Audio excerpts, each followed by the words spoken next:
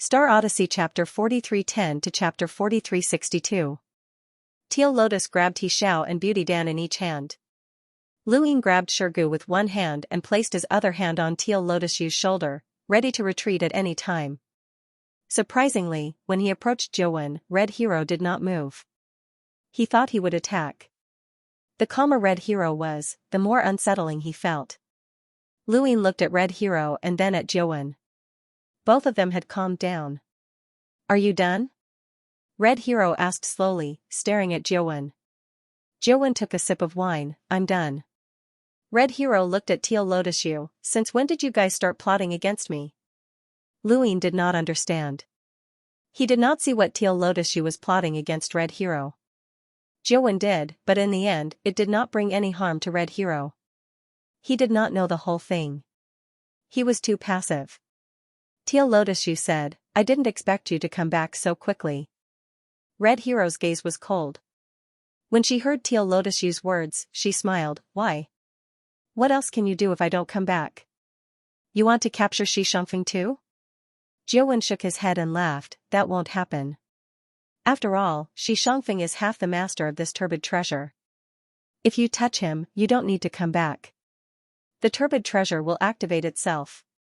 Red Hero's gaze fell on Luing. "You shouldn't have come." Luing did not know what to say. He did not know anything. What Red Hero had learned under the stars all these years seemed to be fake. It was Jiuwen who purposely let him know. The truth he learned was completely different from what was happening now. His thoughts were in a mess. "But only you can do it." Red Hero said again, "I don't believe that all of this is within your plan. No one can predict everything. You can't do it." Teal Lotus Yu said, "You underestimate karma. If there's a cause, there's an effect. That's what I'm best at." Red Hero looked deeply at Teal Lotus Yu. "Then in your karma, what will the result be if you fight me to the death?" Teal Lotus Yu took a deep breath. "You die, I die. Is it worth it?" Red Hero asked again. Teal Lotus Yu's gaze was solemn. "You are the biggest traitor of humanity." Red Hero laughed in disdain. "If it weren't for a traitor like me, how could your civilization have survived? I wasn't the one who used you as bait, but the one who saved you was me, the traitor." "Qing Lian, who do you think is right?" "Who's wrong?" Qing Lian Yu said, "But if you did not betray the ninth base, the ninth base would not have been defeated." "That's only after you become the bait," Red Hero shouted, his eyes full of disdain. "Ninth base? Humans? Hypocrisy is the biggest label of a civilization. The nature of a living creature is to live. It doesn't matter if there is 1 or a billion of them, as long as they are alive, it is fine. I am alive because there is a red specter under the stars. If I die, there will be no red specter under the stars." "Nonsense." Jiuwen's voice was very loud, spreading through the heaven and earth. "If I rely on a traitor to survive, what am I, a red coat under the stars, for? How could he face his ancestors? How are you going to face the inheritances of the human race?" Red Hero sneered. "Inheritance? Do you think it's time for inheritance? Without me, would you be able to survive? Go and ask the people below. What civilization do they care about? What inheritance do they care about? As long as you are alive, it is fine. It is I who protected you. Otherwise, without you in this era, even if the ninth base was not defeated, the continuation of life would not be you, but another group of people. You will never appear. All of your lives. It is all given by me. It is because of my betrayal that you were born. If you do not exist, what does the glory of humanity in this universe have to do with you? Can you see? No matter how big the universe is, no matter how many civilizations there are, no matter how glorious the future generations are, when you close your eyes, there will be nothing left. You all exist because of me. Red Hero. No one has the right to blame me. I betrayed the ninth base, not the current red specter under the stars." Jiuwen's eyes widened. The inheritance of a human is the continuation of the spirit. The ancestors did not fear death in exchange for their lives. It is the fearless belief of the human race. Red Hero, you will never see it clearly. That is why you are a traitor. That is why you dared to betray the entire human race. Red Hero laughed. Good belief. Then let this belief accompany you in death. I want to see where this belief and spirit will go if the entire red specter under the stars is gone. After he finished speaking, he raised one of his hands. At the edge of the universe, Xianxia's eyes were dull. He walked towards the blood tower step by step. With every step he took, his flesh was connected to the blood tower. The blood tower was made of human skin, and to activate it, it required the flesh of an eternal life realm. Xianxia had been a sacrifice for Red Hero to activate the blood tower from the beginning. The extreme pain technique was also a necessary endurance for him to become a sacrifice. If he could not withstand it, he was not even qualified to be a sacrifice. Compared to Xianxia, it was much worse. Red Hero's eyes were cold. He kept enlarging the blood tower, oppressing the stars and bringing a bloody light. Countless people saw it. From outside the universe, the entire Red Spectre civilization's universe was dyed dark red. Luin could not help but ask, what is he doing? He felt invisible. Rong was uneasy. It was as if he was facing a blade, and it was an invisible and unstoppable blade. Jiawen was calm. He wants to bury the entire Red Spectre civilization. Lu Yin's eyes narrowed. Bury the civilization? Qing Lianyu's expression was solemn. Is this the turbid treasure you mentioned? Jiawen's gaze was complicated. Lu Yin was puzzled. Isn't he afraid of karma? This was an entire civilization. Furthermore, this civilization had Xianxia and Ba Yu, who were at the eternal life realm, as well as Chu Songyun and Xiaman, who were peak experts below the eternal life realm. The karmic binding of these people was enough to make any eternal life realm expert wary. It was not worth burying a civilization for the sake of a battle of ideals.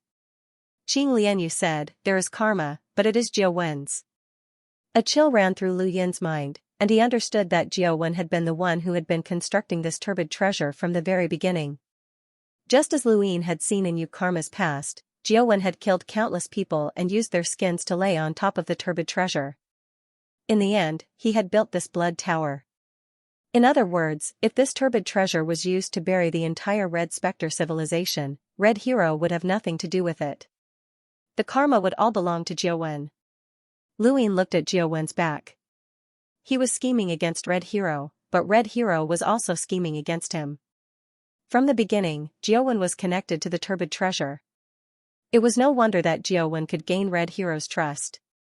It was not only because he helped to build the turbid treasure, but also because of the karma. Red Hero did not care about civilization, but Jiawen did. Using a turbid treasure could completely lock Jiawen down. Red Hero's expression was calm, and so was Jiawen. The two looked at each other. From the beginning, they did not trust each other. However, Red Hero needed Jiawen's help in the beginning. Jiawen could not betray Red Hero at that time. Red Hero was meaningless. What was the use of just telling the truth? What he wanted was to kill Red Hero and eradicate the greatest traitor in human history. Jiawen moved and walked towards the blood tower like Xianxia. Jiawen, Qing Lianyu said in a low voice. Jiawen's voice was calm. The worst step has come. There is no need to say more. This is my retribution.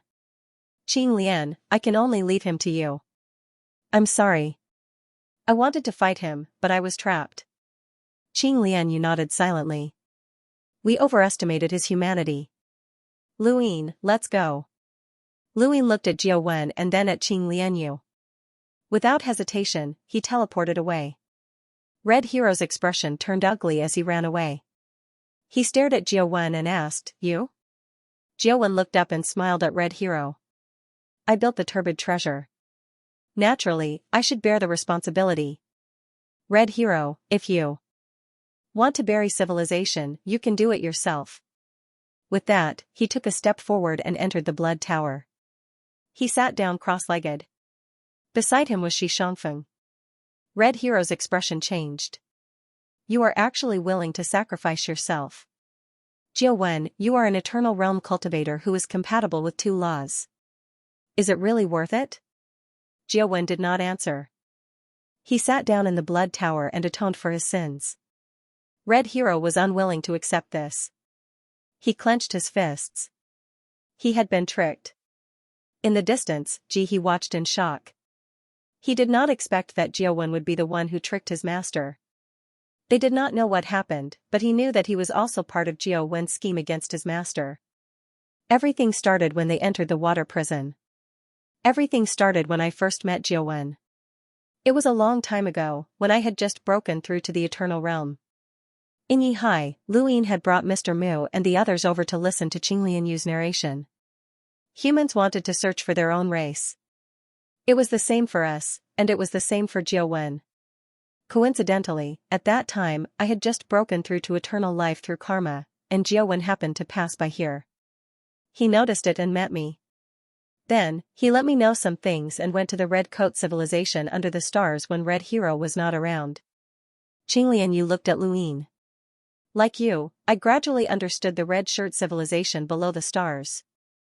Although there were no Eternal Realm cultivators at that time, there were other Eternal Realm cultivators who cultivated the path of ruthlessness. Over there, what I really wanted to understand was not the path of ruthlessness, but Red Hero. Unlike you, who found out about Red Hero's past through karma, I found out about it directly through Jiao-wen. After that, I made a series of plans. Qinglian Yu's gaze was complicated as he looked at Yihai. Even though they had been in contact with Qinglian Yu for so long, Qinglian Yu and the others did not know what he was talking about. Red Hero is very strong. He was an absolute expert during the 9th Defense Era and was second only to the base master, Hong Shuang. At that time, he had already aligned with the laws of the two universes. It was as difficult as ascending to the heavens for Jiao-wen and I to deal with him. It could even be said that it was impossible, especially since Red Hero had joined the unknown and was backed by the Immortal Plume civilization. That's why after a long time of research, the current situation was created. We let someone lure Red Hero out, but that person could not be killed by Red Hero. Jiao-wen and I solved the problem of Red Hero's 120% path of ruthlessness and wore down his strength. Red Hero's true combat strength came from his 120% path of ruthlessness. No matter what he obtained from the unknown and the Immortal Plume civilization, it could not compare to his 120% path of ruthlessness. Therefore, as long as we wore down 120% of his path of ruthlessness, we could weaken Red Hero. That goal has been achieved. Lu Yin said, what about them? Thank you for your support, brother 611904457. Thank you. Thank you for your support. Qinglian Yu nodded, 12 parts of the Heartless Tao, 12 parts of the Sustenance Tao, and the Order, He Shao. Beauty Pill, Season River, and West Upper Peak are all Red Hero's ruthless Tao sustenance. Killing one of them means one less point, so I want you to capture them as much as possible. The only way was to grind away Red Hero's ruthless path. Only then can we truly fight against them. This is the plan we made from the beginning. But Red Hero isn't stupid. Only a few people knew about his betrayal during the 9th Defense Camp. You've seen them before, Jiao-wen, Ji-hee, and Rang Yu. The wine asked what he had to do to win Red Hero's trust. That's why he created the Blood Tower. Lu Yin's heart sank. So that was how it was. That was why Red Hero trusted the wine and asked. How could such a cruel person betray him just because he betrayed humanity? In particular, the Blood Tower could also restrict wine. Let Jiao-wen become the carrier of burying civilization. It was because of the Blood Tower that Wine Man gained Red Hero's trust. He gained their trust in order to survive. This was to prevent the Red Hero from attacking him after the Red Coat civilization under the stars increased the number of Eternal Life Realm experts. 2.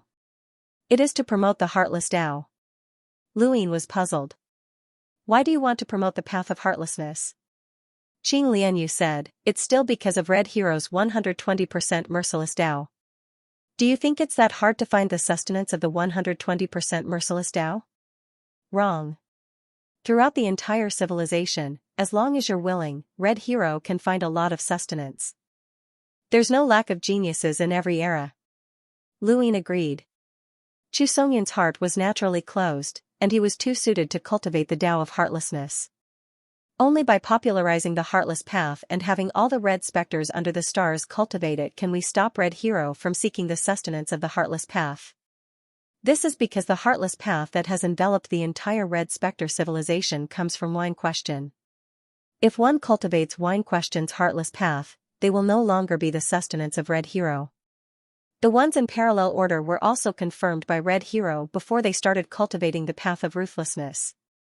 This kind of confirmation requires a lot of energy. It's already not easy for Red Hero to find them. I can't add more. This is also the reason why Red Hero must believe Drunken Question. Mr. Mu and the rest listened quietly. They had not participated in the entire process, and even Luin had been used. Although the word use was unpleasant to hear, it was the truth. Everyone knew that Luin was smart, but the universe did not revolve around him alone. He had his own plans, and so did others. This scheme had started a long time ago, and it wasn't something that Luin could control. He could only be a part of the plan, and every step was within the calculations of Qing Lianyu and the others. Blue Lotus ruler continued, however, the rapid promotion of the Heartless Way made Red Hero dissatisfied. Because the Heartless Way would eventually be consumed, he could not protect those legacies forever. Therefore, when the legacies were lost and could not be replenished, I appeared. Luin looked at the Azure Lotus shield and thought of something. Blue Lotus Emperor nodded. That's right. Giving up on the Red Spectres under the stars and leaving them to their own devices was Red Hero's test for me. It was also because I gave up on the Red Spectres under the stars that I became one of Red Hero's 12 Heartless Tao legacies. Luin finally understood. It was no wonder that the Blue Lotus Emperor had given up on those people.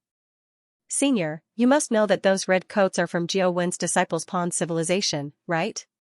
Qing Lianyu said, I didn't know at first, but I found out later. If you knew about this from the very beginning, you wouldn't have been able to truly give up. Red Hero isn't stupid, and it would have been easy for you to see through this. Lord Yu of the Blood Tower and the others looked at each other. Thus, Lord Yu of the Blue Lotus had really given up on these people. Jiao Wen had given up, and so had Lord Yu. Becoming one of Red Hero's 12 Heartless Tao legacies can be considered the true beginning of this scheme. Because I was originally a fake legacies, I could shatter this legacies at any time. Once they were shattered, Red Hero would be able to sense it. Therefore, from the beginning to the end, I did not mention anything about the Red Spectres under the stars, including the unknown and the immortal Plume civilization. I sealed myself because once I thought in that direction, it would be easy to shatter the legacies. And to make a move on Red Hero, it started when Red Little Red caused trouble at the Startled Sparrow platform. Luin was not surprised. Red Little Red caused trouble at the Startled Sparrow platform because of Senior's instigation. You wanted me to find out the truth about the Red Spectres under the stars. Lord Yu nodded. I can't tell you the truth, or else my legacies would shatter. Jiao Wen can't tell you either because you might not believe him. I can't admit that he's telling the truth, so everything should be up to you to find the Red Spectres under the stars and the truth behind Red Hero's betrayal. Lure Red Hero out of the Red Spectres under the stars, and then we'll do our best to shatter the 12 Heartless Tao legacies and reveal the truth behind Red Hero's betrayal. We'll make him a sinner for all eternity. If we don't lure Red Hero away, we won't be able to catch them. You're the most suitable candidate because you've joined the unknown, so Red Hero won't kill you. Did Senior expect me to join the unknown? Luin asked. Lord Yu shook his head. Of course not. No one can control the unknown. Luin sighed. This was more like it. If this kind of thing could be predicted, then what else could not be predicted? That was the unknown. Our original plan was to find a way to give you the ability to protect yourself. We didn't plan to attack Red Hero now, but after you broke through to the Eternal Realm, things gradually changed. You were valued by the unknown and joined them. With the protection of this identity, the plan could begin. You even obtained the innate gift of teleportation. This is something no one expected. Lord Yu looked at Luin with admiration. Teleportation and the identity of the unknown are enough for you to escape unscathed from Red Hero. Thus, hundreds of years ago, when Jiao Wen secretly arrived, we adjusted our plan, which led to the current situation. But Mr. Lu found the Red Spectres under the stars through the Divine Master. Lord Yu of Alarm was puzzled. Lord Yu said, even without the Divine Master, he would have found them. This isn't difficult. He just needs to provide a coordinate. The origin of the coordinate is easy to explain in the one-line sky. Luin understood that as long as he lured Jiuwen to the red specters under the stars, everything would be logical. Jiuwen would definitely be able to see what Jiuwen had done and use this to lure out Jihe's scheme. Did you include Jihe as well? Of course. Everyone was included. Jihe was dissatisfied with Jiuwen and wanted to surpass him. However, Jiuwen's path of ruthlessness covered the entire red specters under the stars. The only way for him to surpass Jiuwen was to avoid the path of ruthlessness and cultivate the path of ruthlessness in another human civilization. Thus, Jihe came to find you. However, Jiuwen couldn't confirm when he came to find you. Luin continued, that's why the Passion sect grew stronger. Lord Yu said, I don't know what exactly happened to the red specters under the stars, but to be able to lure Jihe out in just a few short decades, it was clearly Jiuwen's doing. Luin figured it out. It was no wonder that the Passion sect was able to grow so quickly despite having so few people and not having much strength. They even attracted the attention of the entire red specters under the stars. It was no wonder that Jiuwen agreed to the bet so easily. All of this was to lure Jihe out. Winning or losing the bet was not important. What was important was that Jihe believed that he had to arrive before the red specters under the stars came into contact with the three universes to escape Jiuwen's path of ruthlessness. If he hesitated any longer, and Luin lost the bet, the three universes would come into contact with the red specters under the stars. Based on his understanding of Jiuwen, he was certain that the three universes would not be able to escape the path of ruthlessness. Thus, Jihe had to find Luin.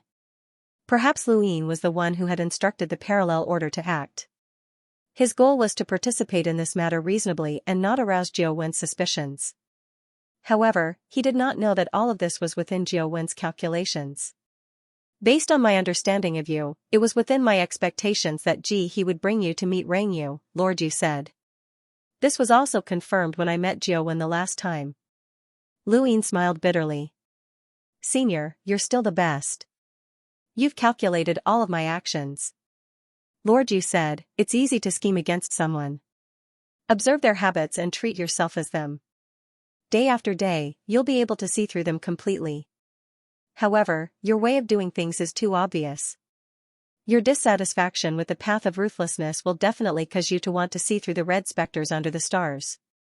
If you want to see through the red specters under the stars, Jihe is the simplest and most direct method. Luin looked at Lord Yu. If I'm not here, what will you do? Wait. Lord Yu's expression was serious. Either wait until I have the confidence to defeat Red Hero, or wait for someone like you to appear. Luin said, but the current situation doesn't seem to be able to do anything to Red Hero. Senior Jiuwen is sitting in the Blood Tower and has sacrificed himself. He can't do anything. Senior, although you're powerful, it'll be very difficult for you to defeat Red Hero. Lord Yu was helpless. We have no choice. If possible, we're willing to wait for you to break through to the Eternal Realm and for human civilization to surpass the unknown. However, we can't wait any longer. We're worried that Red Hero might break through at any moment. Breakthrough? Lu Yin's expression changed. Red Hero was already strong enough. Lord Yu's tone was heavy. Although there's no evidence, all aspects indicate that Red Hero is heading in a certain direction. I don't know what will happen to him after he breaks through, but his strength shouldn't be any weaker than the previous owner of the second stronghold. Does Red Hero conform to the three laws of the universe? Luin asked. Mr. Mu and the others thought of Patriarch Shan at the same time.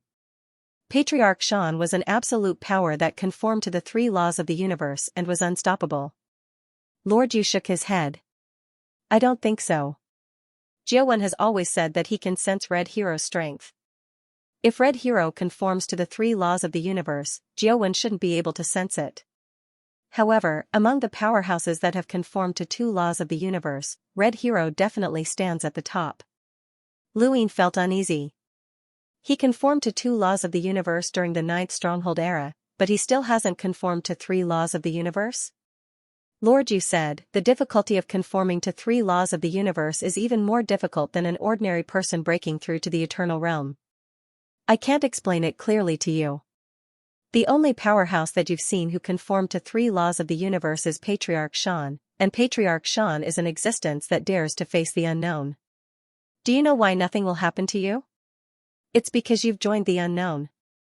Otherwise, even if you have teleportation, I wouldn't want you to take the risk.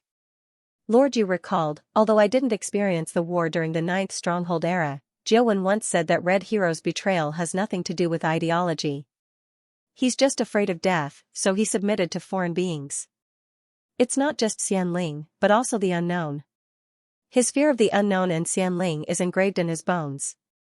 So as long as you're still an unknown, he won't kill you.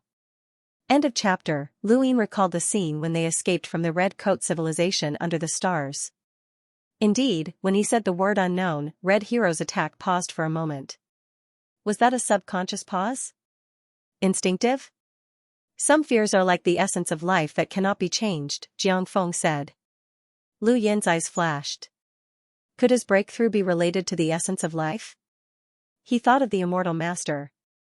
The Immortal Master had always wanted to break away from the Immortal Plume civilization. For Red Hero, he was strong enough to truly get rid of the trauma of the past.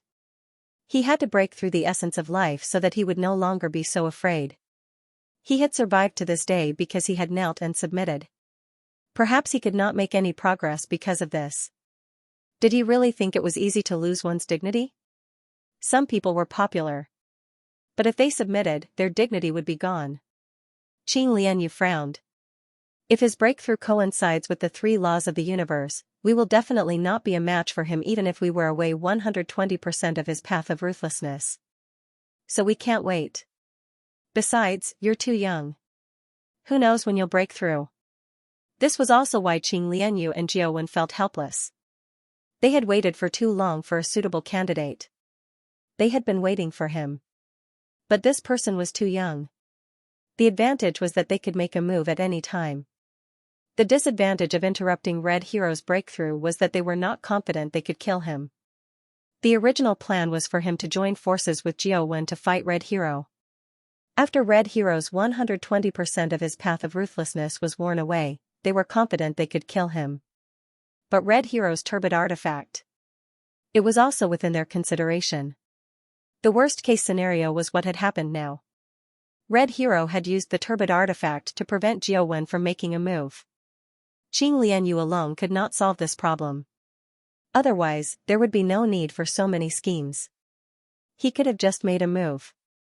In order to prevent Red Hero from breaking through, they had to take action even if the worst-case scenario happened. Since Red Hero knows about our existence, why hasn't he attacked us yet? Jiang Feng was puzzled. But then he realized it was because of the unknowns. Every unknowable mission was different, and the other unknowns could not interfere. Huan was almost certain that this was the reason why Mr. Mu could not make a move even though he had escaped here. He had waited in the 9th stronghold for so many years and did not dare to take the risk of breaking the unknown's rules. Red Hero was also one of the unknowns. Similarly, he could not attack this human civilization. Turning the Azure Lotus defense into the sustenance of the 12 merciless paths was already the limit of what he could do. What's a base master? The alarmed lord asked. Imperial Blue Lotus said, the 9 bases correspond to the 9 great human civilizations. The base master is the ruler of each human civilization, the strongest existence of each human civilization. Every base master. Speaking up to this point, his gaze was filled with reverence. Every base master is at least as powerful as the current Red Hero. Everyone was shocked. Red Hero's current strength? No one knew how strong Red Hero was, but at the very least, Jiawen and Qing Lianyu, 2 existences that were compatible with the laws of the universe, were not confident in fighting him. They needed to plan for a long time. In the end, Jiawen even included himself in the calculations, but there was still no direct confrontation. One could imagine how strong Red Hero was. The base master was at least as strong as Red Hero. The 9 base masters. Only now did everyone understand why the 9 ramparts traverse the sky was a true colossus that was capable of sweeping through all enemies within an area. Luin had a high estimation of the unknowns, but even so, he didn't think that they would be able to compete with Jiolei. It was no wonder that many civilizations had to work together to defeat the 9 strongholds. Currently, there were a few known civilizations, and they were all fishing civilizations. If they weren't fishing civilizations, they wouldn't be qualified to fight against Jiulei. Red Hero gave Luin a feeling that he was close to Patriarch Xian. If he had a quintessence turbid treasure, he might be able to defeat Patriarch Xian. Red Hero was a powerful enemy that even Jiao Wen and Qing Lianyu had to scheme against. Why was human civilization divided into the 9 strongholds? Mr. Mu didn't understand. The universe he was in was the 9th stronghold, which was also one of the 9 strongholds. Qing Lianyu shook his head. Many things in the past have been lost. I've asked Jiao Wen some questions, but Jiao Wen was just an ordinary young cultivator during the 9 strongholds era. He didn't know anything at all. Today, only 2 humans understand part of the past of that era. The first is Red Hero. He was already a top expert during the 9 strongholds era. It was precisely because he plotted against the second base master, Red Frost, that a loophole appeared in the 9 strongholds. The second is Ranyu. Lu Yan's gaze turned cold. Ranyu? Qing Lianyu and Luin looked at each other. You've met Ranyu before, so you should have seen many things from his past. Unfortunately, not much time has passed. If you can understand Ranyu's life, even if you can't see all of the 9 strongholds, you can at least see a few of them. Ranyu was Red Hero's greatest enemy during his early days. One of Red Hero's 12 ruthless paths is Ranyu. Luin understood. No wonder Ranyu was imprisoned so miserably. He was living a life worse than death. He even had schizophrenia. Qing Lianyu said, the person Red Hero hated the most in his life was Ranyu. Ranyu wasn't a very powerful person during the 9 strongholds era and had a conflict with Red Hero. Only Jiao Wen knows the details. Even when I met Jiao Wen, I didn't dare to say too much about Red Hero. Such a powerhouse could easily sense it. In short, one of Red Hero's 12 ruthless paths is to forgive Ranyu. Everyone was shocked. Forgive? Qing Lianyu nodded. Forgiving Ranyu is equivalent to letting go of past grievances. Let me ask you, when a person completely forgives his greatest enemy, is he good or evil? This question made everyone fall silent. Everyone believed that letting go of the past was a virtue. However, even if someone could let go of past grievances, could they really live happily with their former enemy? Ordinary grievances couldn't be forgiven, let alone life and death enemies. For Ranyu to be identified as Red Hero's most hated enemy, it was easy to imagine what he had done. Since he was forgiven, Ranyu's imprisonment wasn't revenge. Red Hero wanted to ensure that one of the 12 ruthless paths existed. That was why he was imprisoned and kept alive, but he couldn't speak to the outside world. Luin had seen Ranyu's past and knew what kind of person Ranyu was. He didn't need to think about what he had done. It must have been something extremely cruel. If he were in Red Hero's shoes, he wouldn't be able to forgive him. Forgiving such a person was equivalent to betraying his former self. Red Hero betrayed his former self and thus became one of the 12 ruthless paths. Qing Lianyu's voice was low. After so many years, Jiao Wen has already seen through Red Hero's 12 ruthless paths. Perhaps that's why Red Hero trusted him and didn't hide it. The 12 ruthless paths are plotting against base Lord Hong Shuang, ignoring the massacre of the Red Shirt civilization, kneeling down to his enemy, letting go of his hatred for Ranyu, sacrificing the turbid treasure, killing Han Yao, Ji He, He Xiao, the West Upper Peak, Parallel Order, Beauty Dan, and finally, me. This is Red Hero's 12 ruthless paths. If people can become the sustenance of the ruthless paths, then so can things. Lu Yin's eyes flickered. The turbid treasure is the Blood Tower Forest? Didn't Jiao Wen make that for him? Qing Lianyu said, Red Hero personally watched every human skin. He didn't make a move because he wanted to avoid being bound by karma. However, his heart is like the sustenance of the ruthless paths, placing it in the Blood Tower Forest. Then why is the Blood Tower Forest at the West Upper Peak? I guess it's Red Hero's trick to guard against Jiao Wen. However, Jiao Wen saw through it long ago.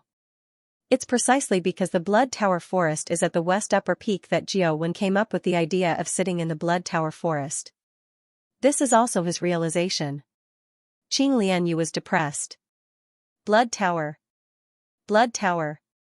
Blood Tower. Just like its name, he felt that something was off. Jiang Feng asked, "Who's Hong Yao?" Qing Lianyu said, "She's Red Hero's favorite disciple. You could say that she's his favorite person. Just like his relationship with Hong Shuang." Everyone was shocked.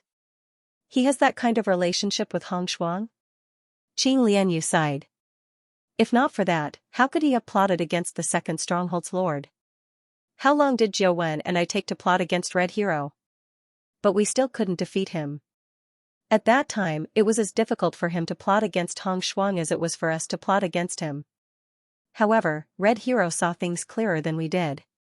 He knew that if he wanted to plot against Hong Shuang, only she could do it herself. Emotions are what hurt him the most. Don't they cultivate the path of heartlessness? Mr. Mu was puzzled. Qing Lianyu had a complicated look in his eyes. The path of heartlessness of the past is different from the current path of heartlessness. Lu Yin, if you can't accept those people in the current path of heartlessness, then can the other human civilizations during the Nine Bases era accept them? Lu Yin understood. The path of heartlessness is divided into right and wrong. Qing Lianyu nodded. That's right. The path of heartlessness is divided into right and wrong. This is the true path of heartlessness of the past. The current path of heartlessness has been led astray by Red Hero. In order to win Red Hero's trust, Jiao Wen went all the way to the dark side. Actually, those people who were in the current path of heartlessness were heartless, but they were born into the current path of heartlessness and had no choice in that environment. I'm not trying to excuse them. Some people's evil is ingrained in their bones.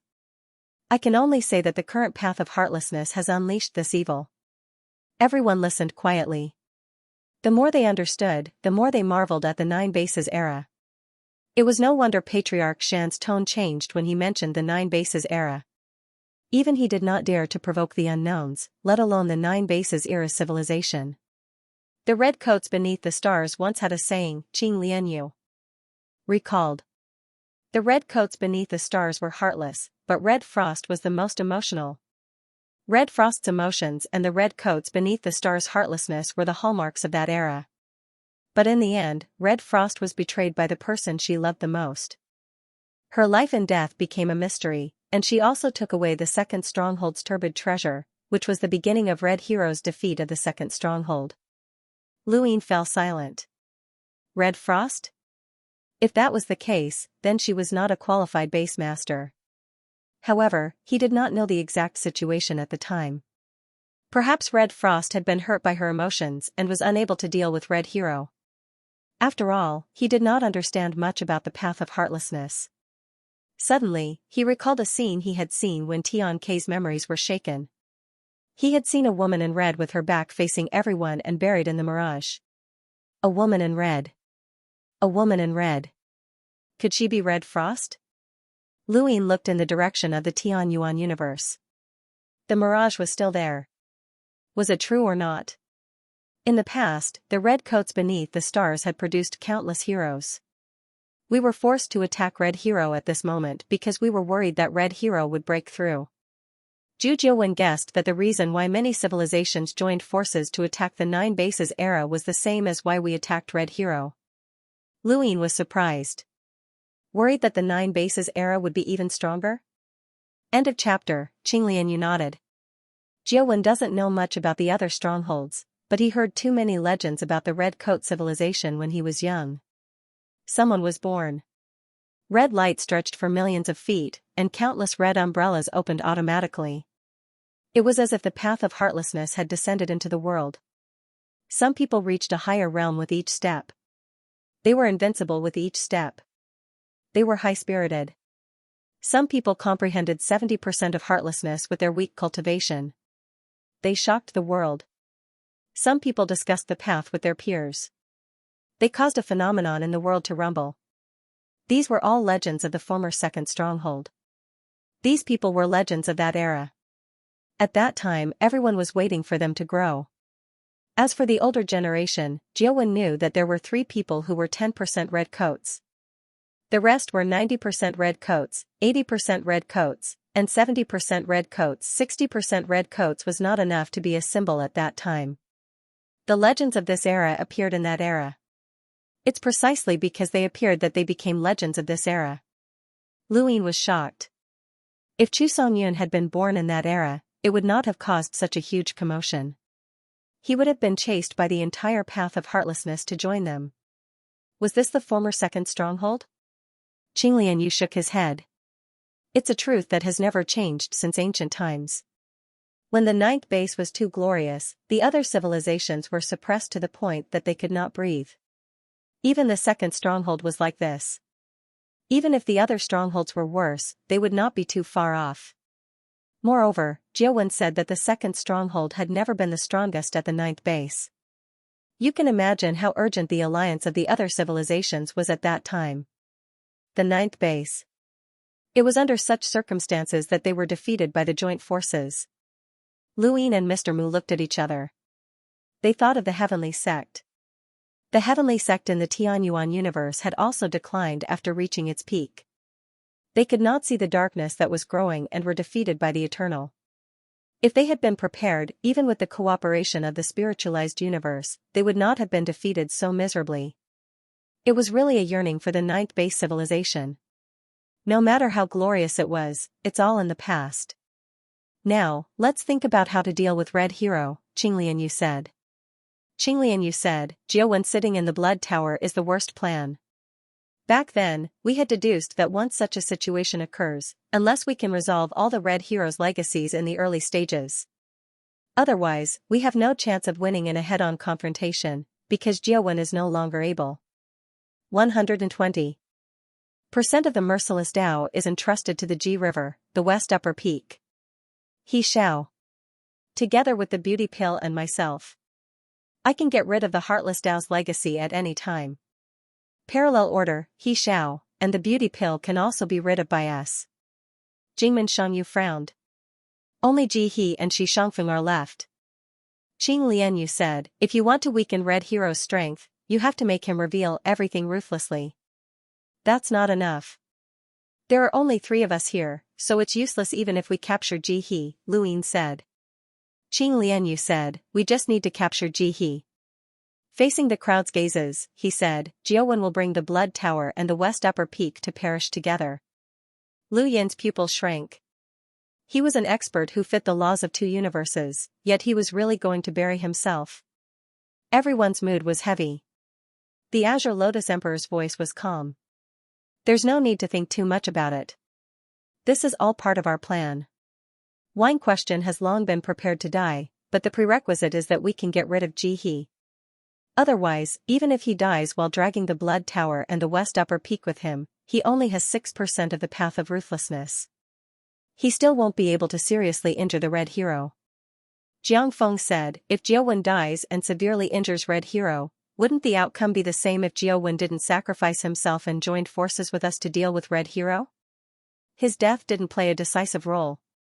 The Azure Lotus Emperor shook his head. He can't make the decision on this matter.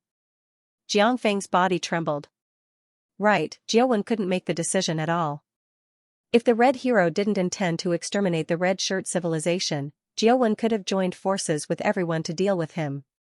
However, if the Red Hero wanted to exterminate the civilization, the karmic shackles would be placed on Jiawen. Jiawen had no choice. Furthermore, 12% of the path of ruthlessness and 5% of the path of ruthlessness are 2 different concepts. You will understand once you fight. The Red Hero's strength is stronger than you imagined, the Azure Lotus Emperor reminded. Luyin rubbed his head. If we can think of this, the Red Hero can too. He won't let us get rid of Ji He. The Azure Lotus Emperor nodded. Therefore, what we do next is not part of the plan. Being able to calculate to this point is already our limit. Luyin, I'll leave the Red Hero to you. We'll listen to your arrangements. Luyin was speechless. Senior, if you want to calculate, you should calculate from the beginning to the end. Why do you leave out half? The Azure Lotus Emperor said bitterly, we don't want to. Being able to calculate to this point is already our limit. Furthermore, you've done a good job all these years. No one has done a better job than you. But I can't do anything to the Red Hero. You'll find a way. Luyin looked at the Azure Lotus Emperor. You didn't plan to do the same when you met Jiuwen last time, did you? The Azure Lotus Emperor smiled. You can say that. I've seen what you've done all these years. You're the one who led humanity out of despair. You're the one who led humanity to the peak. You've walked out of it time and time again. I believe that this time will be no exception. Will Jiuwen trust me? It doesn't matter whether he trusts you or not. He'll either hand the red hero to me or you. These are his only two choices after sacrificing himself.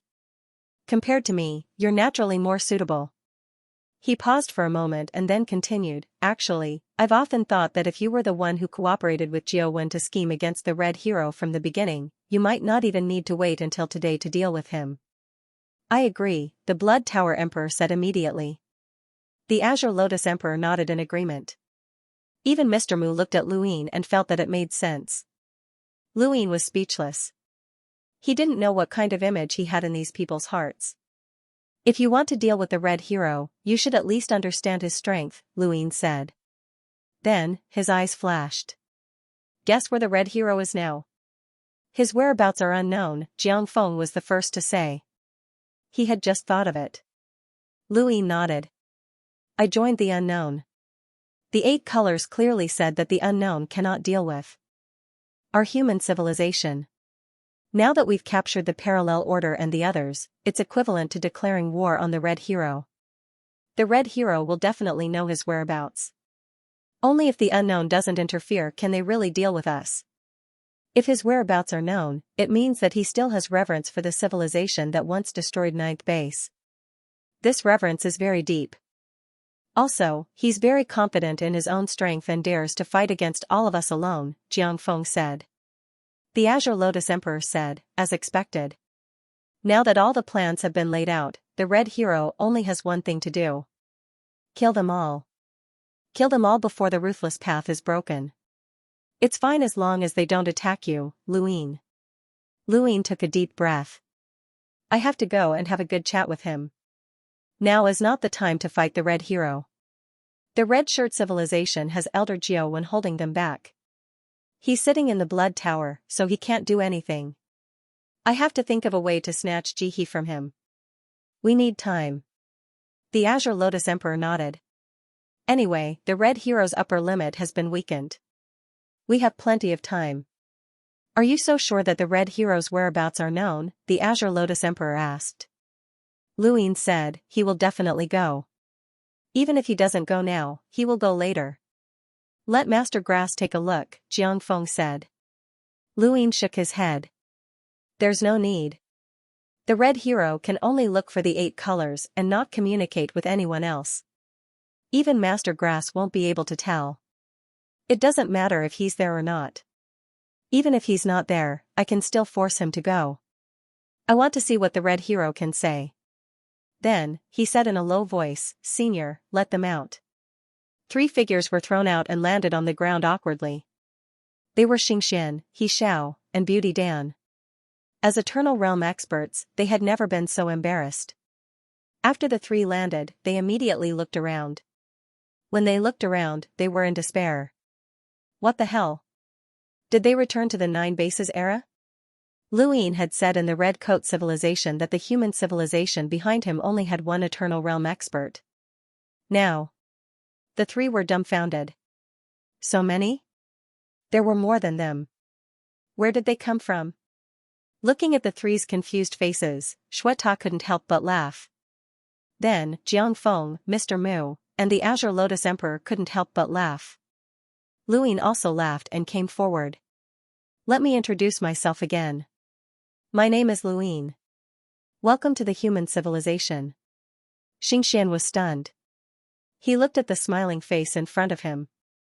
He had lost to this person before. The superiority of the Red Coat civilization under the stars filled him with resentment. Now, his resentment had completely disappeared. The other civilization was stronger than them. He Xiao stared blankly. There were so many Eternal Realm experts? When he was in the Heartless sect, he looked down on the civilization behind Luin and looked down on the bait to survive. Now, where did all of this come from? Beauty Dan felt the most wronged. She did nothing. Mr. Mr. Lu, why did you capture us? Beauty Dan asked softly. Luin looked at her. Don't pretend. You cultivated the Heartless Path and slaughtered the people of the Heartless Valley for an era. The blood dead in your hands is no less than the other two. In terms of numbers, you should be the most. It's normal for cultivators to die. Mr. Lu, you don't want to avenge those people you don't know. If possible, they would have killed me too, Beauty Dan said. Luin nodded. Revenge has nothing to do with me. I just want to deal with Red Hero. The three's faces were ugly. They were captured and watched Luin and Azure Lotus Emperor teaming up to confront Grandmaster Red Hero. They also heard what they said. What does dealing with Grandmaster Red Hero have to do with capturing us? Xianxia was puzzled. Luin said, don't you know that you are the sustenance of Red Hero's Heartless Path? The three's faces were even uglier. It was true. Becoming the sustenance of Grandmaster Red Hero's Heartless Path opened the path to immortality for them. In order to let them live longer, Grandmaster Red Hero tried his best to help them break through to immortality. This was not impossible for those who cultivated the Heartless Path. Even if they destroyed one universe after another and watched them restart one after another, they finally broke through to the Eternal Realm. After breaking through to the Eternal Realm, they spent most of their time in the universe and could not leave at will. The distance between them and the Eternal Realm was dangerous. They needed to be safe. But now, when others wanted to deal with Grandmaster Red Hero, they would have to deal with them first. End of chapter. The Beauty Dan's face was pale, and she was no longer as weak as before. She faced Luin. Mr. Lu, what do you want? Luin smiled. You're not pretending anymore? It's not easy for humans to survive. You are surrounded by enemies. Regardless of whether you can kill Grandmaster Xianxia or not, even if you can, the price you have to pay will be beyond redemption, said the beauty pill. Xianxia said solemnly, that's right, Grandmaster Xianxia has joined the unknown. Attacking him is a declaration of war against the unknown. Gongsu didn't dare to say anything. He didn't know what would happen to Xianxia and the beauty pill, but he was definitely out of luck. After all, he had been beaten so badly by Luin before. There was a grudge between the two of them. Jingmen Shengyu frowned. The unknowns were the culprits who destroyed the 9 bases era of mankind. Red Hero betrayed the human civilization and joined the unknowns. Do you think it's right? Xianxia said, we can't influence Master's choice, but we know very well that once Master dies, you will have to face an unknown war. Even you won't be able to stop it, much less our red coat civilization. So? Jiang Feng asked. The beauty pill said, leave us behind. The war between you and Master has nothing to do with us. We did not betray humanity. Leave us behind. The more eternal life realm experts the human civilization has, the more chance of survival. Besides, we have 3 eternal realm experts, Xianxia said. Xianxia and the others knew that this was a great temptation. If he wanted to get rid of the Heartless Dao's retainers, he had to kill them. They didn't want to die. No one wanted to die, especially those in the Eternal Realm. They hoped that the Red Hero would save them. However, it was clear that that was impossible. If Red Hero could really save them, he would not have allowed them to escape from the Red Coat civilization. Jiawen had been scheming for a long time. He had considered every step. They were just pawns. Actually, Luin and the others did not know how to deal with the 3 of them. If they wanted to deal with the Heartless Dao's legacy, they did not necessarily have to kill them. All they had to do was use the Path Sword to sever a portion of their karma. The amount of karma consumed would definitely be enormous, but the karma brought by these 3 people was enough to offset it. Now, it all depended on whether or not it was worth it. Using the karma of 3 Eternal Life Realm experts in exchange for the lives of 3 Eternal Life Realm experts. These 3 were the ones that Luin didn't want to leave behind. No matter what, he had to increase the heavenly Tao of karma first. With that thought in mind, he kicked parallel into the hell of the general appointment platform. Then, he disappeared into the Mirage domain. The heavenly Tao of karma was unleashed. Increasing karma was rather time-consuming. He could not afford to be careless at this time because he was worried that Red Hero would come over at any time. Lu Yin exhaled as he added 3 more Eternal Realm Karma points. Karma Heavenly Tao. It was comparable to the Karma Great Celestial phenomenon. He Xiao and the Beauty Dan did not understand what the general stage hell was for. He was still talking. Hopefully, he would be able to survive. The Eternal Life Realm was not as lowly as the others. But it wasn't much better. The more one enjoyed life, the more unwilling they were to die. This was human nature. The Eternal Life Realm was no exception, and so was the emotionless Tao. Originally, he thought that entering the hell of the general appointment platform would increase his karma. Who would have thought that when he reappeared, his cultivation would plummet? His whole person was muddle-headed and fell out of the Eternal Life Realm. The vitality in his body was constantly overflowing. Everyone was confused. What was going on? Xianxia said, so that's how it is. There's no need to worry about whether or not to consume karma. His emotionless Tao has already been broken. Mr. Mu sighed. Using the path of ruthlessness to overcome the hardship. Success comes from the path of ruthlessness. But if the path of ruthlessness is broken, the hardship will strike again. He is not a real immortal state. Lu Yin understood. It was the same as Uncle Jiang's situation. Uncle Jiang took a shortcut to step into the Eternal Life Realm. He might have to overcome the hardship, or he might not. Cultivators of the path of ruthlessness abandoned their emotions. It was equivalent to deceiving the hardship and stepping into the eternal life. It was also equivalent to an alternative shortcut. However, the general stage hell allowed them to walk through the cycle of karma again and experience life again. This time, it was emotional torture. Ordinary people were tortured unbearably, let alone cultivators of the path of ruthlessness. If Lu Yin was at his peak, he could bear it. After all, Lu Yin was not in the Eternal Life Realm. The general stage hell could not completely suppress the Eternal Life Realm and let them experience pain. However, Lu Yin was seriously injured. The more serious the injury, the more unbearable it was, causing his path of ruthlessness to be broken. It not only broke the Red Hero's path of ruthlessness, but also caused him to fall out of the Eternal Life Realm. As for the increase in the path of karma, it was much smaller than Lu Yin imagined. Lu Yin and the others' experience was too simple. They existed as the Red Hero's path of ruthlessness. Red Hero did not allow them to leave the Red Coat civilization under the stars. This was a pity. Because of the path of ruthlessness, Lu Yin and the others had done all kinds of cruel things. These things made Lu Yin hate them, but it was only hate. It was not his turn to take revenge.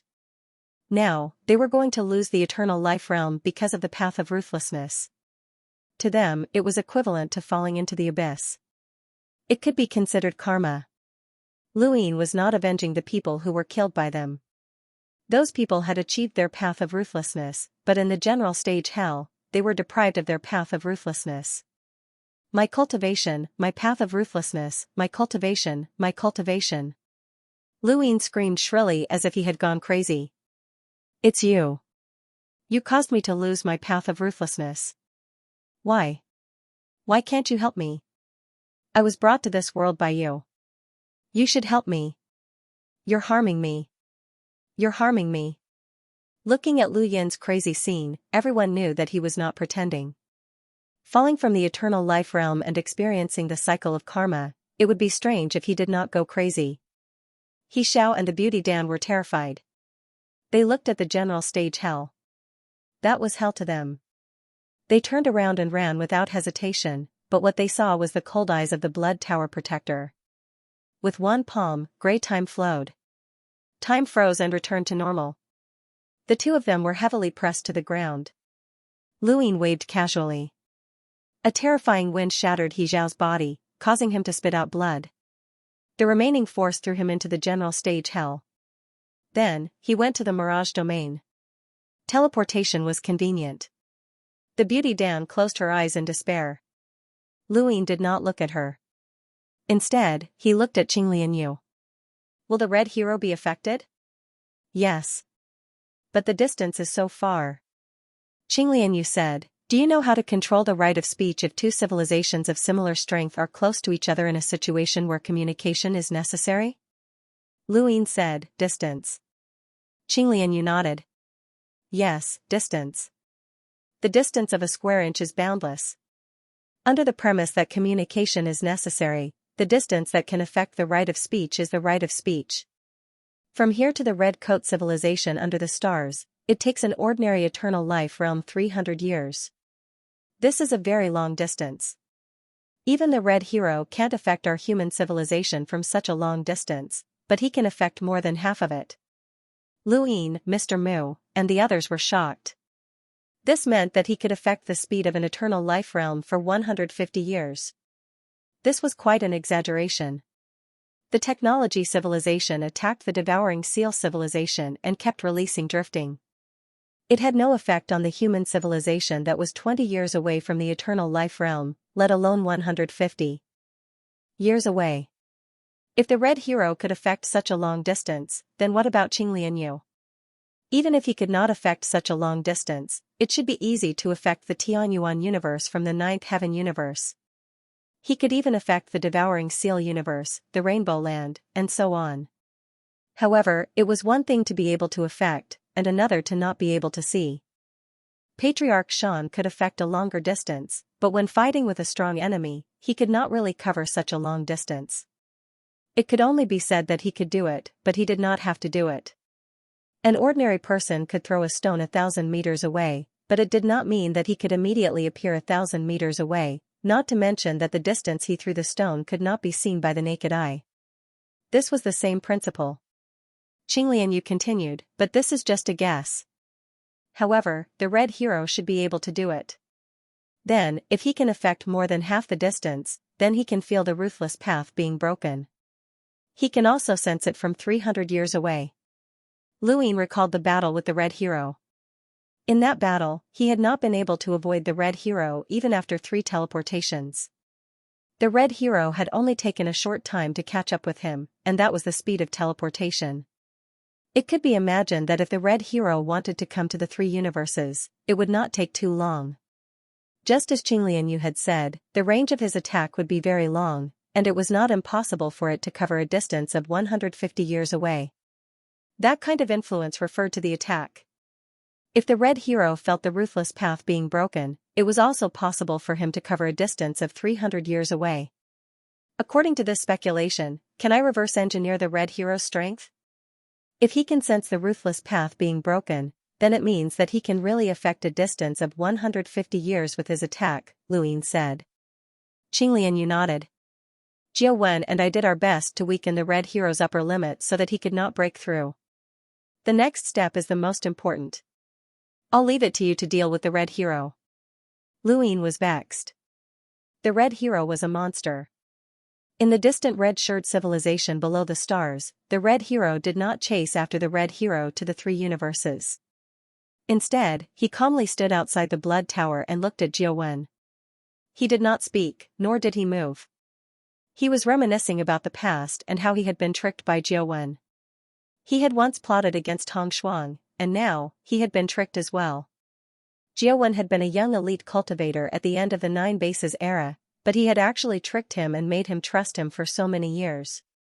He was trying to recall what he had said to Jiao Wen. Jiao Wen and Qinglian Yu had worked together to plot against him, but it could not have been that simple. They should have been confident in dealing with him, or were they just trying to prevent him from breaking through? The red hero clenched his fists when he thought about breaking through. He could have broken through, but he had been interrupted. Behind him, he did not dare to speak, and the atmosphere was extremely tense. The entire red-shirted civilization below the stars was in a gloomy mood. The red hero had threatened Jiao Wen that they would slaughter all the red shirts below the stars.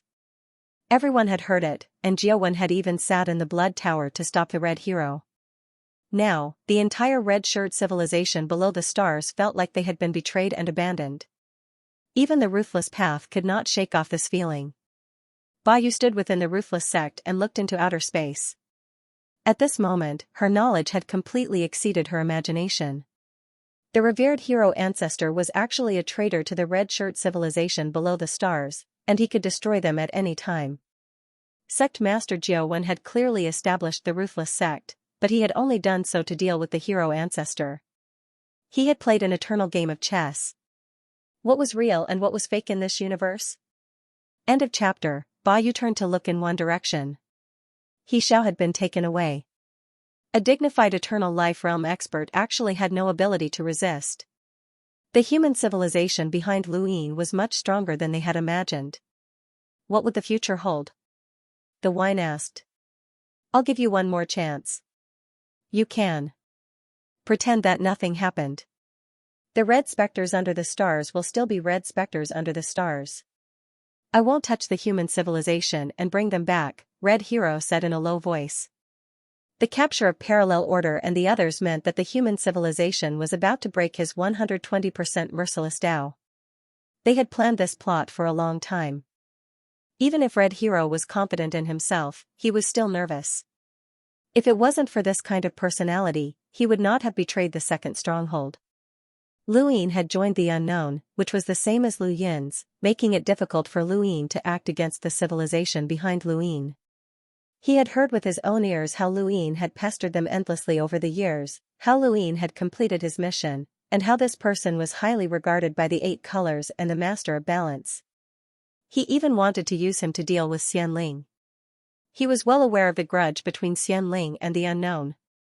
If they really had to give up on one, they would rather give up on themselves than give up on Luyin. This person was a huge problem. Fortunately, this person could not attack him. But Red Hero didn't care if Luyin attacked him. Luyin could not hurt him, but he was more concerned about Luyin's bottomless shamelessness. No one knew what this kid would do. In the Blood Tower, Jiao Wen and Red Hero looked at each other. He didn't say anything. At the side, the West Upper Peak was also very calm. He was a ruthless person who endured extreme pain. He was able to remain calm in the face of death, which was different from the Parallel Order. His heartless Tao was the most heartless to himself. Red Hero glanced at Jiao Wen and looked at the West Peak, silently calculating. Out of the 120 points of the Path of Ruthlessness, 3 points were taken away, and Green Lotus was 1 point, which meant that the enemy could break through 4 points. Furthermore, the fate of the Blood Tower and the West Peak was under Jiao Wen's control. Jiao Wen could break through 2 points at any time, which meant that half of the Path of Ruthlessness was under the enemy's control. If they broke even a little more, he would be in trouble. Fortunately, he was not taken away. What does the ancient 9 bases have to do with you? Who did you meet at that time? Have you seen Hong Shuang? Have you seen those 11 points red specters? At most, I've only met your master. The other powerhouses of the second stronghold have nothing to do with you. Their deaths have nothing to do with you, and my betrayal of the second stronghold has nothing to do with you. Look at your feet. This was only the second stronghold. This is the Red Coat civilization under the stars. I was the one who gave them a way out. Do you really think that 9th base could have won without my betrayal? What a joke. I was able to cultivate to this stage by relying on my willpower. If I was sure that 9th base would win, why would I betray him? Let me tell you, 9th base will lose. I'm not betraying you. I'm just trying to give the red specters under the stars a new chance of survival, or else there would have been no red specters under the stars in this universe a long time ago. And those baits. If it weren't for me, they would have been destroyed as well. What Ninefall universe? What Luyin? Not a single one. Jiao Wen, look carefully. I'm the one who gave everyone a chance in life. I'm the one who gave humans a chance to pass down their legacy. I don't care about the legacy, but the result was given by me. Jiao Wen's gaze was filled with mockery, but he did not say anything. However, that gaze made Red Hero furious. He could not accept Jiao Wen's gaze as if he was looking at a traitor and a despicable person. After all, Jiao Wen had been his dog for so many years, and he had allowed Jiao Wen to grow step by step. If it weren't for me, you would have died a long time ago. What right do you have to betray me? You're the traitor. I gave the red specters under the stars a chance to pass down their legacy. What about you? Go and ask those people under the stars if it's better to be alive or dead. Did I give them life? Go and ask them. Jiao Wen. Jiao Wen closed his eyes. Red Hero stared at Jiao Wen and asked, do you think I can't do anything just because I'm sitting in the Blood Tower? I can ask others to slaughter all the red specters under the stars. For me. After saying that, he raised his hand and bent his fingers. Within the heartless sect, Bayu's body was taken away uncontrollably. She did not dare resist. Facing Red Hero, she had no room to resist. Bayu was heavily pressed outside the blood tower. Her back was pressed against many human skins, and she was filled with the pungent smell of blood. Facing her, Red Hero's gaze was cold as if it could freeze the stars. Grab the string of the sequence and restart the universe. Jiawen suddenly opened his eyes and stared at Bayu. Bayu stared at Red Hero in a daze. He's crazy. The hero ancestor has gone crazy. He really wants to destroy the red specters under the stars. Red Hero's gaze swept past Bayu and stared at Jiawen. His lips curled into a cruel smile. Look, destroying a universe is very simple. Do you need me to do it personally? After saying that, Bayu was pressured again and spat out a mouthful of blood. Grab the string of the sequence. Bayu coughed. She raised her hand and grabbed the void. The stars in the universe caved in. She grabbed the string of the sequence. Red Hero stared at Jiawen and said, "Come out, or the red specters under the stars will become history." In the distance, in the water prison of the 100-Fist Mountain, Rangyu laughed. Nice, interesting, really interesting. Ha ha ha ha, Red Hero, go, destroy everything. Ha ha ha ha. He stared at Bayu's hand. Destroy the universe? Make the red specters under the stars become history? No, he did not care about the survival of those people. However, if the red specters under the stars were gone, what would he do? Wander around the square inch? Interact with those non-human life forms? Only the hero ancestor would be around? No, definitely not. Master, this. Shut up, Red Hero shouted. He stared at Jiawen and asked. Bayu trembled. As long as she used her strength, she could break the string of the sequence. The entire universe would be restarted. She did not expect that the survival of the universe would be in her hands in the end. Below, figures soared into the sky. They were Chu Songyun and the other 6 red specters. Hero Ancestor, please show mercy. Hero Ancestor, please give us a way out. Hero Ancestor.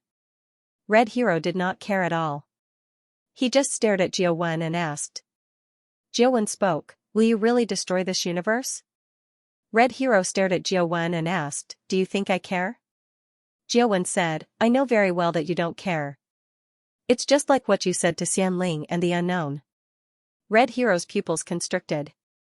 What do you know? Jiawen looked down and saw the 6 red specters. He also saw the countless cultivators all over the starry sky. He saw the anxiety, fear, uneasiness, and despair in their eyes. At that time, there were also so many people watching, right? But you let the unknown destroy the entire red specter civilization. Hearing this, Bayu's body trembled as she looked at Red Hero in shock. Chu Songyun and the others also heard it. He was shocked. He did not know about this. He only knew that Red Hero had betrayed the second stronghold, but he did not know the details. Red Hero stared at Jiawen with a ferocious gaze. How did you know? Jiawen laughed mockingly. Are you still going to say that you gave the red specters under the stars a chance to survive? Red Hero, you still have the cheek to say that? How laughable. As a red specter under the stars, you're begging the enemy to destroy the red specters under the stars. The reason the people of this universe can survive is not because of you, but because of the enemy. How laughable. Red Hero shouted, who told you that? Jiawen laughed loudly. I know you don't care about the red specters under the stars, but you also care a lot about them. The reason why the red specters under the stars could be passed down was not because of the enemy's mercy, but because of the enemy's restrictions on you. You hoped to destroy the red specters under the stars and preserve the other human civilizations so that you could cultivate the path of ruthlessness. But the unknown kept the red specters under the stars and destroyed the other human civilizations. Red Hero, why do you think that was? Because you betrayed the second stronghold too thoroughly. Even the unknown could not ignore this betrayal, so you were also betrayed. The unknown did not agree to your request. Instead, he increased the restrictions on you and destroyed the other human civilizations. Other than leaving you in the red specters under the stars, you had nowhere else to go. This is the fate of a traitor. Who told you that? Red Hero shouted. Someone was scheming against him. It was no wonder Xiaowen betrayed him. Actually, if what Red Hero said was true, it was a fact that he had betrayed the second stronghold. However, it was also a fact that he was the one who had protected the red specters under the stars until now. Xiaowen should not have betrayed him so decisively. Even if they perished together, the only one who would suffer would be the human civilization itself. But Xiaowen still did it. It was because someone had told Xiaowen about this. It made Xiaowen see Red Hero for who he was and knew he really did not care about human civilization. In particular, the unknown had discovered the three universes. Xiaowen knew very well that the moment the other human civilizations appeared, the red specters under the stars would lose their value to Red Hero. He could give up on them at any time. Meanwhile, the other human civilization would be dragged into the abyss by Red Hero. That was why he was determined to take action against Red Hero. Sometimes, the most terrifying thing was not the enemy but the traitor. Traitors had no bottom line. He could not leave the future of human civilization in Red Hero's hands. Once Red Hero broke through again, no one would be able to stop him from doing anything. And in Red Hero's opinion, the source of all this was the existence that told Xiaowen about this. Red Hero glared at Xiaowen and asked, "Who told you that?" "It's scheming against me and the entire human civilization." Xiaowen sighed. "I understand, but I don't know who it is." Red Hero had plotted against Hong Shuang, and Xiaowen had teamed up with Qing Lian to plot against Red Hero. However, there had to be someone controlling all of this behind the scenes. No one knew who it was. If Xiaowen had not mentioned what Red Hero had said before, Red Hero would not even know that someone was plotting against him. This was the real plot. Red Hero casually tossed Bayu aside.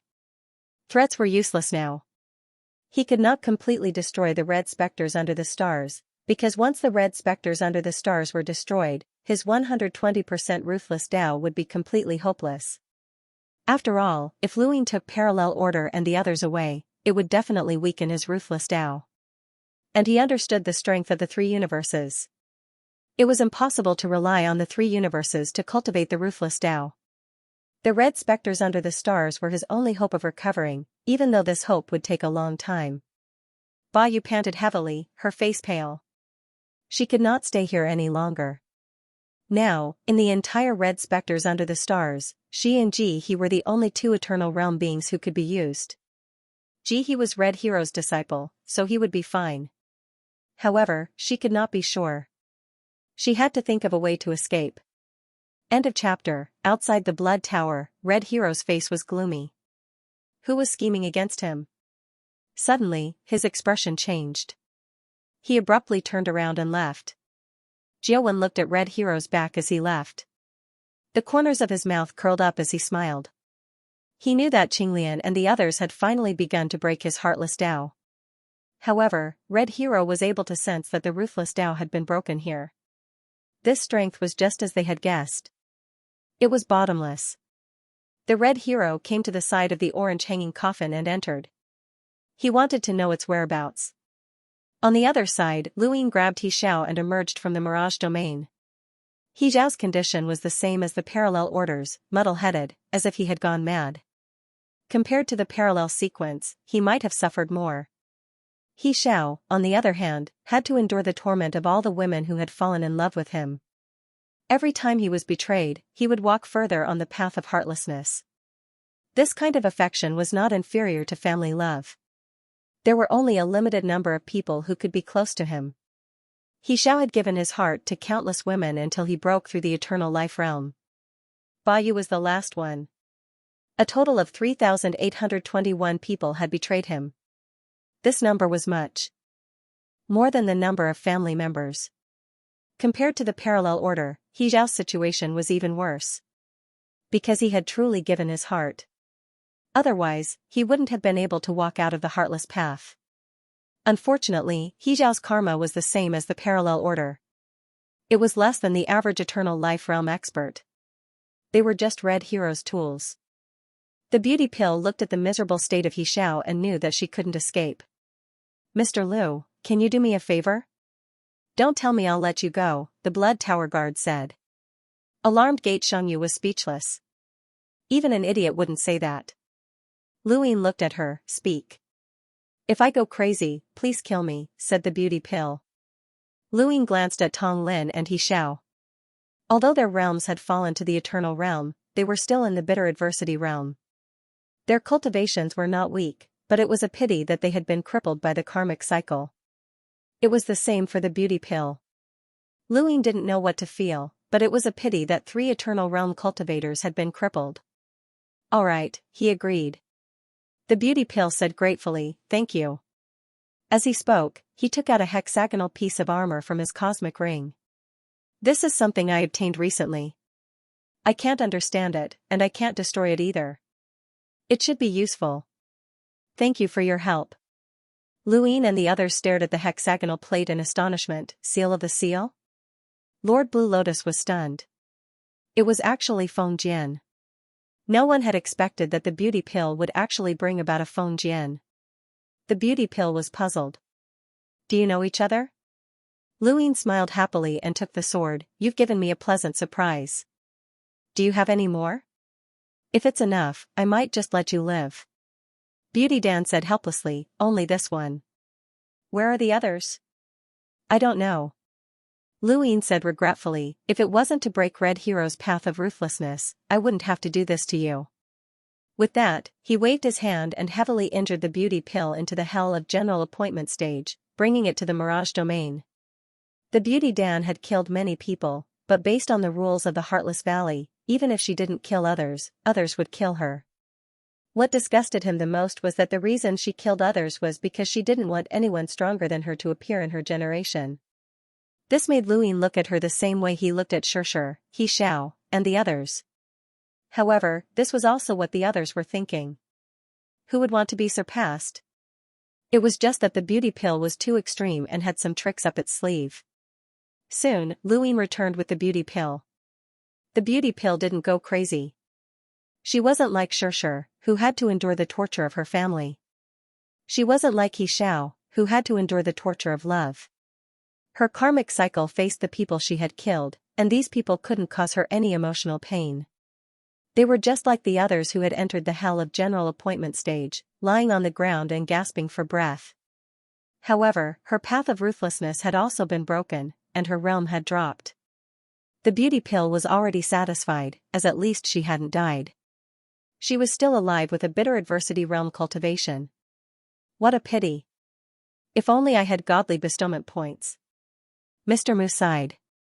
He had personally seen the Liu family's godly bestowment map and general appointment stage, but he hadn't seen anyone from the 9 Firmaments universe or the spiritualized universe.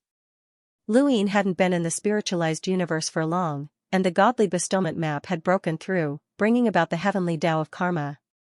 The hell of general appointment stage could increase karma. The godly bestowment points from before were useless. Luin was helpless. The first time I tried, I failed. I knew that I wouldn't be able to do it. I tried again later, but all of them failed. Have you ever thought that there's a range of godly bestowment points? Mr. Mu asked. Luin was stunned, as he hadn't thought about this. Mr. Mu said, "Why are godly bestowment points limited to the Tianyuan universe?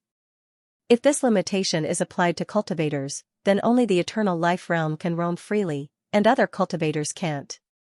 Then, if you break through to the eternal life realm, will you?" Luin was excited. "Can I become a godly bestowment point?" Mr. Mu smiled. "It's just a possibility. A possibility is already quite good." Luin had never forgotten the help that godly bestowment points could bring. If Qing Lianyu and the others were all godly bestowment points, and all the eternal life realm cultivators he had killed, what would it be like when he attacked? He would even dare to challenge Red Hero alone. Qing Lianyu and the others looked at each other. They had investigated the past of the Tianyuan universe, and they also knew about the godly bestowment map and the general appointment stage. They had to admit that these two talents were quite heaven-defying, but they were limited to the Tianyuan universe. However, if what Mr. Mu said was true, and Luin could become a godly bestowment point when he broke through to the eternal life realm, it would be terrifying. Even if they were all humans, they couldn't imagine such a thing happening. The Lu family was really a strange family. They could cultivate such strange talents as the godly bestowment map and the general appointment stage, and they could even cultivate instant transmission. The yearning for talents was too far away, just like breaking through to the eternal life realm. What Luin had to do now was to go to Trace, but he didn't know if Red Hero was there. Soon, Luin entered Trace and waited silently for a while. No one spoke. Red Hero didn't come? Or did he talk to Ba Color directly and not let others hear? Is anyone there? Luin spoke, adding a strange liveliness to the silent Trace. Is anyone there? Respond. Where is he? Demao? Haha, old man? Lan Meng, are you there? Even if you're there, respond. Ba Color's voice sounded. What's the matter? Luin was puzzled. What's the matter? Don't you know? Ba Color didn't speak. Luin said, Where's Red Hero? Is he here? You know Red Hero? Demao was surprised. Luin smiled. What's the matter? Believe it or not, I even know what species you are. Demao's tone sank. Be polite. You're already called Demao. Why are you being polite? You. Haha. Haha, old man, don't just laugh. Say something. Haha. Luin shouted, Red Hero, I know you're here. Speak. Why? Do you dare to do it? Do you really think no one knows you betrayed the unknowns? Inside the orange hanging coffin, Red Hero had already entered and talked to Ba Color directly. He wanted the unknowns to give him an attitude so that he wouldn't be too passive. He was extremely afraid of the unknowns. Ba Color had said that Lu Yin's human civilization was no longer an unknown's mission. He had to make sure that the unknowns wouldn't stop him. Ba Color didn't make a clear statement, but he didn't refuse either. He was still thinking about how to make Ba Color say something when Luin came and made a fuss. How dare he say that he betrayed the unknowns? How shameless. Luin, what nonsense are you talking about? Red Hero shouted. Luin listened. It was an unfamiliar voice. Red Hero wasn't among the unknowns he had talked to before. He had heard Red Hero's voice in the Red Shirt civilization, but it wasn't difficult to change his voice. Now that he heard it, he was sure. Luin sneered, You betrayed the unknowns. Why? Do you dare to do it but don't dare to admit it? Red Hero angrily rebuked, Don't think that you can get away with breaking the unknown's rules by being unreasonable. The unknowns can't kill each other. This is the rule, but you broke it. Ba Color, you can ask him if he has been to my civilization and if he has captured my people. Interesting. You finally meet. Ha ha ha, a red shirt under the stars and an abandoned bait. Ha ha. Demao was excited. Ha ha. Luin didn't have time to deal with these two. Yes, I have been to the red shirts under the stars and captured their immortal realms, but what does that have to do with you? Red Hero, did I attack you? Or are the immortal realms that I captured your clones? Do you think that by becoming the master of the red shirts under the stars, all of them are yours? Ridiculous and shameful. Red Hero's tone was dark. They are 120% of my heartless path. You destroyed my heartless legacy. Isn't that the same as attacking me? Luin frowned. It was as he had guessed. Even from so far away, Red Hero was injured by the heartless path. His strength was unfathomable. What heartless path? I don't know what you're talking about. But you betrayed the unknowns. How should you be punished? How did he betray us? Demao asked. He found it satisfying to listen to Luin arguing with others. Wait, it was always him arguing with Luin in the past. Did the others enjoy it too? Red Hero sneered. I also want to hear how you're going to twist the truth. Luin asked loudly, Where's Ba Color? Is it here? Don't worry, Ba Color is always here. It's listening. Just say the word. What about the balancer? Is it here? Luin asked again. Demao sneered. What does the balancer have to do with you? Luin was serious. I need witnesses. Ba color is enough. Not enough. Enough. Not enough. You guys have been together for so long. How do I know that you won't join forces to plot against me? I can't take it if you side with me. Haha, then how can you be sure that the balancer won't side with you? Demao asked. Luin said, this name is very fair.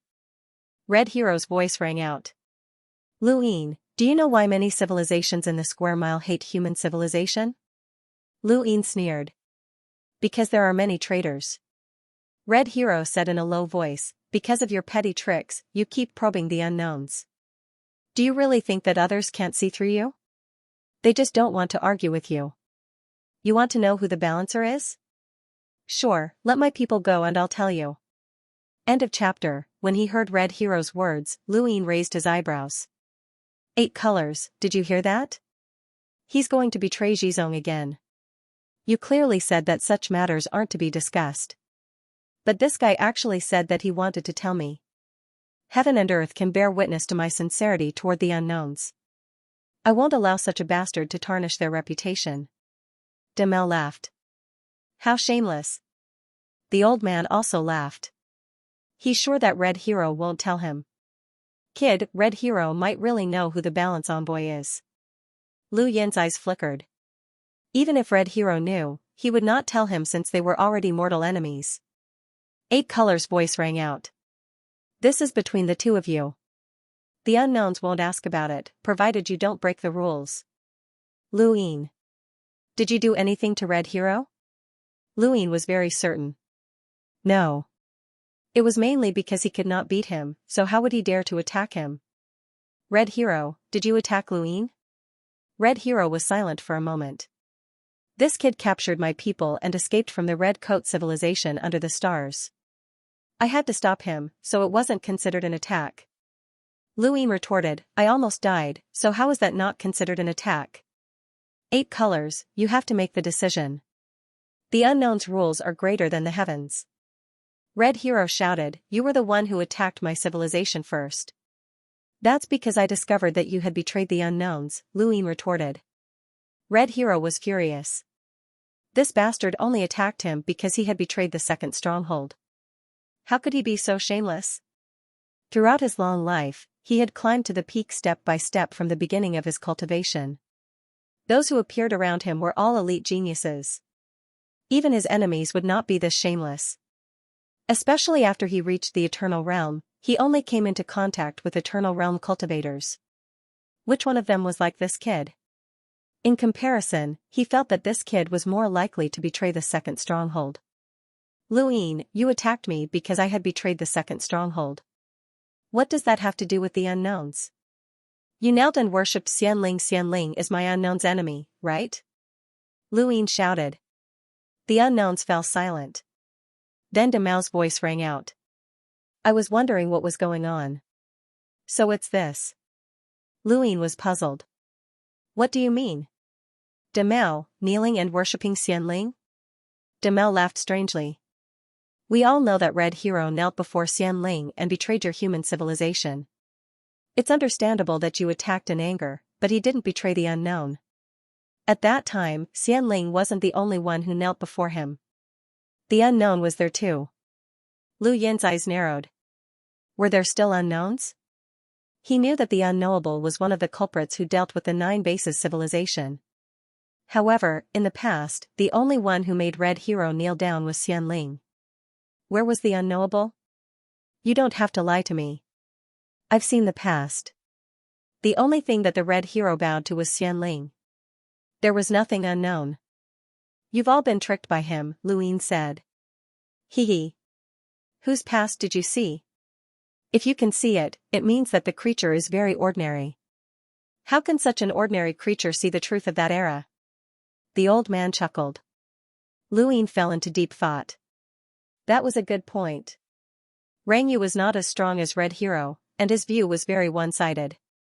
What he could see through his karma past was only what he allowed himself to see. It was impossible to see the truth of that era. So you said that the red hero betrayed the unknowable because of this? Demao asked.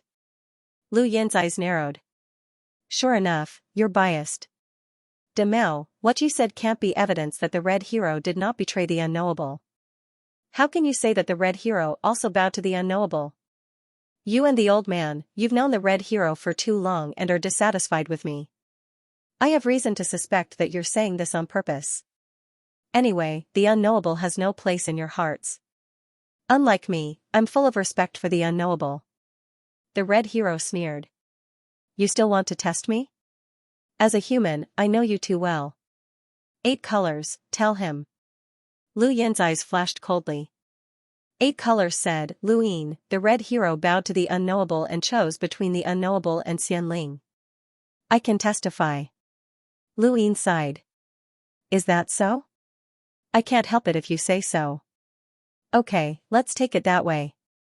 I'll let him go this time, but if I find out that he betrayed the unknowable again, I won't let him go.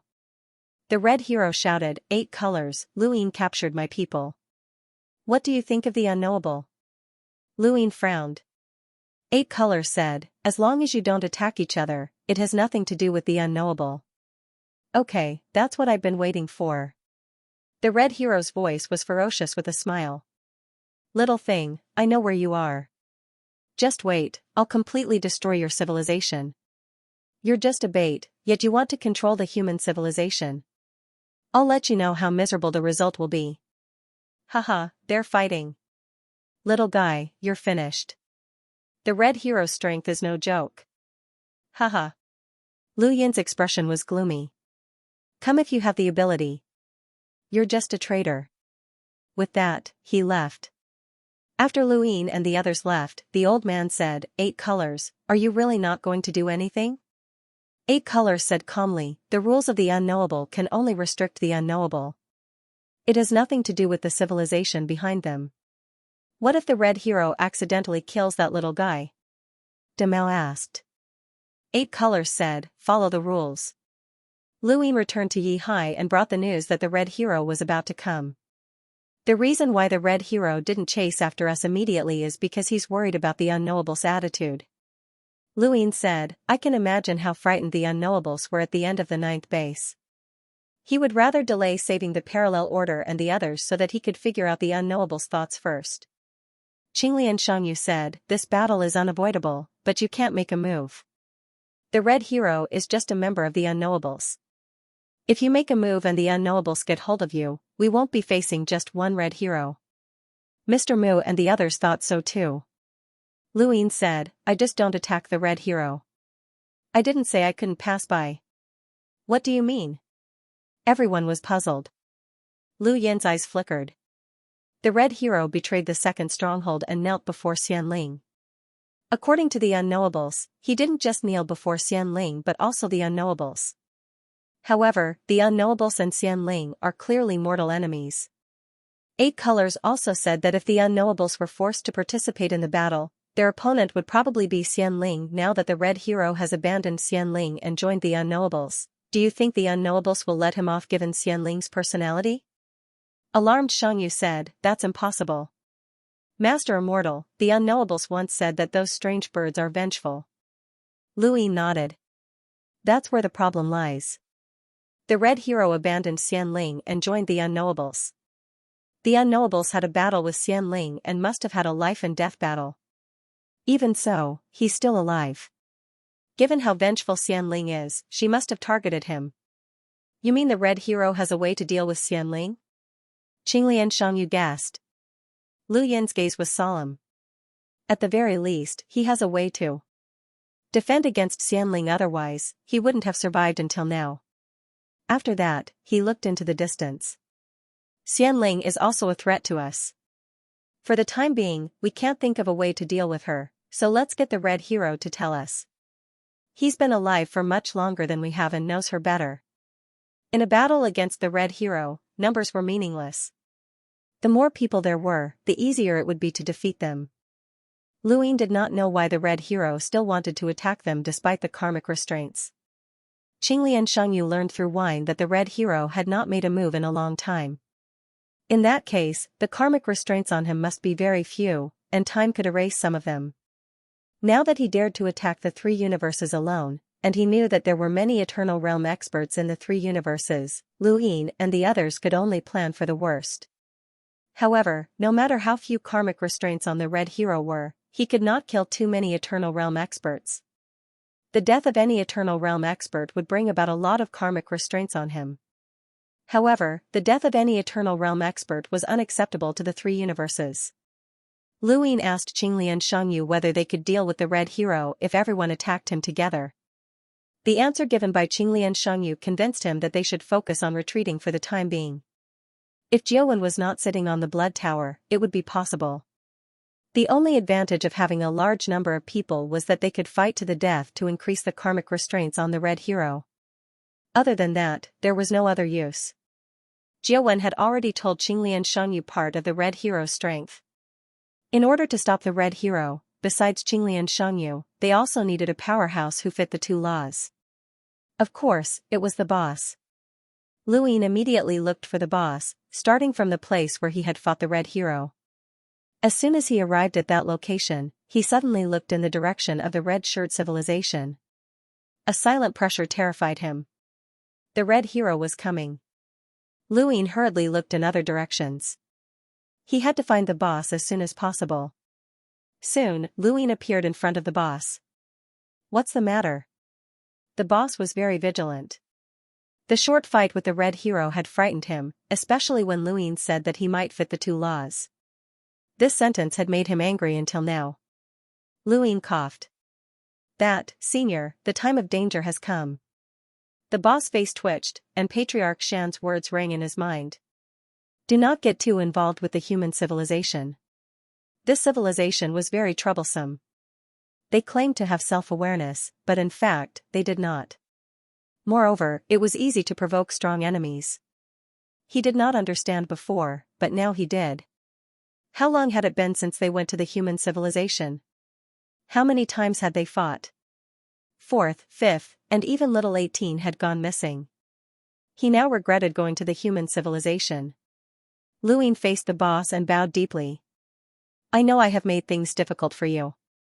You are not afraid of strong enemies, but you are worried about karma." The boss was silent. "I promise that this will be the last time I ask you to fight. From now on, unless you take the initiative, I will not disturb you," Luin said solemnly. The boss looked at Luin. "Is it still the same person who might fit the two laws of the universe?" Luin nodded. The boss had a headache. "Ask Qinglian to fight too." This was originally planned, so Luin nodded. "Of course." The boss had no choice but to agree. Wait, of course, what did that mean? Did this kid think that he could not stop the Red Hero alone? He wanted to say something, but he decided against it. The Red Hero was a ruthless person. Luin brought the boss and met up with Qingli and Xianxia. They appeared halfway between the human civilization and the red shirt civilization. The Red Hero was about to arrive.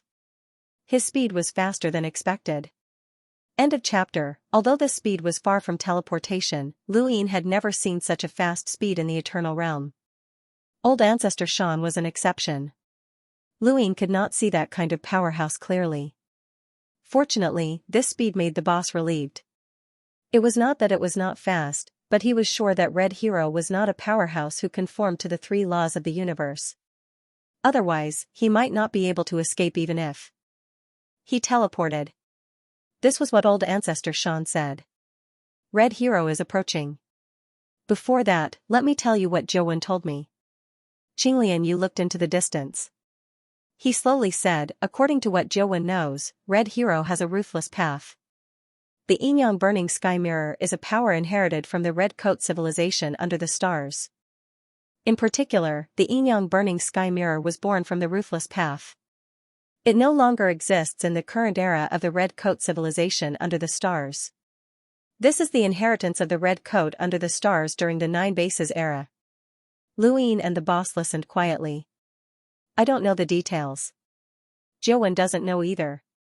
He has never fought Red Hero. Secondly, Red Hero conforms to two laws of the universe. One is temperature perception, depriving creatures of their adaptation and perception of temperature. Once this perception is deprived, it is equivalent to depriving creatures of their instinctive desire to defend against temperature. This means that the essence of life in the field of temperature is changed. Luyin was puzzled. Changing the essence of life? Qinglian Yu said, let's put it this way. Whether you have a perception of temperature or not, your physical defense will not change. This is our understanding. However, physical defense is also based on external reactions. However, that instinct has long been integrated into the essence of life. You can't even detect it. The essence of life is the most difficult to change. If not, Luyin, your teleportation would have been like Xianling. Luyin had a deep understanding of this. If not for the essence of human life, how could there be an additional restriction of teleportation that needed to be seen before one could teleport? This was the essence of human life. So, when facing Red Hero, you have to be careful of his changes in temperature. Remember, any attack by such a powerhouse is enough to threaten the life of an eternal realm, even if it looks powerless. The second law of the universe he conforms to is that there is no absolute. Luyin and the boss looked at Qinglian Yu blankly. They did not understand? Qinglian Yu's expression was solemn. This was not found out by Jiawen. Jiawen knows that some things came from a mysterious existence. No one knows who that existence is or what his purpose is, but that existence has always wanted to deal with Red Hero. This is also one of the reasons why Jiawen and I want to take action. He looked at Luyin. I didn't say anything back in Yahai. It's not that I don't trust them, but you probably haven't forgotten that there's still that thing over there, right? Luyin understood. It was unknown where they were. There was an unknown hidden within. Qinglian Shangyu said in a deep voice, Jiawen doesn't know who that existence is. He doesn't even know if he's an enemy or a friend of the human civilization. That's why he's been enduring until now. It's not only because he can't find a suitable person to take away Red Hero's heartless Dao's legacy, but also because this existence makes him feel uneasy. Fortunately, the strength of the three universes has skyrocketed, and Red Hero may have a breakthrough. I can't wait any longer, so I took action. Let's get back to the main topic. I feel like it's coming. The boss urged. The pressure was getting closer and closer. Qinglian Yu said, nothing is absolute. To put it simply, all attacks will be directed to himself. This is his absolute. But nothing is absolute, nothing can cause any harm. Luyin and the boss were stunned. They still didn't understand. Nothing can cause any harm? Qinglian Yu nodded. That's why we have to remember when we fight. If he uses this law, don't attack. Any attack will consume your body. Then how do we fight? What if he uses this law from the start? The boss regretted coming. Qinglian Yu said, Jiawen and I have thought about it. There's only one way. We can use the law to forcefully break it. Once we fight with Red Hero, we must immediately use the law. This way, if he uses nothing, it will either be detected or forcefully broken. This is the only way. Lu Yin's mind flashed. That's why you've been releasing your karma celestial phenomenon all this time. Qinglian Yu nodded. We've been preparing for this day for far too long. Luyin finally understood. It was no wonder that Qinglian Yu had been using his karma celestial phenomenon to cover the three universes. He had originally thought that it was to protect the human civilization, but later on, he felt that it wasn't necessary. Now, he knew that it was to adapt to the constant release of the law. The goal was to deal with Red Hero. If he hadn't cultivated his karma celestial phenomenon for a long time, he might not have been able to last long against Red Hero. Luyin had seen many Eternal Realm powerhouses, but none of them were like Qinglian Yu, who had always released his karma celestial phenomenon in accordance with the laws of the universe. This was what it meant to plan for an eternity, and every step was considered. The boss took a deep look at Qinglian Yu and then at Luyin. This was the human civilization. They had actually planned so far ahead. No wonder Pops had told him to stay away from them. The former Jiu lay horizontally had actually been defeated. It was unbelievable. Qinglian Yu was well aware of the shock his words would bring, especially to an outsider like the boss. However, he couldn't care less. The plan for an eternity had come to an end, and Red Hero's upper limit had been weakened. It would be difficult for him to break through. What followed would be a long battle. However, this was the worst possible outcome. No matter what, the three universes would not be destroyed. Lu Yin's appearance and the birth of one eternal realm powerhouse after another ensured that the human civilization could be passed on under the current circumstances. That was enough. There would be a day when all grudges would be settled. By the way, what's the world he can't see?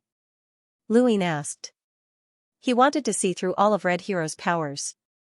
Unfortunately, Qinglian couldn't give him an answer. Drunkard doesn't know. The existence that schemed against Red Hero doesn't know either. Red Hero is too cautious.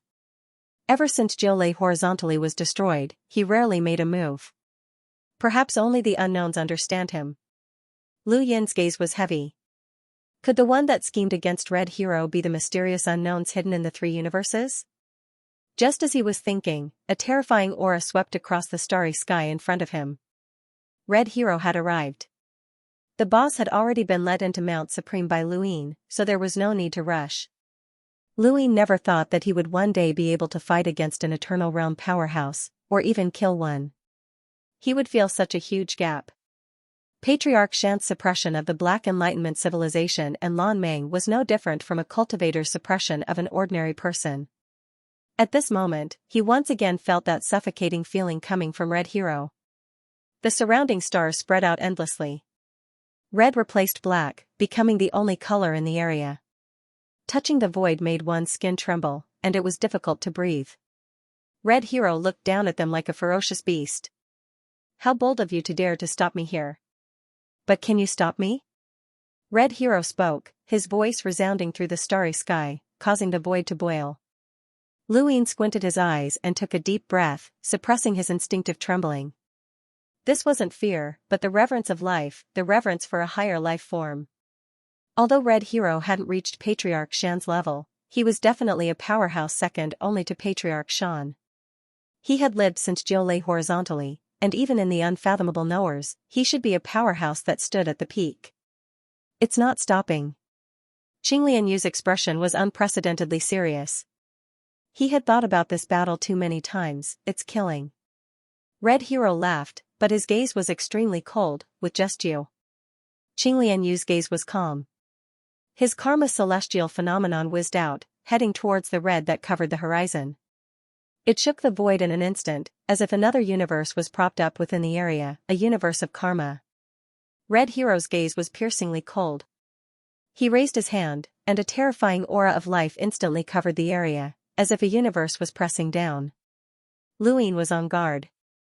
They didn't know what kind of world Red Hero had cultivated, but Red Hero hadn't used any invisible world at all. Just his aura of life was enough to suppress the karma celestial phenomenon. Was he overestimating himself, or was he underestimating Qinglian Yu? Red Hero's aura of life was abundant, and it surged through the heavens and earth, but it was about the same as the Immortal Master's. The Immortal Master's body couldn't compare to Red Hero's, but he was extremely proficient in the area of life. Red Hero was strong, but he couldn't be strong in every aspect. However, even if he couldn't surpass the Immortal Master, his current aura of life was quite exaggerated, and it continuously pressed down on the karma celestial phenomenon. More importantly, he didn't fear the consumption of his aura, as it was only used to resist the karma celestial phenomenon. The Immortal Master's aura had other uses, and it wouldn't be as crude as Red Hero's. In other words, it was a waste. With a boom, the karma celestial phenomenon scattered the aura of life and spread towards the stars, replacing some of the red color that enveloped the universe. Red Hero was shocked. I've underestimated you. Now that I think about it, when I first found you, you only conformed to one law of the universe. Now that you've conformed to two laws, your strength shouldn't be much weaker than Jiu Wen's. When the karma celestial phenomenon appeared, the karma celestial phenomenon that enveloped the three universes naturally disappeared. Aside from those who could see the karma, no one else could sense it. And those who could see the karma also knew what had happened. If I wanted to kill you, you wouldn't have lived until now. Qinglian, I will give you another chance. When you feel despair, continue to be the sustenance of my path of ruthlessness. After saying that, Red Hero didn't do anything, but the universe suddenly turned cold. The coldness pierced into his bones, causing Lu Yin to shiver. Temperature perception. He had changed his and Qinglian Yu's perception of temperature. Now, Qinglian Yu said in a low voice. Lu Yin instantly disappeared with him. Red Hero's eyes narrowed, and he raised his hand and clenched his fist. The void froze. The surrounding universe instantly froze, and a large area was frozen. The void, the stars, and everything else froze. From afar, it was as if a giant block of ice had appeared in the universe with Red Hero at its center. Lu Yin teleported behind Red Hero, and before Qinglian Yu could do anything, the two of them were frozen. Red Hero sneered and tapped the ice with his index finger. Cracks spread out like swords towards Lu Yin and the Azure Lotus Guard, but Lu Yin immediately dodged with the Azure Lotus Guard. The void had been sliced apart, and there was only endless darkness within. End of chapter. Red Hero's index finger kept knocking on the ice, and the cracks continued to spread, making it impossible to approach. Lu Yin took Azure Lotus Guard away from the ice in an instant. The range of the ice spread beyond the limit of the vision of ordinary Eternal Realm experts. If Lu Yin didn't have methods like Mirror Light and Pathfinding Stone, he wouldn't even be able to escape. I can't get close. That ice crack can kill an Eternal Realm expert. Lu Yin was afraid, especially since he couldn't attack at all. Unknown methods appeared and disappeared unpredictably, and Red Hero must be watching him. If he attacked, he would definitely be sent to an unknown place by Red Hero, and it would be troublesome. However, Red Hero couldn't attack him either. Therefore, Red Hero's attacks were all range attacks. If he went in alone, he couldn't blame others. Red Hero didn't attack him directly. With teleportation, Lu Yin had the initiative, so he deserved to be injured. Azure Lotus Guard said, "Take me to the bottom of the ice." Lu Yin didn't know what Azure Lotus Guard was going to do, and he didn't need to know. He was an outsider in this battle until now. The real cause of this battle was Jiu Wen and Azure Lotus Guard. He teleported and disappeared. He appeared again. Lu Yin took Azure Lotus Guard to the bottom of the ice. Red Hero looked down, or rather, below. The distance was equally far, beyond the limit of the vision of an Eternal Realm expert. Azure Lotus Guard raised his hands. Lotus Hand. He struck out with both palms, and a lotus flower bloomed and expanded rapidly. Eventually, it spread to the bottom of the ice and lifted the ice. Lu Yin was shocked. He had seen Yang Qing Wang and the others use the Lotus Hand, but it was far less shocking than Azure Lotus Guards. This was lifting an entire civilization. The coverage of the ice was about the same size as the Ninth Heaven universe, and the Lotus Hand lifted the ice. Red Hero snorted coldly, raised his hand, and the void froze again. White cold air descended towards Azure Lotus Guard and Lu Yin. Azure Lotus Guard's eyes were still. He held the lotus with one hand and struck out with the other. His fingertips pierced through the cold air. Thousand Faces Karma, Heavenly Wheel. He broke the ice with one finger and headed towards Red Hero. Red Hero didn't seem to care, but in the face of a karma attack. How could he really not care? Azure Lotus Guard's strength was extremely strong. The Heavenly Finger Wheel was even more of an ultimate move. With the red sword in his hand, he slashed down and the ice was split into two. It was getting closer and closer. Just as the Sky Finger Wheel was about to collide with the red sword, the Azure Lotus defense disappeared. The Red Hero was shocked. Not good, he teleported. He turned around and slashed with his sword. He was not behind, but above his head. The Sky Finger Wheel fell. The Red Hero raised his other hand and blocked the Sky Finger Wheel.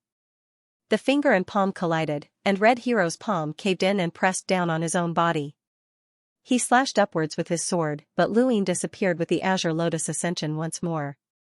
Red Hero pulled his hand back, but when he looked over, he saw that his palm had almost been pierced through. On the other side, Imperial Blue Lotus's expression was heavy. The Heavenly Finger Wheel had not even managed to penetrate his palm. Lu Yin's expression didn't look too good either. This Red Hero's defense was a little ridiculous. Red Hero clenched his fists and stared at Lu Yin. Do you really think that the unknown won't do anything to you? How dare you break the rules? You're courting death. Although the merciless Tao was broken by 4 points, as long as it did not exceed 6 points, it would not affect anything. Luin said, I didn't break the rules, but teleportation can be a coincidence. You know that. Red Hero's expression was gloomy. Unless Luin attacked him directly, teleportation alone was not enough to determine the outcome. Even if everyone knew that he did it on purpose, so what? Since the unknown had invited him to join, they would tolerate his willfulness. However, there was a limit to his willfulness. Red Hero held the hilt of his sword and slowly raised it. He took a step forward, and the surrounding void froze. In an instant, the sword's edge scattered. Luin immediately disappeared with the Azure Lotus Ascension, and in the next moment, a huge crack swallowed him like a monster. Retreat, Imperial Blue Lotus growled. Luin disappeared again.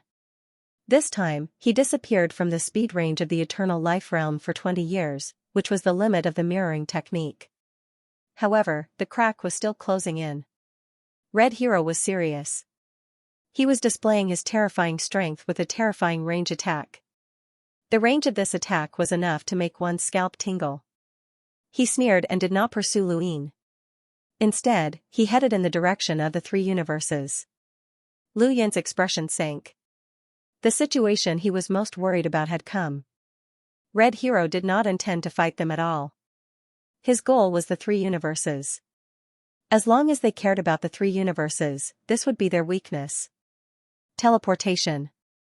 Luin suddenly appeared in front of Red Hero with the Azure Lotus Ascension. Red Hero was already prepared and slashed out with his sword. Under the ruthless path, even the Azure Lotus Ascension did not want to take this sword head-on. Luin even teleported, but the red umbrella unknowingly opened. There was an extra line at the edge of the umbrella that connected the umbrella ribs, as if adding a base to the umbrella ribs.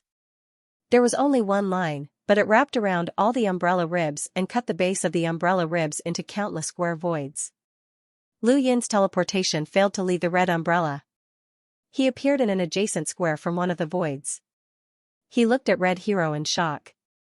Red Hero stared at him coldly. The red sword fell and slashed. Beside him, the Azure Lotus Ascension appeared in front of him and blocked the red sword. The sword pierced through the karma and strangely changed direction to stab at Red Hero himself. Red Hero dodged sideways. The sword tore through the void and extended far away, dividing the distance visible to the naked eye into 2. He stared at the Azure Lotus Ascension. Karma, reverse. The Azure Lotus Ascension stared at Red Hero and said to Luin, Did you see it clearly? Luin exhaled. I see. His teleportation failed. In fact, it was not a failure. He could teleport, but the void was completely cut. Just like how they caught Luo Chan, they only needed to isolate Luo Chan from the distance. However, it was extremely difficult to isolate the connection between an immortal realm powerhouse and the distance. Jiangfeng's harmony with the law of the universe could only prevent Yu Lu from coming into contact with the distance for a moment.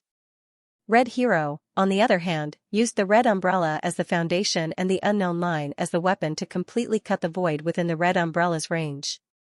However, it did not completely isolate the distance. He gave up on completely isolating the distance for a short period of time in exchange for the void that isolated the distance for a long period of time. In this void, teleportation was still effective, but it could only be used to teleport to the adjacent void. This was because the adjacent void would be completely isolated, and it would be isolated for a long period of time. The larger the red umbrella's range, the more isolated voids there would be. If he wanted to escape, he just had to keep teleporting. However, Red Hero would not give him a chance. It turned out that this was Red Hero's method to deal with Xianling's teleportation. The Understar Red Shirt's inheritance combined with the unknown line to become Xianling's ultimate move. No wonder you chose unknown. Xianling must have tried to deal with you more than once, and you used this move to avoid it, Luin said. Red Hero's gaze was cold. Teleportation is indeed troublesome, but without an invincible talent, there will be a time when the immortal plume will die. Since ancient times, many immortal plume have died. Anyone who knows about this talent will study how to deal with it. You are no exception. Thank you for teaching me. Luin nodded. Red Hero sneered. It doesn't matter. If unknown Ling fights with Xian Ling, even if I don't teach you, 8 colors will teach you. Leave by yourself. I won't attack you, but you won't be able to leave with him. Lu Yin and Qinglian Yu looked at each other. That's enough, Qinglian Yu said. Lu Yin nodded and released the 7 treasures Heavenly Toad boss. As soon as boss appeared, Red Hero's expression changed. He remembered that this toad was a powerhouse who was compatible with 2 laws of the universe. Boss looked around and saw the ruthless path and karma celestial phenomenon covering the sky. He saw the red umbrella, the square void that was cut, and the shattered ice that was the size of the universe in the distance. This battle would not be easy. The more difficult it was, the more he wanted to fight. Thinking of this, a thick black color appeared on the surface of his body. His entire body was expanding, and the void could not bear the weight and caved in. Even the void that was cut by the red umbrella and orange lines caved in. Red Hero stared at boss. I remember now. 7 treasures Heavenly Toad. Boss grinned. Human, scram if you don't want to die. Lu Yin stood between boss and Qinglian Yu. He had to admit that he felt very safe. Although they could not kill Red Hero together, Red Hero could not do anything to them. Red Hero stared at boss. Legend has it that the 7 treasures Heavenly Toad was once on good terms with Jiu Lei. However, during the battle, your 7 treasures Heavenly Toad clan did not help Jiu Lei. Instead, you fled. Boss's eyes turned black. Nonsense, I wasn't there at that time. Are you fighting or not? If not, scram. Red Hero frowned and looked up at the sky. No matter how they fought, Karma always competed with his power for control of the square inch. Why? Was it because Qinglian Yu needed it, or was it guarding against him? Guarding against him? A pattern? Red Hero recalled his conversation with Jiuwen. There was still a mastermind behind the scenes. It was that mastermind who let Jiuwen know about his past and plotted against him. How much did that mastermind know about him? He felt a little uneasy. If he fought with these people in front of him now, would that mastermind benefit in the end? This toad and Qinglian Yu were not to be trifled with. Even if he could kill them, he would have to pay a great price. Looking at boss, he remembered old ancestor Shan's death. Lu Yin had said in Jixing that old ancestor Shan did not escape because he was targeted by something. The more he thought about it, the more uneasy he felt. Red Hero looked up and stared at Lu Yin and the others. His gaze fell on Qinglian Yu. Why do you keep releasing karma? Lu Yin laughed. Do you think we will tell you? This is a life and death battle, not a friendly spar. You know my pattern. Red Hero shouted and stared at Lu Yin and the others. Lu Yin and Qinglian Yu did not change, but boss's eyes, which were drowned in darkness, rippled. Seeing this, Red Hero knew that he had guessed correctly. He left without hesitation. You don't want to fight anymore? Lu Yin provoked. Boss glanced at Lu Yin and wanted to tell him to shut up. Red Hero's face was gloomy. He stepped forward and headed towards the red shirt civilization below the stars. After he left completely, Boss heaved a sigh of relief. We scared him. Qinglian Yu was worried. Could he be testing us? You have teleportation. Are you confident that you can kill him? He can't escape. If we don't chase after him, it will make us look guilty. Lu Yin looked into the distance.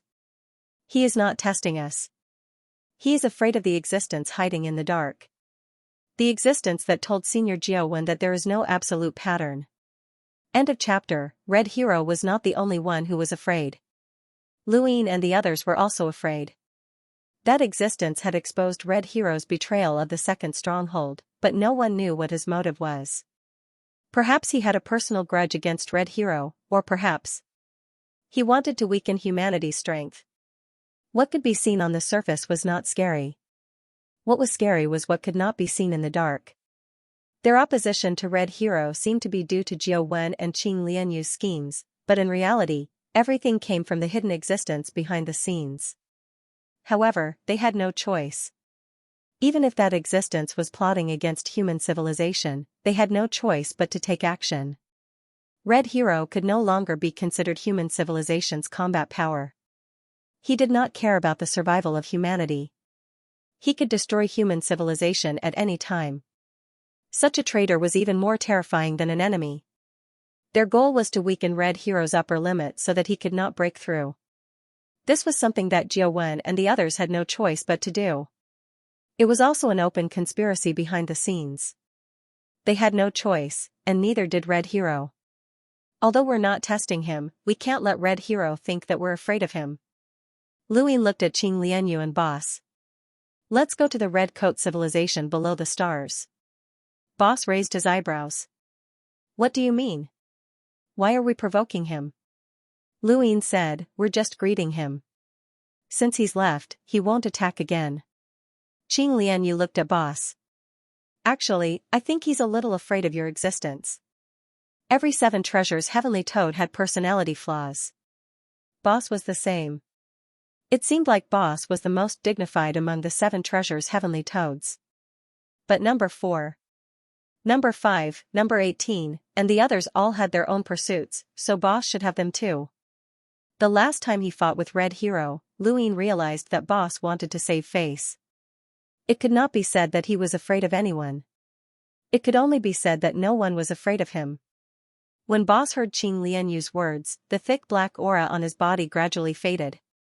He's afraid of me? Qing Lianyu said very seriously, I fought him several times. He wanted to kill me, but he stopped when you appeared. Of course, he might also be afraid of the existence behind the scenes if we join forces.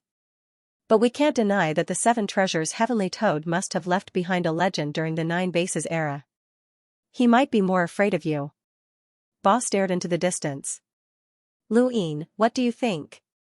He clearly didn't recognize you last time, Boss, but he definitely has an impression of you. This time, he recognized you and even mentioned the 7 treasures Heavenly Toad. It's obvious that he recalled your clan from the depths of his memories. I'm guessing that Patriarch Shan must have left a deep impression on him during his time at 9 Walls, which is why he's afraid of you, Lu Ying said. Senior, don't forget that old ancestor Shan went to Zhizong before. Old ancestor Shan went to Zhi Shui because of the death of the 7 treasures Heavenly Toad. He wanted to kill Zhi Shui. But they didn't dare to go in. Lu Ying knew about this. What Big Boss and the others knew was that old ancestor Shan had found trouble with Zhizong. The unknown is fearful of old ancestor Shan. As one of the unknowns, Red Hero would immediately think of old ancestor Shan when he thought of who old ancestor Shan was. It's normal for him to be wary of you, especially since you're so strong that you were able to break free from Feng Jian's trap. The Dark Enlightenment civilization is a fishing civilization after all, and they couldn't do anything to you. It's only natural that Red Hero is wary of you. Boss looked into the distance and said, let's go and take a look. How can we be afraid of him? Lu Ying and Qing Lianyu looked at each other and found the trick to talking to his boss. Red Hero was returning to the Red Coat civilization below the stars, so his speed naturally couldn't compare to teleportation. Lu Ying took a slight detour and teleported twice more. He avoided Red Hero and arrived at the Red Coat civilization below the stars first. His gaze swept across the starry sky of the universe. Ranyu was gone. What a pity. He had wanted to take him away. Lu Ying took a deep breath and said in a voice that resounded through the starry sky, people of the civilization, listen up. I'm Lu Ying from the human civilization. You should all know me. Countless people in the Red Coat civilization below the stars looked up. Mr. Lu? Ba Yu from the Heartless sect looked into the distance. Lu Ying? Chu Songyun stood outside the Heartless sect's main hall and looked into the distance. In Flower City, Xia Man was in a state of panic because the beauty pill had been captured. When she heard Lu Yin's voice, she suddenly looked up. Elder Qiu, the Lian family, and many others looked into the starry sky. At this moment, the Red Coat civilization below the stars was silent. Only Lu Ying was speaking. Red Hero betrayed the second stronghold and is the greatest traitor in human history. He doesn't care about the survival of the human civilization, nor does he care about your lives. He even wanted to use the lives of everyone in the Red Coat civilization to force Senior Jiao Wen to his death. Senior Jiao Wen is sitting in the Blood Tower now, but no one knows if he can save you in the end. Countless people had complicated expressions. Even those who cultivated the heartless path did not care about their own lives. They had heard that the hero ancestor did not care about their lives at all. If you want to live, follow me. I can't take all of you away immediately, but you can interact with each other. I will continue to come here and take away groups after groups of people. I will do my best to preserve the Red Coat civilization's legacy. Your legacy will develop in our human civilization in the future. Over there, Red Hero will not be able to affect you. I, Luin, guarantee that I will treat you all equally. In the blood tower above the stars, Jiawen smiled in relief. He could hear the sincerity in Lu Yin's words. He had been afraid that this person would be prejudiced because of the heartless path. The heartless path was divided into right and wrong. That was the true heartless path. The current heartless path had only gone astray to cater to Red Hero. He was the current sinner of the Red Coat civilization. His death was well-deserved, but the Red Coat civilization was not guilty. They should not be dragged to their deaths. Qinglian Yu appeared in front of him, and he looked at Jiawen. Jiawen also looked at him. Have you exchanged blows? Qinglian Yu nodded. Unfathomable. Jiawen laughed and felt a little helpless. He is too cautious. Otherwise, I would have been the one to fight him. Tell that child everything about our speculations. Human civilization seems to be developing, but it is actually treading on thin ice. One wrong step and we will fall into the abyss. We cannot bear the consequences. Qinglian Yu nodded. Luin appeared with his boss. He looked at Jiawen and bowed slowly. I have been disrespectful to you in the past. Please forgive me. Jiawen said, what you have done is not wrong. What crime have you committed? I am the one who has caused trouble for you. I can only leave Red Hero to you. Lu Yin smiled bitterly. You think too highly of me. Jiawen smiled. When Qinglian first mentioned you, this old man knew that you were the most suitable candidate. You are more outstanding than we expected. Red Hero is ruthless. What you lack is time. If you were given enough time to cultivate, we are nothing but ants. Thank you for your praise. Mr. Lu, do you still remember what I said when you first joined the Red Coat civilization? Luin was puzzled. What do you mean? Jiawen's expression was solemn. Those who take us as Red Coats are considered Red Coats under the stars.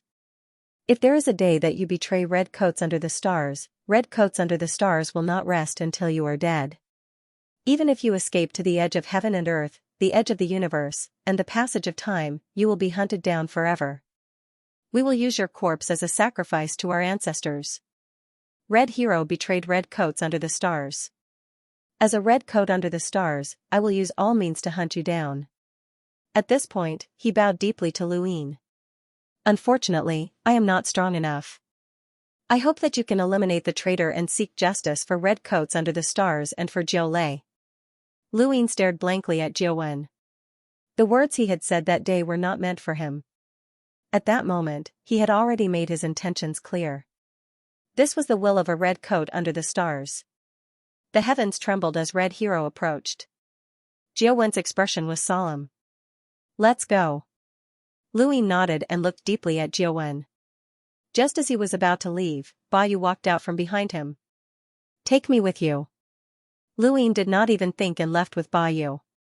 At the same time, he brought Chu Songyun and the people from the Azure Valley who had been left behind in the Heartless sect. Yu was one of the few normal Red Coats under the stars. It was rare for her to break through to immortality without cultivating the Heartless path. Leaving her behind would only make her useful to Red Hero. After all, under the premise that nothing could happen to Ji He, the only eternal life stage that Red Hero could use was Yu. Now that Yu had been taken away, in the entire Red Coat civilization, there was no other eternal life stage that he could use. Chu Songyun's talent was outstanding, and Luin was afraid that he would become Red Hero's Heartless path. Moreover, Chu Songyun himself yearned for the three universes and was extremely respectful to Luin. There was no reason not to take him away. Just as Luin left, Red Hero rushed back. He first looked at Jiawen and Shi Shangfeng, then at the Heartless sect. Where was Yu? In the past, Yu was not important. In his eyes, she was just an ordinary eternal realm. Her only use was to help He Xiao achieve immortality. But now, he did not have any Eternal Realm subordinates, so Ba Yu was very important. He could not be relied on for everything. Without Ba Yu, the other 6 red coats would not be of much use. Where's Ba Yu? Red Hero stared at Jiuwen and asked. Jiuwen was speechless. He stared at Shi Shangfeng. Shi Shangfeng rarely spoke. He had endured the art of extreme pain and was extremely heartless to himself. That was why he had been chosen as the host of the Blood Tower. Now that he was facing Red Hero, although he could not resist the fate of living with the Blood Tower, he could still choose not to speak. He did not hate or respect Red Hero. He was a pure heartless person. He was heartless to others and to himself. He was like a cold piece of iron. If these two did not speak, Red Hero could ask others. He quickly understood. His gaze swept across the universe. Countless people touched each other, hoping to be taken away by Luin. To the countless people in the entire civilization, this possibility was minuscule. However, they also hoped to leave this universe. Red Hero had said that he would destroy this universe. They did not doubt Red Hero's determination. Red Hero's gaze was extremely cold, and his voice spread to every corner of the universe. You want to leave? Sure. However many people Luin takes away, I will choose from the remaining people who touch each other and kill them. These words shocked countless people. Many people subconsciously let go of each other's hands that were touching each other. Kill however many people he took away? They were not sure if they would be taken away, but they were also not sure if they would be killed. This was a gamble with their lives. Many people touched each other firmly, wanting to leave. However, even more people gave up. They did not want to leave. If they stayed, they might die or live. The probability of leaving was too low. If they became the scapegoat because others left, it would be even more tragic. As long as there was a probability, they did not dare to take the gamble. Red Hero understood human nature too well. The heartless path could not change human nature. End of chapter. On the other side, Luin put Boss down. He wanted to continue looking for little 18 while he took Qinglian Shangyu and Ba Yu with him. Chu Songyun and the rest returned to the human civilization. Luin threw Chu Songyun into the Tianyuan universe and let him cultivate on his own. Luin didn't have a close relationship with him, so he didn't need to take care of him. Plus, his cultivation was very high, so he didn't need to be taken care of. Maybe one day he would break through to the Eternal Realm.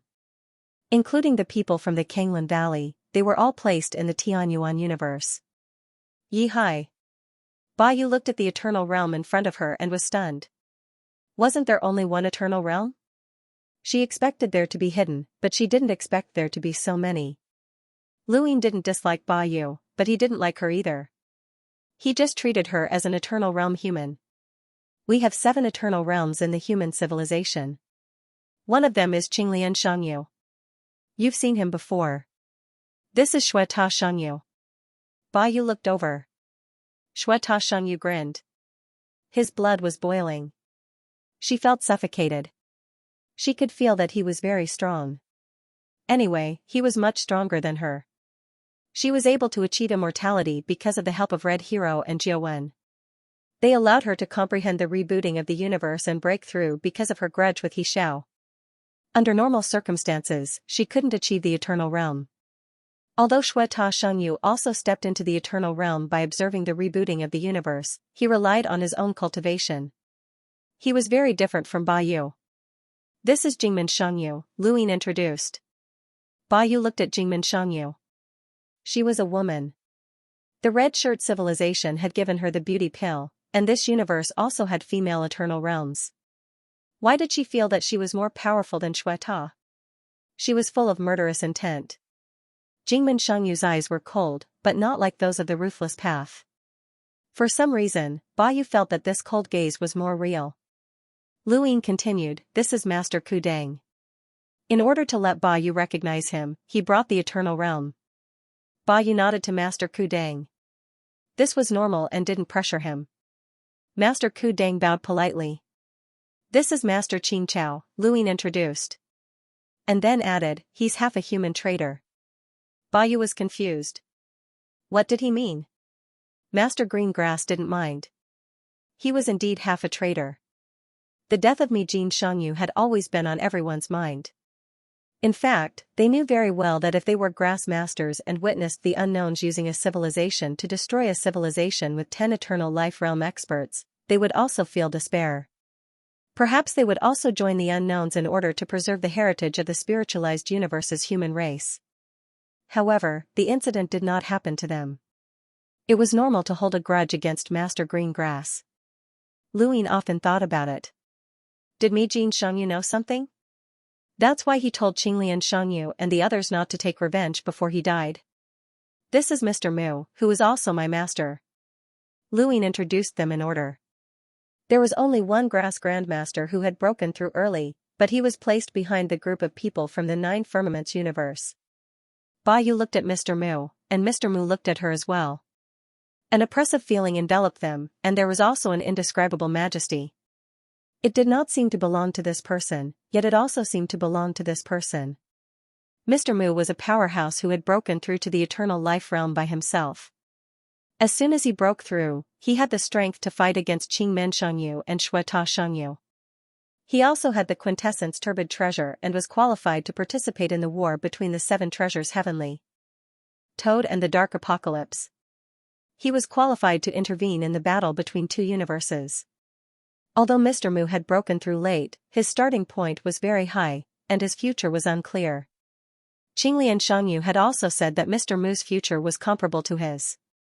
The last person was naturally Jiang Feng. Ba Yu looked at Jiang Feng and had a strange feeling. He was indeed an eternal life realm expert, but something seemed wrong. She kept feeling that this person was neither here nor there. Jiang Feng was very polite and smiled at Ba Yu. Ba Yu returned the gesture. Let's go. I'll take you to see the other eternal life realms, Luin said. Ba Yu was shocked. There are more? Of course. Luin placed a hand on Ba Yu's shoulder and could clearly feel her body stiffen. She instinctively wanted to resist, but she endured it. Back when Luin had first gone to the Red Shirt civilization, Ba Yu had failed twice. Now, the tables had turned, and she had come to the 3 universes. She had seen an even vaster world. That was right, in her eyes, this was an even vaster world. Even though the humans in this universe had once been bait that had been abandoned, this bait had now grown to a level that surpassed their barriers. If not for the Red Hero, the second stronghold would not be comparable to this universe. Speaking of which, where did this universe get so many eternal life realms? There were so many of them that it was almost like a fishing civilization. Luin first took Ba Yu to see the eternal heaven carrier. It had gone on strike and stopped spitting out colored glass. Luin and the others did not force it as it had spat out enough. Many cultivators were equipped with colored glass, and their defenses had greatly increased. Next was Old 4 and Old 5, the 2 7 treasures heavenly toads. Ba Yu had seen Boss before, and she still could not forget that oppressive feeling. Although Old 4 and Old 5 were far from Boss's strength, they were still eternal life realms, and such strange ones at that. This was a race. They're the 7 treasures heavenly toads, a very outstanding race, Luin introduced. Old 4 and Old 5 were so happy to hear that they even forgot to ask about Boss until Luin left. However, Luin only left for a moment before returning in the next moment to send Ba Yu off. When Old 4 saw Luin return, he hurriedly asked, "Have you found little 18? Luin shook his head. "I haven't found it yet." Old 4 sighed. Although Boss didn't say anything, he still dotes on little 18 a lot. Otherwise, he wouldn't have forced you to fight it back then. He wanted to broaden little 18's horizons and also force it to break through. I didn't expect it to go missing. I hope it's still alive, Boss said.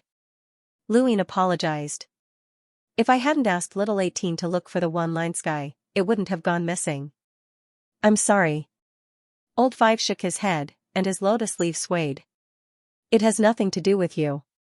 Even if you didn't ask it to look for the one-line sky, it would still go out for a stroll. This is fate. Old 4 added, you can't be afraid of death if you want to survive in this universe. The more you're afraid of death, the more you'll die. Little 18 has its own fate, so don't think too much about it. By the way, why are you here this time? Luin took out the hexagonal plate. Old 4 and Old 5 were pleasantly surprised and quickly took it. This plate recorded Old Ancestor Shan's last words. Luin looked at Old 4 and Old 5. He was also looking forward to what was recorded on this plate. It would be best if it was related to the 9 Ramparts civilization. This plate has half of the coordinates recorded on it, Old 4 said. Luin was puzzled. Half of the coordinates? Old 5 nodded. It should be half of the coordinates.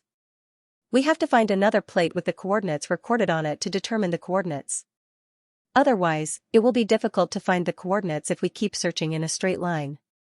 Lu Yin's eyes flashed. It must be very important to have 2 plates recorded on it. What coordinates? I don't know. Old Ancestor didn't say. He only left a sentence. Old 5 stared at the plate. There's an invincible opportunity here. Luin raised his eyebrows. An invincible opportunity? Old 5 looked at it again and nodded. Yes, an invincible opportunity. Old 4 also said, yes, an invincible opportunity. Eh? If there's an invincible opportunity, why didn't Old Ancestor look for it? Old 5 was also puzzled. Who knows? Old Ancestor is sometimes strange. Luin took the plate. Coordinates? An invincible opportunity? Old 4 was right. If there really was an invincible opportunity, why didn't Old Ancestor Shan look for it? Why did he deliberately leave it behind? He thought about it. The answer might be in another plate. Unfortunately, finding the plate depended on luck. There was no way to find it directly. The compass that could help him find objects of the same substance could only be used within a region of the universe. It could not sense anything if the range was expanded to a square inch.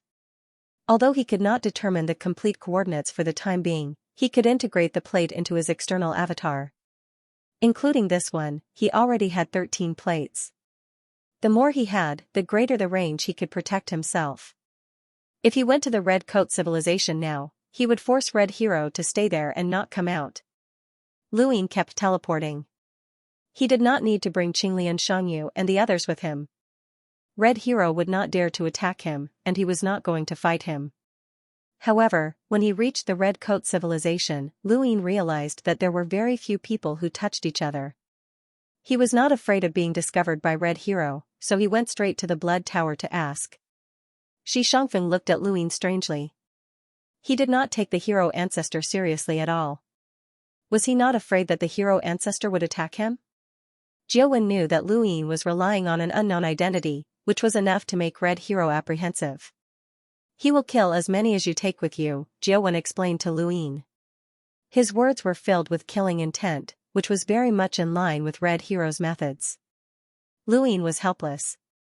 It was easy to break through such a small trick, especially against people who did not have a bottom line.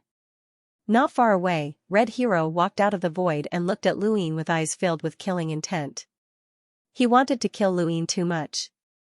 If not for Luin, the 3 universes would have been nothing to him. No matter how many eternal realms there were, they would not have been able to stop him. Without Luin, the 3 universes would not even have been able to pass Lan Meng's trial. Without Luin, he would definitely have been able to break through and advance further. It was Luin who had forced him to this point. Otherwise, Jiao Wen and Qinglian Xianxia would not have been able to scheme against him. This junior who was not even an eternal realm and had been thrown out as bait could actually threaten him. Perhaps if he had betrayed Red Hero a little later, this group of baits would have died, and the current situation would not have existed. Damn it. You don't want me to leave the Red Coat civilization under the stars, so it's meaningless to use such a small trick, Red Hero said coldly. Luin knew he could not hide his intentions from Red Hero, but he did not intend to. I overestimated your bottom line. Red Hero said coldly, if I say I can destroy this universe, then I can. There's no need to overestimate or underestimate me. Luin nodded. That's why you could betray the second stronghold so thoroughly. Red Hero stared at Luin. You don't want me to leave the Red Coat civilization under the stars because you're afraid that I'll launch a sneak attack on you. Don't worry, I'll give you a chance. Stay here and let the person behind you fight. If you win, you can get rid of a traitor like me. If you lose, I won't make things difficult for you, and I can even release Jiuwen. End of chapter. Shi Shangfeng looked at Red Hero outside the Blood Tower. He was the heroic ancestor, a top powerhouse who had betrayed his own civilization without batting an eyelid. Yet, he had proposed such an unfavorable condition. Perhaps he was confident that he could win this decisive battle, but the unfairness of the bet also reflected his frustration and helplessness at being targeted by Luin. Since when could someone make things so difficult for the heroic ancestor? Jiuwen knew very well that although Luin was not an Eternal Realm expert, he could teleport. Red Hero could not attack him. Once he decided to tangle with him, forget about breaking through. It would be difficult to even recover. To Red Hero, nothing was more important than his own life. Although his cultivation level was extremely high, the more powerful he was, the further he could see. He was also worried about his own safety. Although they could not defeat Red Hero, they had weakened his upper limit and made it difficult for him to recover. This was unacceptable to Red Hero. As for being schemed against and having his ruthless Tao destroyed, he could ignore all of that. It was not that he did not want revenge. It was that he knew his priorities too well. Moreover, Luin was quite a troublesome person. Not only was he strong, but he was also smart. Combined teleportation. Only God knew what he could do. Red Hero did not want to take the risk of tangling with such a person. There were too many accidents. Luin looked deeply at Red Hero. You want to solve the problem in one go? You can say that. Can you solve the problem in one go for the people of the 9th base era? Luin asked. Red Hero narrowed his eyes. Junior, how old are you? Don't talk about the 9th base era. You don't know anything at all, nor did you experience that era. What right do you have to avenge them? Besides, don't forget that you were deceived as bait. The second stronghold was involved, and so were the other people of the 9th base. Even if I betrayed the 9th base civilization, it has nothing to do with you. You were betrayed by the 9th base civilization a step earlier. I can tell you that there were dozens of groups of people who were deceived as bait. They fled in different directions with the inheritance of the 9th base civilization and did everything they could to escape. At that time, the 9th base civilization was not defeated and had not reached the point of despair. These people knew very well that they would be hunted down if they fled with the inheritance. But in their minds, this was hope. They each had the will to die. They did not refuse or regret taking the huge risk to take away the inheritance of human civilization. Even if 9th base wins in the end, they still have to take this step, just in case, and this step is very dangerous. They believe that they are sacrificing themselves for human civilization. Every inheritance is connected to their lives. Even if they are hunted to death, they will not let the inheritance leak out. This is the will of the batch of baits. Too many people said goodbye to them before they left. I still remember how hypocritical the words of the people who sent them off were, but they made those baits excited. They didn't know that they were actually bait that 9th base released to ease the next war. Luin slowly clenched his fist. Red Hero continued, I saw it, I heard it. Humph, I laughed too. I laughed at how pathetic those people are. I laughed at how they didn't even know the truth when they were used to death. He stared at Luin. You are the descendant of those baits. It was my betrayal that pushed 9th base into the abyss, which indirectly saved those baits. If I had betrayed you a little later, even if it had been half a day later, those baits would have been gone, and your 3 universes would not have existed. I am the one who gave you your life, not 9th base. So what if I betrayed you? I betrayed 9th base, not you. Your lives were given by me. What right do you have to go against me? Go and ask your ancestors, how much do they hate Jiulei? Have they forgotten their struggle before death?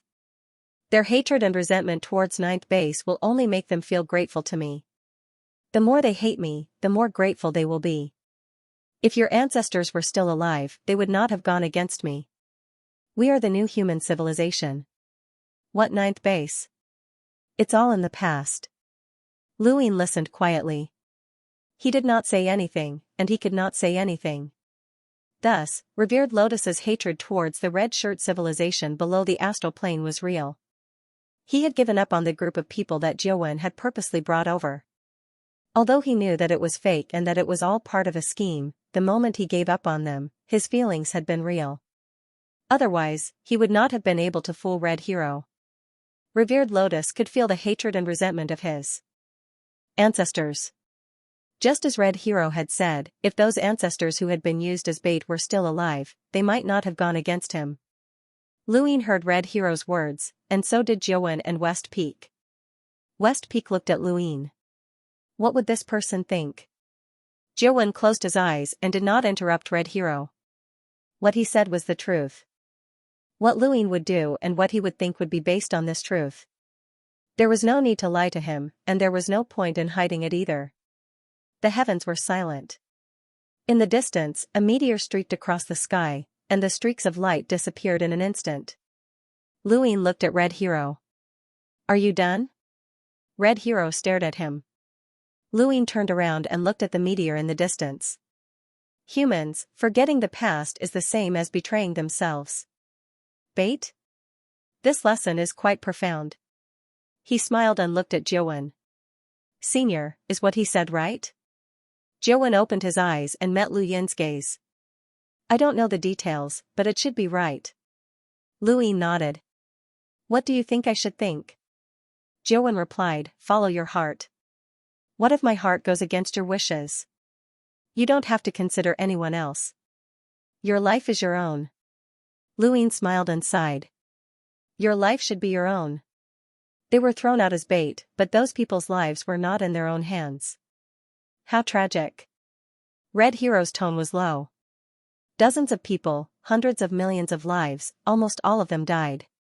Some did not know the truth before they died, and some did not even have time to react when they found out. You are lucky to have survived and have been able to pass on your legacy to this day. Cherish the struggles of your ancestors. There is no need to sacrifice yourself for the 9th base. The 9th base is not as beautiful as you think it is. The so-called peak of human civilization was just a moment of luck, and now it is gone. Luin looked at Red Hero. How many people knew that those people had been thrown out as bait? Red Hero was stunned. He really did not know about this. At that time, he had been thinking about how to betray them. Luin looked at Jiuwen. Jiuwen shook his head. Luin asked again, do you think that those who were used as bait were weak? Still, no one answered. If they wanted to hide from our ancestors, then there were either very few people who knew, so few that there were only one or two, or... He looked up and stared at Red Hero. They were not bait. Red Hero frowned. You still want to lie to yourself. Luin shook his head. I agree with the first. So, the betrayal of the 9th base was not the entire 9th base, but only a few people. Red Hero could not refute that. If the 9th base knew that those people were bait, then they were not weak. How could they have been completely fooled?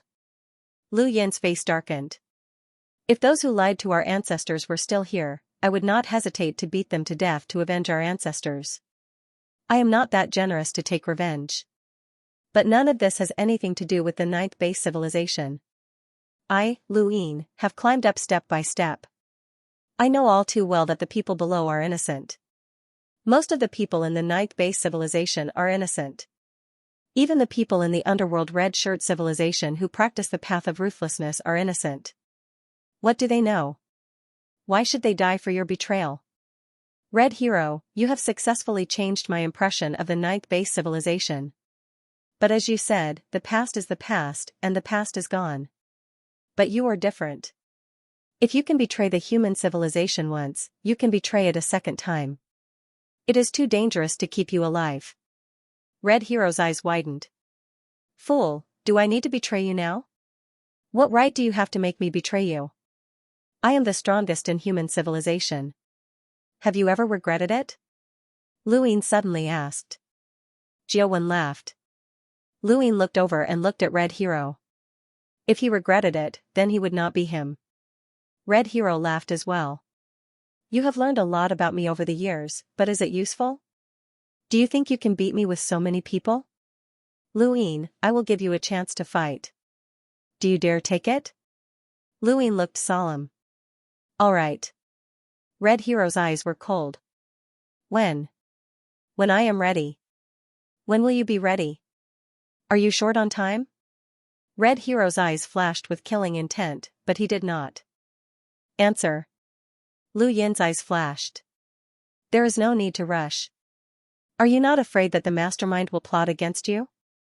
Red Hero's expression changed slightly.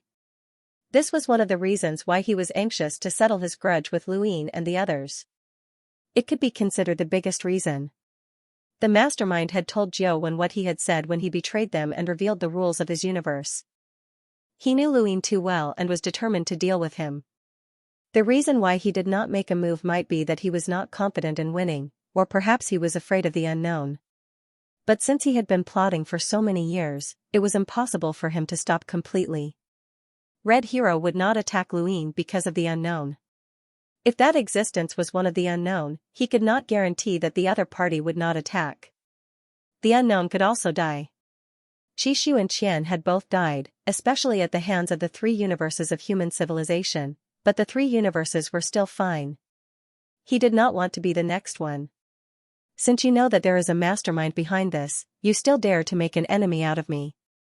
Are you not afraid that both sides will suffer and others will benefit? If you are not careful, human civilization will be destroyed, Red Hero said. Lu Yin nodded. Of course, this is very serious, so I want to investigate before I prepare to fight with you. Red Hero raised an eyebrow. Investigate who? The unknown. You suspect that it is the unknown? Is it not? Red Hero fell silent.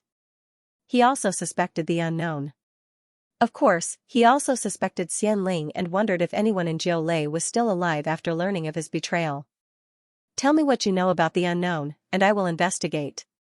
Although we are enemies, if the mastermind's goal is human civilization, then I will be on the same side as you on this matter, Lu Yin said. Red Hero sneered. Nice words. No wonder you were able to trick the 7 treasures Heavenly Toad into joining you. Alright, I will tell you, but I am afraid that you will not dare to go. Let's hear it. Lu Yin was looking forward to learning about the other unknown identities. Red Hero opened his mouth and gave him a set of coordinates. Go if you have the ability. He then disappeared. End of chapter. Lu Yin looked at the empty starry sky and memorized the coordinates. Just now, he really wanted to ask Red Hero if he had heard the praise of death. Did he see the group of skeletons dancing around the corpse? But he did not say. So what if Red Hero had seen it? Would he care? He was a traitor who wanted to completely destroy his own civilization. It's best not to go to that location, Jiao Wen said. Lu Yin looked over. Senior, do you know this location? Jiao Wen shook his head. Red Hero won't do useless things. Lu Yin was helpless. If I want to see the unknown clearly, I have to go. There's no other way. Jiao Wen looked at Lu Yin with a dim gaze. I'm sorry, we old things are useless. We let a child like you charge into battle. Lu Yin smiled. Senior, don't say that. Then, I'll leave first. No matter what, escaping with teleportation won't be a problem. Jiao Wen watched Lu Yin disappear. He looked at the starry sky and countless people. In order to plot against Red Hero, he had sacrificed too much, but in the end, someone else had to take the final step for him. Lu Yin, no matter what the outcome was, live well. The coordinates given by Red Hero were quite far away from the Red Coat civilization and the 3 universes. Lu Yin had to teleport nearly 100 times before he could get close. This distance was very far even for teleportation. One had to know that. The limit of each teleportation was 20 years of speed at the Eternal Realm. This was equivalent to this distance. Even an ordinary Eternal Realm would need more than 1,000 years to arrive. The Red Coat civilization and the 3 universes were only 300 years away from the Eternal Realm. The 7 treasures Heavenly Toad race and the Devouring Seal civilization seemed to be very close to the 3 universes. However, even at such a close distance, it was difficult for the Eternal Realm of the 3 universes to see clearly. It was one thing to be able to effect an attack, but it was another thing to be able to see it. Cultivators were very wary of each other. Qing Lianyu and the others would not look into the distance for no reason to prevent accidents. Civilizations did not communicate with each other, nor did they look at each other. The current distance was still very small compared to the distance of inches. At least, Luin could not see the end. He was now glad that 8 colors had once said that there was no circle for the unknown. If the unknown ecosystem also existed, and this coordinate belonged to one of the unknowns, then since the unknown ecosystem was so big, the other ecosystems must also be very big, and the distance between them would be boundless. An eternal life realm expert was already the pinnacle of a civilization. To prevent such experts from coming into contact with each other, this distance was very reasonable. Otherwise, if the eternal life realm experts kept coming into contact with each other, it would have been chaotic. Fishing civilizations didn't need to fish anymore. They could meet them anywhere. The greater the distance, the more reasonable it was. Luin stood tall in outer space and looked into the distance. His eyes gradually widened as he stared in disbelief. What? Under the light mirror spell, a giant was cooking in a distance that was hard to see with the naked eye. That's right, Luin rubbed his eyes as he saw an indomitable giant. Cooking? Luin watched as the giant skillfully flipped the wok, stirring it with a spatula and other tools from time to time. And why did it have to be a giant? Giants were also in human form. Why were they giants? It was a green giant with a blurry face that resembled a puddle of paste. There were no distinct facial features, but it was indeed a human form. Such an absurd and bizarre scene left Luin completely dumbfounded. What was going on? The coordinates that Red Hero had given him. Could this be one of the humans from the 9th base inheritance? Luin stared into the distance for a while before coming back to his senses. No matter what the situation was, since he was in human form, he would definitely need to communicate. He teleported closer to the stove and looked at the flames boiling in the void. The surrounding universe was constantly burning, and the temperature was enough to turn a powerhouse from bitter adversity to ash. The spatula continued to stir-fry, and the dish was a divine tree. Luin looked at the severed divine tree on the stove. It really was a divine tree. Was a divine tree actually a vegetable? Compared to this giant, Luin was so small that he couldn't even be considered an ant. He climbed onto the stove, and the flames in front of him seemed to cover the entire sky, obscuring everything he could see. The sound of stir-frying was like a clap of thunder that resounded in his ears. It was fragrant. It was really fragrant, so fragrant that it was strange. How could a tree be used to cook? Luin teleported to the severed divine tree and placed his hand on it. The next moment, green dots of light entered his body. He had been collecting these green dots of light from divine trees, but he couldn't bear to destroy the ones that were still growing well. This divine tree had already been uprooted and severed, so it was better to let it return to dust and return to earth. The green dots of light were absorbed, and the remaining divine tree gradually turned to ash. At that moment, a hand descended from above as if to grab the divine tree, but after a few grabs, the giant lowered his head. Where was the tree? The tree was gone. The giant was clearly stunned, and he stared at the stove with a face that couldn't be seen. Luin stood on the stove and looked at the giant. The two stared at each other. Human? The giant roared and took out a spatula from the wok and viciously swatted it down as if it was swatting a fly. Luin's pupils shrank. He immediately teleported away, but the giant swept the spatula and quickly found Luin. However, Luin teleported again, and the giant spatula missed. Teleportation? Demao? Luin asked as he stared at the giant. This voice belonged to Demao. The giant stared at Luin. It's you? Luin would never have dreamed that Demao was a giant, and a cooking giant at that. However, he didn't seem like a giant either. His facial features were constantly distorted and turbid, like paste.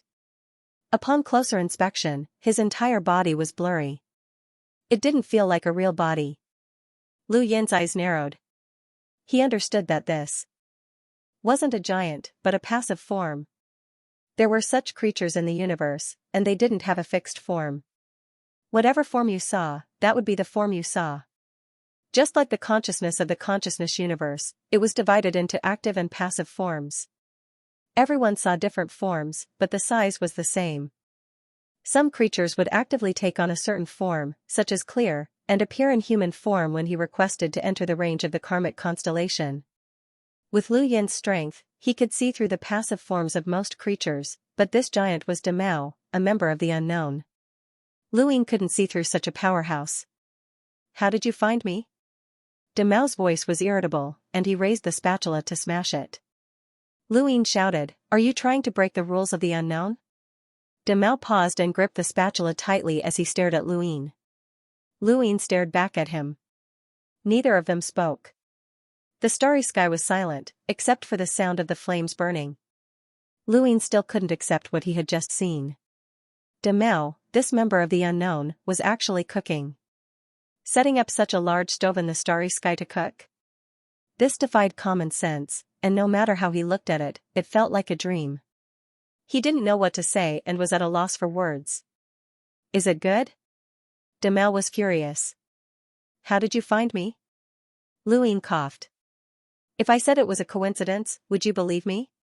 De Mao was furious. Don't make me kill you. I'm not that trash red hero. He doesn't dare to do it, but I do. Lu Yin was skeptical because he felt that Red Hero's pressure was greater than De Mao's. De Mao should be very powerful, or else he wouldn't have been able to crush his immortal plume. But he couldn't have reached the level of consonance with the three laws of the universe, and he didn't feel Ancestor Ru Shan's oppressive aura. Don't get so worked up. We're all members of the unknown, so we should get to know each other. We're not enemies. You see, every time we're in the knowing whereabouts, it's always the two of us talking, and no one else can get a word in. I think we can be considered friends.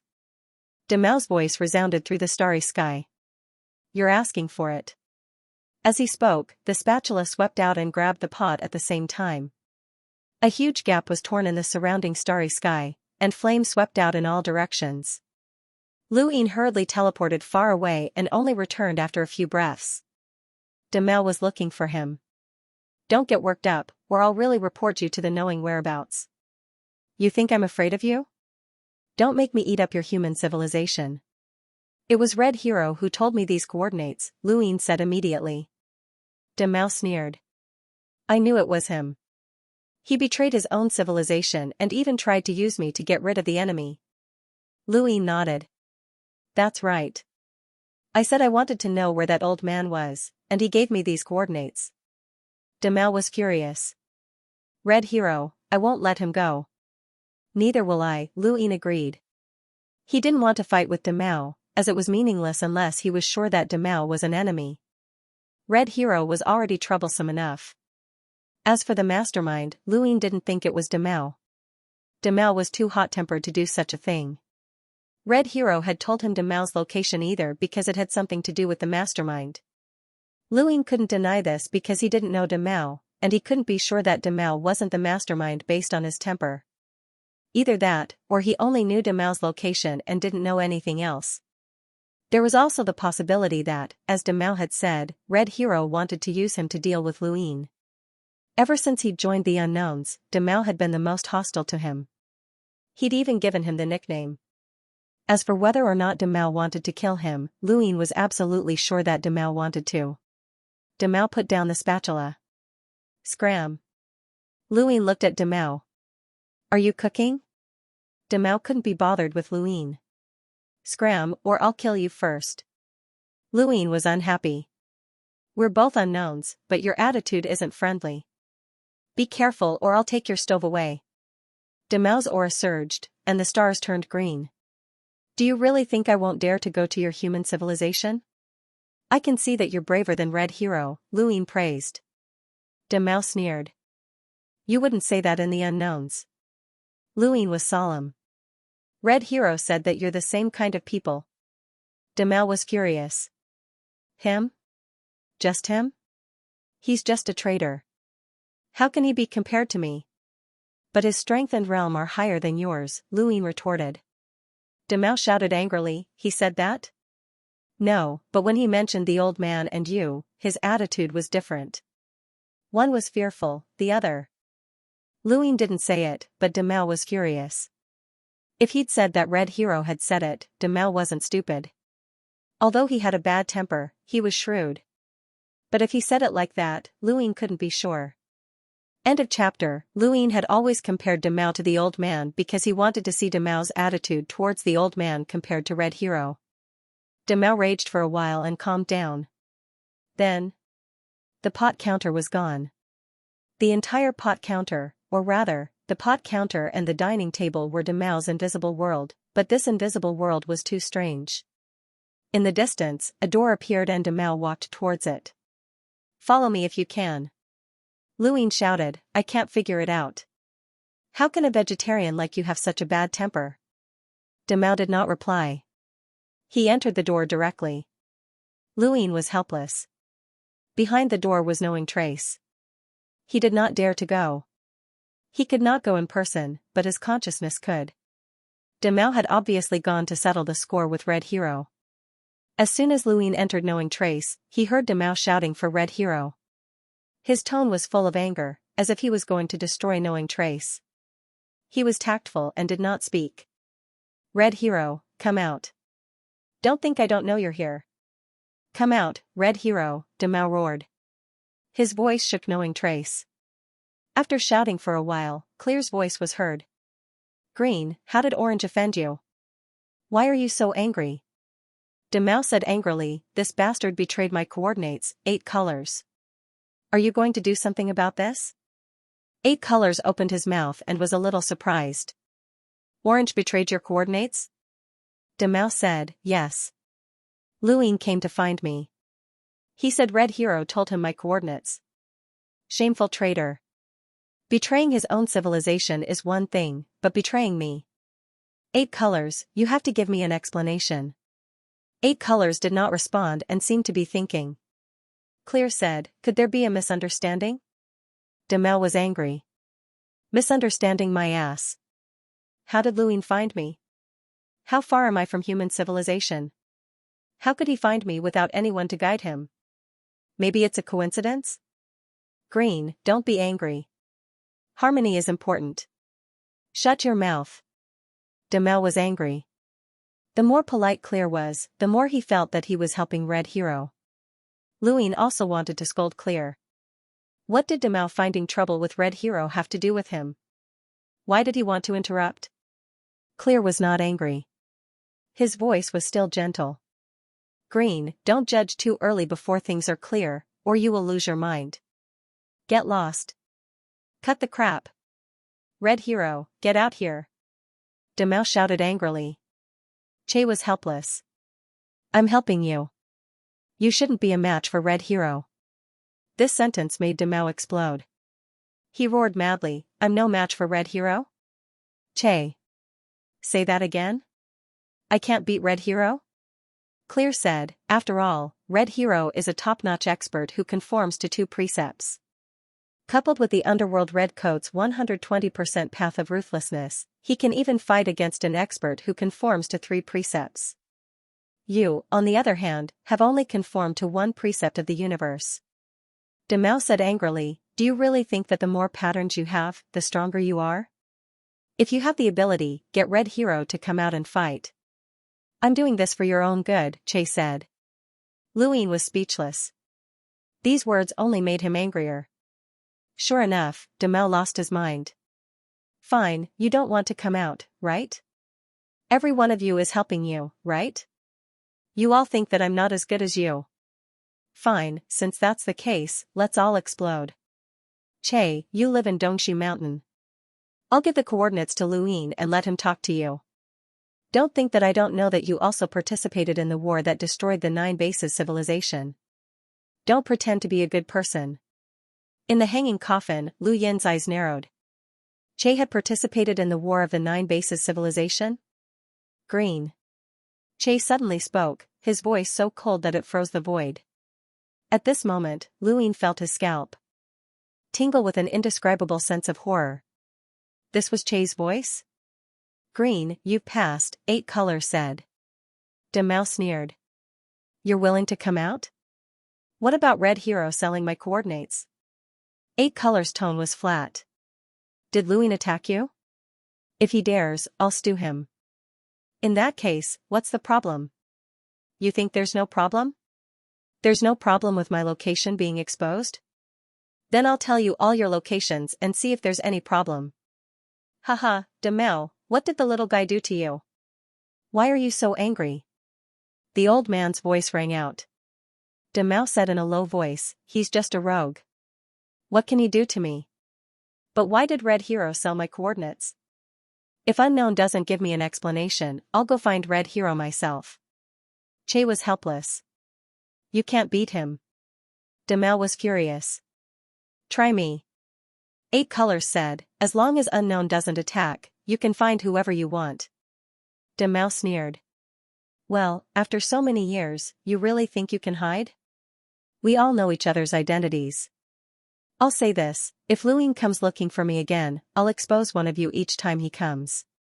Let's see who can hide until the end. He then left knowing whereabouts. Luing left at the same time and looked into the distance. Demao did not appear, he had gone somewhere else after leaving knowing whereabouts. Recalling what he had heard and knowing whereabouts, his face gradually sank. Che had participated in the War of the Nine Bases civilization. Was he also an enemy of the Nine Bases civilization?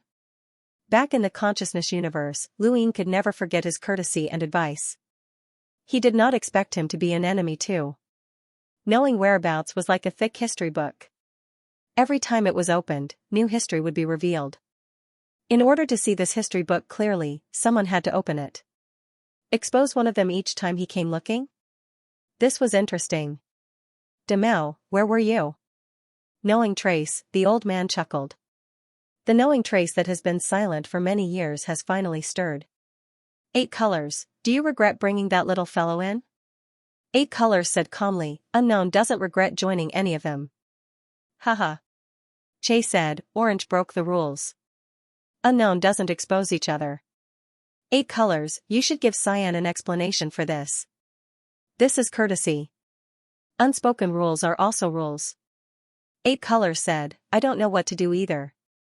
Since the founding of Unknown, those who have joined have all been powerhouses. They know the rules, know their limits, act silently, and scheme invisibly. But Luing walks on the edge of the rules, and he's afraid that others don't know. He completely messes up the atmosphere of Unknown, so you're also thinking of a way? The old man was surprised. 8 Colors did not deny it. Che sighed. I've met Luing before. He's a very polite child, just a little lively. I hope Orange can teach him a lesson and make him more stable. Haha. On the other side, Luing went to the Red Coat civilization with anticipation. He looked for Red Hero and asked Demao. Seeing Luing looking for Red Hero with a smile, Che was stunned. What was going on? Why did it feel like he was visiting a relative? I don't know where he is, Che asked. Luing was puzzled. After so many years, none of the seniors have touched Red Hero's position? Che asked, there are many positions, but they should not be in the positions we know. After all, he has to guard against your teleportation. Luing understood. Indeed, everyone would guard against teleportation. Otherwise, they would not be able to cultivate in isolation. Alright, it seems like we have to think of another way. Luing looked around the sky and spoke. His voice spread throughout the civilization. Red Hero, come out and meet me. Countless cultivators from the Red Coat civilization looked up at him. He was here again. The frequency of this Mr. Lu finding trouble was a little too fast. Many of them wanted to leave with Luing, but they did not dare to because of Red Hero's methods. On one hand, they hoped that Luing could defeat Red Hero, but on the other hand, they knew that it was impossible. The hero ancestor was too strong. After waiting for a while, Red Hero did not come out. Luing frowned. What? You want to be a coward? Junior, have you found the coordinates? Red Hero came out and looked at Luing calmly. Luing looked at Red Hero. Sure, give me Demao's coordinates.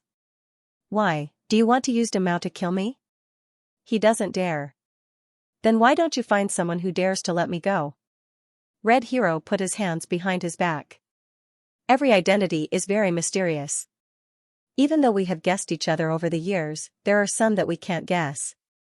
By the way, the Demao you are talking about is called the Source Master. Luing raised his eyebrows. The Source Master?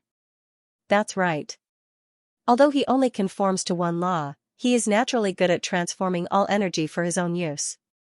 Even I am not sure if I can beat him. Demao is happy to hear this, but why are you telling me this? Red Hero's lips curled up. Aren't you looking for him? I am also afraid that you will be easily killed by him. Lu Yin sneered. Thank you for reminding me. Lu Yin knew Red Hero's purpose. He wanted to use Lu Yin to find out who was scheming against him. In the end, what he was most afraid of was not the human civilization behind Lu Yin, but the mastermind. Without this mastermind, he would definitely find a way to eradicate the power of the three universes. Red Hero wanted to find out who was behind this, and guessing was one of the unknowns. Lu Yin wanted to see the unknowns clearly because all of them were enemies. Although they were enemies, before either side had the confidence to completely suppress the other, they could push forward with what they wanted to do. Of course, Lu Yin had to be on guard against Red Hero wanting to kill him. He did not doubt that Red Hero wanted to kill him. Without him, the threat of the three universes would be even smaller, and the mastermind would be even less of a threat to him. For coordinates, one of which is where the source master is. Lu Yin frowned. Red Hero had given him 4 coordinates, both real and fake. The real one was where Demao was, but what was the fake one? Why, you don't dare to go? Red Hero looked at Lu Yin. Lu Yin glanced at Jiao Wen, who was also confused about the 4 coordinates and shook his head. You don't have to go, but I promise you that one of them is where the source master is. Although the source master's strength is unknown, he has lived for a long time and has guessed more things than I do. I don't even know how much he knows about me, Red Hero said and then disappeared. He had only given him 4 coordinates. Don't go. Jiao Wen's voice sounded. Lu Yin looked at him. Jiao Wen's expression was solemn. Based on my understanding of Red Hero, one of the 4 coordinates he gave must be real. That's right, but the key point is that the other 3 must be in a place where he thinks he can kill you. Lu Yin's gaze turned cold. Kill me? End of chapter. Wine asked, teleportation is not invincible. Even Xianling was killed, let alone you. Your teleportation needs to be seen.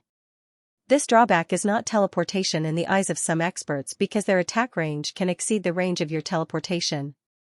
Red Hero can do it, but he hasn't really made a move. If he doesn't make a move, there must be an existence in these coordinates that can make a move. Lu Yin was puzzled. There can't be a civilization behind Red Hero. Either that, or it's a civilization that he can use. Wine asked, the civilization that Red Hero has always used has been us. He told me that the unknown has to complete the mission. But his mission hasn't been completed for a long time. Lu Yin was surprised. There's no civilization behind Red Hero that can be used? As far as I know, no.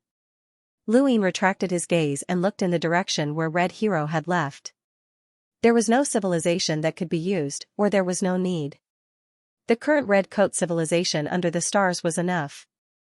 However, as far as he knew, the immortal realms rarely left this place.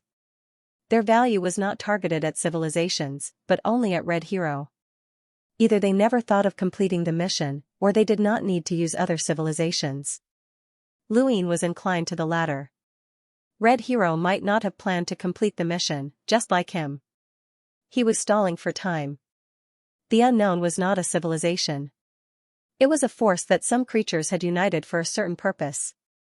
This kind of force only had a unified goal, but there was no unified inheritance. Each had their own plans. It was just that the unknown goal happened to cater to their goal, or they were forced to do it like him. Red Hero had chosen between the Xianling civilization and the unknown. He had chosen the unknown because the unknown could give him more than the Xianling civilization. Then, what was his purpose for joining the unknown? No matter what his purpose was, he had to find these 4 coordinates. Sometimes, traps were also clues. Lu Yin's gaze fell on the 4 coordinates. These 4 coordinates were given to him in order. What did Red Hero mean? Did he think that he would search in order or not? With a wave of his hand, the 4 coordinates were messed up. Lu Yin grabbed them and grabbed whoever he grabbed. Mirror light. This was it. The 4 coordinates were not close. The farthest one was much farther than finding Demao. The coordinates that he had to find were about the same as finding Demao. He kept teleporting. The closer he got to the coordinates, the more cautious Luin became. Especially the last few teleportations, he first used the mirroring spell to look into the distance. He had to watch carefully before he moved to prevent himself from falling into Red Hero's trap. In the end, he stared blankly at the empty universe. Were these the coordinates that Red Hero had given him? Why was there nothing? There was nothing in this universe. Creatures, mother trees, everything that should have existed had disappeared. Moreover, there was no feeling of being rebooted. It was strange no matter how one looked at it. Luin cautiously retracted his aura as he entered, and at the same time, he used mirroring to carefully inspect the area. Red Hero would not use a universe with nothing to fool him. It was meaningless. There must be something in this universe. Luin continued his search, but in order to avoid any dangers that even he himself could not detect, he did not even use instant shift. He wanted to use it as a trump card as much as possible. After searching for several months, he finally found the power of deathly stillness. That's right, this universe actually had the power of deathly stillness. Although it was very, very little and almost undetectable, it was indeed the power of deathly stillness. If it wasn't for the fact that it was too little, it wouldn't have been discovered only now. Why was the power of deathly stillness left in this universe? What was the relationship between this universe and the dead universe? What did the dead universe have to do with Red Hero? Could it be that Red Hero was not only related to Xianling and the unknown, but also the dead universe? That shouldn't be possible, right? How could a human trader wander between these three behemoths? Luin was not confident. He continued his search. Another half a year passed, and Luin looked up at the sky and sighed. This universe had been rebooted, and it should have come from the dead universe. The dead universe had rebooted this universe, but because too much time had passed, the power of deathly stillness had weakened. As for Red Hero, he should have nothing to do with the rebooting of this universe. Otherwise, why would he deliberately lead Luin here? Was it just to tell him that he was related to the dead universe? This did not make sense, as Red Hero was too cautious and would not reveal all of his trump cards. Was he not afraid that Luin would tell the unknown? Another possibility was that something had once existed in this universe, but it had been destroyed by the dead universe, and Red Hero did not know about it. He had thought that he had been led to a powerful civilization that could threaten him, but he had not expected that this civilization would be destroyed by the dead universe. Luin pondered for a long time before returning to the Red Shirt civilization to meet Red Hero. Under the starry sky, Red Hero sized Luin up with a cold gaze. "You look pathetic." Lu Yin's face was pale, and he was no longer as calm as before. There was even fear in his eyes. "You're trying to kill me." Red Hero slowly said, "I only said that one of the 4 coordinates was real. I didn't say that all of them were real. That civilization is very strong. Is it one that you can use?" Luin asked as he stared at Red Hero. Red Hero sneered, "The Ro universe. It's a civilization that's close to a fishing civilization. Although it's not a fishing civilization, it has a special combat style and control of space. You should have escaped by relying on teleportation. Otherwise, they would have known that you could teleport, and you wouldn't have been able to return." The Ro universe? Luin understood that Red Hero was testing Red Hero. It seemed that Red Hero's guess was the same as Lu Yin's. He really wanted to use that civilization to deal with Luin, but he had not expected that civilization to be destroyed by the dead universe. "Did you use that civilization? Or was it a mission? Why should I tell you? When was the last time you went to the Ro universe?" Luin was curious. Red Hero frowned. "Why do you ask?" Luin was disdainful. "The only thing that's a threat to me is their ancestor. From what I can see, that ancestor's strength is not below yours." Red Hero's eyes went wide. "You didn't go to the Ro universe." Luin raised a brow and looked at Red Hero in surprise. Had he been seen through? Red Hero did not understand and looked at Luin deeply. "That's not right. You clearly have the aura of the Ro universe on you. That aura can't be erased even if the universe is destroyed. You must have been there." Red Hero's expression turned solemn. "The Ro universe was destroyed. What you saw was the Rho universe after it disappeared. Sure enough, he had been seen through. It was probably because of the way he had addressed the Rho universe's ancestor. He had been careless. There were many civilizations in the core, and all of the civilizations that Luin had come into contact with had their own ancestor. Thus, he had naturally assumed that the Rho universe had an ancestor as well. He had wanted to trick Red Hero into giving him some useful information, but he had not expected to be seen through. There were many civilizations in the core, and they could not be treated with common sense. Luin was curious, what's the situation with the Rho universe? Red Hero coldly replied, it's fine that the Rho universe was destroyed, but there are still 3 coordinates. Continue searching. Wait, at least let me understand the Rho universe. Luin asked. The Death universe was also a great enemy. More accurately, Red Hero was just a traitor. The Death universe was unknown, and Xianling was humanity's mortal enemy. As long as there was a chance, Luin would find a way to understand it. Unfortunately, Red Hero ignored him and simply disappeared. Red Hero had not expected the Rho universe to be destroyed. Luin looked so pathetic that it was obvious that he had been testing him. This kid was too cunning, and if not for the fact that he did not understand the Rho universe, he would have been fooled. The Rho universe was called a civilization, but it was actually a creature that could split into countless other creatures. Each creature was its own universe, so how could such a civilization have an ancestor? As long as there was enough time, this creature could theoretically split until it filled the entire core. This creature was an unknown mission that Red Hero had once accepted, but he had never completed it. This time, he had given it to Luin. If Luin had been careless, he would have been easily controlled by this creature. But the Rho universe had actually been destroyed. Wait, if it had been destroyed, why had the unknown side not notified him that he had completed the mission? Red Hero suddenly appeared in front of Luin again and sized him up. Luin looked at him in confusion. Have you thought it through? Are you going to tell me the mouse coordinates? Red Hero stared at Luin. Has the Rho universe really been destroyed? Luin was about to mock him when he suddenly paused. He seemed to have thought of something, but he did not say anything. Red Hero looked at him deeply and did not speak either. The atmosphere suddenly became very strange. Red Hero did not want Luin to guess anything, so he did not dare say anything. Luin, on the other hand, thought of a possibility: the Rho universe might have been his mission. Since he had completed the mission, 8 colors should have given him a reward.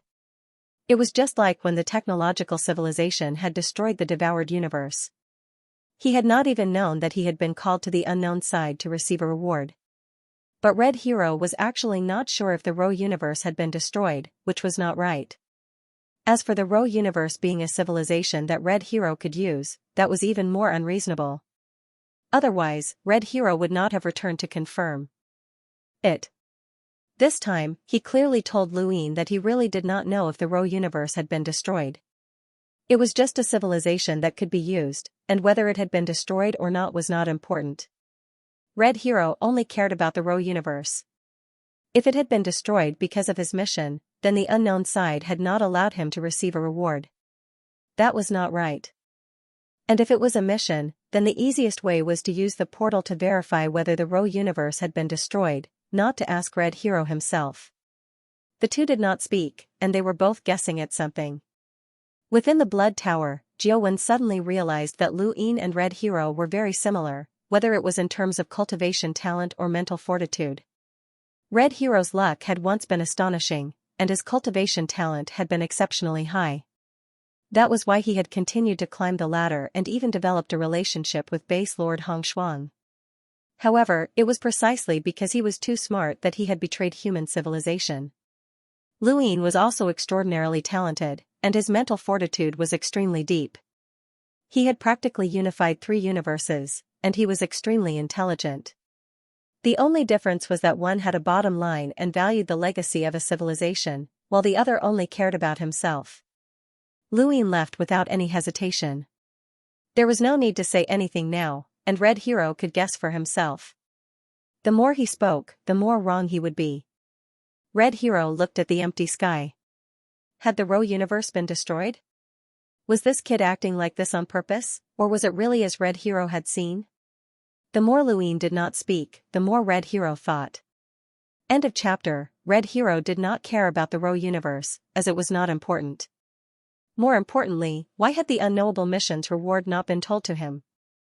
It was a pity that the portal to the Row universe had been discovered and destroyed by the creature from the Row universe, so he could not see it directly. Otherwise, he would not have asked Luin. If he wanted to verify it now, he could go to Zitrak and ask for another portal. However, if the Row universe had truly been destroyed, then the unknowable mission would not give him a reward despite knowing about it. Something was wrong here. Could it be that the creature from the Row universe had only disappeared and was not dead? On the other side, Luin used teleportation to find the second set of coordinates. It was the same as the first set of coordinates. He was very cautious, very cautious. The first set of coordinates. Red Hero had left the Row universe for him, and he did not know what the second set of coordinates was. If not for his teleportation, Luin would not have come one by one. Of course, the most important thing was that he could not take the initiative against Red Hero. Red Hero was too strong, and he could not see the end of it. He also did not have any attachments, and the only ones who could not see him were Rang Yu and Ji He. He also wanted to understand the unknowable mission through Demao, so the initiative was completely in someone else's hands. However, nothing was absolute in this world. The initiative could change. He would take it slow, as he had experienced this many times before. The second set of coordinates. It was still empty, and there was nothing there. What the hell? The first set of coordinates was like this, and the second set of coordinates was the same. Was it still a dead universe? Luin checked, but there was no deathly still energy. He continued to search, and it took him half a year to confirm that there was no deathly still energy. There were also no signs that this universe had been rebooted. Either there was nothing there in the first place, or it had been so long since the universe had been rebooted that there were no signs of it being rebooted. The Tianyuan universe had been rebooted, and the human civilization had only appeared after that. All traces of it before that had been erased, and nothing could be seen. The next set of coordinates. Luin returned to the Red Shirt civilization below the astral plane. These coordinates were all set with the Red Shirt civilization as the center, so he could only set off from there. He teleported again and again and looked into the distance. This time, Luin saw the same unbelievable scene, the mother tree, a forest. There was only one mother tree in each universe. This was common sense, as some universes did not have mother trees. However, what Luin saw was a forest of the mother tree. He rubbed his eyes. It must be an illusion. How could a mother tree become a forest? However, in the distance, beyond the 20-year speed of the eternal life realm, there was indeed a forest of mother trees. It was an exaggeration to say that it was a forest, but there were more than 10 mother trees. The main reason was that the mother trees were so big that they could support a part of the universe. When these more than 10 mother trees were connected together, they were naturally seen as a forest. Moreover, it was a forest that spanned across a square inch. It was equivalent to more than 10 universes connected. This was extremely exaggerated. Its range far exceeded that of the Tianyuan universe, the Jiaosha universe, and so on. Where did so many mother trees come from? The moment he saw the mother trees, Luin confirmed that he had found Demao. Demao's dish was made from the mother trees. Luin took a deep breath. He had found the third set of coordinates, which wasn't the worst-case scenario. He teleported closer and appeared in the crown of a huge mother tree. He gazed into the distance. Where was Demao? The mother forest was full of life, and there were all kinds of creatures. Luin looked at the giant crawling creatures that ran past him. Above him, birds flew about, and from time to time, strange beasts would appear to chase after the birds. No matter how he looked at it, this place was peaceful. Luin was able to scan every nook and cranny of the mother forest with his mirroring technique, but he couldn't find Demao. There weren't any humans either. Only these creatures could bring life to the mother trees. However, these creatures weren't very strong, and the most powerful ones were only progenitors. None of them had even comprehended the laws of the sequence. Luin wasn't in a hurry, and he simply waited. This was definitely where Demao was. Days passed, and soon, more than a year had passed. The heavens trembled, and the birds cried out in unison as they soared into the sky. On the tree trunks, groups of creatures were running about in panic. Luin looked into the distance. Demao had arrived. Demao's figure rapidly expanded, and he turned into a giant that was as big as the mother trees. He reached out and grabbed a mother tree. All of the creatures on the tree fell down like raindrops, but Demao tossed them aside as if he was shaking off dust. Demao then raised his hand and slammed down with a palm, chopping the mother tree in half. He then chopped it into dozens of pieces, tied it up, and carried it on his back. He then walked towards the door. Luin watched the entire process. Was this a woodcutter? Demao really knew how to be self-sufficient. Just as Demao was about to cross the door, he suddenly stopped and turned around to stare in Luyan's direction. His aura was clearly boiling, and his furious voice resounded through the heavens. You again. He then grabbed the mother tree that had been chopped into dozens of pieces and threw it at Luin. Luin took a step forward and soared into the heavens. He faced the dozens of mother trees that were hurtling towards him, but he calmly raised a hand. There was a loud bang as the void exploded, and a terrifying force swept out horizontally, transforming into a gale that bent the remaining mother trees. Demao roared and raised his arm to chop down. Luin grabbed the mother tree with one hand and absorbed the green specks of light. He pointed at the void with the other and released his strongest power. The power rippled through the void, and Demao's arm came down and tore apart the power ripples. He then ruthlessly pressed down on Luin, as if he was splitting apart a wave. Luin felt the suffocating pressure, and his lips curled up. Red Hero is here. Demao paused and roared, where is he? Luin mocked, I told you that you were afraid of him, but you didn't believe me. Compared to Red Hero, Demao, you're still lacking. But you can't be blamed. After all, you're only in line with one law of the universe. Demao's arm suddenly dropped. You're courting death. Luin teleported away, and another mother tree was cut down from above. Demao's strength was a little frightening. Although he might not be able to suppress Luin, Demao's strength was not necessarily his forte. It's just a visit. Look at how angry you are. Fine, if you're unhappy, I'll leave. Luin teleported away. Demao roared in anger and opened a door to rush in. Far away, Luin lay down in a hanging coffin. Come on. Demao's curses shook the divine tree. Throughout the history of the unknown, no one had cursed so harshly. This Luin has gone too far. He's been looking for you time and time again. Although he hasn't made a move, he's forcing you to make a move. 8 colors, you should take care of this. An unfamiliar voice sounded.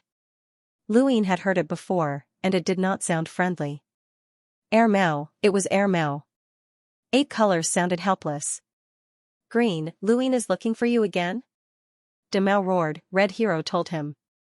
Clear spoke up, Green, are you sure Red Hero knows where you are? How can he find you so accurately? Maybe it's a misunderstanding. Luin was speechless. Demao hated hearing the word misunderstanding the most. Misunderstanding my ass.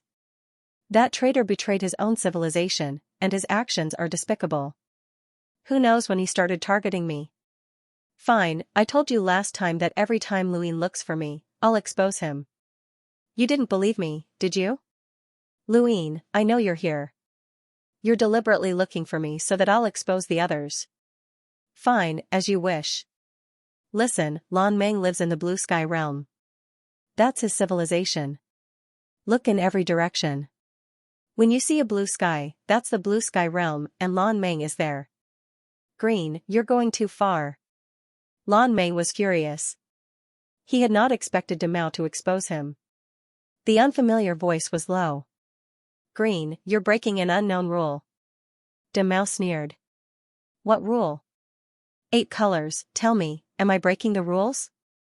You're the ones who didn't hide it well enough. What, only Red Hero is allowed to betray me, but I can't betray you. 8 colors, if you say that I'm breaking the rules, I'll shut up immediately. 8 colors did not move. Although this behavior was disgusting, it did not break the rules. At least, until now, none of the unknowns had attacked each other. Lan Meng's mind was still in a daze. He did not come to the Blue Sky Realm often, especially after being injured by Patriarch Shan. He had been in seclusion to recover. He had come to the Blue Sky Realm to take a look and learn more about the human civilization, but he had not expected to hear that he had been exposed. What did this have to do with him? He had not done anything. Clear spoke up. Lu Yin, you're here, right? Come out and clear up the misunderstanding. We're all unknowns, and even if we can't be friends, we shouldn't be enemies. Lu Yin did not speak. He did not care about anything else. As long as 8 colors did not stop him, he would keep an eye on Demao. Red Hero could figure out Demao's situation, but Demao could also figure out the others. Lan Meng was just a minor character, and Lu Yin wanted to know more about the other unknowns. Clear was one of them. After all, he had participated in the war that had destroyed the Ninefold civilization, so he was an enemy. Green, how do you know about the Blue Sky Realm? Lan Meng asked. He had also hidden his information, not wanting to be discovered. Demao sneered. What do you think the unknowns are? The unknowns are the most unfair part of the core, but also the fairest part of it. As long as you achieve eternal life, you can join the unknowns, regardless of whether you're in agreement with 1 or 3 universal laws. Don't think that you're on the same level as everyone else just because you join the unknowns. You're still far from that level. Haha, there are 12 unknowns. Some of them change frequently, and some of them never change, the old man said. Lan Meng fell silent. Lu Yin looked at the Blue Sky Realm. The unknowns were indeed fair. At least here, those who were in agreement with 1 or 3 universal laws could converse and even curse at each other. With the unknown's restrictions, no one would look for trouble, and they might not even know each other's identities. However, this was also the most unfair place. The unknowns would not help anyone, and no one would stand up for you. If you want to resolve this, it's best to warn Red Hero and let Lu Yin find me again. I can't say for sure who will be next. Although I haven't lived as long as some of you old fellows, I know quite a bit. You can try. Demao left after saying that. Lu Yin was in no hurry to leave, as he would not be able to find Demao even if he left. Clear spoke up. Lu Yin, come out. We know you're listening. The old man chuckled. You've completely taken advantage of Demao, little fellow. Demao is too impulsive. Everyone knows that he's being used. He knows it himself, but what can he do?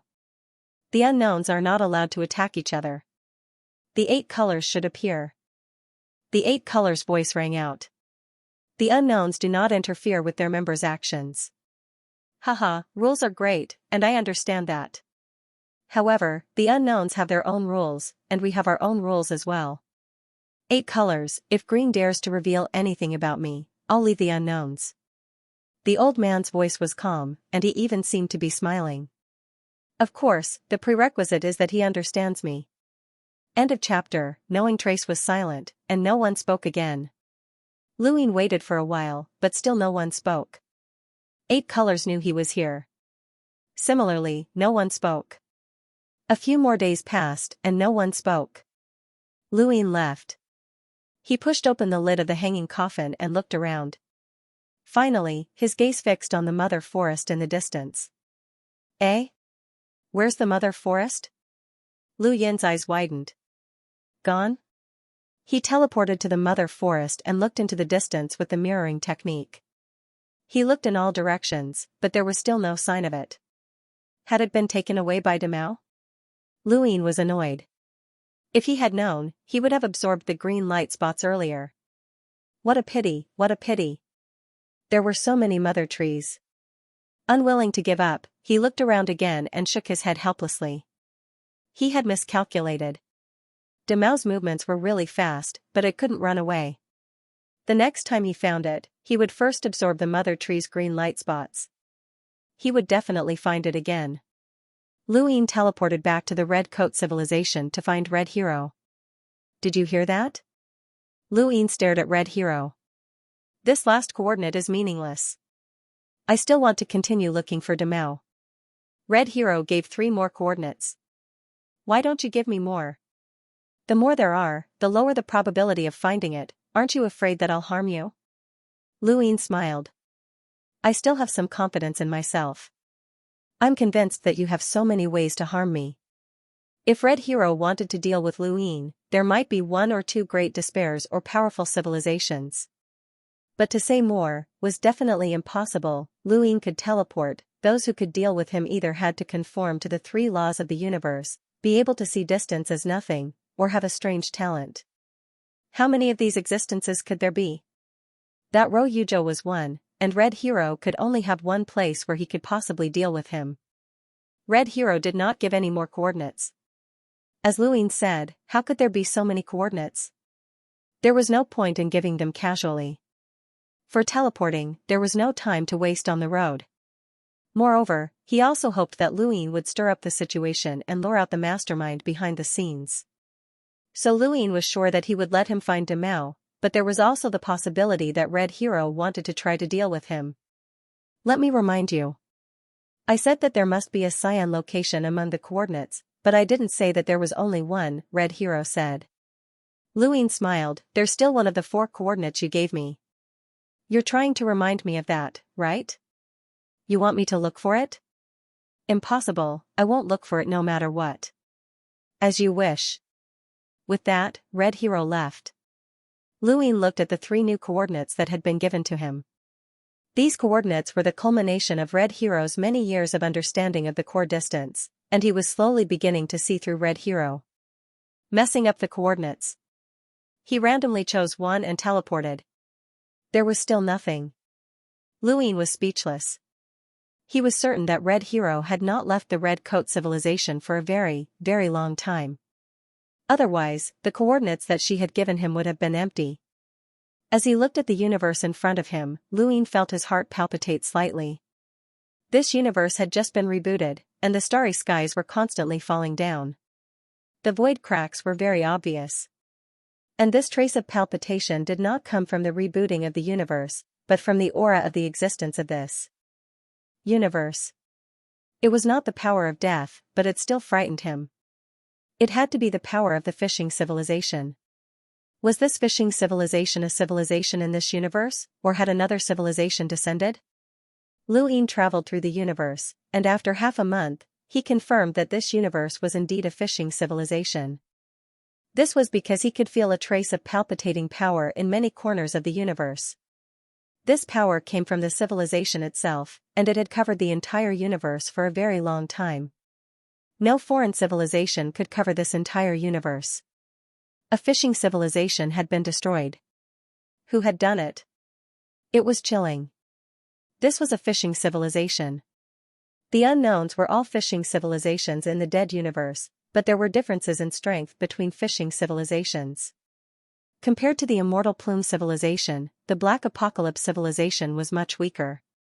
But in reality, the Black Apocalypse civilization lived up to its name as a fishing civilization. They had a legacy seal and could jump levels, and they could always produce rascals and immortal realms. If not for Patriarch Xian being so powerful and conforming to the 3 laws of the universe and slaughtering all of the immortal realms in the Black Apocalypse civilization, this civilization would not have been beaten to such a state. Even so, they could still make a comeback. If not for the intervention of the human civilization, the 7 treasures Heavenly Toad would have been gone. The Black Apocalypse civilization was stronger than the 7 treasures Heavenly Toad, and even an absolute powerhouse like Patriarch Xian could not change this fact. This was a fishing civilization. But now, such a level of civilization had been completely destroyed, and the universe had been rebooted. The distance of a square inch was immeasurably deep and terrifying. How many fishing civilizations had appeared so far? There seemed to be quite a few, but aside from the Black Apocalypse civilization, none of the fishing civilizations had been seen through. These fishing civilizations did not seem to have appeared in the distant past, but that was relative to teleportation. If Luine did not have instant transmission and a set of coordinates, it would have been very difficult for him to find this place, even if he had broken through to the Eternal Realm. According to his previous idea, this was a completely new ecosphere, and there might be other ecospheres that were separated from the unknown ecosphere. He returned to the Red Coat civilization and continued to the next coordinates. He teleported continuously, and just like before, he looked at the coordinates before the last teleportation. He was still 20 years away from the coordinates, and this distance was generally safe enough. Mirroring technique. There was no universe in the distance. Luin was surprised and continued to look. A gray shadow entered his vision, and he focused on it. Was that a crow? A giant crow appeared in front of him. Its entire body was gray, and it looked like a stone carving. Only the eyes on its forehead had spirituality and looked like a real crow. But why did it have so many eyes? Luin saw 3 eyes, and there were 7 empty holes in the crow's head. They were clearly where the eyes had been, but they had all been dug out. A giant, stone-like crow towered in the sky with only 3 eyes. It was strange no matter how one looked at it. Luin felt that the crow was looking at him. The moment he looked at it, the crow looked back at him. It was looking at him, right? Look, look, look. Whoosh. He couldn't move. Luin wanted to teleport closer, but he found that he couldn't move. His body froze as he stared at the crow, unable to move. He used all his strength to try and move, but he couldn't even budge an inch. His body was fixed in the void, and teleportation was ineffective. He released the space in his heart and tried to use the power of time to escape. Streams of light shuttled around him, but he still couldn't move. A bead of sweat rolled down his forehead. Why couldn't he move? In particular, he couldn't even move his eyes. He was locked in the same position as the crow. Yes, they were looking at each other. It was the crow. The moment he saw it, it saw him as well, and he couldn't even move. What was this thing? A sense of helplessness welled up in his heart. Ever since he'd obtained teleportation, he'd felt so safe that he could even escape from a powerhouse like Red Hero. But at this moment, he couldn't even move. Was this Red Hero's trap? What was this crow?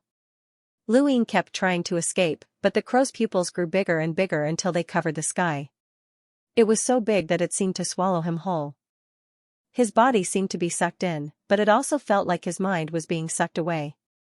It had been a long time since he'd felt so powerless. Even against Red Hero's attacks, he could at least resist.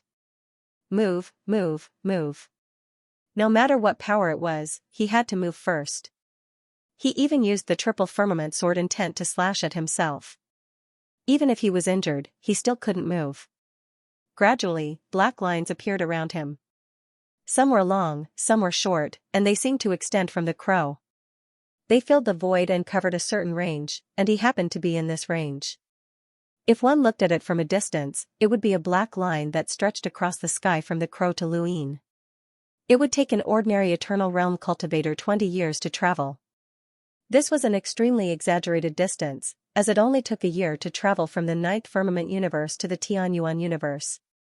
Luin was shrouded in the lines, but he didn't feel any danger. Still, he couldn't move. What he saw in front of him was the crow's eye. Suddenly, his finger moved. Lu Yin's eyes widened.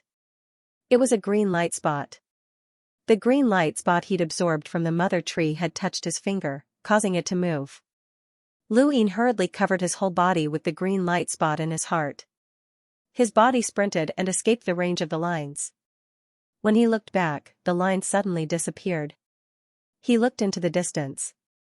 At this moment, he hadn't used mirroring, so he couldn't see the crow. He didn't dare to look at the crow. At this distance, he could see the crow, but the crow's eye could also see him. It was the eye that had made him unable to move. Luin hurriedly teleported away and reappeared far away from where he had just been. He panted heavily. What was that thing? How could it make him feel so powerless? If not for the green light spot, he believed that he would never be able to move. Whether it was strength or karma, he couldn't move. Was this Red Hero's method? To make him unable to move forever? But besides being unable to move, there had been no danger. If Red Hero wanted to kill him, he should have taken the opportunity to attack. However, it wouldn't be easy for Red Hero to reach his previous position. The distance was too far. The crow should have been the one to attack, but it hadn't done anything other than immobilizing him. What was the reason? Luin looked into the distance and slowly calmed down. After a moment of contemplation, he used mirroring again and changed his direction. He saw the crow again. At the same time, the crow's eye also saw him. He couldn't move again. Lu Yin's expression changed, and he hurriedly covered his body with green light spots to avoid it. He teleported away and continued to change directions. But no matter how he changed directions, unless he appeared behind the crow's head in a blind spot, the crow's eye would also look at him the moment he looked at it. It was as if his whereabouts were completely within the crow's line of sight. This wasn't impossible. The crow could see farther than he could, so his whereabouts were naturally being monitored. But why hadn't the crow attacked? If not for the fact that the crow had immobilized him the first time and hadn't attacked, Lu Yin wouldn't have dared to continue probing. Could it be that the crow wasn't alive? He teleported behind the crow, which was a blind spot. If he couldn't see the crow's eyes, then the crow wouldn't be able to see him either. Lu Yin looked at the crow's gray back in the distance. It didn't have any aura. Was it really just a rock? He wanted to get closer to test it out, but if it wasn't dead, then he would be in danger. End of chapter 1. Just one look was enough to immobilize him. What would happen if he moved? Lu Yin hesitated for a while before retreating. He would go back and ask around first. He teleported away and continued to teleport.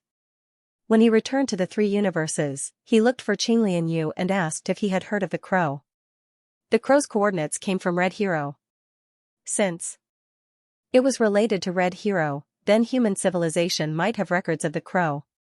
Of course, it was more likely that Red Hero had encountered it while traveling alone. That had nothing to do with human civilization. Xianxia shook his head, indicating that he did not know anything about the crow. However, he was also shocked by the ability to immobilize Lu Yin.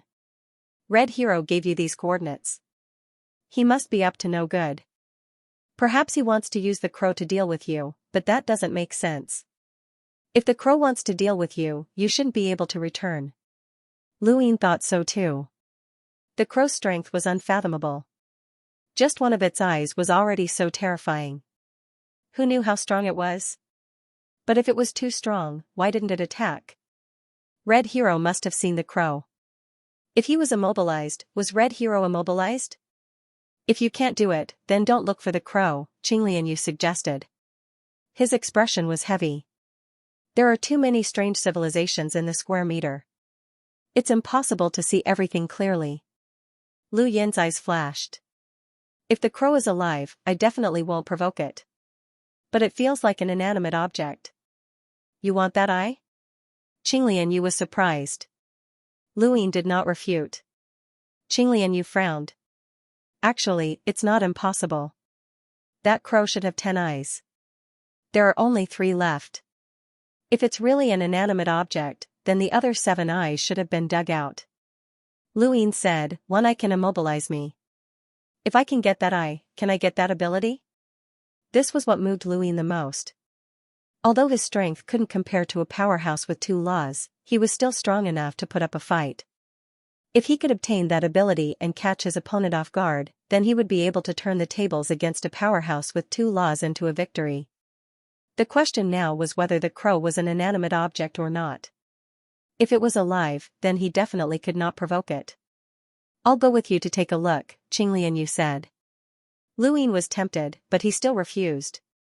Xianxia's existence could restrain Red Hero. If something went wrong, the 3 universes would not be able to protect themselves. This might be a trap for Xianxia and his boss. It was impossible for Red Hero to get an answer, so he asked the wine. Lu Yin teleported to the Red Shirt civilization and appeared in front of the Blood Tower to ask about the wine. 10-eyed crow? Jiawen was shocked, and he stared at Lu Yin in disbelief. Even when facing Red Hero, he had never been so shocked. Lu Yin sighed in relief. It seemed like Jiawen knew. Senior, do you know about the crow? Jiawen stared at Lu Yin. Tell me more about it in detail. Don't leave out anything. Lu Yin recounted the first time he had seen the crow, including his feelings. Jiawen listened attentively, and his eyes flickered with lingering fear. He then looked at Lu Yin and said in a heavy voice, you were actually able to escape from the 10-eyed crow's line of sight. How fortunate, how fortunate. It's my fault for forgetting such an important thing. I should have reminded you earlier. This is Red Hero's trump card. Luin was confused. Red Hero used this ten-eyed crow to deal with me? Jiawen nodded. Ten-eyed crow, a creature that only exists in legends. It is not a legend in the eyes of ordinary people, but a legend in our eyes. It can even be said that it is a legend in the ninth base. Lu Yin's gaze turned cold. A legend in the ninth base? Legend has it that the ten-eyed crow was born from the universe. It is immortal and eternal, and even time cannot trace back to its origin. It is temperamental and might destroy a civilization because it does not like it. It might also be in a good mood and not care if you ride on its head. In short, it is a strange and powerful creature. Legend has it that every eye of the ten-eyed crow has an indescribable power, and it is known as the pinnacle of talent. No one can defeat the ten-eyed crow at its peak. It is theoretically the most invincible existence in the entire square inch. Fortunately, it is already dead. It died in the hands of ninth base. Luin was shocked. Ninth base killed it? Jiawen said, I also heard from my master that the ten-eyed crow attacked the human civilization for some reason. Several base masters of ninth base worked together to kill it. I heard that the final attack came from the red shirt base master under the stars, Hong Shuang. She used the merciless path to burn the ten-eyed crow and turned it into a statue forever. At this point, he looked at Luin. It seems like the legend is true. If not, Red Hero would not know where the ten-eyed crow was. He lured you over to use the ten-eyed crow's eyes to deal with you. You were lucky to be able to escape. Luin was also glad. If not for the mother tree's green light spots, he would not have been able to escape. Fortunately, the ten-eyed crow was already dead. Mr. Liu, legend has it that every eye of the ten-eyed crow is the pinnacle of talent and can be controlled by humans. My master once regretted that he did not try to seize its eyes. Now, there are only 3 eyes left. Since you can escape from the power of one of them, perhaps you can try to take it. Luin originally had the same thought, but Jiawen's words shocked him. Can I? It should be possible. Are you sure that the ten-eyed crow is dead? Jiawen nodded and said solemnly, when I was born, the legend of the ten-eyed crow was that it was dead. Later on, I asked my master, and he confirmed that it was dead. I heard that there were many attempts to let the elite prodigies take its eyes in the ninth base. My master tried to compete but failed. If it was not dead, the ninth base would not let anyone try it. When I was born, it was already the end of the ninth base civilization. There were enemies everywhere, and such attempts had long stopped. No one ever mentioned it again. I did not expect Red Hero to use the ten-eyed crow to deal with you. Luin looked into the distance. During the ninth base civilization, those elite prodigies would have absolute powerhouses protecting them when they tried to take them away from the ten-eyed crow's line of sight. Now, there was none. Red Hero should be very sure that he would be frozen. Now that he had appeared, what was he thinking? Of course, Red Hero was not sure if he had seen the ten-eyed crow before. Also, since Red Hero knew where the ten-eyed crow was, did he know? Did Xianling know? Did they not try to take its eyes? Or did they try and fail? Senior, how many eyes did you hear of the ten-eyed crow remaining? I don't know. Master did not say. He only said that he had not heard of anyone succeeding. Perhaps he did not say anything even if he succeeded. That's possible. Actually, the one with the highest chance of success was the 4th Stronghold's Heavenly Eye tribe. Unfortunately, they are all gone now. Lu Yin's eyes narrowed. Was the 4th Stronghold's Heavenly Eye tribe gone? No, they were still around. They had just changed their name to the Longevity Civilization. Luin was very clear that the Longevity Civilization was a human civilization. Jingmin Shangyu could not tell because she did not have the Heavenly Eye, but he did. How could there be so many coincidences? The Longevity Civilization just happened to be able to repair the Heavenly Eye and had even helped him deduce the Heavenly Eye battle technique. It was unbelievable that they were so friendly to human civilization, and they were even willing to let him enter the Eye world. When Chang Hui spoke to him, his tone was filled with vicissitudes and even guilt. In the past, Lu Yin had not known which branch of human civilization the Longevity Civilization belonged to, but now he knew. The Heavenly Eye tribe was a very clear name. They were from the 4th Stronghold. Wu Tian's heavenly eye had not been obtained through cultivation, but rather through awakening his innate gift. There were two ways to obtain the heavenly eye from the longevity civilization. One was to be bestowed, which was through the vine climbing competition, and the other was through self-awakening. Although the longevity civilization did not mention it, Jingmen Shangyu had stayed in the longevity civilization for a period of time and had heard of such rumors. Thus, when Luyin had returned from the longevity civilization and learned that even Wu Tian himself did not know how to create the heavenly eye, he had an idea. It was just that the longevity civilization had disguised themselves so well that one could not tell that the vines were their legs or that the heavenly eye was on their forehead. Such methods were truly strange. The longevity civilization also knew that they could guess it, but they did not say it out loud. When he had left the longevity civilization, Luyin had specifically asked if they would help if the longevity civilization encountered a calamity one day. This question was equivalent to telling the longevity civilization that he had seen through it. They would meet again in 800 years. Should he make a trip there at that time? Jiao Wen's voice could be heard. A person's fate is truly indescribable. Countless people have failed in their attempts, but you might be able to succeed. Coincidentally, this attempt came from Red Hero. It is truly destined by the heavens and not up to anyone. Red Hero definitely did not have good intentions. He did not know that Luyin had the mother tree's green light spot, nor did he know that the green light spot could avoid the 10-eyed crow's innate gift. Otherwise, the eye would have been taken away during the 9th defense stage. Red Hero wanted to plot against him, but he had too much knowledge. Regardless of whether Xianling and the rest knew where the 10-eyed crow was, Luyin decided to take the eye. The ability to freeze space was too tempting. He teleported and disappeared. Red Hero reappeared and looked into the distance in shock. What did he say? Jiao Wen looked at Red Hero calmly but did not tell him. Red Hero looked at Xianxia. What did Luyin say?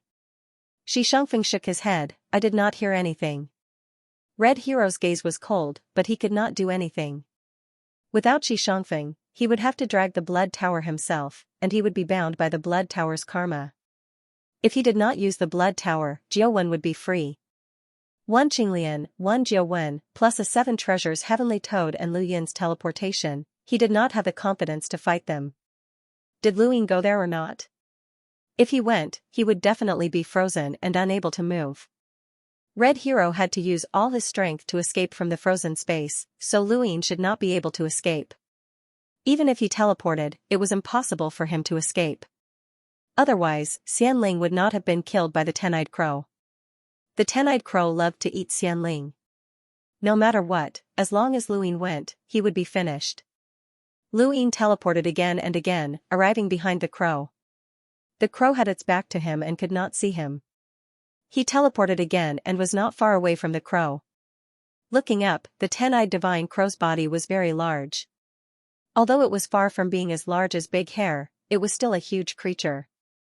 End of chapter. Now that he was so close, Luyin could see that there were many wounds on its body. Its feathers had been torn apart, revealing bone in many places. Its entire body had been roasted into a grey stone statue, a result of the Red Frost Base Lord's merciless path. Luyin did not know how strong the Base Lord was, but it was at least stronger than Red Hero. Even someone like Red Hero had needed several people to work together to deal with the 10-eyed crow, which showed just how powerful it was. The Base Lord also had a stabilized turbid treasure.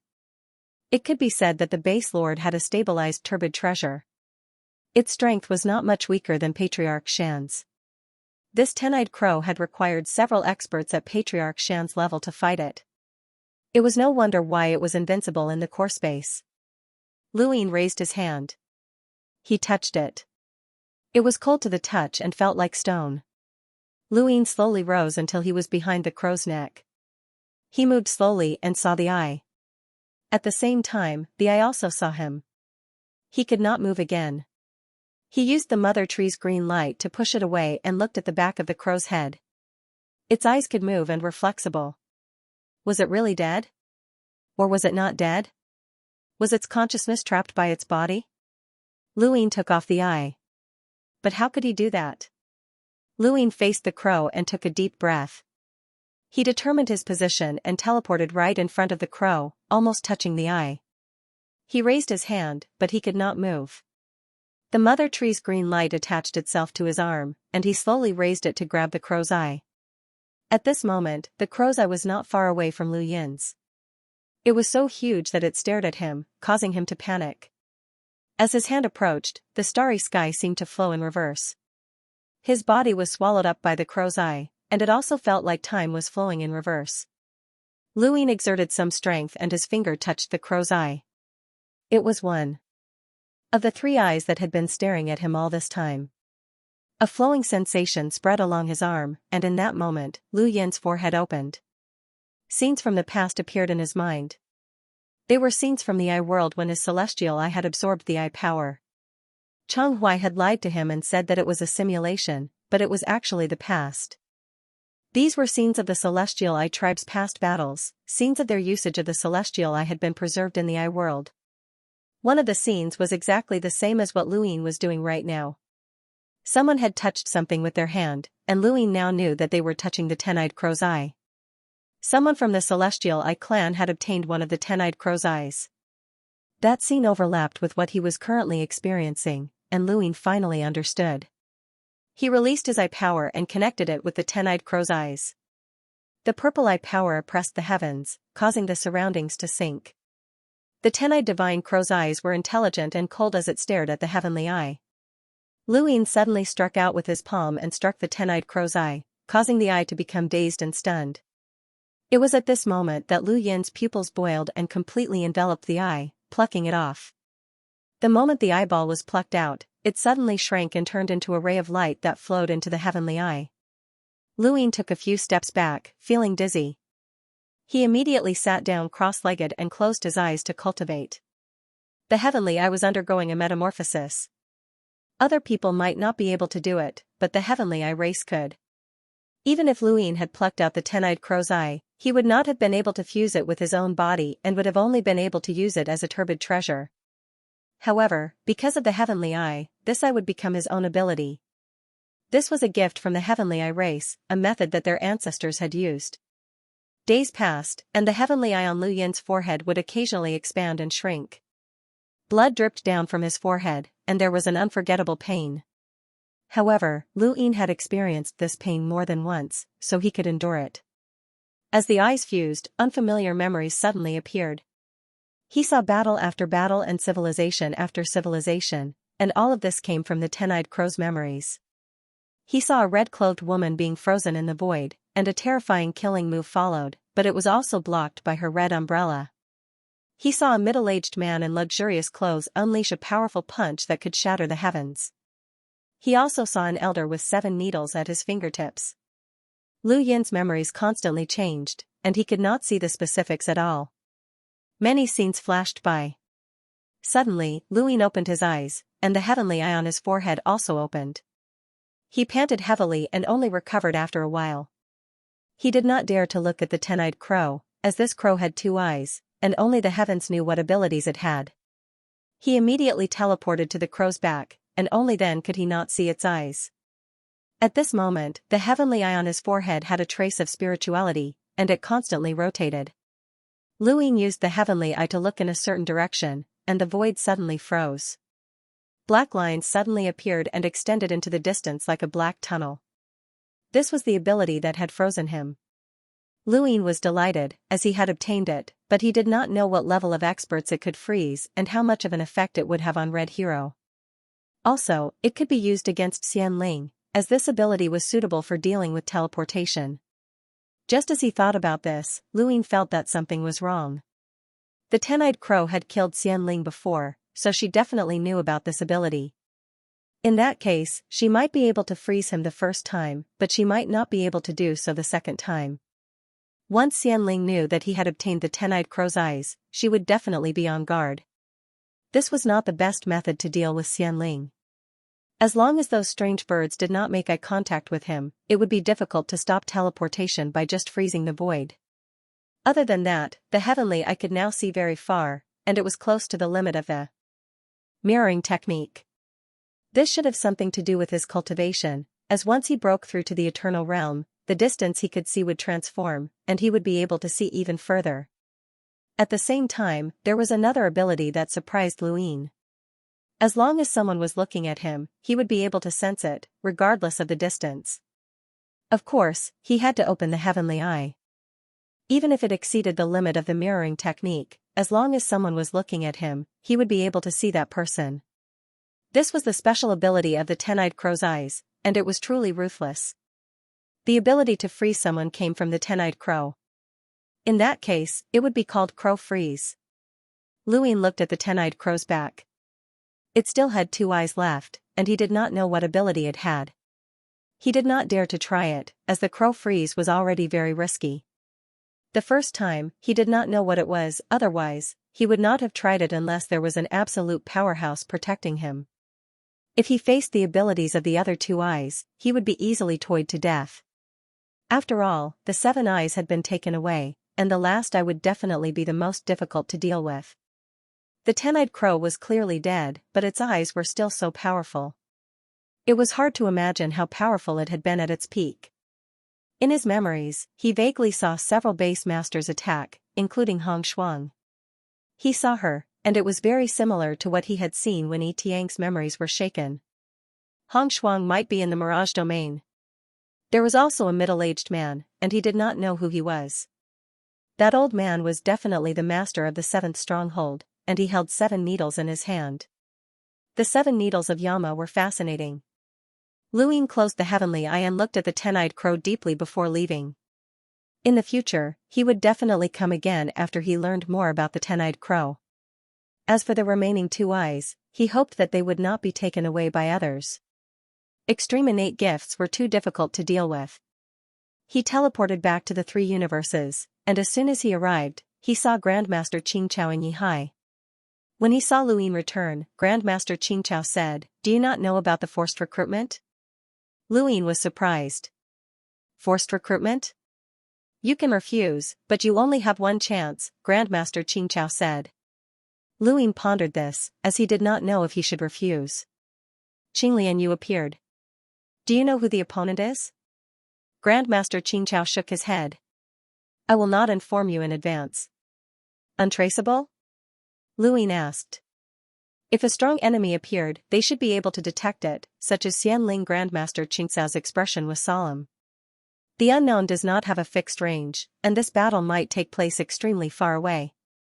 No one knows about it, and there must be someone among the unknown that knows who the strong enemy is, but that person will not tell us. Could it be Xianling? Qinglian Yu guessed. Luin was also thinking that if it was Xianling, he would participate in the battle. After all, the human civilization had been targeted by Xianling, and if he helped the unknown to deal with Xianling, it would reduce the pressure on the 3 universes. The more he understood Xianling, the more he would be able to deal with it. But what if it was not Xianling? What kind of strength would the unknown be? For the unknown to be forced to participate in the battle, one could imagine how strong the enemy was.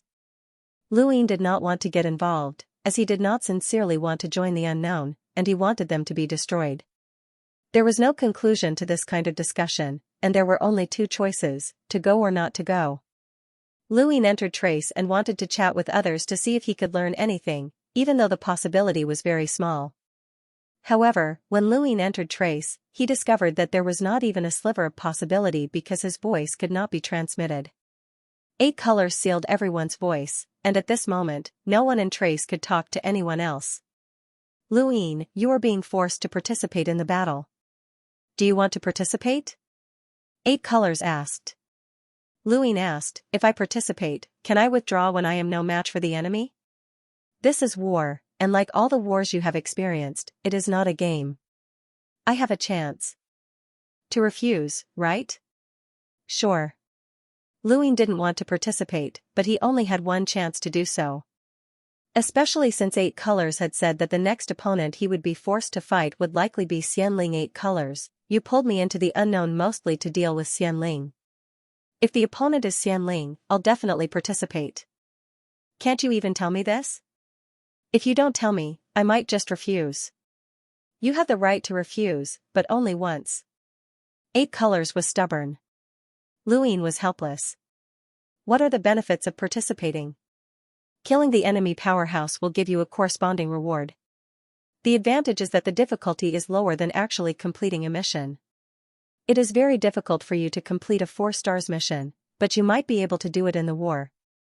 The disadvantage is that it is very difficult to use other civilizations. No civilization is stupid, and the scale of the war can make them retreat. Luin understood. Logic told him that he should not participate, even if he did not have the right to refuse next time. Who knew when the next time would be? Perhaps he would have broken through to the Eternal Realm by then. If he could protect himself in the war, this was the best choice. Also, if Red Hero had the right to refuse, it would be disadvantageous to the 3 universes if he did not go. Luin told 8 Colors about this concern, and 8 Colors said, during the war, the designated civilization will be protected by the unknown for no reason. The protection period is 1,000 years after the war. Luin was shocked. 1,000 years after the war? 8 Colors said, yes. Did Red Hero participate in the battle? No comment. End of chapter. Luin looked at the colorful divine tree in the distance. He did not expect this to happen. This was a good thing for human civilization. They would be protected by the unknown for 1,000 years. Red Hero would not be able to attack the 3 universes. Of course, they could not attack the Red Coat civilization below the stars either. This was a huge temptation.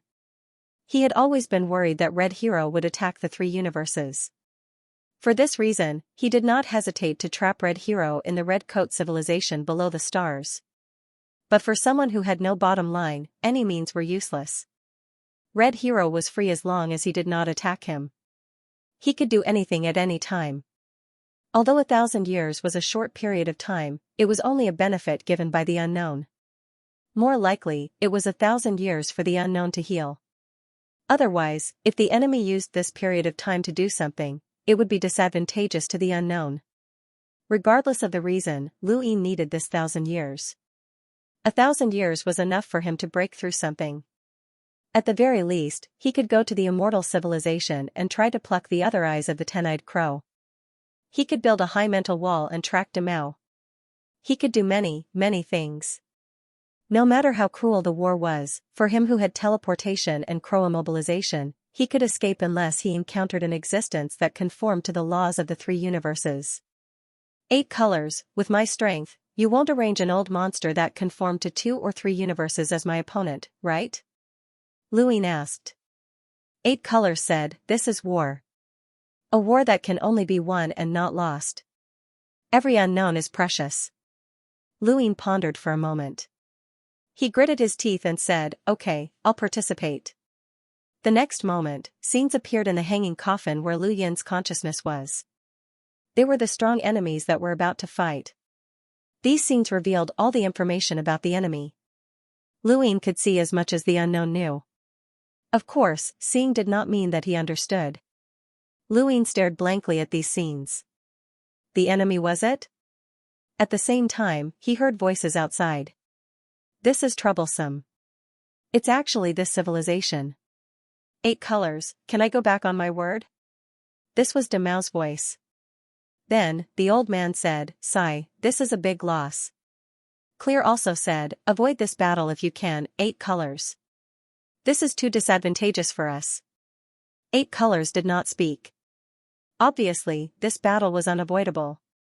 Luin was not in a hurry to speak, and he instead finished reading through the information that 8 Color had given him. Only then did he heave a sigh of relief. No wonder these old fellows didn't want to fight. That's right, Luin, did that little guy participate in the battle? The old man suddenly thought of something and shouted. Demao raised his voice. That's right, where's that little thing? Come out and talk. 8 Colors, invite Luin to join the battle. He can turn the situation around, Che said.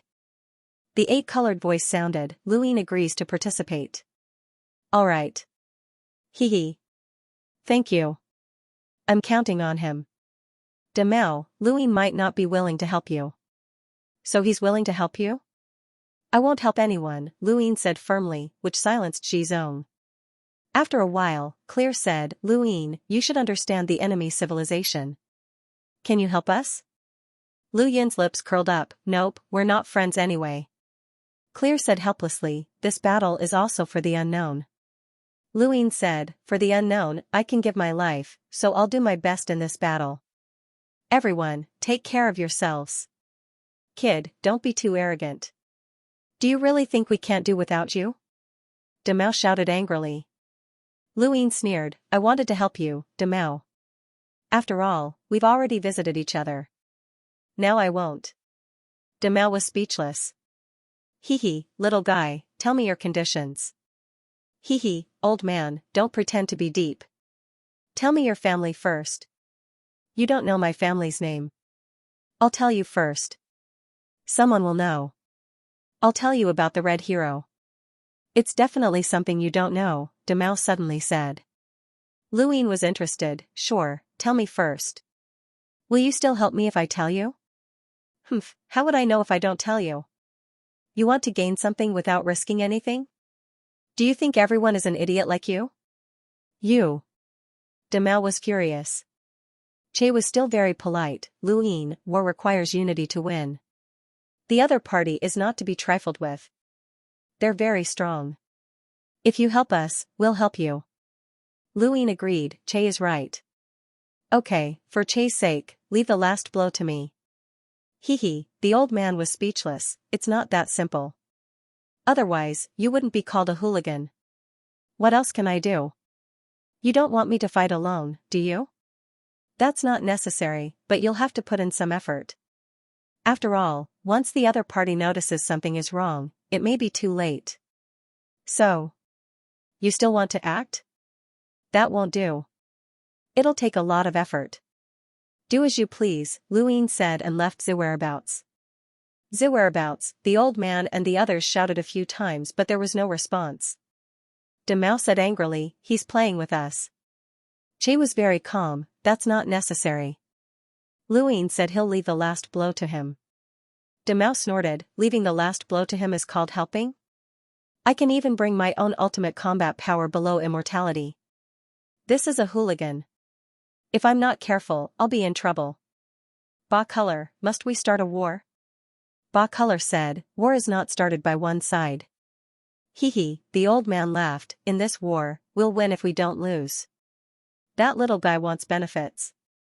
Give him enough benefits and he'll cooperate with us obediently. Ba Color, when will the war begin? 100 days. On the other side, Luine left Zhu whereabouts with a serious expression. This war was not simple and he had to prepare. The first step was to look at the cause and effect. Luine appeared at the back mountain of the Above the Sky sect. He greeted Mr. Mu and threw out the cement. The cement was the owner of the skyline. Back then, Luine found the red coat civilization below the stars through this skyline. The cement was heavily damaged by him and thrown into Mount Supreme. He had always wanted to look at the cement's cause and effect, but he didn't have the time. He was delayed by the red coat civilization below the stars. Now, he had no choice but to look at it because the civilization he was fighting against was the cement, the country of mud and water. The cement was thrown out in a miserable state. Although so many years had passed, it hadn't been able to heal. When he saw the cement again, Luine narrowed his eyes. Sure enough, the cement had fallen to the Eternal Realm. It wasn't because it was heavily injured, but because it wasn't an Eternal Realm powerhouse. The country of mud and water was a strange civilization that used eternal life as bait. It was a famous rogue of the square inch. This civilization was very powerful but also very troublesome. They specialized in collecting civilizations to fight and used civilization as a weapon to restrict Eternal Realm powerhouses. The real reason they were called rogue was their absolute method, cause and effect designation. The so-called cause and effect designation was not the ability to comprehend cause and effect. Instead, all creatures in the country of mud and water could designate the cause and effect of killing them to an existence before they died. It didn't matter if this existence killed them or not. This was also the reason why all the powerhouses in the square inch who understood the country of mud and water were unwilling to fight against them. Eternal Realm powerhouses were most afraid of cause and effect. Even if the Immortal Plume civilization specialized in killing Eternal Realm powerhouses, they relied on their own sleep and the time ability of the Great Dream of the Ages to resolve it. No one could ignore cause and effect. Ancestor Shan was no exception. Therefore, the country of mud and water was called Rogue. They were hated by all Eternal Realm powerhouses, but they couldn't deal with them. Civilizations without Eternal Realm powerhouses couldn't beat them. After all, they were a fishing civilization and had more than one Eternal Realm powerhouse. After learning about the characteristics of the country of mud and water, Luin felt that he had encountered a rogue. He finally understood how others felt when they encountered him. Eternal Realm powerhouses didn't want to deal with him. If they lost, they would lose their lives. If they won, they would increase their cause and effect. Those who weren't Eternal Realm powerhouses couldn't beat him. It was really disgusting, so it was called Rogue. It was the same for the country of mud and water. When they encountered a stronger civilization, they were unwilling to fight with them. Even if they hurt the enemy, they would lose 800 of their own. Moreover, the loss had to be borne by Eternal Realm powerhouses. It would hurt the foundation of the civilization, and weaker civilizations couldn't beat them. This was also the reason why the old man and the others were in a difficult position. They hoped that all the killed creatures of the country of mud and water would designate cause and effect designation to Luin. Because Luin wasn't Eternal Realm, it was useless to give him the cause and effect designation. However, it wasn't easy to give him the cause and effect designation. The creatures of the country of mud and water weren't stupid. They could freely designate the cause and effect designation target. Therefore, before the creatures of the country of mud and water were sure that they were killed, they had to let Luin deal with them. They also had to rely on Lu Yin's means to take them away first, and then Luin would fight the creatures of the country of mud and water alone. This wasn't easy. If the creatures of the country of mud and water felt that they were going to die, they would assign the cause and effect designation to the existence that attacked them before Luin appeared. Then, it would fail. The so-called cause and effect designation didn't necessarily have to be under the premise of certain death. It could also be before one thought that they were going to die. If Luin wasn't willing to take the initiative to cooperate, then it would be over. Whether it was the old man or De Mao, no one wanted to bear the cause and effect of killing an Eternal Realm powerhouse. They couldn't bear it.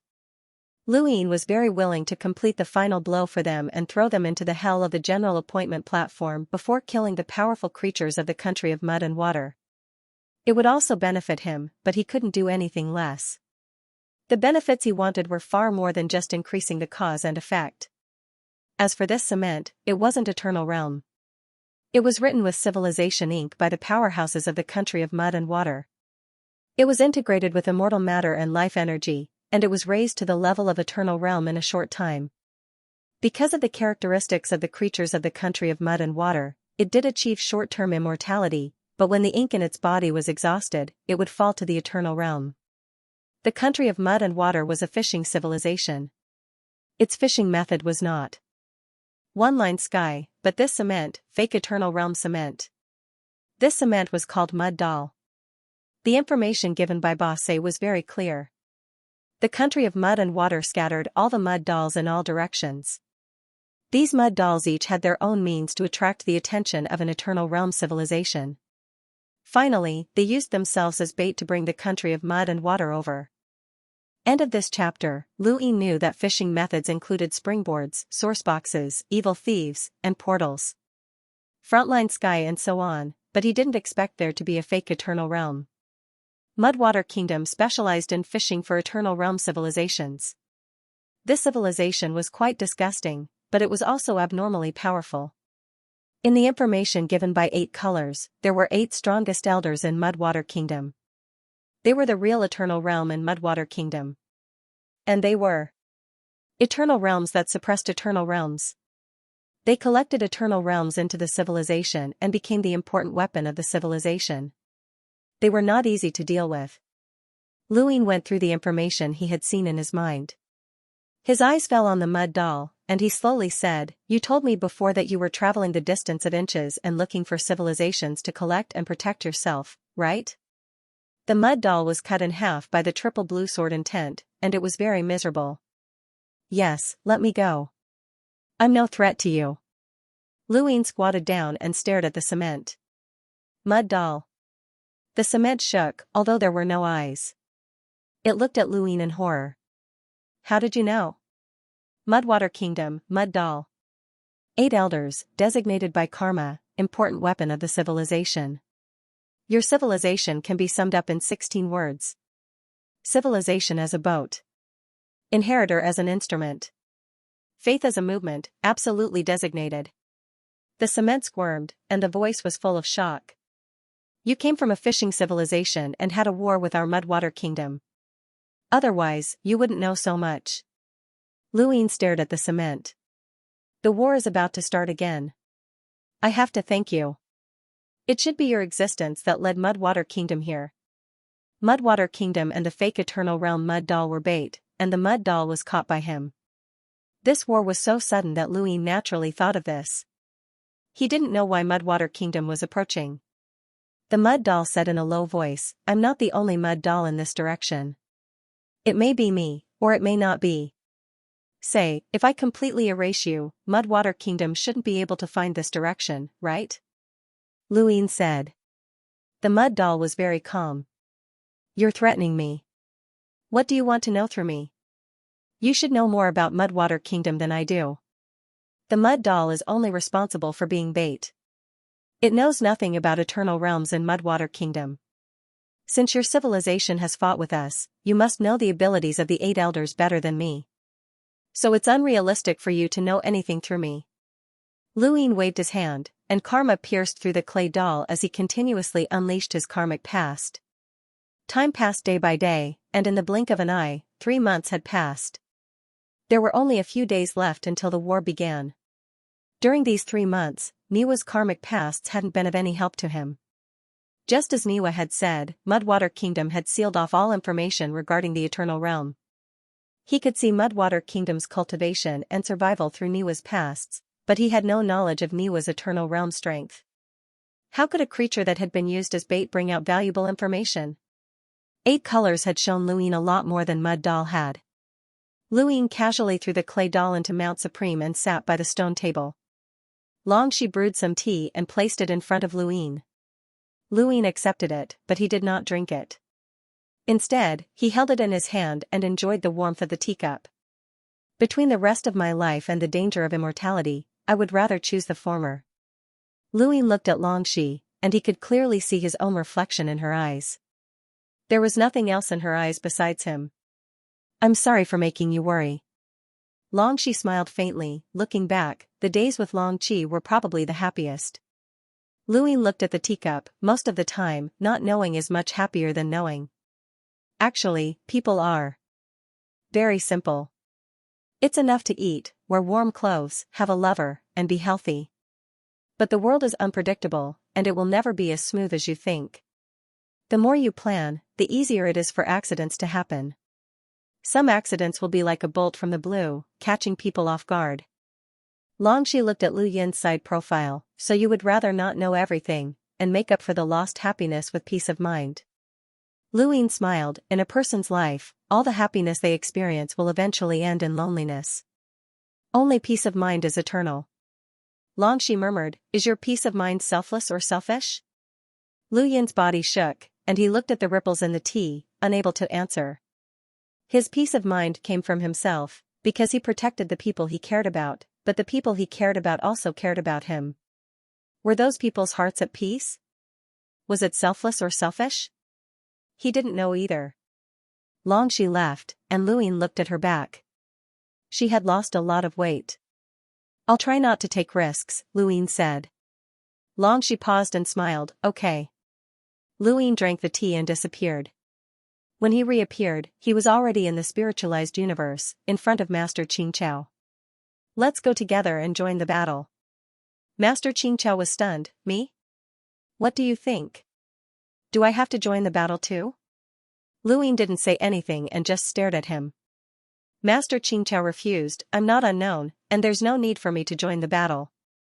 Also, with my strength, I can't join an unknown war. I'm facing a fishing civilization, and if I'm not careful, I'll die.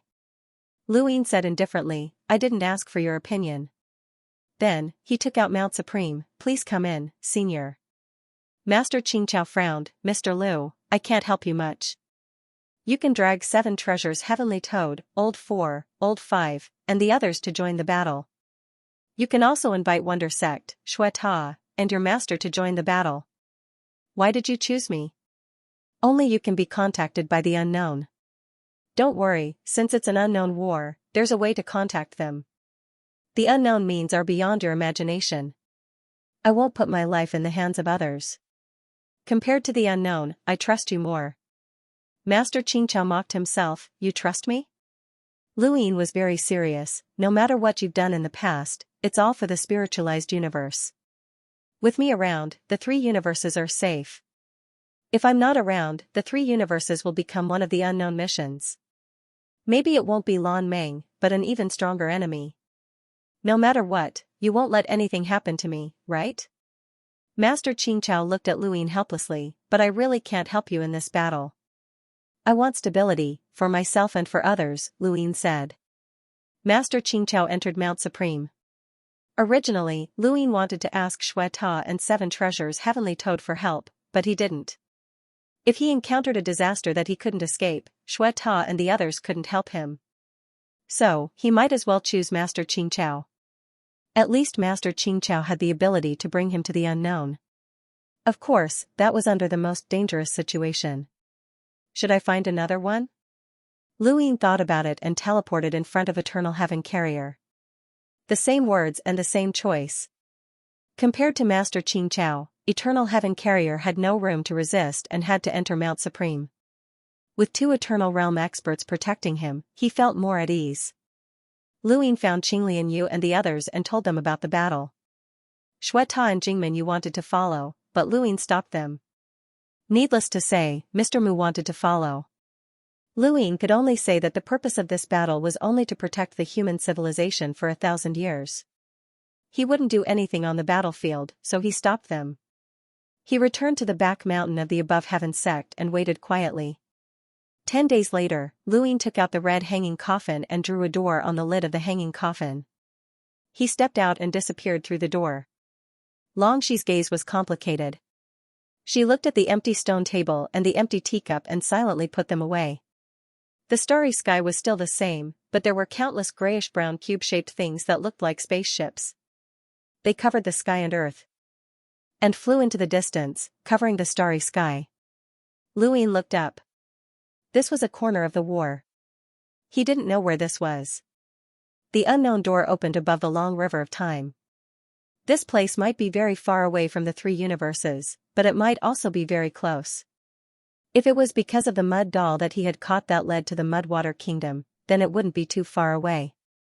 Master Xianxia and Heaven Carrying Immortality were at Mount Supreme, so Luyin was the only one here.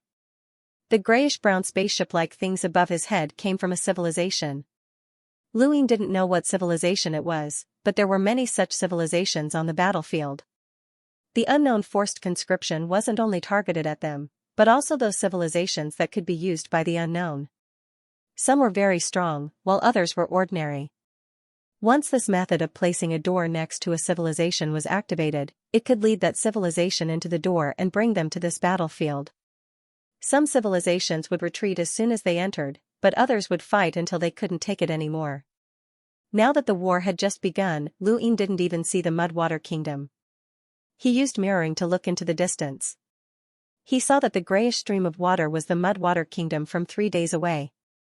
One by one, the cement-like creatures rushed out of the Mudwater Kingdom. It took 3 days to reach the Eternal Realm, which was quite a distance. For a powerhouse who had passed bitter adversity, it would take several years or even longer. The war was about to happen. Luyin naturally wasn't in a hurry to take action. Their existence was to deal with the Eternal Realm powerhouses of the Mudwater Kingdom, not these small fries. His personal goal was to stay alive. Eternal Realm could take in civilizations, bitter adversity could take in races, and Primordial Realm could take in the stars and so on. The creatures of the Mudwater Kingdom used their civilizations as weapons, and when they encountered their enemies, they would throw out all sorts of weapons to crush them. Luyin looked into the distance and saw a civilization being instantly crushed by numerous treasures.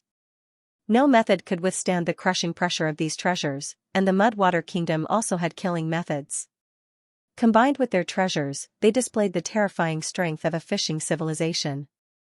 That civilization immediately retreated, but in the end, not a single one was left. They were all wiped out, but the door wasn't destroyed. Lu Ying used mirroring to see some existences in the Mudwater Kingdom pass through the door. It only took half a day for them to return and casually shatter the door. The civilization behind the door should have been taken in. He turned to look in another direction, where other civilizations had appeared. Door after door appeared in the sky, and he didn't know how many civilizations could be used. Would there be fishing civilizations among them? Lu Ying didn't see any on this battlefield. He only saw the Mudwater Kingdom being dragged in a certain direction by the Eternal Realm. End of chapter. This battlefield was one of the regions where the Unknown and Mudwater Kingdom were fighting. Civilizations appeared one after another, and some reacted quickly enough to destroy the door. However, some didn't even have the ability to destroy the door. Lu Ying frowned. This couldn't go on, as it would only strengthen the Mudwater Kingdom. The more civilizations were absorbed, the more the Eternal Realm and the Mudwater Kingdom wanted to be absorbed. The unknown civilizations weren't trying to stop the Mudwater Kingdom, and they couldn't stop it either. They were forcing Lu Ying to take action. 8-Color was a sly old fox. Lu Yin's figure instantly disappeared, and he appeared directly above the Mudwater Kingdom. He clenched his fist. Boom! The Mudwater Kingdom below wasn't a true Mudwater Kingdom, but rather an Eternal Realm region that was also called a Mudwater Kingdom. An Eternal Realm was a unique feature of a Mudwater Kingdom. The true Mudwater Kingdom that 8-Color and the others were talking about was a powerful kingdom that could contain the 8 elders of the Mudwater Kingdom. The ruler of that kingdom was called Anibil, and he was the strongest person in the Mudwater Kingdom. He was a terrifying existence that even the unknown civilizations feared, and Lu Ying couldn't afford to provoke. The current ruler of this Mudwater Kingdom was one of the 8 elders, Anibil. He didn't need long to confirm this. Of the 8 elders of the Mudwater Kingdom, Anibil was the only one. He could touch the rest. A terrifying force followed the force of his fist. It fiercely bombarded the Mudwater Kingdom. Within the Mudwater Kingdom, various civilizations' treasures were sent flying by Lu Yin's terrifying strength, but he didn't destroy them. After all, they were all civilizations. Of course, he didn't specifically protect them. Other than the human civilization, none of the civilizations in the core region were on Lu Yin's list of protection. He wasn't a saint, and he couldn't protect everything. He could only protect humans. A scoundrel? A low voice came from within the Mudwater Kingdom, and a cement-like creature appeared and stared at Lu Ying. I've never absorbed a scoundrel before. You're the first. The cement stretched out and transformed into a claw that grabbed at Lu Ying. Behind Lu Ying, streaks of triple firmament sword intent gathered and slashed out. The triple firmament sword intent slashed at the claw, leaving no trace behind. How can a scoundrel like you resist the heavenly mud ghost claw? Little thing, be obedient and be absorbed by me. Ha ha ha ha. Mud ghost laughed. Lu Ying raised an eyebrow. With the power of time, he immediately dodged to the side. The space around him froze, and time seemed to stagnate. The sharp claws appeared, but they missed. However, in the next instant, he felt a sharp pain in his back. He turned around and saw that the claw that should have missed was now behind him. When did it happen? In the country of mud and water, Mud Ghost was also surprised. I can't even hurt you. Little thing, your defense is quite strong. Again. After saying that, the heavenly Mud Ghost claw disappeared. Lu Ying narrowed his eyes and dodged to the side, but the same thing happened again. The heavenly Mud Ghost claw that he could see wasn't the real thing. The real thing had suddenly appeared above his head to grab his head. If Lu Ying hadn't been vigilant, he would have been caught. Let's see how many times you can dodge. Lu Ying stared at the heavenly Mud Ghost claw and finally understood. This move used time coordinates as its movement point, allowing it to attack slowly. The most straightforward meaning was that there was room for regret. When the attack missed, Mud Ghost could take a step back and reposition the attack. It was really insidious. This move used the power of time. It was similar to the secret of plan, retraction, but one was time while the other was space. Plan, retraction, was far from being able to appear on the battlefield of Eternal Realm experts, but this move could. It was difficult for ordinary people to dodge, but for Eternal Realm experts who could see through time and their own defenses, this move wasn't very effective. Mud Ghost had underestimated him. Luin didn't expose himself that quickly, and he dodged time and time again. Occasionally, he would be caught by the heavenly Mud Ghost claw, but Mud Ghost seemed to be toying with him. In its eyes, Luin was being forced to his limit time and time again, and it would soon catch him. The value of a rogue was quite high, and it was equivalent to having a weapon to kill an Eternal Realm expert. There was no rush, and Mud Ghost Claw couldn't die so quickly. "What kind of civilization are you? Why are you here?" Luin asked. Mud Ghost sneered. "You must have come through a portal. How sad, you don't even know who the enemy is or how you got here. Little thing, follow me and don't resist. I'll bring you to my civilization and avenge your civilization." "Avenge? Of course. That portal belongs to the unknown, and you are a civilization targeted by the unknown that can be used. The unknown can use you to attack other civilizations at any time, and they can also destroy you." Luin pretended to be confused. "What are the unknown?" Mud Ghost couldn't have imagined that Luin belonged to the unknown, because there had never been a non-Eternal Realm expert who had joined the unknown in history, not even a rogue. The rogue had seen more than one of the unknown's many years of existence, but he had never joined. Mud Ghost also hadn't expected that a rogue like Luin would join. Luin hoped to re-examine the unknown through Mud Kingdom. The unknown is a fishing civilization, but it's not quite right to call it a civilization. They are a collection of monsters that specialize in slaughtering civilizations. They use civilizations to balance civilizations, and they use civilizations to kill civilizations in an attempt to contaminate the entire sphere. The entire sphere? Hee, join my Mudwater Kingdom and you won't have to be afraid of the unknown. Although the unknown is powerful, they aren't invincible. The square inch is boundless, and there are civilizations that can fight against the unknown. I know. Since you appeared here and we were drawn here by the unknown, you must be a civilization that can fight against the unknown. We are not. Luin was surprised. Not? Mud Ghost said, "We can only ensure that you don't have to be afraid of the unknown after joining, but it is impossible to defeat them. The unknown cannot be defeated. If that's the case, why do you still want to fight against the unknown? The unknown cannot be defeated, and neither can we. Little thing, come with me." With that, a piece of paper appeared in Mud Kingdom, and it kept folding until it covered the sky. Lu Yin's eyes narrowed. This was Mud Ghost's true method. The paper folded into a mountain that pressed down on the starry sky, covering everything that Luin could see with the naked eye. At the same time, the Heaven Mud Ghost claw grabbed at Luin from below. Up and down, it was forcing Luin. If Luin was just an ordinary rogue, he wouldn't have been able to block this move. Just the mountain formed by the civilization treasure wasn't something he could withstand. But he wasn't an ordinary rogue. He raised his arm and pressed his palm against the mountain of civilization, easily supporting it under Mud Ghost's shock. Mud Ghost exclaimed, "Impossible. How can you withstand the pressure of a civilization?" Luin didn't use any power, and he didn't need to. What he used was willpower. The civilization was not destroyed, and there was willpower in a civilization. He used the willpower of this civilization to resist the pressure of this civilization, easily making Mud Ghost doubt life.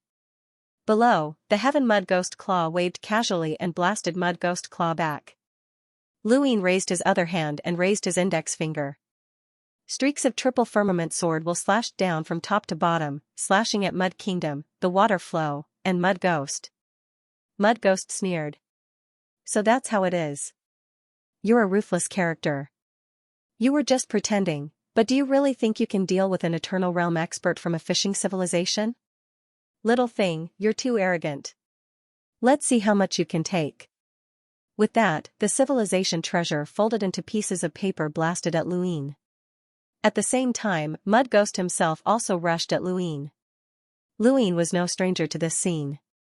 He had been collected by Mud Doll and his portrait was drawn, but Mud Doll wasn't strong enough to draw him, but Mud Ghost was different.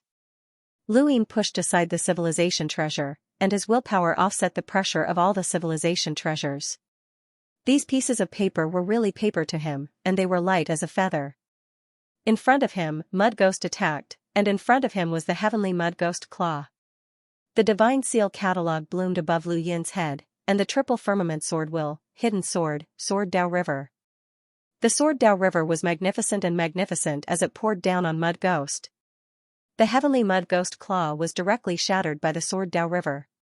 Mud Ghost hurriedly dodged, and the Sword Dao River chased after it under Lu Yin's control.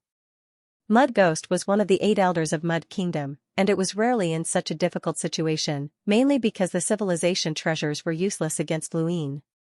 It would rather fight against an Eternal Realm expert, who didn't dare to take on the civilization treasures head-on for fear of destroying them and being bound by karma. Those who weren't Eternal Realm experts couldn't withstand the pressure of the civilization treasures. But who would have thought that it would run into Lu Yin, who was able to ignore the civilization treasures' pressure with his shameless strength?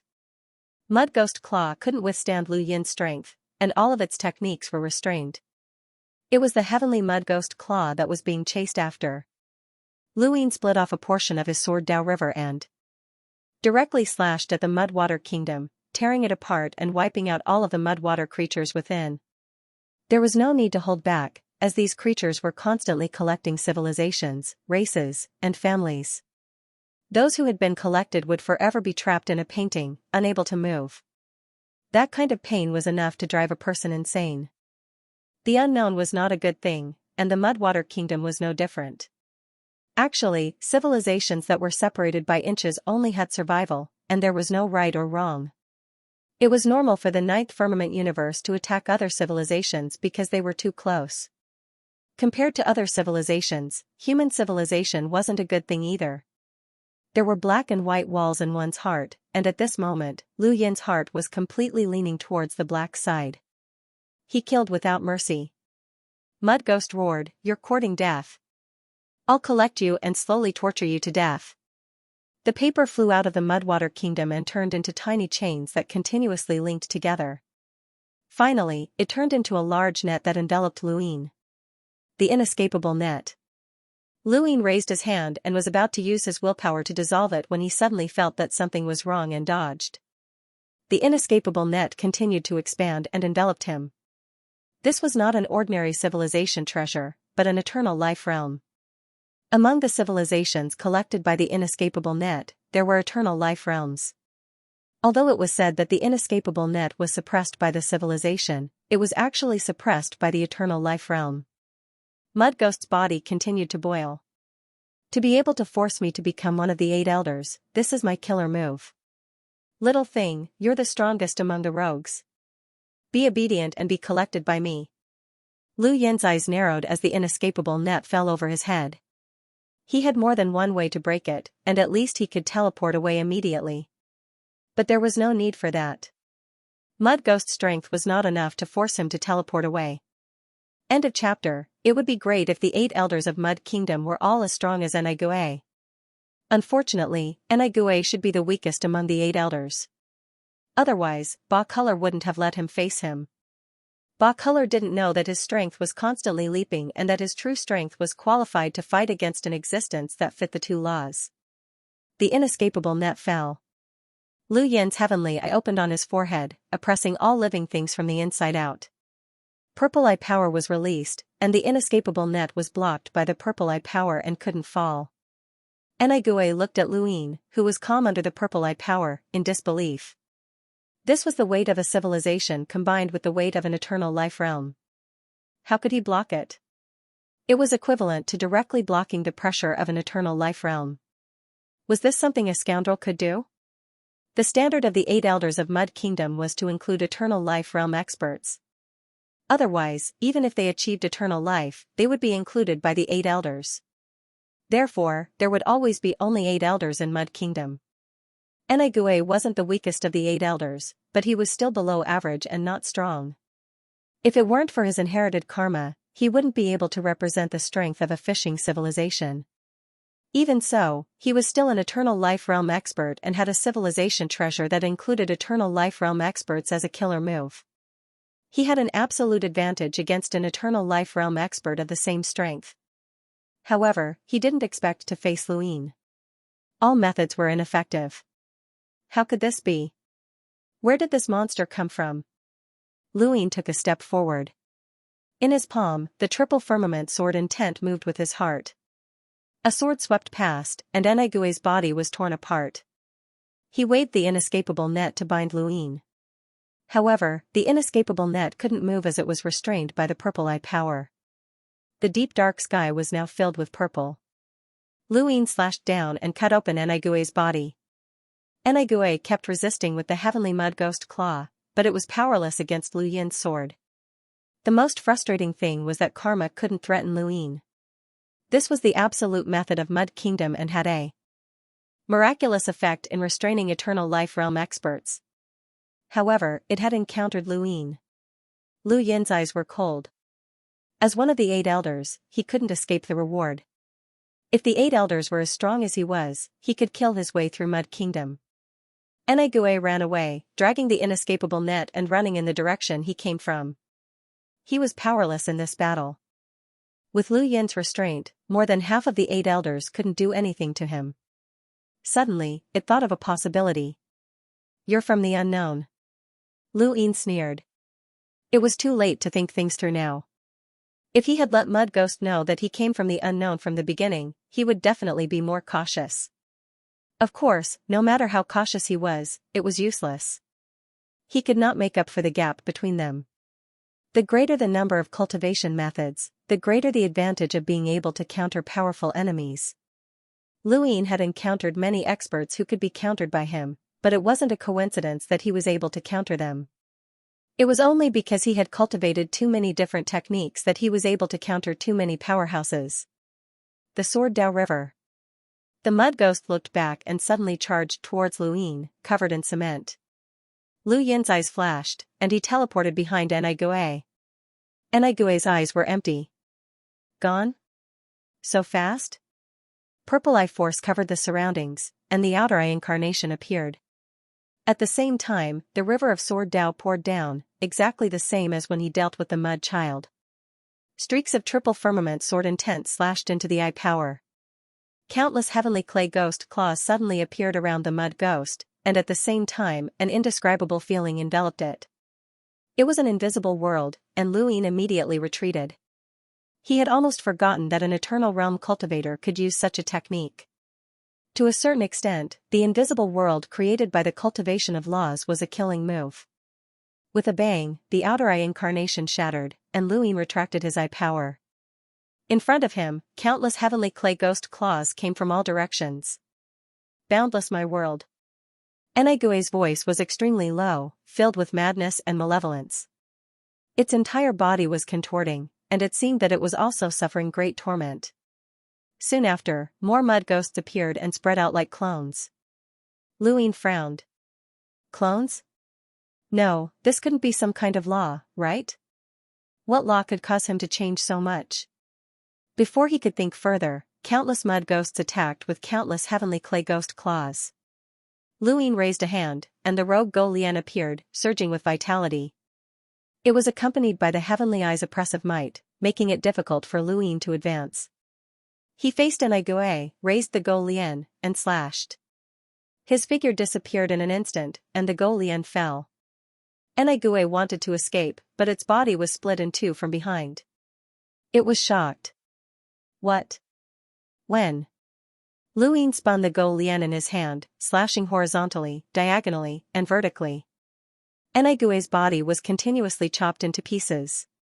Finally, Lu Yin clenched the Go Lian and struck out with a palm, sending the broken pieces of Enaigue's body into the Hell of General Appointment to increase his karma. Inside the Hell of General Appointment, his karma skyrocketed. Enaigue's karma was much greater than that of the parallel sequence and the others. Although it was far from being comparable to the Immortal Masters, it was still an ordinary Eternal Realm karma. After some time, Lu Yin released Enaigue from the Hell of General Appointment. Enaigue had been severely injured and was unable to escape. Its body floated through the starry sky like a stream of water, just like Enaiwa after being severely injured. Lu Yin looked down at Enaigue from above. Do you still want to take me in now?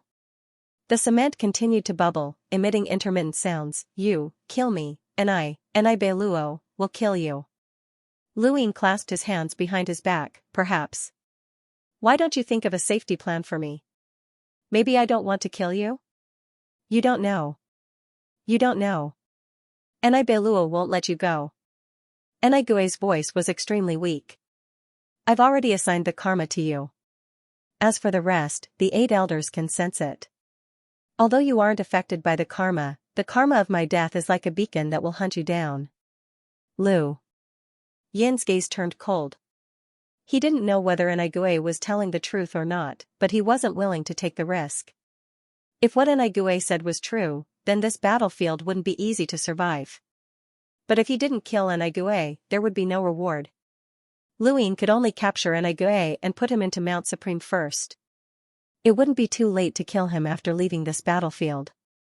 Enai Gui's inescapable net was also released after it was severely injured. Just like the civilizations that Enai were released before, this starry sky now had a huge cosmic civilization and an eternal realm that was taken in by Enai Gui. This eternal realm was already half dead. Otherwise, it wouldn't have been taken in. Lu Ying couldn't see the original body of this eternal realm. More than half of its body had disappeared. It should have been wiped away by Enai Gui. Enai Gui's methods were frightening. Since it's already like this, I'll give you relief. You won't have to suffer forever, but you have to give me a reward. After saying that, Lu Ying also put this eternal realm into the hell of general appointment to increase karma. After the increase was done, he helped it to be free. Creatures that weren't part of their civilization encountered in the space of dimensions would definitely not be friendly. If it was strong, it would be at your mercy. If it was weak, it would try its best to avoid you. Lu Ying didn't think that this half-dead eternal realm would be able to repay him after saving it. There was no mercy in the universe. Helping it to be free was the greatest mercy. Lu Ying didn't know how big the range of the heavenly Tao of karma was now.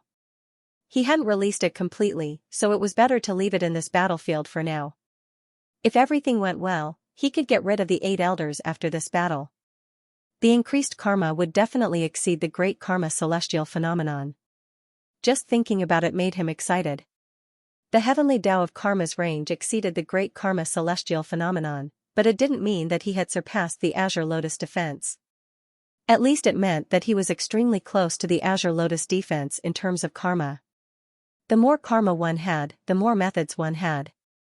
And these methods still had to be hidden in this battlefield, not only because of Enai Gui, but also because of the unknown. Lu Ying had never forgotten that the unknown was one of the greatest enemies of human civilization. This had never changed. He looked around and didn't know how big the battlefield was. He could see the distance of an eternal realm with his mirroring technique, but he couldn't see where the other battlefield was. Perhaps the battlefield had already left the spatial range.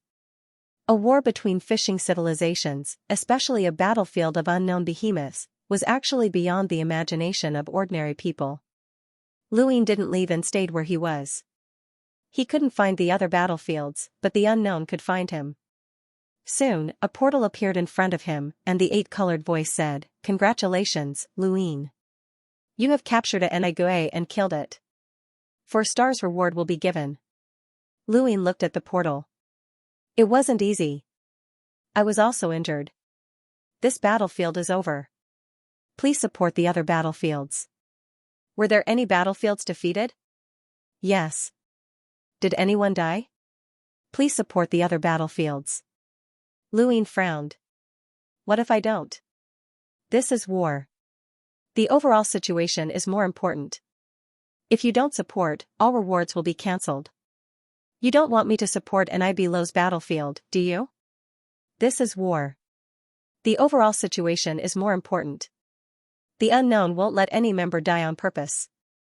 Then please tell me which one of the 8 elders you're supporting. The 8-colored voice said, Lu Ying, please support the battlefield. Lu Ying frowned.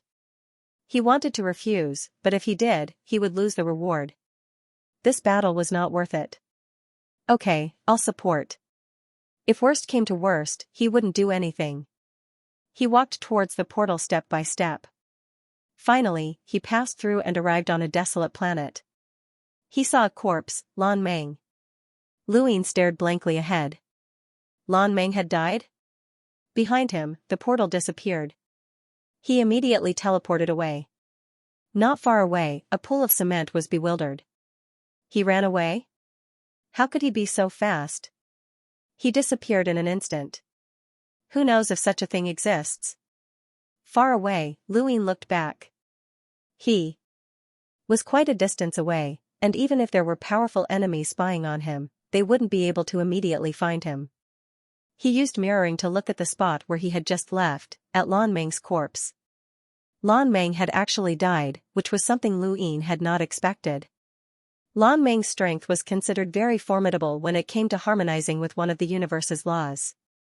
Combined with the unknown floating coffin and portal, it would be very difficult to kill him unless he encountered a battle similar to when Luin had joined forces with Mr. Mu and the others to kill Hua Meng, or a powerhouse who had harmonized with two laws.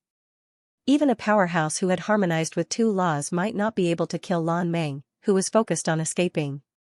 However, Lan Meng had just died. Luin looked around and saw Lan Meng's corpse again. He also saw the shattered floating coffin and portal not too far away from the corpse. Lan Meng had tried to escape, but had he failed? Just like Hua Meng. End of chapter. On this battlefield, the powerhouse of the Muddy Kingdom was actually able to stop Lan Meng from escaping using the hanging coffin and the door.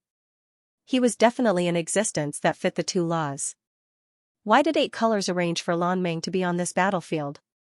It knew that Lan Meng was heavily injured from his sneak attack on old ancestor Shan, and his strength was greatly weakened. Furthermore, they had arranged for him to be here. They were purposely sending Lan Meng to his death. No, it shouldn't be like this. Ba Color had just told him that the unknowers would not deliberately send anyone to their deaths, and now he had such a guess. Ba Color was not that stupid. Luin stared at Lan Meng's corpse. Where were his wounds? Lan Meng had been heavily injured by old ancestor Shan.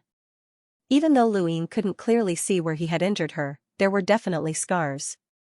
With old ancestor Shan's strength, it would be hard for him to recover in a few hundred years. However, Lan Meng's corpse did not have any external injuries. Luin furrowed his brows and stared at it deeply. The more he looked, the more he felt that something was amiss. That wasn't Lan Meng's corpse, but an illusion. Lan Meng didn't die.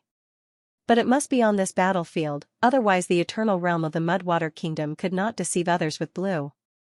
Luin exhaled and took a step forward, appearing on a desolate meteorite in the distance. He used his mirroring technique to peer into the distance. He looked in all directions along Lan Meng's direction. He had to find the existence of the Muddy Water Kingdom that used Lan Meng's corpse illusion as bait. Lan Meng didn't die, but there must have been a battle. In that case, the existence of this muddy country definitely wasn't all that powerful. At the very least, it was not an existence that Luin could not deal with. Some of the 8 elders were strong, while some were weak. Of course, he had to deal with the weak ones. Even Lan Meng could escape. Not to mention him. Found it. Luin stared at a spot not too far to the right of Lan Meng's corpse. There was a puddle of cement there that was easy to miss at first glance since it was the same color as the ground. However, there were traces of battle there, which was why Luin had been able to find it. His celestial eye opened on his forehead, and his body instantly vanished. When he reappeared, he was right above the pile of cement, and he pressed down with his sword Dao River. The sword Dao River's sudden attack startled the Mudwater Kingdom's powerhouse. It hadn't even noticed when Luin had appeared, and it hurriedly dodged. At the same time, pieces of paper appeared and transformed into civilization weapons that shot towards Luin. In the surroundings, the water droplets suddenly condensed in the void, flashing with a strange light. Everything that was visible to the naked eye was distorted, making it impossible to distinguish between space and distance. Lu Yin's lips curled up. Interesting. Was this a battle technique? Unfortunately, he was unable to confuse the Heaven's Eye. He had cultivated too much, and it was almost impossible for others to restrain him. On the other hand, he could easily restrain many powerful enemies. With the help of the water droplets, the cement rushed towards Luin and covered him. He headed towards the cement, but the light distorted his sense of space and confused his direction, causing him to unconsciously head towards it. The cement expanded and was about to cover Luin entirely. Luin casually waved his hand, and the long river of sword Dao flowed down his arm and slashed through the sky, piercing through the cement that was coming at him. Cement was aghast. How could this be? It saw Lu Yin's mocking gaze. No, this unknown being wasn't affected. He was a scoundrel, not an eternal realm being. Why would an unknown person join the rogues? It would rather fight against an eternal life realm expert. Lu Yin raised a hand and used his sword finger technique. A rainbow-colored water droplet that contained boundless vitality and matter of eternity was pierced through by the sword finger technique and scattered. In the next moment, all the scattered water droplets were connected by light and gathered at one point. This point was still unable to stop the finger sword technique and was scattered by it. This guy couldn't even compare to Mud Ghost. Just as he thought of this, the finger sword art deviated from its trajectory and missed. Lu Yin was shocked. Had he missed? You're Ni Fan, Lu Yin said. He thought of one of the 8 elders of Ni Fan, known as the Watermoon Ni Fan. Watermoon was a very beautiful name that came from the unknown's description of Ni Fan. It was good at using the environment to distort the void and refract the opponent's attacks. According to the unknown's information, Ni Fan was only compatible with one law of the universe, but at its peak, it could refract the attacks of powerhouses that were compatible with 2 laws and escape. Compared to Mud Ghost, Ni Fan wasn't good at killing, but it was better at dodging. An unknown scoundrel joined the fray. Ni Fan's voice was soft, and water droplets constantly gathered around him. The long river of sword Dao slashed down from the void, but the water droplets completely refracted the attack and missed. Lu Yin had relied on Ni Fan's lack of understanding of him to successfully hit him once, but now, Ni Fan's fear of Lu Yin was no less than Lan Meng's. He treated Lu Yin like an ordinary Eternal Realm powerhouse and wouldn't be easily hit. But no matter how highly Ni Fan thought of Lu Yin, he would at most be on the same level as Lan Meng. But Lu Yin wasn't Lan Meng. Purple Eye Force suddenly descended, oppressing all life. Water droplets around Ni Fan instantly fell, unable to withstand the pressure. Lu Yin raised his hand, and the Golian slashed horizontally. A surge of vitality crazily poured into Ni Fan's body. Ni Fan was aghast. Was this the law of the universe? This fellow wasn't an ordinary scoundrel. He wanted to retreat, but the oppressive force made it difficult for him to move. Ni Fan watched as the Golian slashed horizontally, and ripples appeared around him that instantly spread into the distance. The Golian's attack missed. Lu Yin raised a brow. He had clearly struck Ni Fan, but the attack had directly passed through it. This was a world that Ni Fan couldn't see. Ni Fan's figure constantly distorted like ripples on the surface of water. Even his voice was distorted. Who are you? You were recruited by the unknown. Even a scoundrel isn't as strong as you. Lu Yin tightened his grip on the Golian and slashed down, but he still missed. He frowned. It wasn't as simple as just distorting the void. Anyone who could reach the Eternal Realm was a genius, and they all had their own methods. This Ni Fan had specifically researched how to dodge, so he really did have some skill. At the same time, his heaven's eye constantly sensed creatures staring at him. They were the creatures from the Muddy Kingdom. Some of the creatures from the Muddy Kingdom stuck to the ground like Ni Fan. They didn't move the entire Muddy Kingdom like Mud Ghost. Mud Ghost and Ni Fan had 2 different personalities. One was Xianxia and was filled with the desire to attack, while the other was low-key and excelled at dodging. But no matter what, they couldn't avoid Lu Yin. Suddenly, Lu Yin paused and turned to look into the distance. Lan Meng. Far away, Lan Meng had been hiding from Ni Fan. He had been seriously injured and hadn't recovered in the past few years. If he hadn't already rejected the forced recruitment, he wouldn't have participated in this battle. Even if the 8 colors had arranged for him to fight against Ni Fan, one of the weakest of the 8 elders, he still wouldn't have been a match. After several clashes, he could only hide, and Ni Fan couldn't find him. Now, he actually saw Lu Yin fighting against Ni Fan. Whether it was Lu Yin or Ni Fan, he didn't want to face either of them. After a quick glance, he prepared to leave. This kind of battle could easily affect him. But in the next moment, he met Lu Yin's gaze. How did Lu Yin see him? Lan Mei was shocked, and he didn't hesitate to flee into the distance. Lu Yin sneered and teleported away. An Ifan was stunned. He stared at the empty sky. Where did he go? His heart sank. This was an absolute expert, and he couldn't even see his movements clearly. He wasn't Lu Yin's match. He couldn't stay on this battlefield any longer. Elsewhere, Lu Yin appeared in front of Lan Meng. You can't be thinking of escaping while I teleport, right? Lu Yin smiled at Lan Meng. How many years had it been? Lan Meng had sensed Chi Su's death and accepted the mission to destroy the 3 universes to deal with them, which had attracted the Tricolor Skybearer tribe and the 7 treasures Heavenly Toad. Lan Meng himself had fought with Lu Yin more than once. Back then, Lu Yin had been far from being Lan Meng's match. Now, Lan Meng didn't even have the courage to face him. Lan Meng stared at Lu Yin warily. What do you want to do? This is the battlefield between the Unknown and the Mudwater Kingdom. Don't think that the Unknown doesn't know what you've done. Lu Yin sneered. Using the Unknown to suppress me is fine. I won't do anything to you, but I can bring an Ifan here. How long do you think you can last against an Ifan? Lan Meng's 8 eyes stared at Lu Yin coldly. Behind his head, the blue halo was indistinct, and there was a blue hanging coffin beside him.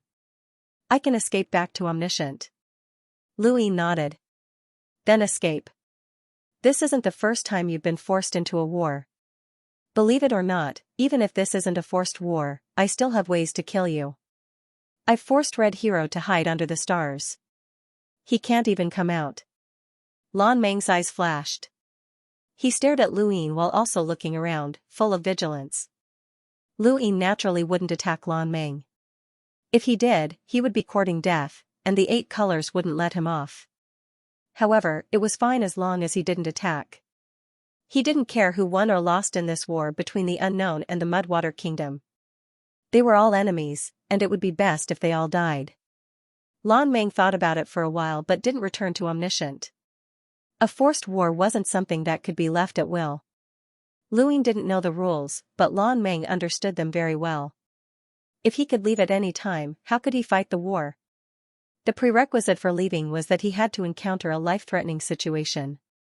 At the very least, Lu Yin had to lure an Ifan over to threaten his life, and his body had to be on the verge of death before he could leave. Otherwise, he would be considered a traitor. Lan Meng gritted his teeth and growled, Lu Yin, I have nothing to do with your human civilization anymore, and my mission has been cancelled. Why are you still watching me? Lu Yin looked at Lan Meng. Who told you to sneak attack Ancestor Shan? The 7 treasures Heavenly Toad isn't from the human civilization. Even if you want to take revenge for the Toad, you shouldn't be looking for me. I didn't cause any fatal damage to Ancestor Shan. Listen to my question clearly. Who told you to sneak attack Ancestor Shan? Lan Meng's skeletal face became even more sinister. That has nothing to do with you. Lu Yin nodded. Then me bringing an Ifan here has nothing to do with you. You just happen to be here, so I can't do anything about it. Lu Yin, don't go too far. The 7 treasures Heavenly Toad wants to pay a visit to the Blue Sky Realm. Lan Meng was furious that hateful Demao had leaked his information. Otherwise, Lu Yin wouldn't have known about the Blue Sky Realm. There was also that Red Hero. He was the unlucky one in their game. Answer my question, Lu Yin barked. Lan Meng panted and hesitated for a moment. I don't know. Lu Yin raised his brows. You don't know? Back in Omniscient, Lan Meng had also said that there was no powerful existence watching Ancestor Shan. He had only attacked because he saw that Ancestor Shan was an arrow at the end of its flight. However, both of them were well aware of the fact that it had appeared at that time with another Eternal Life Realm creature and launched a sneak attack at the critical moment. It was obvious that it had planned this beforehand. Now, it didn't even bother to say such an excuse. End of chapter. I really don't know. Actually, I didn't want to deal with Patriarch Shan. The 7 treasures Heavenly Toad is a civilization that I can use, but it doesn't count. You know how powerful the 7 treasures Heavenly Toad is, especially since that old fellow has even gone to Xixing. I don't dare to use him casually, let alone ambush him. At that time, I was still in the Blue Sky Realm when I was suddenly sent outside the 7 treasures Heavenly Toad. I saw your civilization's war with another civilization and was threatened to ambush Patriarch Shan. I can't let anyone know, or I will die. Lan Meng looked at Luin.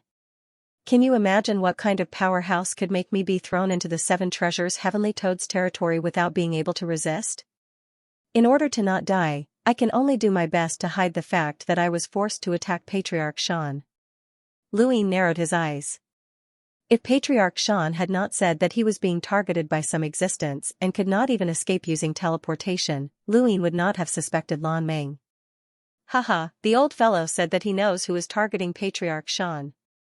Lan Meng said in a low voice, then you should ask him. Perhaps he was the one who threw me into the Seven Treasures Heavenly Toad's territory. Anyway, I don't know. If you don't believe me, you can use karma to investigate. It doesn't count as you attacking. Luin did not hold back and used the karma spiral. Lan Meng did not dodge. He allowed Luin to investigate. Every living being had secrets. Lan Meng was willing to let Luin use karma to investigate without restraint. Either his secret had already been exposed to Luin and there was no need to hide it, or the secret he was hiding was not within Lu Yin's knowledge. Unless Luin could see through Lan Meng's entire life, he would not be able to discover this secret. How long had Lan Meng lived? It was impossible to use karma to see through his entire life. Lan Meng was also helpless. As long as it was possible, he would not allow Luin to use karma to investigate. However, he had to clarify this matter. Otherwise, he would not have an easy time being targeted. The Seven Treasures Heavenly Toad tribe still had experts alive. Luin could not deal with him, but as long as he threw the Seven Treasures Heavenly Toad into the Blue Sky Realm, he would be finished. He believed that the Seven Treasures Heavenly Toad would be happy to kill him. Therefore, this matter had to be clarified. It did not want to be the scapegoat for others. Luin watched the scenes of Lan Meng's karmic past, and he had indeed seen Lan Meng's initial panic. Even Lan Meng himself did not know how he had appeared outside the Rainbow Tribe's territory. That existence was rather terrifying, and not only had it caused Patriarch Xian to feel apprehensive, but it also knew of Lan Meng's existence. Was he really that old man? Hee, who's that old guy? Luin asked. Lan Meng said helplessly, do you think I know what it is? Although I've been with the unknown for a long time, I can't compare to those few. I've only heard my father's guess. Perhaps it is a strange life form that can peer into the long river of time. Your father? My father is also unknown. It was because my father was an unknown that I was able to join the unknown. This can be passed down? Lan Meng said, it's not an inheritance. It's just that I'm strong enough, and I just happen to lack people. Then is your father still alive? He died long ago. What about Che? What is it? Tell me what you know about the unknowable beings. Lan Meng stared at Luin. I won't say anything else. I've broken the rules. Even if you don't kill me, they can easily kill me. Lu Yin's eyes flashed. Why are you so obsessed with dealing with our human civilization? Lan Meng hesitated. Luin said, as long as I'm alive, you'll never be able to deal with the human civilization again. Why hide? Do you think that the current human civilization will decline one day? Even if it does, it will only happen after your Blue Sky Realm is destroyed. I'll tell you clearly that before the human civilization is destroyed, I will first go to the Blue Sky Realm to deal with you. Lan Meng's tone was cold. There's no need to threaten me. If you want to know, then I'll tell you. It's not a secret anyway. And those unknown old fellows should already know. I want to deal with your human civilization for the sake of the stabilized turbid treasure. Luin was stunned. Stabilized turbid treasure? That's right. The human civilization was at the peak of its glory during the Nine Walls era. Even if it was unknown, the various civilizations had to unite to destroy it. During that era, the humans themselves were very powerful, but what was even more powerful was that each wall had its own unique stabilized turbid treasure. Those were the strongest of the turbid treasures, and I want to obtain one. Lu Yin's eyes flashed as he stared at Lan Meng without speaking. I've been staying in the Ninth Wall's universe all this time because I want to find the Ninth Wall's stabilized turbid treasure. We all know that everyone wants a stabilized turbid treasure. As long as I can obtain one, even if I'm only compatible with one law of the universe, I'll be able to fight against existences that are compatible with two. Are you satisfied with this answer? Lan Meng continued. Luin asked, how much do you know about the stabilized turbid treasure of my nine-wall civilization, and why are you so sure that it's in the three universes? If it really is in the three universes, why haven't Mao and the others taken action yet? Do you think it's your turn? Lan Meng sneered. That would require them to know that the stabilized turbid treasure is in your human civilization. My father told me about this, so I might as well tell you. After a pause, he changed the topic.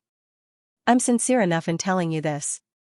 From now on, you and I will have nothing to do with each other. If you're willing, I'll tell you. If not, I won't say anything else. At most, I'll just give up on the blue sky realm. Luin agreed. Lan Meng and the human civilization had not reached the point where they would fight to the death. Even though the human civilization had faced many crises because of him, some crises would still erupt in the future even without him. It was just a matter of time. As for the 7 treasures Heavenly Toad, he had nothing to do with Lan Meng. The 7 treasures Heavenly Toad looking for Lan Meng had nothing to do with him. Furthermore, it would not be easy to find trouble with him now. Luin did not know the exact coordinates of the Blue Sky Realm, and Lan Meng would definitely not stay in the Blue Sky Realm. Lan Meng heaved a sigh of relief. Luin was very strong, but he did not know.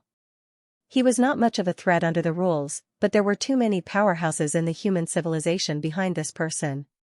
Even Red Hero had been suppressed, let alone Lan Meng. The 7 treasures Heavenly Toad could kill him. He had not recovered from the heavy injuries caused by Patriarch Shan. If he provoked this fellow again, he would easily die. He needed time to recover.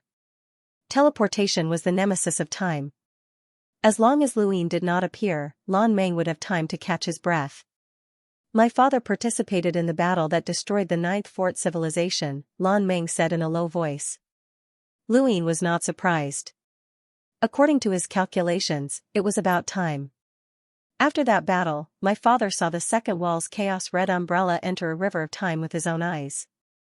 That river of time belongs to your 3 universes. Universes can move, and I calculated that it matches your 3 universes perfectly. Thus, I guess that the red umbrella is in your 3 universes, Lan Meng said. Luin thought of the woman in red who had entered the Mirage domain. If she was Hong Shuang, then it would make sense for her to bring the red umbrella into the Mirage domain.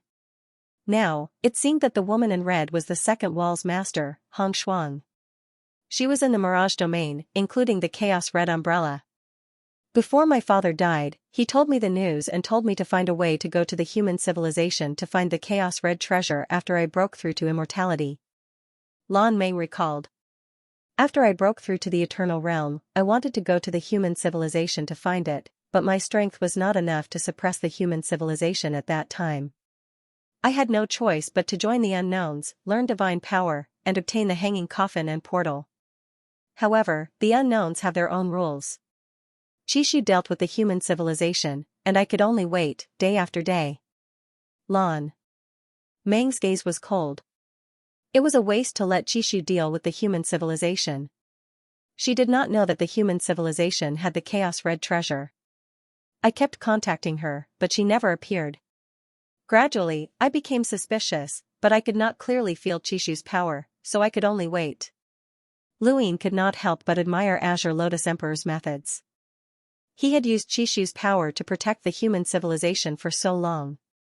Otherwise, Lan Meng would have acted long ago and lured the 7 treasures Heavenly Toad and the tricolor sky-carrying race to him. Of course, he now knew that Azure Lotus Emperor was hiding his strength. In addition, he was Red Hero's 120% of the path of ruthlessness, so the 3 universes would not be affected. However, with Red Hero's attitude towards the 3 universes, it was fine as long as Azure Lotus Emperor did not die.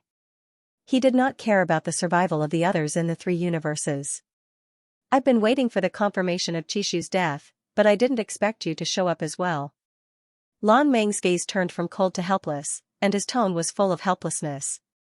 The other unknowns did not know that Red Umbrella had joined the 3 universes. Otherwise, it would not have been my turn to attack the human civilization. As for the ninth stronghold, it has long been Xia's mission. As long as the human cultivators who have escaped from the ninth stronghold are not dealt with, this mission will not be completed.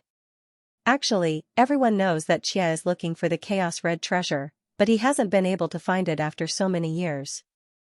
If the other unknowns were to look for it, they might have found it long ago. However, no one can break the rules of the unknowns. Lan Meng looked at Luyin. The unknowns are fair. As long as the mission is in your hands, no one can take it away from you. Anyone who breaks the rules will not have a good ending. You don't have to remind me. Since you've told me all this, I've already agreed to have nothing to do with you. That's good. How much do you know about the ninth stronghold civilization? Lan Meng said helplessly, Father died too suddenly, so he did not have time to tell me. But it doesn't matter since the ninth stronghold civilization has already been destroyed. What Father cares about is the Chaos Red treasure. He told me to find it no matter what. As long as I can obtain one, it will be enough to protect me. The Chaos Red Umbrella, the Chaos Red Umbrella, the Celestial Eye, the Milky Way, the 7 Needles of Hell, the Searing Heart Candle, and the Cauldron. If you obtain one, you can protect yourself. If you obtain 2, you might be able to achieve glory. Luyin recalled the 9 Chaos Red treasures that Lan Meng had mentioned. The Celestial Eye? It should be in the Longevity civilization. The Red Umbrella had accompanied Hong Shuang into the Mirage domain, and the Cauldron was in Master's hands. As for the Searing Heart Candle? Patriarch Shan had once said that he had seen the human civilization on a huge candle. Could that be the Searing Heart Candle? If he could gather all 9 Chaos Red treasures, the human civilization might be able to regain its glory. But where were the other Chaos Red treasures? Have you obtained any of the 9 Chaos Red treasures? I don't know. No one completely understands the unknowns. Luyin asked Lan Meng many more questions. Lan Meng knew some of them, but he did not know most of them. As for the various unknowns, even if Lan Meng knew, he would not reveal them. End of chapter. Lan Meng only told Luyin that there were 12 colors, corresponding to red, silver, and orange. Transparent, yellow, black, green, white, blue, cyan, purple, and 8 other colors. Among the 12 colors, Luyin knew that Chi Su, who represented red, and Hua, who represented silver, were dead. Orange was Red Hero, green was Yu Che, blue was Lan Meng, cyan was Demao, and purple was Hihi. However, he did not know the true identities and species of Hihi and Yu Che. Transparent, yellow, black, white, and 8 other colors, he did not know what they were. Yellow had a conversation, and its words were dissatisfied with human civilization. 8 colors were unknown and transparent. There was no trace of black or white at all. Luyin wanted to know more about the 12 colors. However, Lan Meng did not understand. If he faced a monster like Hihi that had lived for a long time, he might be able to find out. As he thought about it, a small door appeared beside Lan Meng. Lan Meng said, "There are other unknowns contacting me." Luyin looked at the door. This was how the unknowns contacted each other on the battlefield. He did not have it because he had not completely joined the unknowns and did not worship the divine tree. Thus, only the 8 colors could contact him. Lan Meng looked at the door and connected with his divine power. A familiar voice came from the door. It was Demao. Lan Meng, is there any way to contact the human Luyin? Lan Meng looked at Luyin. Luyin smiled and nodded. Yes, Lan Meng replied. Demao raised its voice. I want to talk to him. Why are you looking for him? Lan Meng looked at Luyin and asked when Luyin did not respond. Of course I have something to do with him. Help me contact him. Demao was impatient. Lan Meng frowned. Why should I help you? Because I can protect you. Otherwise, with your half-dead body, you will not be able to return alive, Demao said sternly. Lan Meng sneered. At most, I will hide. It was afraid of Luyin because Luyin did things unconventionally and walked on the edge of the unknown's rules. His teleportation was especially disgusting. It could not avoid it even if it wanted to. It was possible to kill it without breaking the rules. However, Demao was different. They were on different battlefields, and it was an eternal realm. It had no advantage in the war with the Mudwater Kingdom and could not find trouble with it. Since Luin could appear here, it meant that he had dealt with his opponent. Compared to Demao, Luin was much more of a threat, and this had nothing to do with his own strength. Unknowns were fair. No matter how strong or weak they were not allowed to attack each other internally. Demao said in a low voice, "Help me contact him. It'll be good for you. We can give him the conditions to protect you first, at least to ensure that you can survive this war." Luin looked at Lan Meng. "Ask him who is keeping an eye on Patriarch Shan." Lan Meng hesitated. Luin frowned and stared at Lan Meng. Lan Meng did not want to get involved in this matter, as it still had a lingering fear from what had happened back then. That existence that it had been unable to resist was too terrifying, and if it really helped Luin find out, then it was afraid that it would be in trouble. However, Xianxia probably didn't know. "Sure, you can contact Luin, but tell me who was watching Patriarch Shan back then. Who forced me to ambush Patriarch Shan?" Lan Meng asked helplessly. The other party was silent for a moment, then said, "Are you asking me? What else? How would I know? Didn't you say you knew in Jixing?" Lan Meng asked. Demao sneered. "I was just playing with that little thing." "You believe me?" "I don't know, but that old purple guy definitely knows. He will also contact you to find Luin. You can ask him yourself." "Then you have no value," Lan Meng said. Demao growled, "Lan Meng, don't be ungrateful." Lan Meng said in a low voice, "You revealed the Blue Sky Realm. I haven't settled this with you yet, and you still want me to help you? It's just a name, not the coordinates. Believe it or not, if you don't help me, then when this war ends and you die, it's fine. If you don't die, then I'll give the coordinates to Luin. Let's see if those human powerhouses and those damn toads behind him won't make trouble for you," Demao threatened. Lan Meng was furious. "You." It did not dare to speak, as it was afraid that Demao would reveal the coordinates right now. Even though it had already said that it had nothing to do with Luin, this kind of matter depended on the other party's sincerity. Once the coordinates were revealed, the initiative would be completely handed over to Luin. This was not something it was willing to do. Luin knew that Lan Meng would not speak again, so he said, "Demao, you were looking for me?" "Luin? You're right next to Lan Meng. Are you testing me?" Demao's tone was deep. Luin smiled. "You want to chat with me? I have plenty of time." "Take your time." Demao's tone changed. "Do you still remember what you said in Jizong before the war?" Luin said, "This muddy kingdom is indeed troublesome. Once you feel that you will undoubtedly die and can't escape, you will specify karma. This is too disadvantageous for you eternal realm cultivators." "I understand. Tell me, what will it take for you to help us?" Demao said bluntly. Luin did not understand. "The threat to you is karma. At worst, you can just not participate in the war. Why must you eliminate your opponent?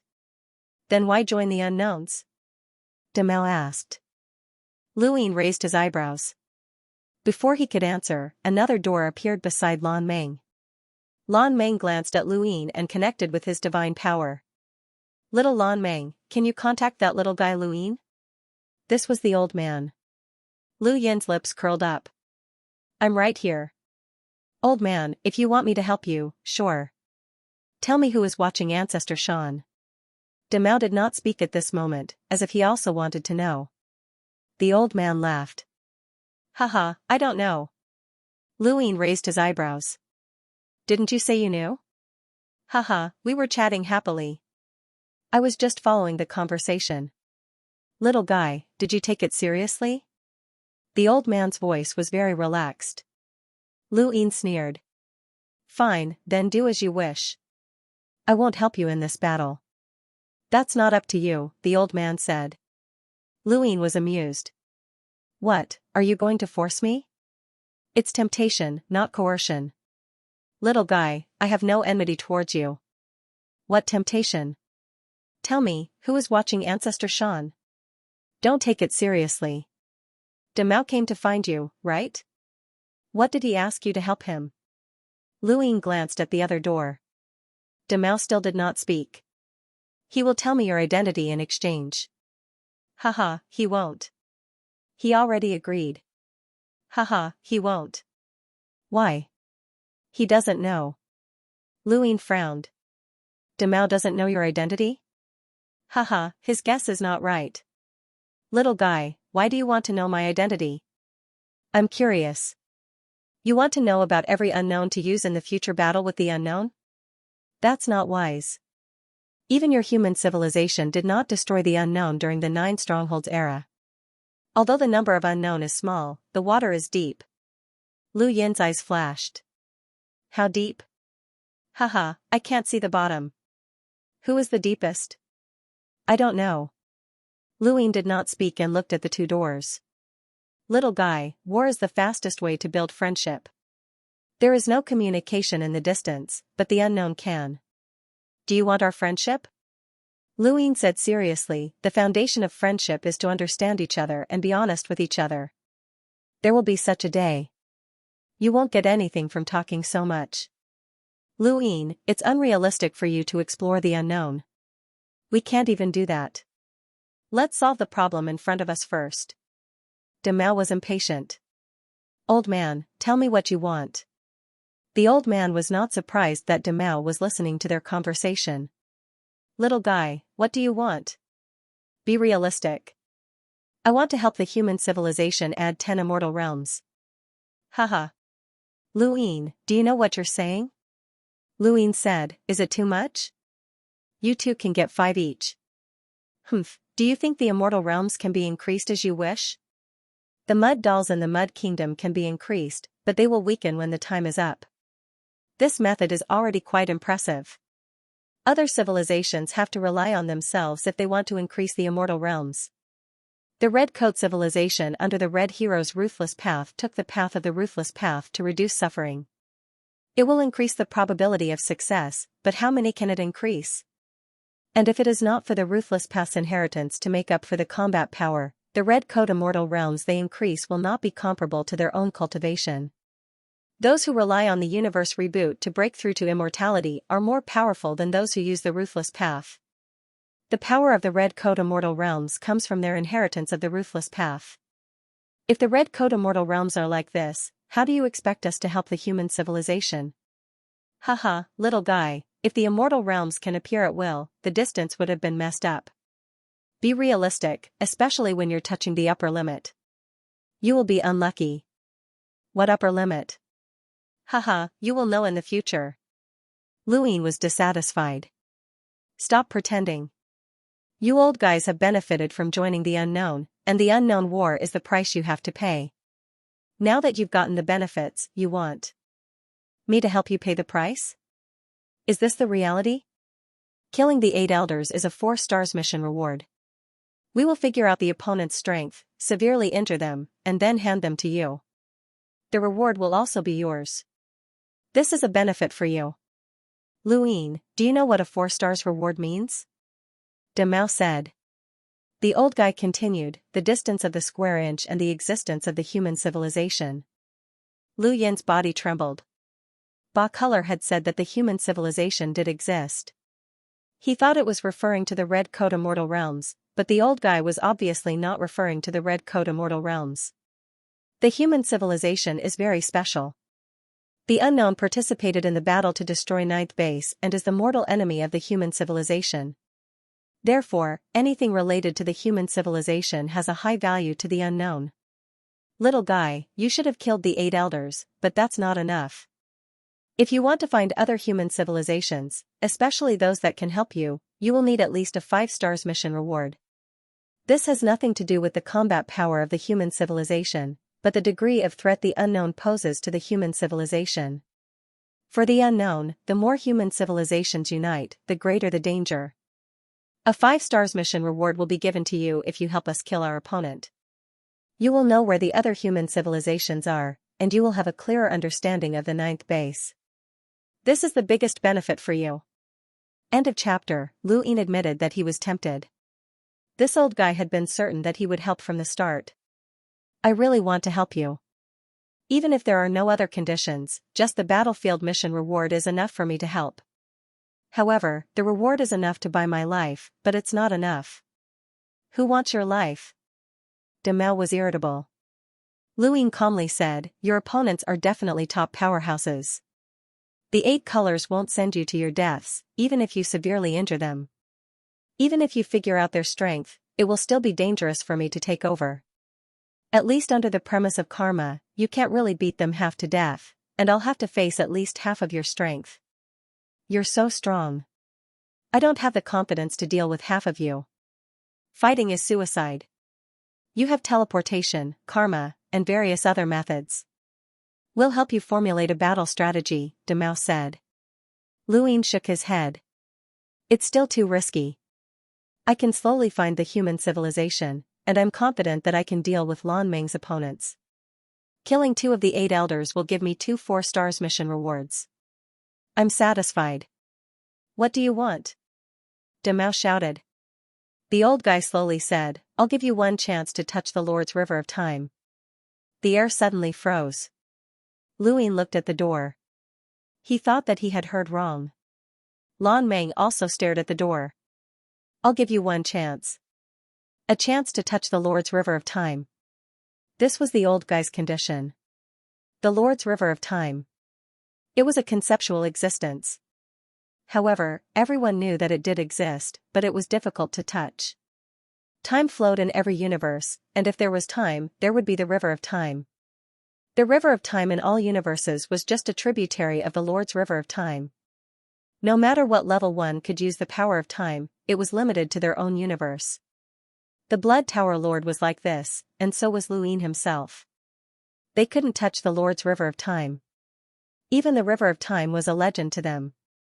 But now, the old guy could actually let him touch the Lord's River of Time? Little guy, are you satisfied with this condition? The old guy asked calmly, his tone never changing. He knew from the start that no one could refuse this condition. Regardless of whether Lu Yin's touch of the River of Time was helpful or not, he couldn't refuse this temptation. No one could refuse. Lu Ying really didn't know what was the point of him touching the River of Time. Perhaps it could bring about a transformation in the power of time? Perhaps he could see the past like the first time he touched the River of Time? Or perhaps it could make flowing light transform again? He didn't know. Perhaps it was just a touch, a glance, or a flash. But even if it was just a flash, he couldn't reject it. All right. No one was surprised that Lu Ying had agreed. He would definitely agree. Wait for my notice. After this battle, I'll bring you to see what it means to be the master of the River of Time. After speaking, the door disappeared. Lu Yin's eyes twinkled with excitement.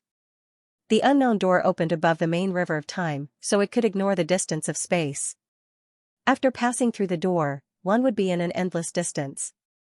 This meant that there were unknown existences who could freely enter the main River of Time. How terrifying was this?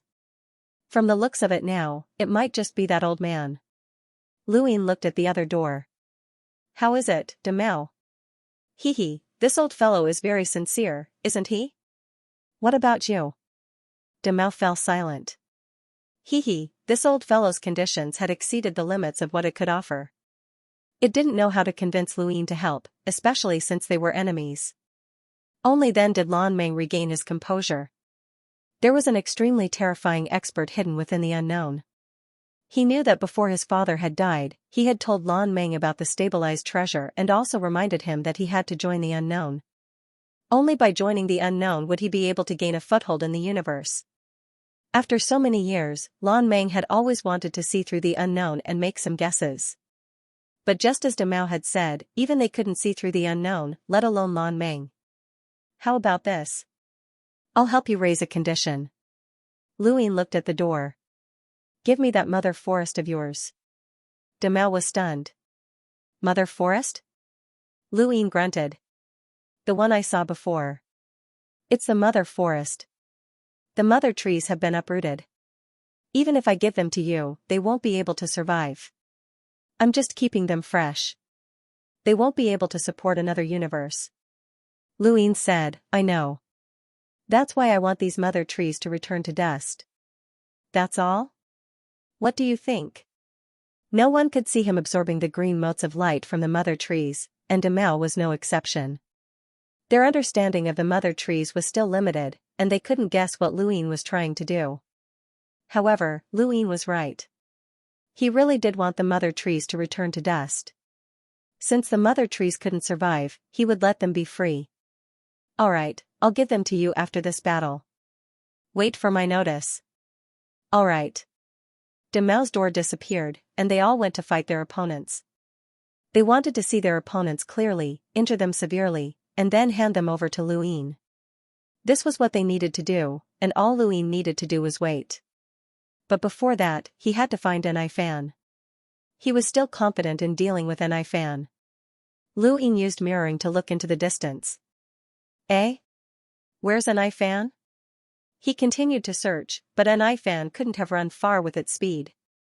However, he still couldn't find it even after several days. Lan Mei was waiting by his side. He was Lu Yin's channel of communication with the old man. He still couldn't find it. Fan had disappeared, and he had probably hidden himself. Luin frowned. This Fan was truly cautious. If he couldn't win, he would run. This was equivalent to giving up on the battlefield, just like Lan Mei. Lan Mei really wanted to leave, but he knew that he couldn't. Where can this Fan hide? Do you know? Luin asked. At this moment, he was bringing Lan Mei everywhere to search for Fan. Once he dealt with the 8 elders, he would receive another reward. Lan Mei was helpless. I don't know. I've been hiding from him ever since I arrived, and he's always been the one looking for me. Luin looked into the distance. The unknown envoy of balance. Do you know which one it is? Lan Mei went on guard. I won't say anything about the unknown envoy. We agreed on that. I'm just asking. If you can tell me, then tell me. If you can't, then forget it. With that, a karmic spiral appeared at Lu Yin's fingertip, and he threw it at Lan Mei. Lan Mei couldn't dodge and was pierced by the karmic spiral. He stared at Luin angrily. Luin looked at the karmic history of Lan Mei's attack. He had purposely mentioned the unknown envoy of balance to remind Lan Mei of this so that he could use karma to investigate. Transparent. Luin, if you attack me again, I'll definitely tell 8 colors that you've broken the rules. Lan Mei was on guard. Luin was confused. Weren't you the one who told me to use karma to investigate? I won't argue with you. In any case, if you use karma to attack me again, then don't blame me for being hostile. Lan Mei was afraid that Luin would cause trouble for him, but he was also wary of the envoy of balance and the other unknowns. Luin did not continue investigating. Transparent meant that he was the envoy of balance. His gaze darkened. Several months had passed, but the old man and Big Harry had not contacted him. Their battles must not have been easy. 8 colors must have arranged for them to have opponents of similar strength. They had to fight, think of ways to reduce their karmic restraints, and figure out their opponent's abilities. None of this was easy. On this day, a door appeared, and Lan Mei used his godly power to connect to it. Clear's voice traveled out. Luin, I'm looking for you. Lu Yin's head hurt, as he was most afraid of communicating with Clear. This guy was too polite, and he could not do anything to him. He had also participated in the 9th Wall Civilization War and was an enemy, not a friend. However, he had also helped Luin, given Miao Wu Wang's power, and saved the Tian Yuan universe. Luin could not understand what Clear was thinking. This guy should be an enemy of the human civilization, but he had been so polite when he had first entered the 3 universes. Luin did not want to answer. Lan Mei looked at the door but did not say anything. Clear's voice traveled out again. Luin, Violet said that you were with Lan Mei. Are you all right? Luin was speechless. Was this concern? What is it? It's great that you're fine. Violet and Cyan are asking you to help them deal with their opponents. It's best if you don't go. The more powerhouses you kill from Mudwater Nation, the easier it will be for Nibiru to target you. Nibiru is very powerful, and it will be difficult for you to escape from him. You don't need me to help you deal with your opponents? Luin asked. There's no need. Actually, in a war with Mudwater Nation, having no losses is a victory. It's good that you're with Lan Meng, but it's too dangerous for you to interfere in other battles. Since you're with Lan Meng, it means that you've already dealt with your opponents. You killed one of the 8 elders, and your name has already been linked to Nibiru. Luin did not understand. Why are you telling me this? Clear replied, we're both unknowns, so it's only right. You participated in the war that destroyed the Ninth Wall civilization? Yes. Then why are you still willing to help me? You're an unknowns, not a Ninth Wall civilization. I'm willing to help any unknowns, including Lan Meng. Don't get involved again. Aren't you afraid that the 8th color will find trouble with you? You're going against it, Luin retorted. Clear smiled and said, it's not that exaggerated. It's just a war. It's fine as long as we don't lose. Is that what those old fogies are thinking as well? Luin, in a war between civilizations, we can't afford to lose any of them. If we lose, we'll be half a step into the abyss of death. You'll understand this when you truly understand the concept. So no matter how difficult it is to deal with Mudwater Nation, Violet and the others will not let the unknowns lose. It's absolutely impossible. Luin said in a low voice, was that what you thought during the war between the unknowns and the Ninth Wall civilization? You could say that. Got it. Clear's voice rang out again. After this war, I have something for you. It's a relic from the 5th stronghold. I participated in the war at the 5th stronghold. Luin was shocked. The 5th stronghold? Yes, so you have to be careful in this war. Violet and the others will be fine. They're only looking for you to reduce their losses. But your life is your own, and you only have one. Remember, don't encounter Nibiru. He killed Xianling before. Lu Yin's expression changed. Killing Xianling before meant that teleportation would not allow him to escape Nibiru's killing intent. End of chapter. It was not impossible for a fishing civilization to have a way to deal with teleportation. As the strongest person in Muddy Nation, it was not surprising that Nibiru had killed Xianling. It was just a guess. It was another thing to know. I got it. Thank you. No matter what Che had done in the past, at least it was reminding him now. Moreover, Lu Yin had to accept this favor since it was willing to return the 5th stronghold's relics. War was merciless, and there was no right or wrong. It was just a war between civilizations. But it was different outside of war. It did not have to return the 5th stronghold's relics. The portal disappeared. Lu Yin pondered. What was Che thinking? Was it helping every unknowable? In the worst-case scenario, could returning the 5th stronghold's relics be some kind of scheme? After all, it was an enemy, so Lu Yin had to think so. But no matter what, since Che had returned it, he would definitely take it. He would continue to wait for Demao and Old Man Hehe. He waited for 3 years. During these 3 years, Lu Yin had been with Lan Meng. He stayed on this battlefield, and 8 colors did not come looking for him. And Fan was nowhere to be seen. It must have left this battlefield. This battlefield was the same as his previous one, and it was considered resolved. And 8 colors did not come looking for him either. It seemed that the other battlefields of the unknowns did not need reinforcements. No matter what, Muddy Nation was a fishing civilization. Now, it seemed like they were being suppressed by the unknowns. How much did Muddy Nation know about the unknowns? It should not be much. Otherwise, this battle might not have happened. Of course. He might have underestimated Muddy Nation. Although Enigui and Fan were weak, it did not mean that the other 8 elders were weak. The unknowns also had existences like Lan Meng and Fan, who were in line with the laws of the universe. On this day, the portal appeared. Lan Meng used his divine power to connect to it, and Demao's voice came out. Lu Yin, get ready to come over. Lu Yin's eyes were solemn. Information. Bai used a civilization's treasure to collect the eternal realm and attached it to his body to form a powerful armor with supreme strength. This opponent is suitable for you. Strength? Lu Yin's eyes flashed. Indeed, it was suitable for him. Bai's strength is considered average among the 8 elders. I've been testing it, and now I can see that it's in line with the laws of the universe. Movement can affect its surroundings. With power. To it, this is power. Stillness can also produce power because the universe is moving.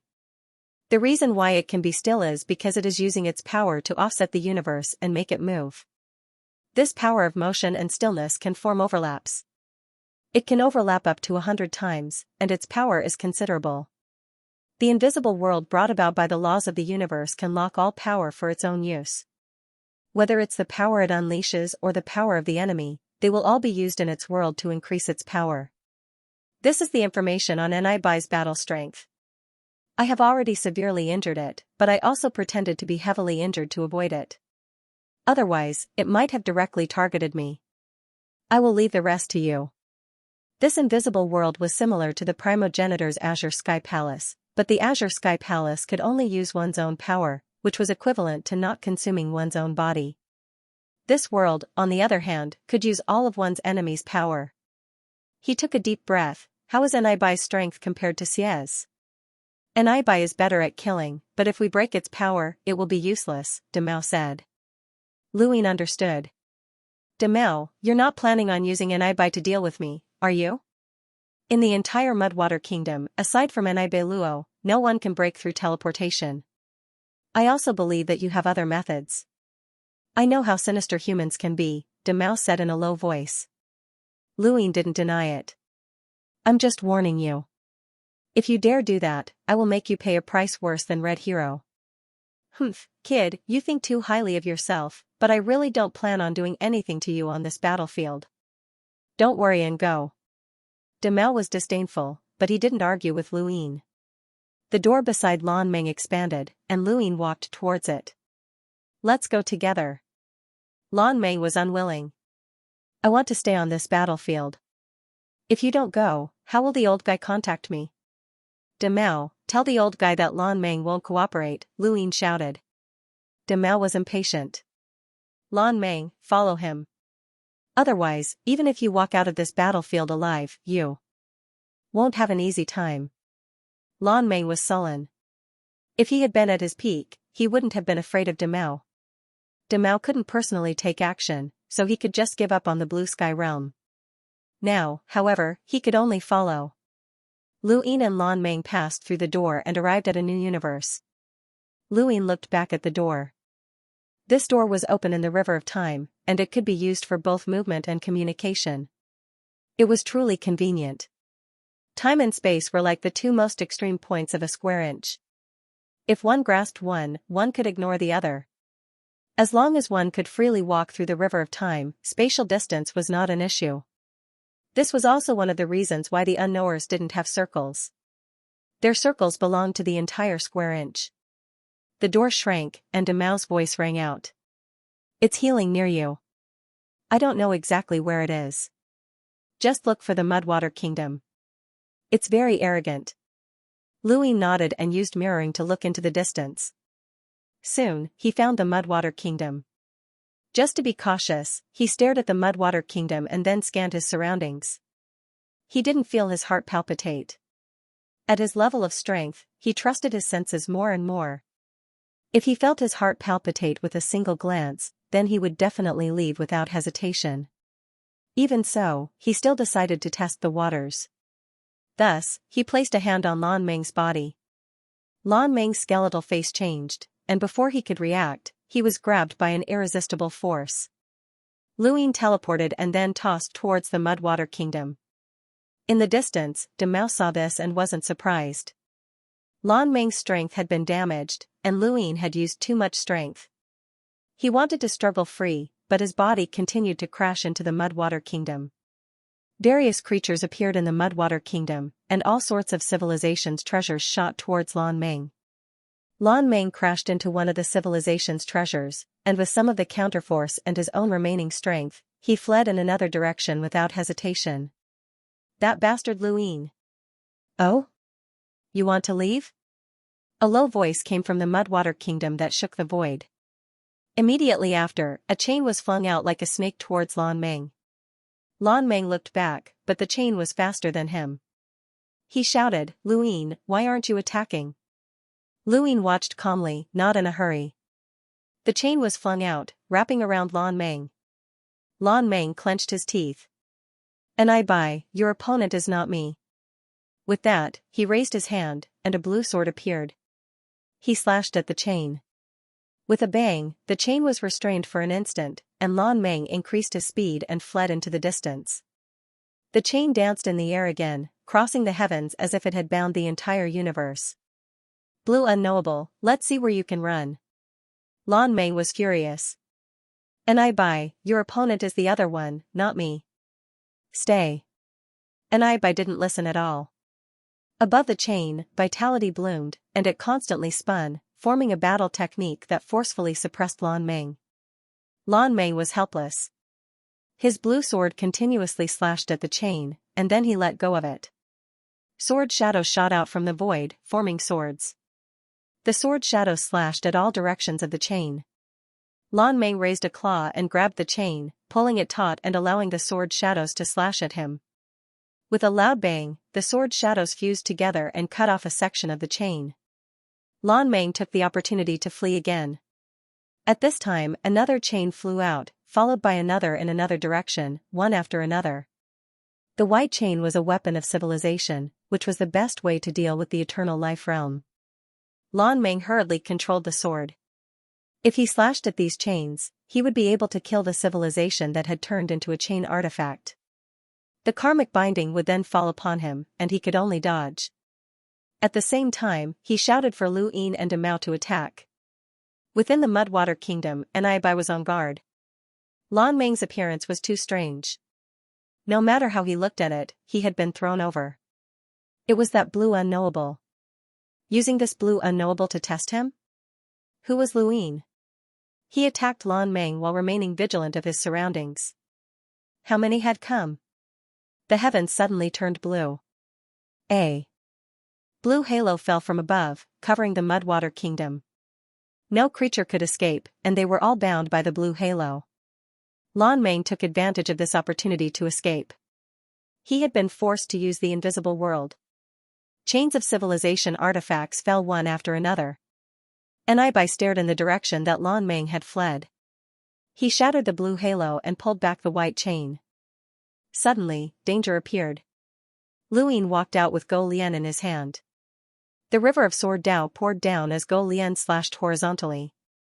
The void distorted around Bai's body as the power of motion and stillness locked down. Hiss! Half of Bai's body was penetrated by Go Lian. The power of motion and stillness intertwined at the blade's edge. If not for this, Bai's body would have already been split in two. Lu Yan's gaze trembled. Bai was truly powerful. His sneak attack had actually failed. The power of motion and stillness was even more tyrannical than he had imagined. Bai roared in anger, and the power of motion and stillness erupted, forcing Go Lian out. It continuously retreated, and the river of sword Dao poured down once more. Lu Yin's sneak attack had almost killed it. Bai hadn't expected Lu Ying to attack silently. Moreover, his attack was even fiercer than the blue unknowable. It continuously retreated as the river of sword Dao poured down. Suddenly, an invisible force pushed the sword Dao river horizontally, causing the sword Dao river's attack to miss. The lock force realm locked down all forces, and the river of sword Dao's attack also brought about power. Bai used this power to push the river of sword Dao away. This feeling was similar to rune lines. The rune ancestors' rule of rune lines was that every action in the universe would have a corresponding effect. Rune lines were the embodiment of this effect, and rune lines could completely cancel out any action in the universe. One had to admit that the rune ancestors' creation was extremely far-sighted. Even the withering ancestor had said that things would move in the opposite direction when pushed to the extreme. One was the power of perception, while the other was the power of the body. Lu Ying slashed down with Go Lian again. Bai stared at Lu Ying, and the invisible force bombarded him. In this world, the enemy's attack could also become its attack.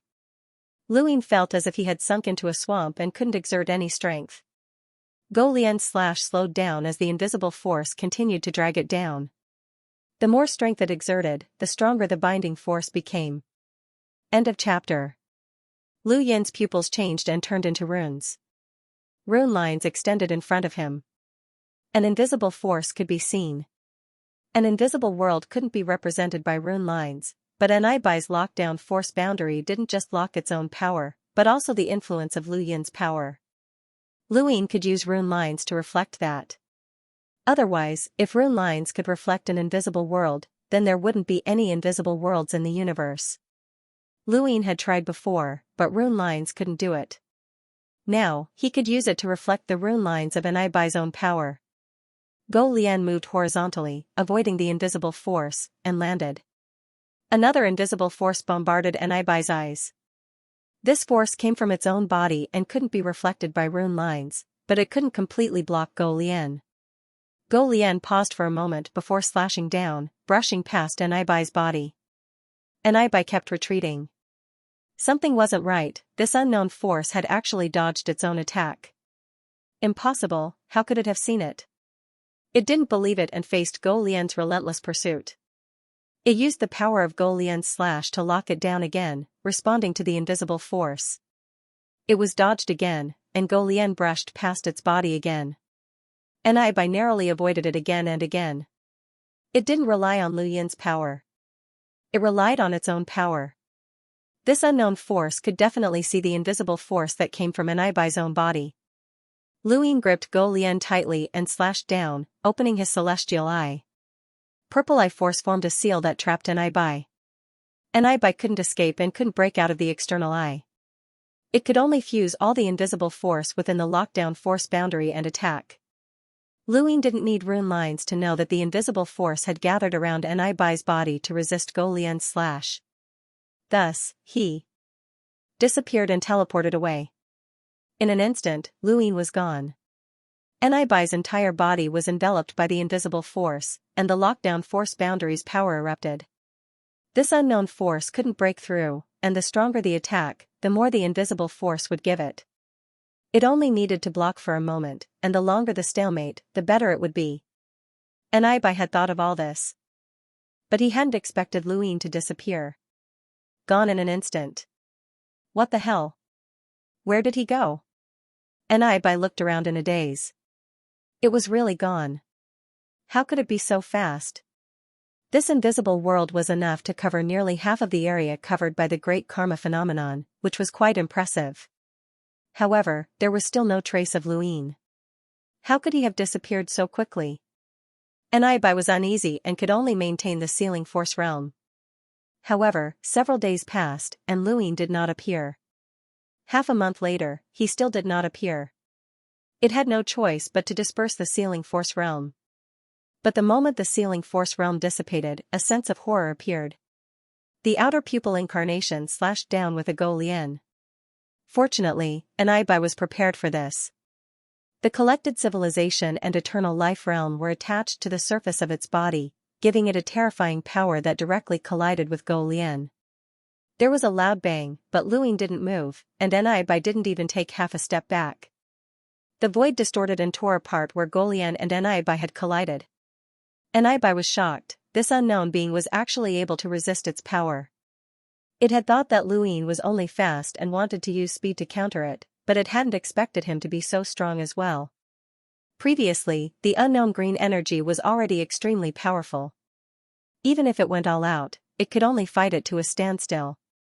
No matter how powerful this unknown energy was, it could not reach that level. Thinking up to this point, the power of motion and static overlapped, continuously acting on its body. The sealing force realm appeared once again. Lu Yin was gone again. Anibai felt like it had punched the air. He had actually run away again. It roared, "Unknown, do you only know how to run? Get out here, unknown." In the distance, Lu Yin frowned as he looked at Anibai. His gaze shifted to Lan Meng, and he instantly appeared. Lan Meng saw Lu Yin suddenly appear and wanted to give him a stab, but he restrained himself. "Contact De Mao." De Mao's voice soon came from the door. "You still haven't dealt with it?" Lu Yin said, "It's not heavily injured. If it was, it would have given me karma a long time ago." De Mao was dissatisfied. "Do you think it's so easy to get benefits? Not only will I reward you for killing Anibai, but I'll also give you the mother forest. Do you know how long it'll take to gather that forest?" Lu Yin's gaze was cold, no need to pretend. Since I've agreed to this deal, I'll complete it. Then why are you looking for me? What's the characteristic of an Ibai's invisible world? It locks power for one's own use. I told you long ago. How does it lock power? You want to learn it? Yes. It's a world formed by the laws of the universe. You can learn it, but you have to comprehend the laws of the universe. The power of motion and stillness? The power of motion and stillness is just the result.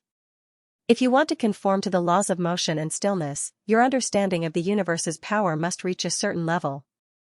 Otherwise, how can you comprehend it? It's because of this understanding that it can guide the Lockforce realm.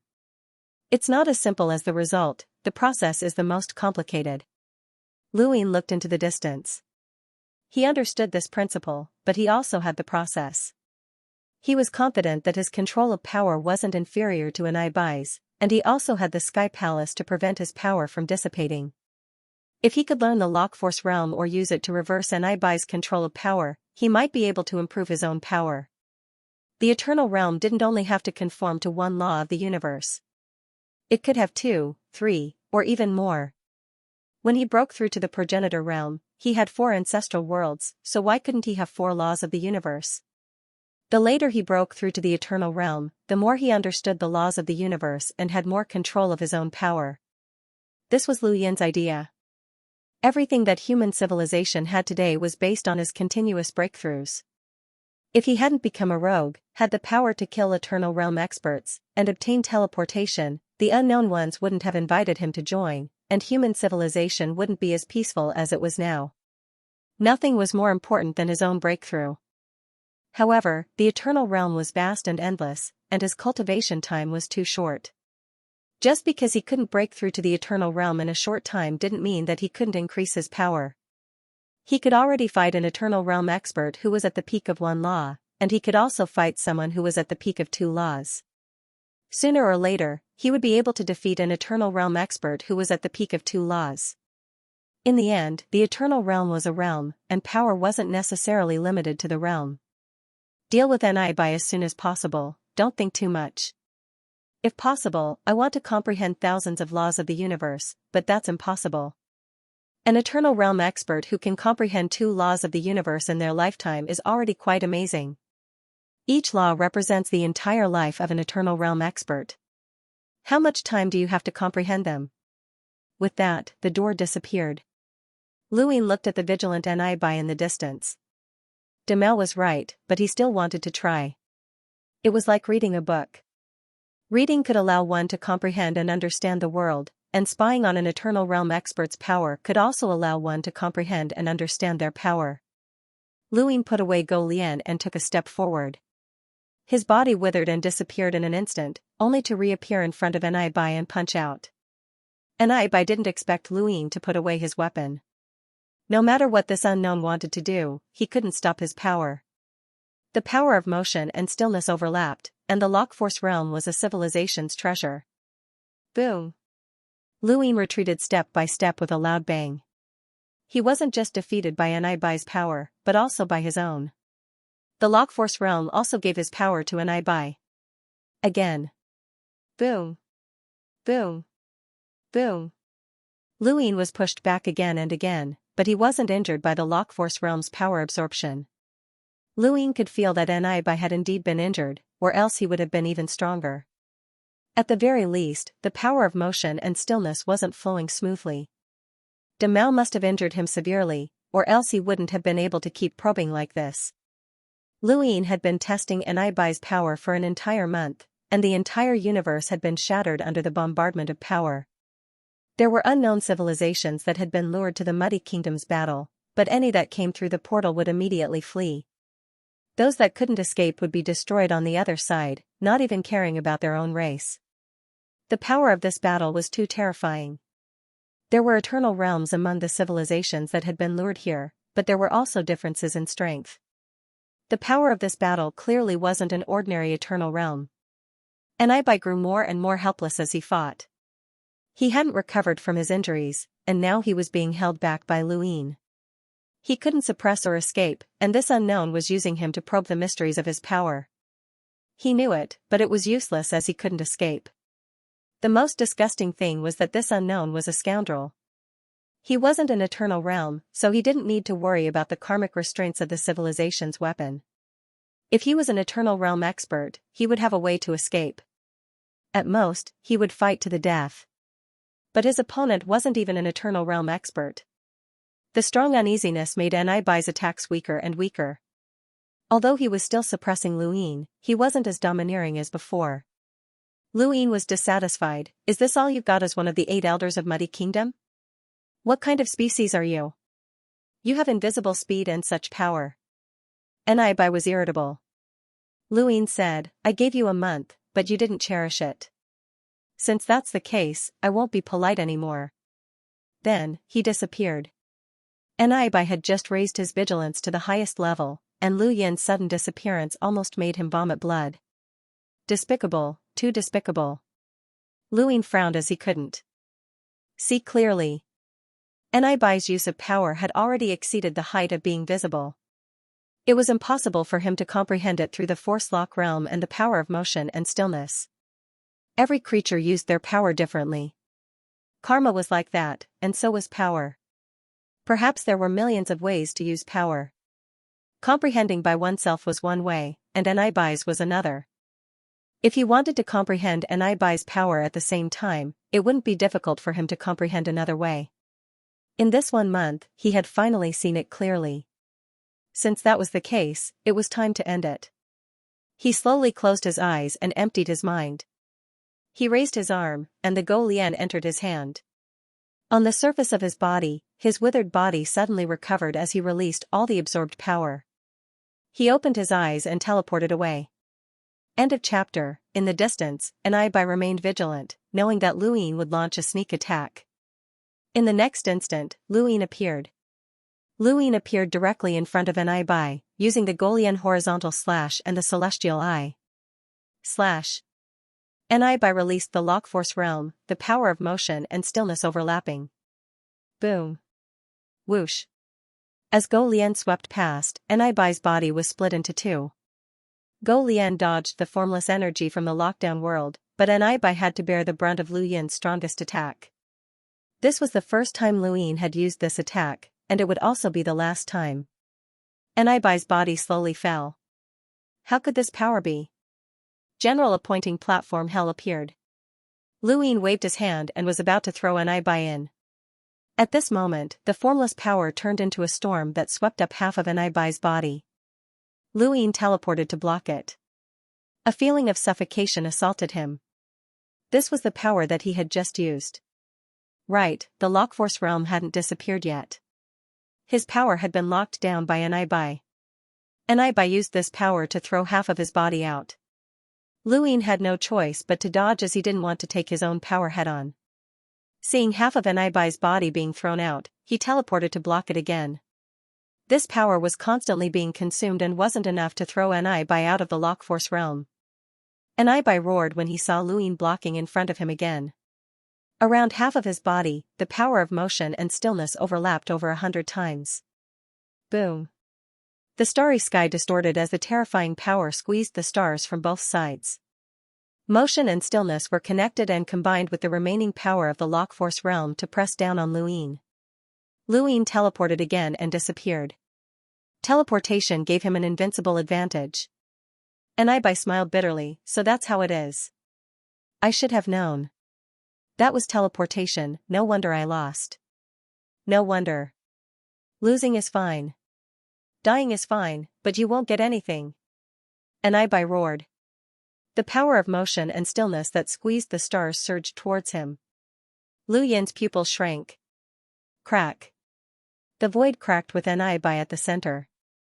Luin teleported out and saw Anibai's broken body being swallowed by the void. You won't get anything. It saw the general appointment platform, and even though it didn't know what it was used for, it would rather die than be manipulated by Luin. Luin clenched his fist and teleported to the other half of Anibai's body, kicking it into the hell of appointment stage. The karma heavenly Tao began to increase, but it didn't increase for long before it stopped. Anibai was completely dead. Luin felt that it was a pity, as this Anibai was too stubborn. This was in line with the characteristics of a cultivator who would rather die than let Luin obtain karma. He was clearly in the eternal life realm, but the karma he gained was similar to that of the great circle crossing Kuer. What a pity, what a pity. Now, all he could do was continue to wait. There was still that old man who was laughing. Actually, other than Demao and the old man Hihi, there were still a few that he had not met before. Did they not need his help? Luin teleported in front of Lan Meng, and at the same time, a portal appeared from 8 colors. Luin, congratulations on killing one of the 8 elders of Mudwater Nation, and I buy. You have received a 4 stars mission reward. You may choose battle techniques, cultivation methods, knowledge, resources, and more. Luin replied, I choose to acknowledge it. Please speak. I want to find other human civilizations. Lu Yin's expression was solemn. Demao and the old man Hihi had said that human civilizations were very special, and their corresponding rewards were not necessarily related to their combat power. A large part of the reason was related to the 9 bases. Even for the unknown, any remaining human civilization was very important. Lan Meng also looked at the portal curiously. How many human civilizations were left? 8 colors voice sounded, other than your 3 universes and Red Hero's underworld red coat, there are 3 more unknown human civilizations. Lu Yin's eyes lit up. They correspond to 2-star missions, 5-star missions, and... After a pause, 8 colors continued, 6 stars missions. Lu Yin's body trembled. 6 stars missions? A 5-star mission was to destroy a fishing civilization. He had specifically asked what a 6 stars mission represented, but 8 colors had not said, only telling him that he had to complete a 5-star mission to know. That was a mission above the fishing civilization. What human civilization needed a 6 stars mission? Could it be a powerhouse that was compatible with the 3 universal laws? Luin first thought of the longevity civilization. He did not see Changji's strength clearly, but the suffocating feeling he brought was absolutely horrifying. It was not inferior to Red Heroes. If the longevity civilization had completely inherited the original 4th barrier, then Changge and the quintessence turbid treasure could definitely compete with Patriarch Shan. This civilization should be able to correspond to a 6 stars mission. There's a 2-star mission? Luin was curious. 8 colors said, it's just a remnant and unimportant human civilization. If you want to know, you can exchange it for a reward. Luin pursed his lips, exchanging a 4 stars mission reward for a 2-star reward. You really know how to calculate. Up to you, 8 colors said. Luin could complete a 2-star mission at any time, but a 4 stars mission would be difficult to complete outside of this battlefield. How difficult would it be to destroy a civilization with 10 Eternal Realm experts and use other civilizations to destroy it? I've decided to save it first. I'll wait until I have enough 5-star rewards, Luin said. 8 colors replied, sure. Then, good luck. This time, 8 colors did not ask for Lu Yin's assistance. Clearly, the other battlefields were advantageous to the unknowns. How long will this war last? Luin asked Lan Meng. Lan Meng shook his head, I'm not sure. Every war can be long or short. As far as I know, the shortest war ended in just a few days, and the longest war. He glanced at Luin but did not speak. Luin understood that this was the war with the 9th Fort civilization. That war would definitely involve all members of the unknowns. Ever since he had come to this battlefield, Luin had always had a question. What was the standard for the unknowns to participate in the war? Was it the invasion of the Mudwater Kingdom? However, 8 colors had said that the unknowns did not have a circle, so there was no regional division. Even if the Mudwater Kingdom was close, it had nothing to do with the unknowns. This time, the Mudwater Kingdom was close to the Mud Doll being captured. Then, for the unknowns, what standard did the Mudwater Kingdom meet? Back then, the Death Universe had swept past the 3 universes, and it had been even closer. Had there been a war with the Death Universe? Luin asked this question, but he did not mention the Death Universe. Some situations needed to be analyzed on their own. Asking might lead to some clues, but it would also bring disaster. When was the last time the unknowns were forced to participate in a war? Lan Meng thought for a moment, a long time ago. At that time I had just joined the unknowns and participated in a war against a fishing civilization. That fishing civilization was destroyed, and I could only protect myself in that war. Louis nodded and did not ask any more questions. That fishing civilization was clearly not the Death Universe. The Death Universe was one of the main culprits that had participated in the war that destroyed the Ninth Fort civilization. How could it be so easily destroyed by the unknowns? He looked into the distance. Where was Demao? Was he not planning to appear? At that moment, a strange scene appeared. A paper bridge was erected in the boundless starry sky. It stretched out from the distance and extended into the unseen distance. From Liu Yin's point of view, it was just a smear of white adorning the darkness, and he could not see the end. He hurriedly used mirroring, but he still could not see the end. This paper bridge exceeded the speed range of an eternal life realm cultivator by 20 years. He immediately teleported 10 times, but he still could not see the end of the bridge. This was already beyond the speed range of an ordinary eternal life realm cultivator by 100 years. As for how far it was, he did not know. Liu Yin returned, "Contact that old fellow." Lan Mei retracted his gaze from the paper bridge and contacted the old fellow. Soon, the old fellow's voice sounded, "Young man, are you looking for me?" Liu Yin looked at the starry sky. "Did you see the paper bridge?" "Haha, of course, the entire battlefield can see it. This is Enibaluo's method. It is summoning the 8 elders." Enibaluo's method? Covering the entire battlefield? How big is the battlefield? Very, very big. Old man, don't keep me in suspense. Just tell me. I can't say. I am not an ordinary eternal life realm cultivator, and your understanding is still at the level of ordinary eternal life realm cultivators. He paused for a moment. Let's put it this way. To travel within a square inch, the eternal life realm is the prerequisite.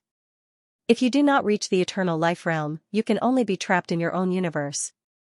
Only when you reach the eternal life realm can you travel within a square inch, but even then, the speed of an eternal life realm cultivator is only the speed of an ordinary person in a square inch.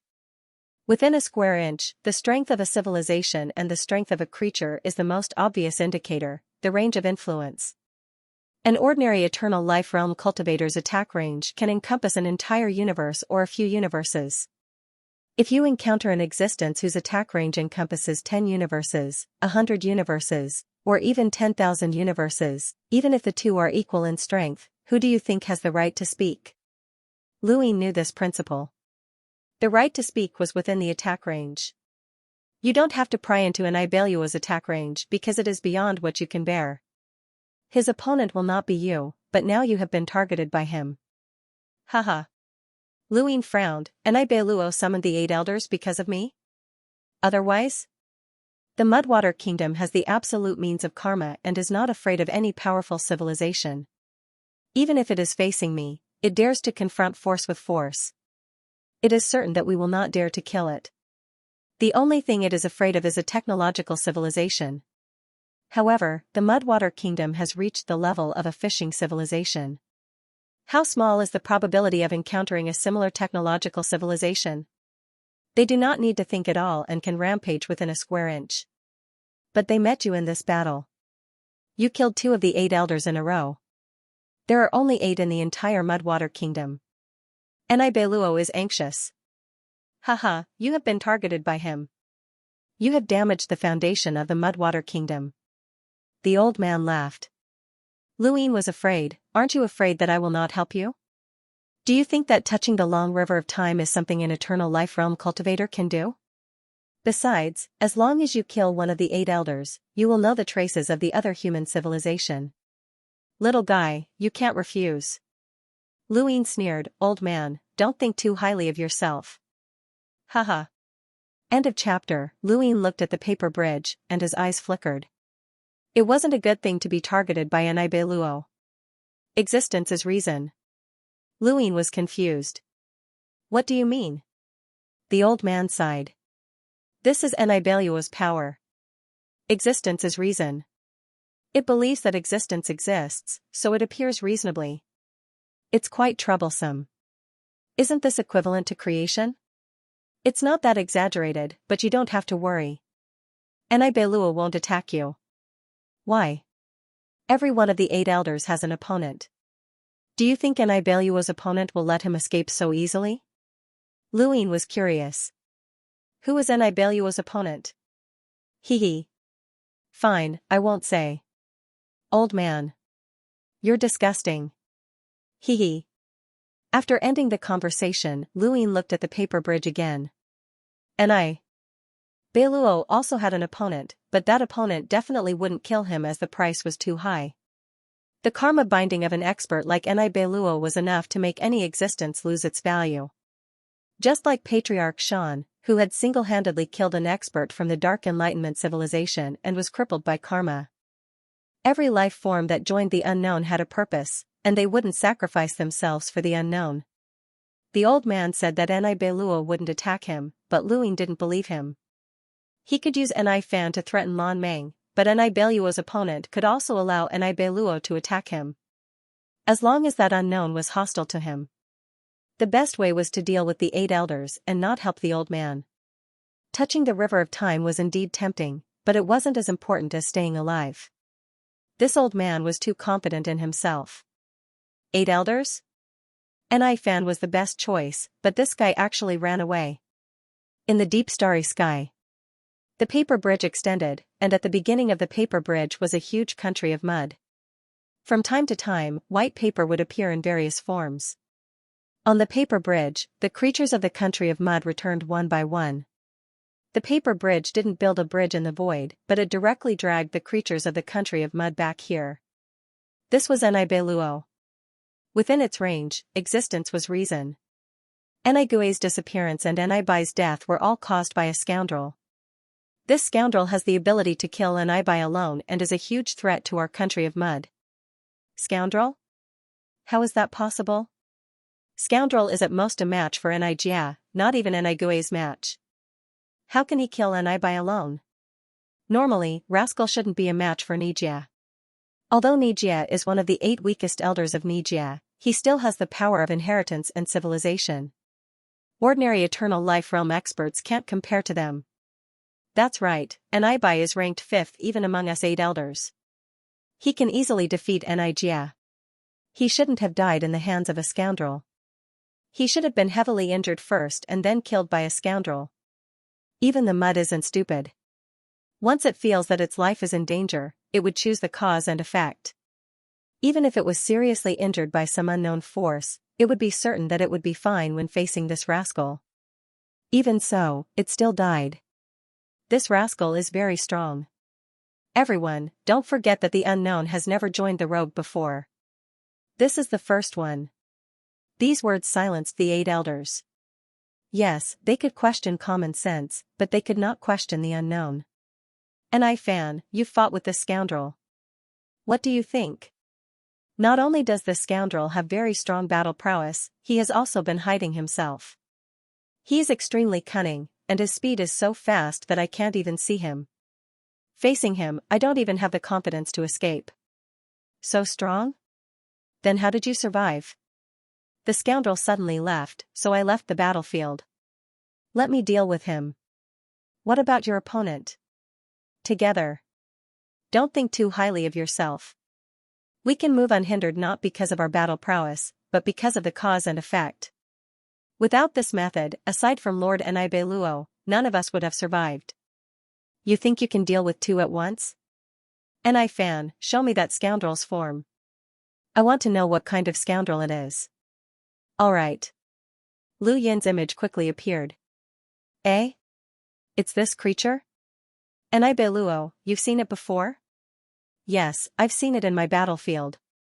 I didn't know that this creature would appear. I arranged for a mud doll to suppress it, but it was useless. So that scoundrel is from this civilization? I don't know. Is it in your battlefield? I've seen it too. I didn't know that there was such a creature. Is that so? Vast mountain smoke, sharp as rain. Take my sword, slay my enemy. The mountain sword lingers, revitalize my civilization.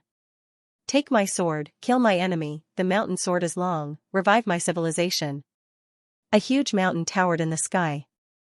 This mountain represented a civilization. This was not a part of the universe, but rather the mountain sword sect. Countless cultivators faced the mountain and bowed. Each cultivator carried a stone sword on their back. The mountain sword sect's swords were stone. Swords that had been taken from the mountains and forged by themselves. At the top of the mountain, an old man gazed into the distance. He suddenly raised his hand, grabbed the stone sword in front of him, and slashed out. This was the mountain sword sect's sword of grand momentum. A mud doll in the distance faced the old man's sword of grand momentum.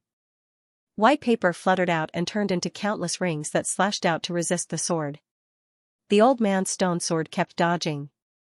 Once it shattered the rings, it would bring about karma restraints.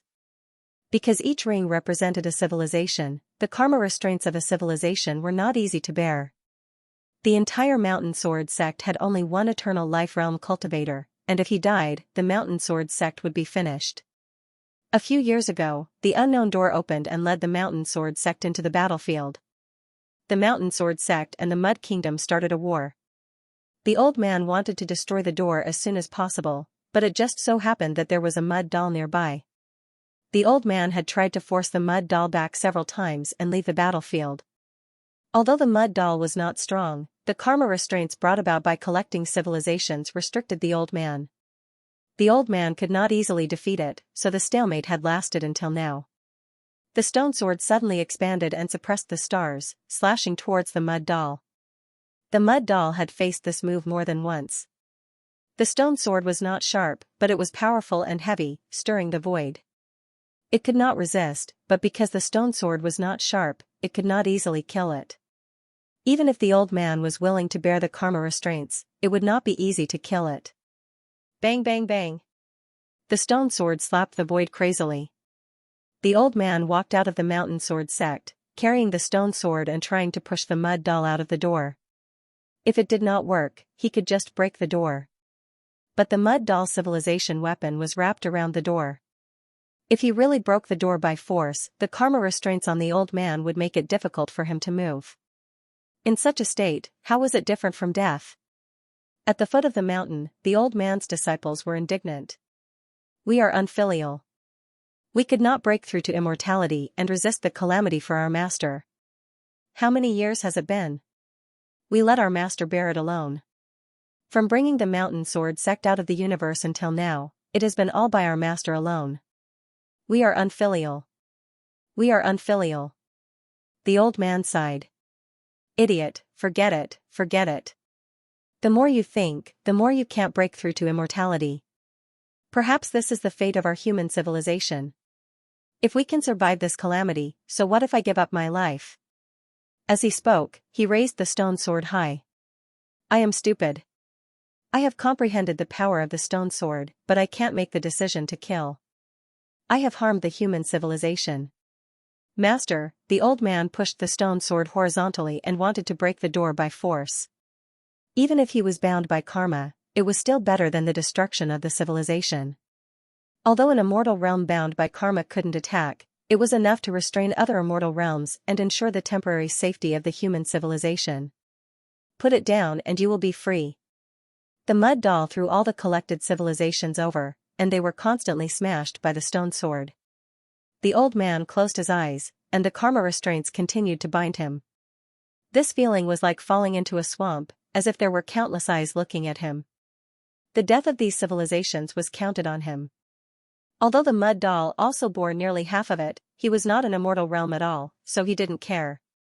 Just at the moment when the stone sword was about to hit the door, the mud doll had been squeezed to the other side of the door. The sword stopped. It was a creature from another muddy country, one of the 8 elders, and I. Above the mountain sword sect, the old man's eyes widened. Not good. He suddenly exerted force, and the aura of life boiled. The mountain sword's profound meaning pressed down. At the same time, the invisible world was released, and the mountain sword became bigger again, as if covering the entire sky. On the other side of the door, and I was disdainful. The gap was too big. It was just an ordinary immortal realm. The white paper fluttered, condensed, and pierced out. The white paper pierced the stone sword, and along the stone sword, it directly pierced the old man's shoulder.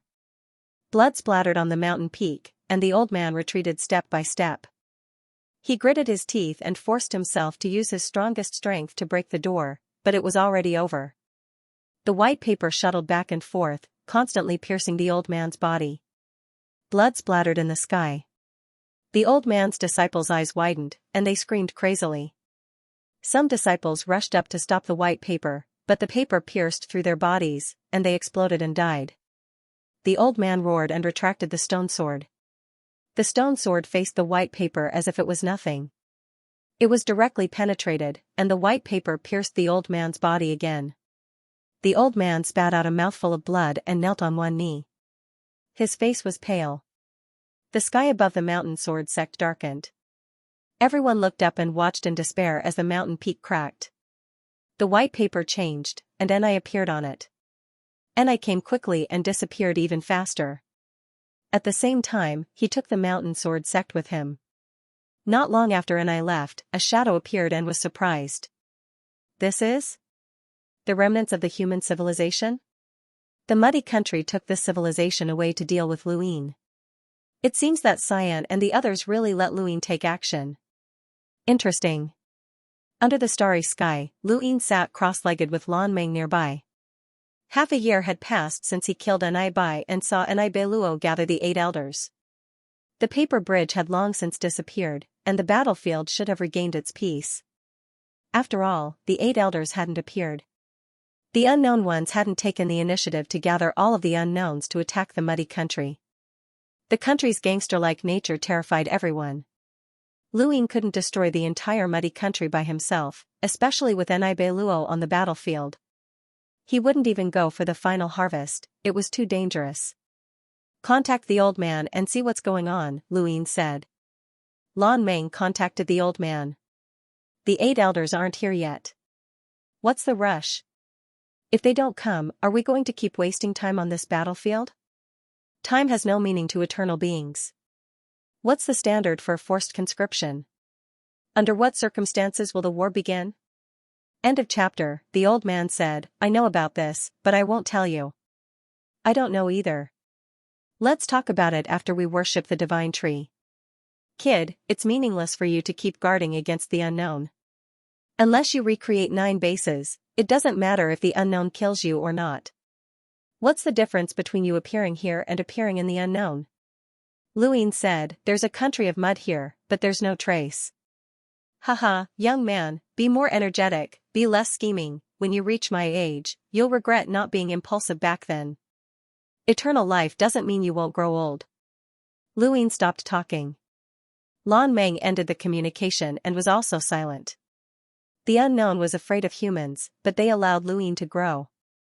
In Lan Meng's opinion, this was very unwise. Since they were destined to be enemies, they should be destroyed. But in the unknown, rules were more important than anything. Another few months passed. Above the stars, the paper bridge was built. It came. Luin narrowed his eyes, and Enai Beiluo had specially gathered the 8 elders. They would either do their best to avoid him or kill him. He decided not to participate in the old man's battlefield. Did this old man really think that he cared so much about touching the river of time? Of course. He really cared. But it was not as important as his life. He was not going anywhere in this war. The paper bridge disappeared, and a creature of the country of mud appeared in the distance. Luin used the mirroring technique to look, and his pupils constricted. Human? The creature of the country of mud in the distance was a mud doll, and the mud doll was attached to the head of a middle-aged human man as if it had swallowed the middle-aged man. Luin suddenly looked at Lan Meng. There are humans on this battlefield? Lan Meng was confused. I don't know. Luin frowned and stared into the distance. It was indeed a human. It was not fake. The unknown had also lured human civilization into this battlefield. Where was the human civilization? It could not be the 3 universes or the red coats under the stars. These 2 civilizations were in the protection period. Then, it was another human civilization that he did not know about. This was Enai Beiluo's method to deal with him. He deliberately used this human to lure him. Contact the old man. Lan Meng immediately contacted him. Human? The old man was surprised. Oh, it's really possible. The unknown knows about more than one human civilization. I don't know why it hasn't been destroyed. But it's normal for it to be lured to participate in the war. Even though Ninth Base was once glorious and prosperous, but now, the remnants of the human civilization are no longer a threat. In the eyes of the unknown, they are the same as other civilizations that can be lured into the battlefield. Of course, I'm talking about the weak remnants of the human civilization. The human civilization that requires a 5-star mission reward or even higher is not included in this list. Luin asked, is this the human civilization that can be learned after completing a 2-star mission? I think so. Why? Do you want to fight? Oh right, I almost forgot. Humans are very complicated creatures. When they are heartless, they can betray everything. When they have feelings, they can be fearless of death. This is an Ibelios test for you. He is trying to determine if you care about your own kind. If I care, I'll be falling into its trap. The human civilization will definitely be controlled by it. Not bad. What if I don't care? That human civilization will be collected just like the other civilizations collected by the creatures of the Mudwater Kingdom. Of course, there will be no pain and death, but if you care, unless you have the confidence to save them, what awaits them will be torture worse than death. The old man gloated. Value can give you a perfect life, but it can also give you a life of despair. Under the starry sky, the clay doll leisurely attached itself to the middle-aged man's head. The middle-aged man walked with difficulty like a puppet in extreme pain. Suddenly, time stagnated and gray flowed. Luin instantly appeared in front of the middle-aged man and pointed at the clay doll. The clay doll saw it and wanted to fight back, but it found that it could not move. The purple eye power had trapped it. All of this happened in an instant. The next moment, Lu Yin's finger pierced through the clay doll and pulled it off the middle-aged man's body. He threw it into the god catalog. Triple firmament sword intent, hidden sword. The sword flashed wildly, and the clay doll could not fight back and was severely injured. As an eternal realm, even if it was forcefully pushed to the eternal realm, it should have been able to fight back against Luin. However, it could not fight back. Teleportation, time stagnation, and Lu Yin's rich experience in fighting the 8 elders of the Mudwater Kingdom on the battlefield.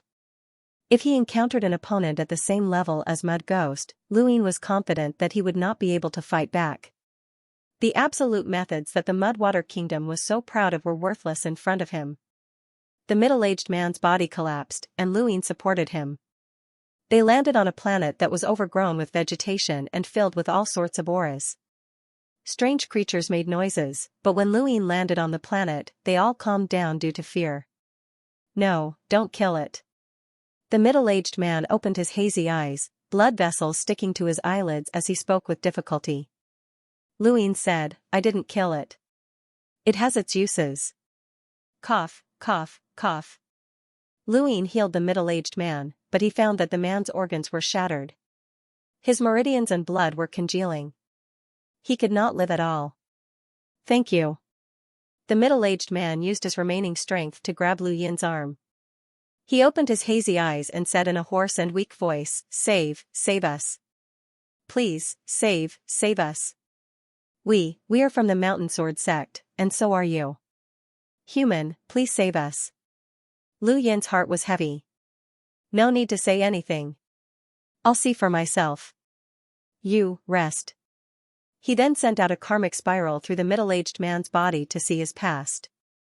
The man could not speak, and Luin could only use karma to understand as much as possible. The Mountain Sword sect. Luin watched calmly as his karmic past appeared. Time passed slowly, and an hour later, the middle-aged man died. Luin closed his eyes and suppressed his emotions. The Mountain Sword sect was a human civilization that existed in a different universe. It was different from the Tianyuan universe and the Ninefold universe. In that universe, the humans had been defeated. Fortunately, the Mountain Sword sect's ancestor was an Eternal Realm powerhouse. Even though he had lost to other Eternal Realms in the same universe, he was still able to protect himself. He brought the entire human race to hide in the Mountain Sword sect and left that universe. If they did not leave, the human civilization would eventually be destroyed. The mountain sword sect's ancestor had led the human civilization across the universe in search of a suitable home. They had experienced many dangers and wars, but when they found a suitable home, they were targeted by the unknown and became one of the civilizations that the unknown could make use of.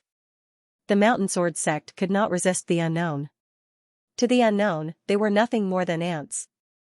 The Eternal Realm ancestor had to fight for the unknown time and time again to protect the mountain sword sect's human heritage. This middle-aged man was a disciple of the mountain sword sect's ancestor, and he had personally seen the ancestor's clothes stained with blood time and time again. He had walked on the brink of death time and time again, trying to escape the unknown. The mountain sword sect was crying. Everyone mourned for the ancestor, but no one could replace him. Finally, the entire mountain sword sect had been captured. Through the middle-aged man's karmic past, Luin knew that they had been targeted by the Mudwater Kingdom because of him. He had captured Anigue and killed Anibai, causing the Mudwater Kingdom to suffer heavy losses. Coincidentally, his own race had been present on the battlefield, so the Mudwater Kingdom naturally had to act. It was all because of him. However, Luin had not expected that a human civilization would appear on this battlefield. If he had killed Anai Fan, the mountain sword sect would not have been in such a miserable state. It was all because of him. Luin clenched his fists. "I'm sorry." He silently looked at the middle-aged man's corpse. Not long after, the clay doll fell and was crushed to the ground. Luin looked down at the doll. "Where's the mountain sword sect?"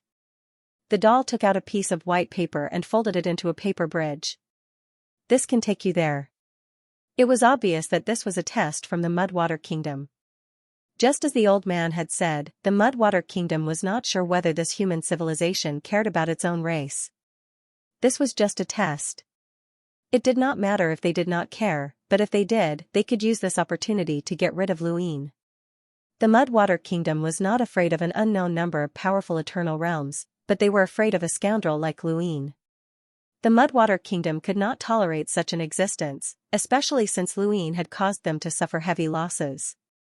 "What if I don't go?" "If you don't show up, half of you will die," the doll replied. Luin exhaled, and the naming platform hell appeared. He threw the doll in to increase his karmic power while he stared into the distance. The mountain sword sect was not a sect, but rather a remnant of human civilization. All of them had gathered in the mountain sword sect under the protection of that eternal realm ancestor. That was an entire civilization. This civilization should be the same as the Tianyuan universe and the others. They had once been bait, but because of Red Hero's betrayal and the collapse of the second stronghold, those powerful enemies had stopped chasing after the bait and instead attacked the ninth base. That was how they had survived. They were the same as the mountain sword sect. Luin could not watch as half of the mountain sword sect's people died, and it was all because of him. But how could he save them? What awaited him was what the Mudwater Kingdom believed to be a hopeless situation. Luin was not so arrogant as to think that he could single-handedly break the deadlock of a fishing civilization. His teleportation, crow immobilization, karma, and so on could not make up for the huge gap between him and an absolute powerhouse. Lan Meng arrived, and the door beside him was still open. The old man's voice could be heard. "Little guy, are you troubled?" Luin did not answer. "Haha, as expected, you haven't cultivated for long enough. You haven't seen this universe clearly." Lu Yin's eyes moved, and he looked at the door. These words sounded familiar, as Grandmaster Grass had said them several times before. The universe is a cycle, and all living things are formed from the material of the universe itself. When a living thing dies, its material will recombine to form another living thing. The so-called reluctance to part with life comes from emotional ties. Humans have too many emotional ties, which is why they have ended up like this. If you don't save them, then this war will quickly pass, and their lives will have nothing to do with you. It is their own incompetence. Haha, or do you think that you can save them by yourself? End of chapter. Luin said calmly, "I can't save him." Haha. "You can help me?" Kid, are you kidding?" Luin said seriously, "I'm not kidding." Haha, "I can help, but I won't." Luin wasn't surprised. It's unknown. Unknowingly, who can help me? No, your threat to the Mudwater Kingdom is above all the unknowns, so in this deadlock, you'll either be facing Nibeluo or an existence second only to him. Even if the unknowns can deal with such an existence, it'll be troublesome. You can't afford this price. Luin looked at Lan Meng. Contact Ba Se. Lan Meng ended the call with the old man.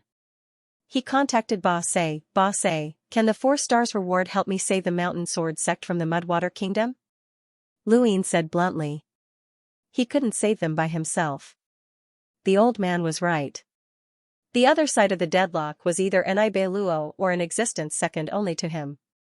Such an existence was at least at Demao's level. Teleportation wasn't omnipotent, especially when facing Nibeluo. He couldn't even escape. Nibeluo had killed Xianling. Ba Se replied, on the battlefield, the rewards are much more than usual. But the rewards are also much more than usual. Are you sure you want to exchange for the Mountain Sword sect's reward here? Yes. The 4 stars reward isn't enough. Lu Yin's eyes flashed. The 4 stars reward isn't enough? The Mountain Sword sect. The sect is outside, and the Mountain Sword sect's ancestor is inside. If you want to completely save the Mountain Sword sect, you need to kill the Mud Blade. The Mud Blade is second only to Nibeluo. It's equivalent to a master with 2 laws of the universe. Killing the Mud Blade on the battlefield can get the 5 stars reward. In the current battlefield, the unknowns are willing to kill the Mud Blade, so if you want to save the Mountain Sword sect, you need the 5 stars reward. It also depends on whether the unknowns are willing to help. No unknowns were willing to help. Louis knew what the unknowns were thinking. They would rather give the reward to themselves than bear the burden of karma. Which unknowns are fighting the Mud Blade? No comment. Ba Se, if I want to save the Mountain Sword sect outside, is the reward of a 4 stars mission enough? Enough to save the sect. Make sure that no one in the sect is injured or killed. Not enough. How much do you want? 2 4 stars mission rewards. Otherwise, we won't be able to ensure the safety of the humans in the sect. Luin directly took out Mud Ghost from Mount Supreme and added the karma. I hope you can keep your word and help me save everyone in the Mountain Sword sect. With that, he slashed down and killed Mud Ghost. 1 Mud Ghost, 1 Mud 100, 2 4 stars mission rewards. This was the most he could do for now. Otherwise, even if he killed another one of the 8 elders and received a 5-star mission reward, it would be useless without Wuxi willing to help. Wait here. The portal disappeared. Luin closed his eyes, his mind filled with thoughts of the Mountain Sword sect's ancestor. That benevolent senior had spared no effort for the Mountain Sword sect's human heritage, and had returned from the battlefield covered in blood time and time again. I'm sorry, senior. I can't save you. Although he had never met the Grand Elder before, this Grand Elder was the same as Elder Chan and the others. He had contributed to the human civilization. I'm sorry. At the same time, under another starry sky, the huge muddy kingdom was like a hedgehog. All the weapons of civilization had folded into blades and stabbed out from all directions of the muddy kingdom. This was the muddy kingdom of the Mud Blade, and below it was the Mountain Sword sect. Just like the middle-aged man who was covered in cement, the muddy kingdom was also attached to the Mountain Sword sect. From afar, the peak of the Mountain Sword sect was gray. A blade suddenly pierced out of the muddy kingdom and slashed into the distance. With a bang, the red sword swung and slapped the blade away. Red Hero walked out of the void and looked at the muddy kingdom. He also saw the Mountain Sword sect under the muddy kingdom's control. Humans? In the muddy kingdom, the mud blade appeared, and the 2 white blades beside him were weapons of civilization. In the muddy kingdom, the top 8 elders all had 2 weapons of civilization and 2 eternal realm powerhouses. This was the result of the muddy kingdom's many years of continuous expeditions to find eternal realm powerhouses. For the muddy kingdom, fishing for eternal realm powerhouses wasn't to destroy the civilization, but to increase the strength of the weapons of civilization. The more eternal realm powerhouses they collected, the stronger the weapons of civilization. Looking at the entire muddy kingdom, the reason why the mud blade was the strongest was that it collected 3 eternal realm powerhouses as weapons of civilization. This is your race, right? How about it? Do you want to save him? The mud blade made a sound, very dry and cold. On the opposite side, Red Hero didn't care. Where did you find him? This battlefield. Oh. Just one word, and that was it. The mud blade stared at Red Hero and saw the indifference in his eyes. That ruthlessness really didn't care. This civilization didn't seem to care about its own race. There were too many creatures in the universe who didn't care about their own race. It seemed that he couldn't wait for that rascal to save him. In that case, he would kill this guy first. Thinking of this, Mud Blade slashed at Red Hero with two long white swords beside him. On this battlefield, it had fought with Red Hero more than once. Both of them had stopped at a certain point, so much so that they couldn't even see each other's true strength. Red Hero didn't want to be entangled with it at all. Every time they fought, there was karma. Even if he defeated the Mud Blade in the end, he would be crippled by the designated karma. So this battle didn't benefit him at all. He just needed to stall the Mud Blade. This was also the basis of the war with the Mud Kingdom. No loss was a win. Bang, bang, bang, the red sword and the blade clashed in the starry sky. Although Red Hero didn't want to fight the Mud Blade, he couldn't completely let go. Otherwise, he wouldn't be able to answer to the unknown. While they were fighting, the Mountain Sword sect was gone. Red Hero looked into the distance in amazement. He saw a door swallow the Mountain Sword sect, and then the Mountain Sword sect was gone. Did it do it? The Mud Blade was also stunned. Where was the Mountain Sword sect? It was gone? The unknown saved the Mountain Sword sect. Logically, the unknown shouldn't care about such a weak civilization, not to mention that the eternal realm of this civilization had been collected by it. Even if it took the Mountain Sword sect away, what was the point? Or was it because of that rascal? It regretted. Red Hero's indifferent attitude made it think that the rascal didn't care and wouldn't come to save, so it didn't keep an eye on the Mountain Sword sect. Who would have thought that it would be saved so easily? It seems that you still care about your own race. You pretended to be so real. The Mud Blade was annoyed. It cut the starry sky and stretched endlessly. Red Hero dodged and stared at the Mud Blade. You're not testing me. It's because of another human. So what? The Mud Blade kept cutting down the civilization's heavy weapons. Red Hero also regretted it. He thought that the Mud Blade brought the Mountain Sword sect to influence him, and he laughed at the Mud Blade for being too naive. But the moment the unknown saved the Mountain Sword sect, he knew that he was wrong. The Mountain Sword sect didn't want to influence him, but Luin. Luin also joined the battle. With his rascal identity and powerful strength, he would definitely cause losses to the Mud Kingdom. It just so happened that the Mud Kingdom found the human civilization on this battlefield, so they wanted to use the human civilization to deal with Luin. This was a dead end for Luin. But his ruthlessness made the Mud Blade think that the human didn't care about his own race. The more he didn't care, the more Mud Blade thought that Luin didn't care, so he didn't take any precautions and saved the Mountain Sword sect. It was equivalent to saying that he helped Luin imperceptibly. Damn it. Red Hero was angry. Why didn't you say it was to deal with Luin? Luin? The Mud Blade was puzzled. Is that the rascal's name? Also, what do you mean by that? Red Hero retreated and stared at the Mud Blade without saying a word. He turned around and left. The Mud Blade looked at the empty starry sky. This guy left. What did he just say? Did this unknown want to deal with that rascal as well? If that was the case, he wouldn't drag him down anymore. Thinking of this, the Mud Blade took out a paper bridge. If this unknown didn't drag him down, he could leave this battlefield and kill that rascal. It all depended on whether or not this unknown would ruin it. The paper bridge was set up, and the Mud Blade took the Mud Kingdom onto it and disappeared in an instant. Red Hero watched from afar and didn't stop him. This action would definitely cause the 8 colors to be dissatisfied. Every unknown on this battlefield had their own enemies, and they didn't need to kill them. Their mission was to stall them, but he allowed the Mud Blade to leave. He didn't want to offend the 8 colors, but the most important thing right now was to deal with Luin. As long as Luin died, all of his problems would be solved. Compared to this, as long as he didn't openly break the rules of the unknown, they wouldn't do anything to him. On the other side, Luin watched as the door in front of him opened and the mountain sword sect appeared. He was excited that he had been saved so quickly. Lan Mei was also surprised, this was too efficient. There were countless survivors in the mountain sword sect, and now that they were rescued, they were all grateful to Luin. They were curious about which human civilization Luin came from, but they also wanted to save their ancestor. Everyone in the mountain sword sect knelt down and begged Luin to save their ancestor. Luin had no choice but to move everyone to Mount Supreme and put them away. 8 colors, thank you. The 8 colors said, this is the reward for the mission.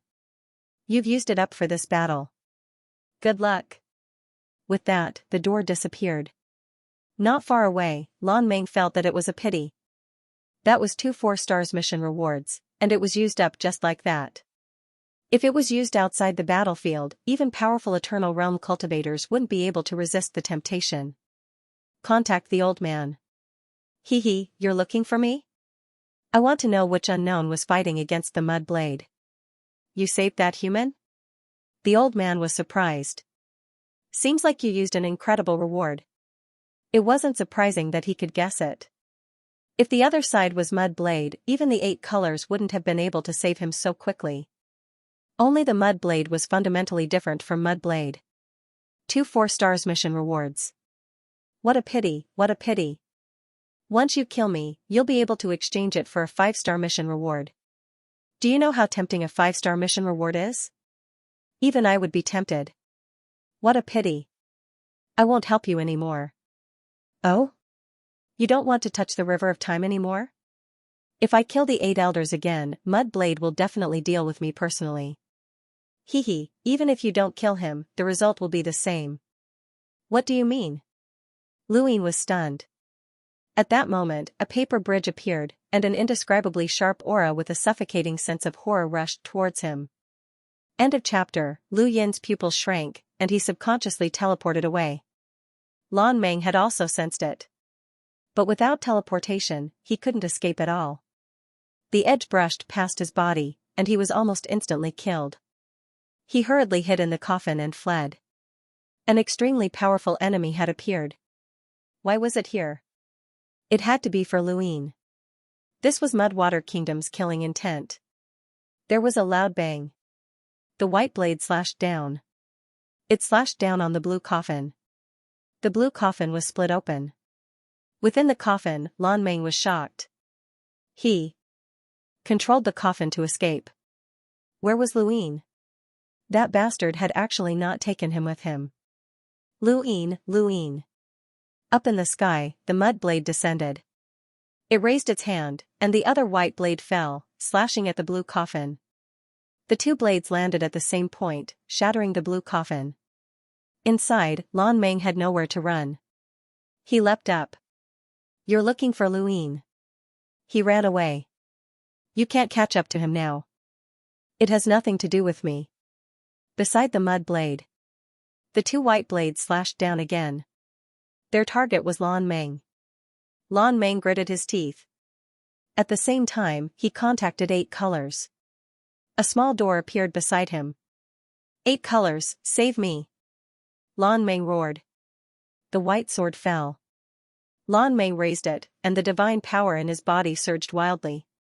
Blue threads wrapped around the sword's hilt. He was going all out.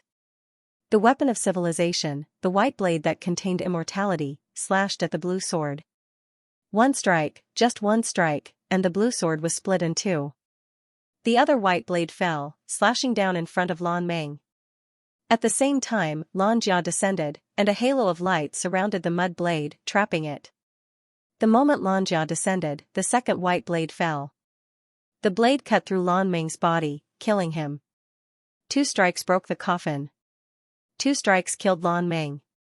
The mud blade stood high in the sky, looking into the distance. Lan Meng's death didn't cause it any ripples. There were strong and weak unknowns. It wasn't that it hadn't killed them in the past, but this unknown had just happened to run into it. Far away, Luin saw it with his mirroring technique. The mud blade slashes carried an indescribable chill.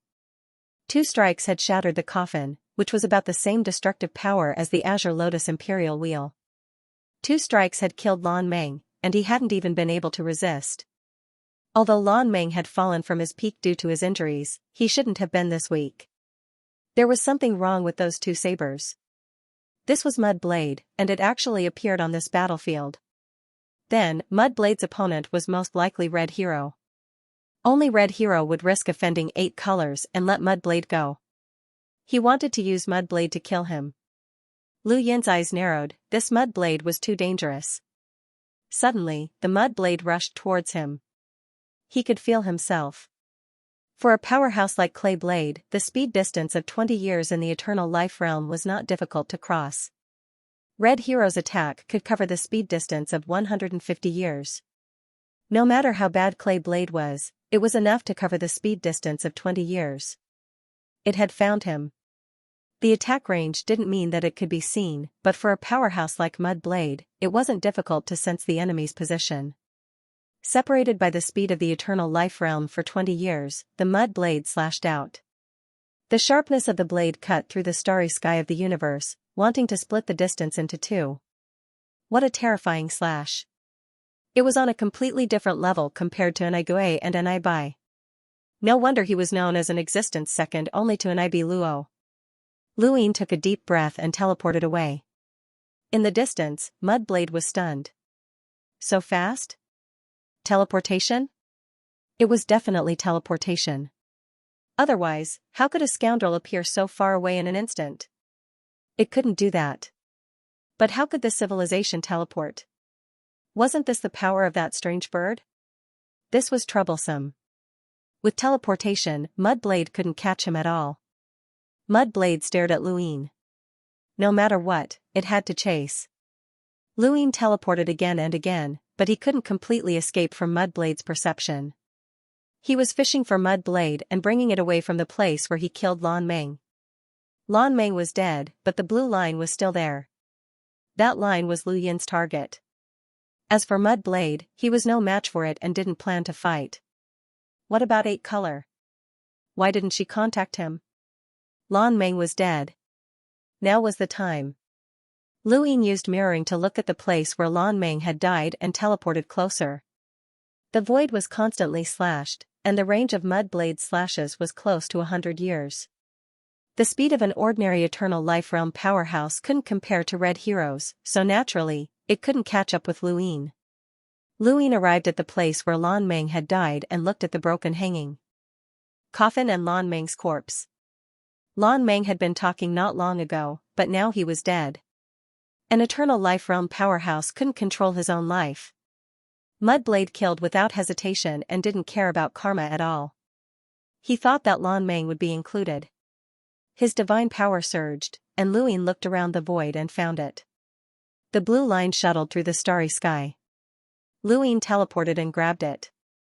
The blue line entered his body and went straight to the Divine Force planet. There were now 2 Divine Force planets in the starry sky of his heart. One was the original one, and the other was condensed to suppress the silver line.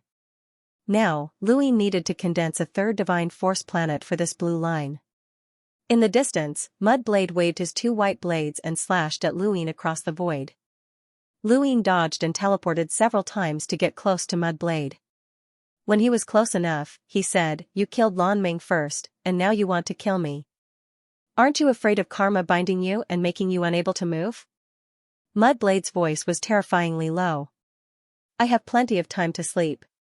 Why don't you include Lan Meng as a civilization treasure?" "I don't know. I can't include him." Mudblade shouted, "Why can you teleport?" Luin raised his eyebrows. "I come from Xianling." Mudblade was stunned. From Xianling? While it was stunned, Luin teleported away. He was best at fishing in troubled waters. Now that he knew so many fishing civilizations, he could say that he came from the Death Universe next time. "If you don't believe me, I'll show you the bone language. It's easy to fool others after cultivating so much." Suddenly, he stopped. A slash flashed past his eyes, and at the same time an arm appeared. Luin looked at the arm. It was a human arm. He looked back. He couldn't see through the distance of 20 years, but he knew what he could see at this moment. It was the arm of the mountain sword sex ancestor. Mudblade was still controlling the mountain sword sect's ancestor. In the distance, Mudblade's body was attached to the mountain sword sect's ancestor's head. The ancestor's entire body was drenched in blood. One of his arms was gone, and his body was distorted as if it had no bones. It was extremely miserable. Red Hero had made Mudblade think that humans didn't care about their own race, so the unknown had easily rescued the mountain sword sect's ancestor.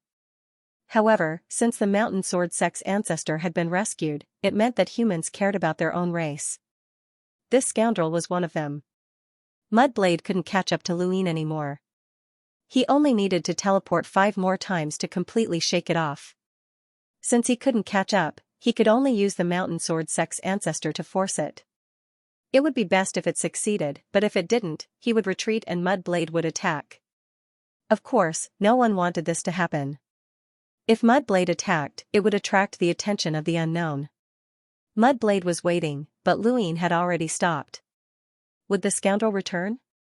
In the distance, Luin looked at the arm and fell silent. Mudblade wasn't in a hurry to attack. The longer Luin stayed silent, the more likely it would succeed. It was at this point that a door appeared, and an 8-colored voice sounded out, "Luin, you may leave the battlefield. We've already won this battle. Mudwater Kingdom has no chance of turning defeat into victory. Ramming is dead." "I know. War brings death. Why would Mudblade appear on this battlefield? There will be an investigation after this battle.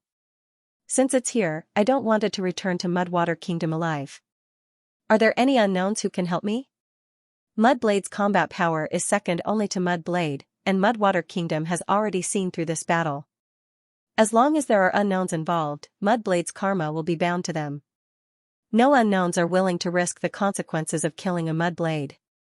This was within Lu Yin's expectations. There were too many karmic restraints when killing a Mudblade, especially when the Mudblade had 2 civilization treasures and 2 eternal realm cultivators. It could be said that killing a Mudblade would not just be a Mudblade, but also a civilization and other eternal realm cultivators. The price was simply too great. This was also the direct reason why Demao and the others asked for his help. Otherwise, the karma of an immortal realm wouldn't be enough to make them put down their pride and pay such a price. Mudwater Kingdom was a scoundrel, one who didn't even want to fight the unknowns. "This battle is over, right?" Luin asked. Basse said, "You could say that." Luin sighed, "I understand. Do you think I'm important to the unknowns?" "Every unknowns is important." 8-Color's voice was indifferent. Luin laughed. She didn't even mention Lan Meng's death. Both were important and unimportant. "If you're important, then help me if I'm in danger." With that, he teleported towards Mudblade. The mountain sword sect's ancestor had sacrificed too much for the human civilization. He knew that he wasn't Mudblade's opponent, but he still wanted to try. If he could save Lan Meng, then he would.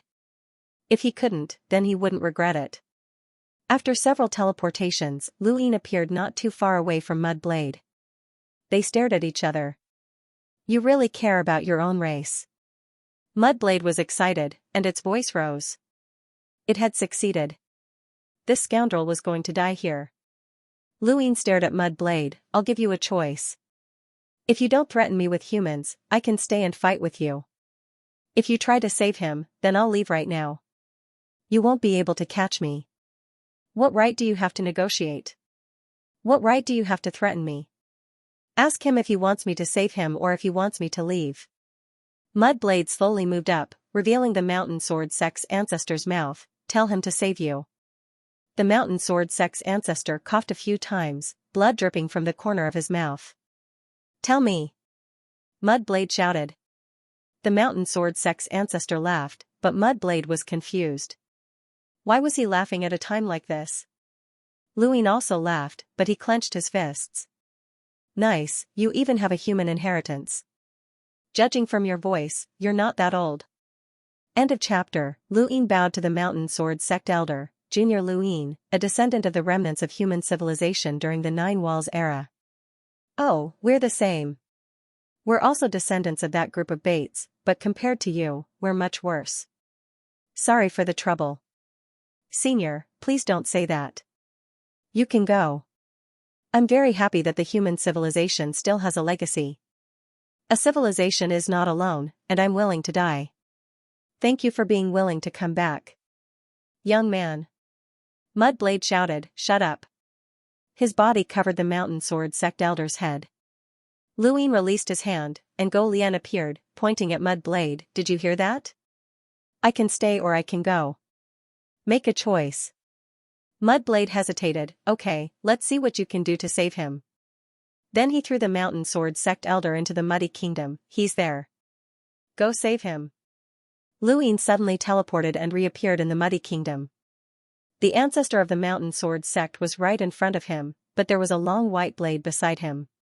It was one of Mudblade's twin swords. It was a civilization treasure that contained the eternal realm. The moment Luin teleported, the white sword slashed horizontally. Luin instinctively dodged the unparalleled sharpness. It was a choice he had to make when his life was in danger. He didn't even want to touch this kind of sharpness. The void was cut, and Mudblade appeared. Another white sword slashed down and across. The sky was divided into four, and Luin quickly teleported away. The slash spread infinitely, and Luin teleported again and again to avoid it. He stared at the slash that was close to him, and the triple firmament sword will slashed out in reverse to collide with the slash. The triple firmament sword will didn't even have the slightest resistance and was directly cut off. Even though there was a saying that things would move in the opposite direction when they reached an extreme, Luin still didn't want to take the slash head-on. It wasn't as simple as its sharpness. This slash contained the laws of the universe. If he took it head-on, he might not be able to withstand it. Mudblade's opponent was Red Hero. Against Red Hero, Teal Lotus Emperor, Boss, and his own teleportation weren't confident of victory. In the distance, slashes covered the sky, slashing towards the muddy kingdom in all directions. Is this how you save him? You can't even get close. Human civilization, don't make me look down on you. Luin frowned. It sounded like Mudblade didn't know anything about human civilization, which meant that the Mudwater Nation hadn't fought against the Ninth Base civilization. The Nine Wall civilization was a long time ago, and there were very few civilizations that participated in it. It was impossible to meet them everywhere. If there were 10 fishing civilizations in the square inch, perhaps only 2 of them would besiege the Ninth Base civilization. The rest might not even know about the existence of the human civilization, which was normal. This probability was considered high by Luin. The surface of his body continued to dry up. When things reach an extreme, they will move in the opposite direction. With the rogue in hand, he took a step forward and teleported directly into the country of mud and water. However, this time, he did not appear next to the patriarch of the Mountain Sword sect, but behind the mud blade. Actually, he didn't know which was in front and which was behind. God Investiture Catalog, Triple Firmament Sword Intent, Hidden Sword, Long River of Sword Dao. The white saber slashed down, and the sword will of the 3 firmament in the Sword Dao River could not withstand it and was directly cut apart. The entire Sword Dao River was cut apart. The Sword Dao River could not hurt the mud blade at all. Even the Ji River could cut apart the Sword Dao River, let alone the mud blade. What Luin wanted was the Path Sword. He had joined the battlefield and fought against the country of mud and water, but he had not used the power of karma. He had kept it as a trump card, especially the Path Sword.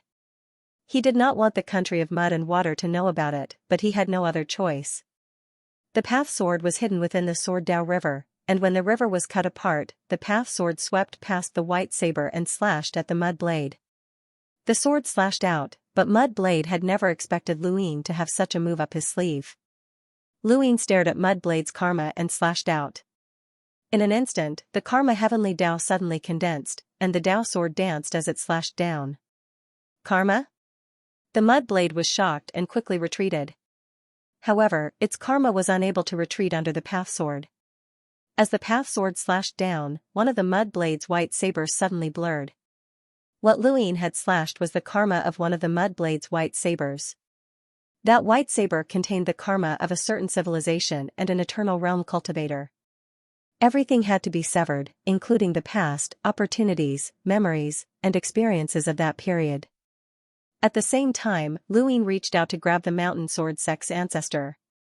He did not know which of the two white sabers would be severed, but his luck was good. It just so happened to be the saber beside the mountain sword sex ancestor. Just as he was about to grab the mountain sword sex ancestor, a crack suddenly spread out from his fingertip. Along with it, the entire void and the entire universe spread out endlessly. This was a world that could not be seen. Lu Yin's palm was cut apart, but his withered flesh continued to heal as blood covered his palm. He caught it and teleported away.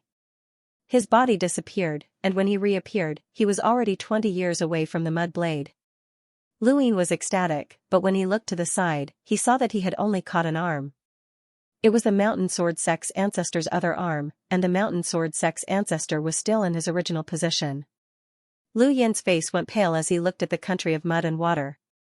At that moment, the mud blade had recovered.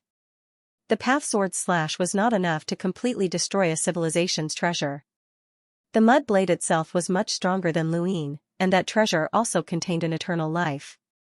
Unless Lu Yin sacrificed the entire path of karma, he would not be able to destroy it.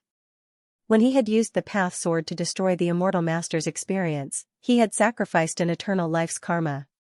That was the immortal master's own experience, and it had nothing to do with civilization or eternal life. One could imagine how much karma was needed to destroy a white saber. Even so, the path sword had still greatly reduced the power of one of the white sabers. The mud blade appeared beside the mountain sword sex ancestor, and the two white sabers revolved around him. He faced Lu Yin, and a cold aura spread out. Just now, when Lu Yin had withstood the void cracks, those cracks had also severed the mountain sword sex ancestor's arm, so he had been forced to teleport away with it. You said that he didn't need to threaten me. If it was a threat, it wouldn't have been an arm that was severed, the mud blade said. The mud blade spoke with a surprised tone.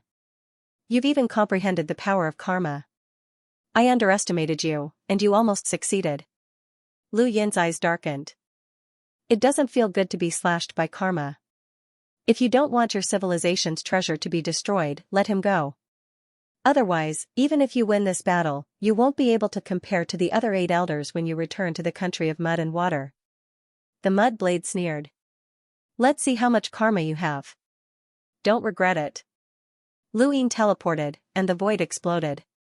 Endless cracks spread out as the slash approached from afar. Lu Yin kept teleporting, and the triple firmament sword will struck from all directions.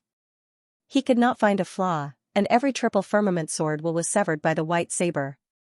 This white saber could not be taken head-on. Lu Yin was afraid, but the mud blade was even more shocked. A scoundrel could actually fight with it for so long without being defeated. Although he relied on teleportation, it had injured this person with its invisible world, and this person had recovered.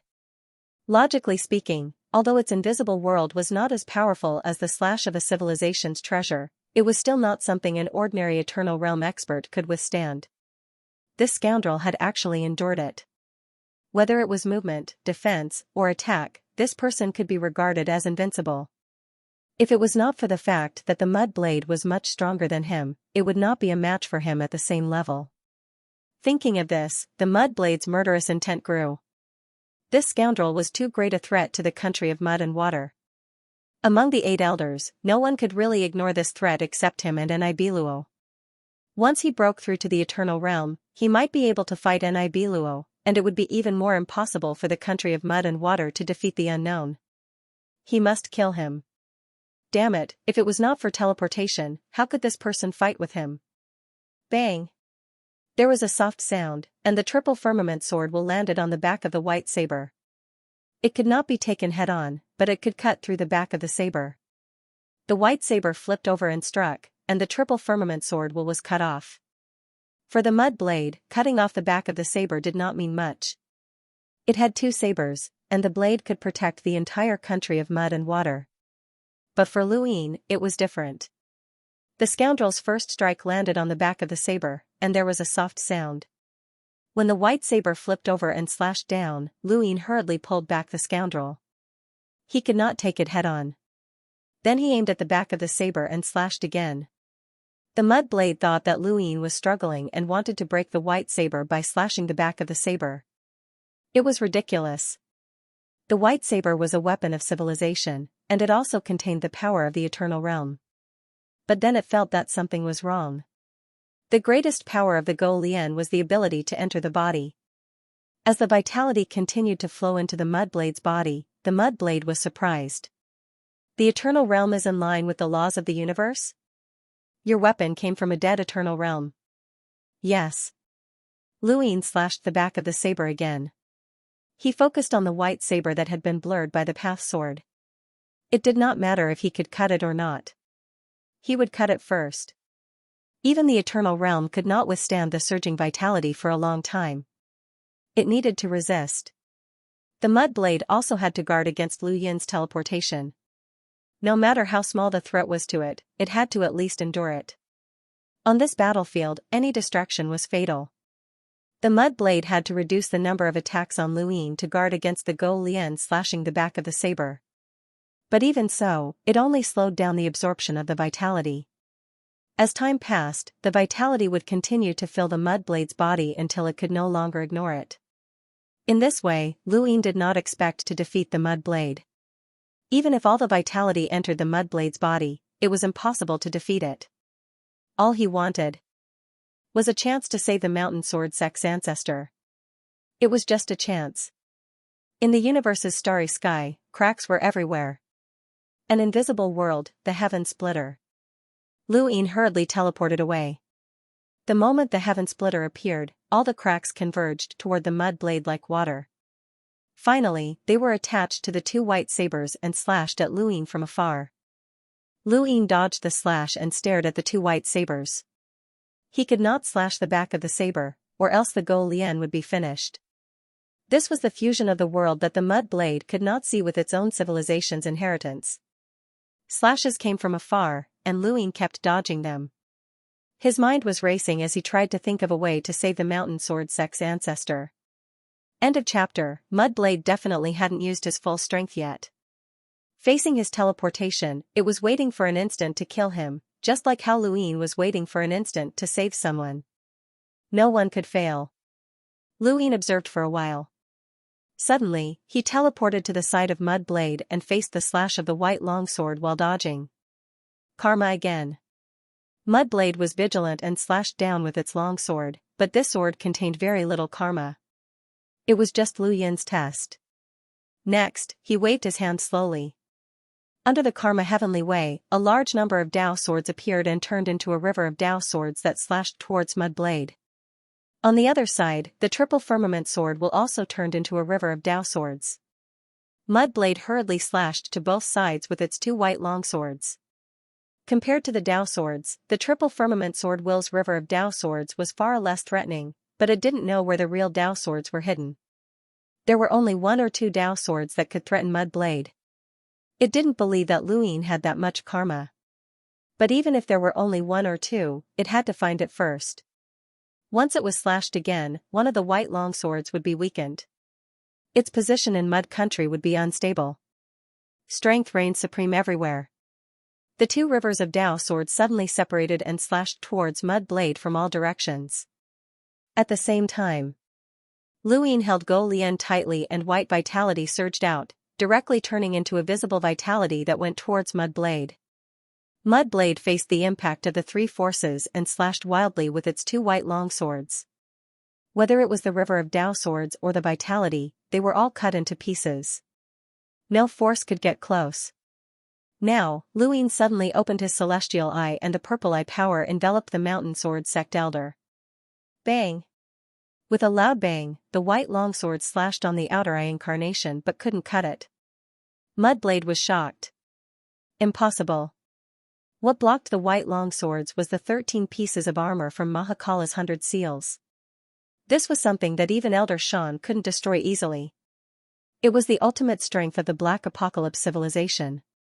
Even Nibiluo couldn't destroy it easily, let alone Mudblade.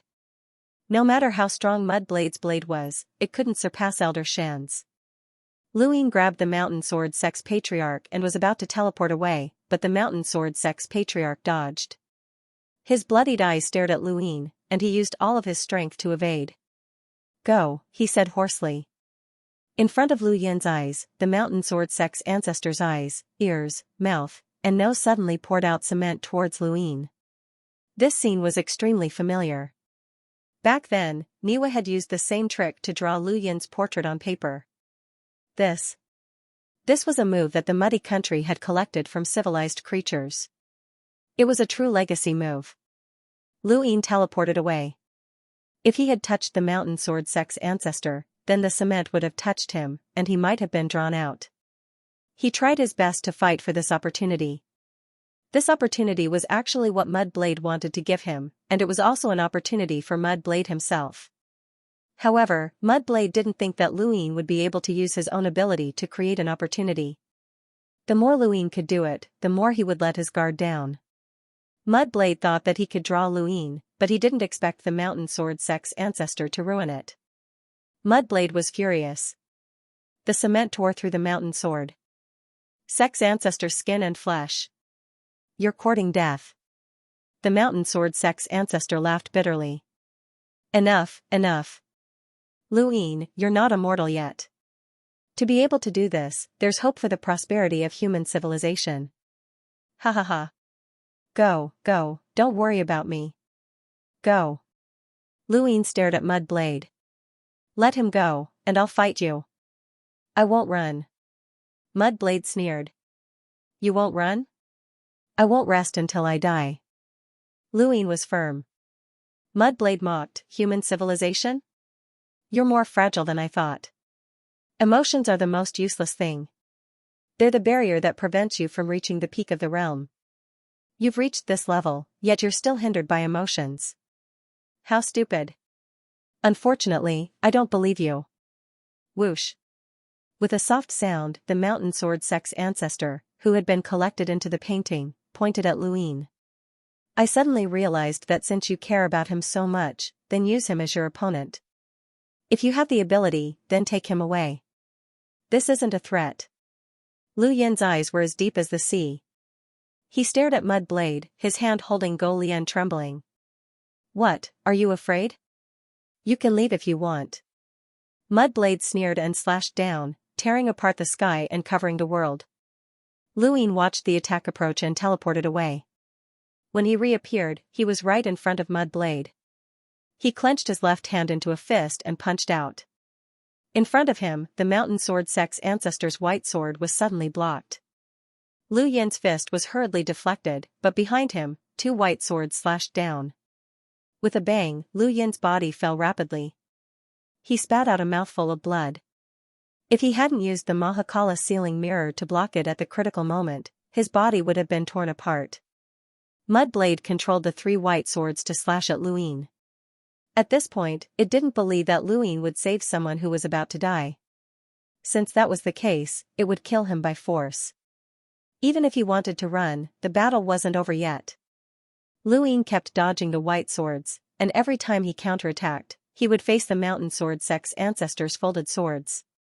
His attacks would break and shatter the swords, and then the mountain sword sex ancestor would die. He couldn't counterattack, and he couldn't escape even if he wanted to save someone. Luin was in a desperate situation. He had teleportation, hidden raven fixation, and various other powers, but he was helpless at this moment. The sky was like a piece of paper under the sharp blade, and his body wasn't much better off. Luin kept dodging the attacks, his gaze fixed on the mountain sword sex ancestor's white sword.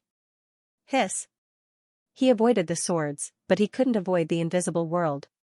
His body was cut into bloody wounds, and he could only teleport far away and then teleport again, constantly looking for an opportunity. As time passed, more and more wounds appeared on his body.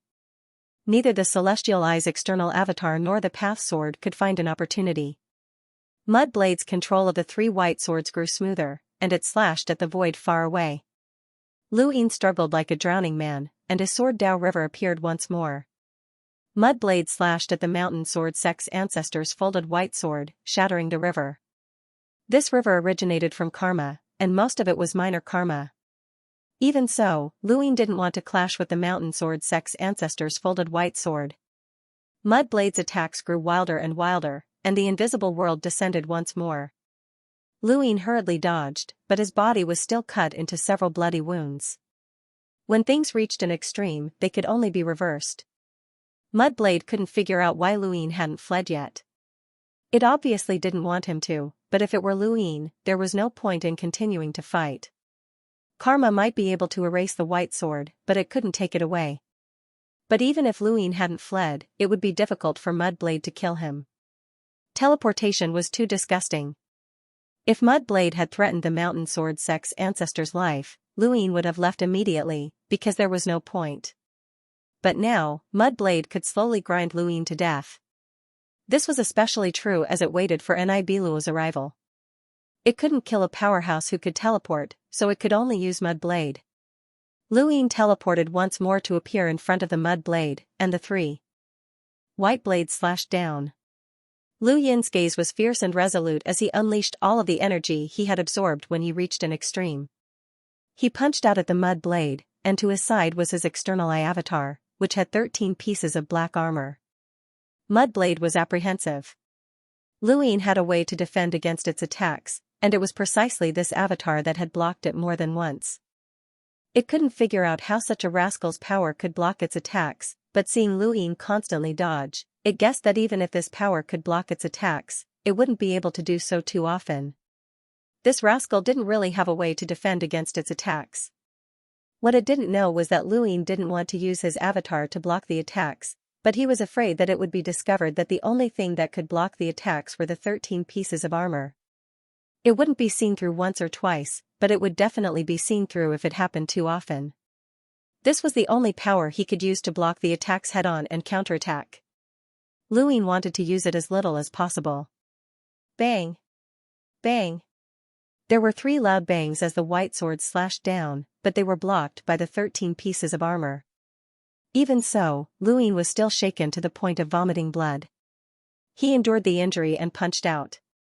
The Mudblade released an invisible world, and countless cracks converged to form a 4th attack that collided with Lu Yin's power.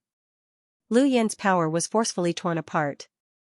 Strength and attacks were 2 different concepts, and the Mudblade couldn't block Lu Yin's power. However, that was only possible if the power could hit it. With his power torn apart, Mudblade slashed straight at Luin. At the same time, the 3 white swords slashed down again.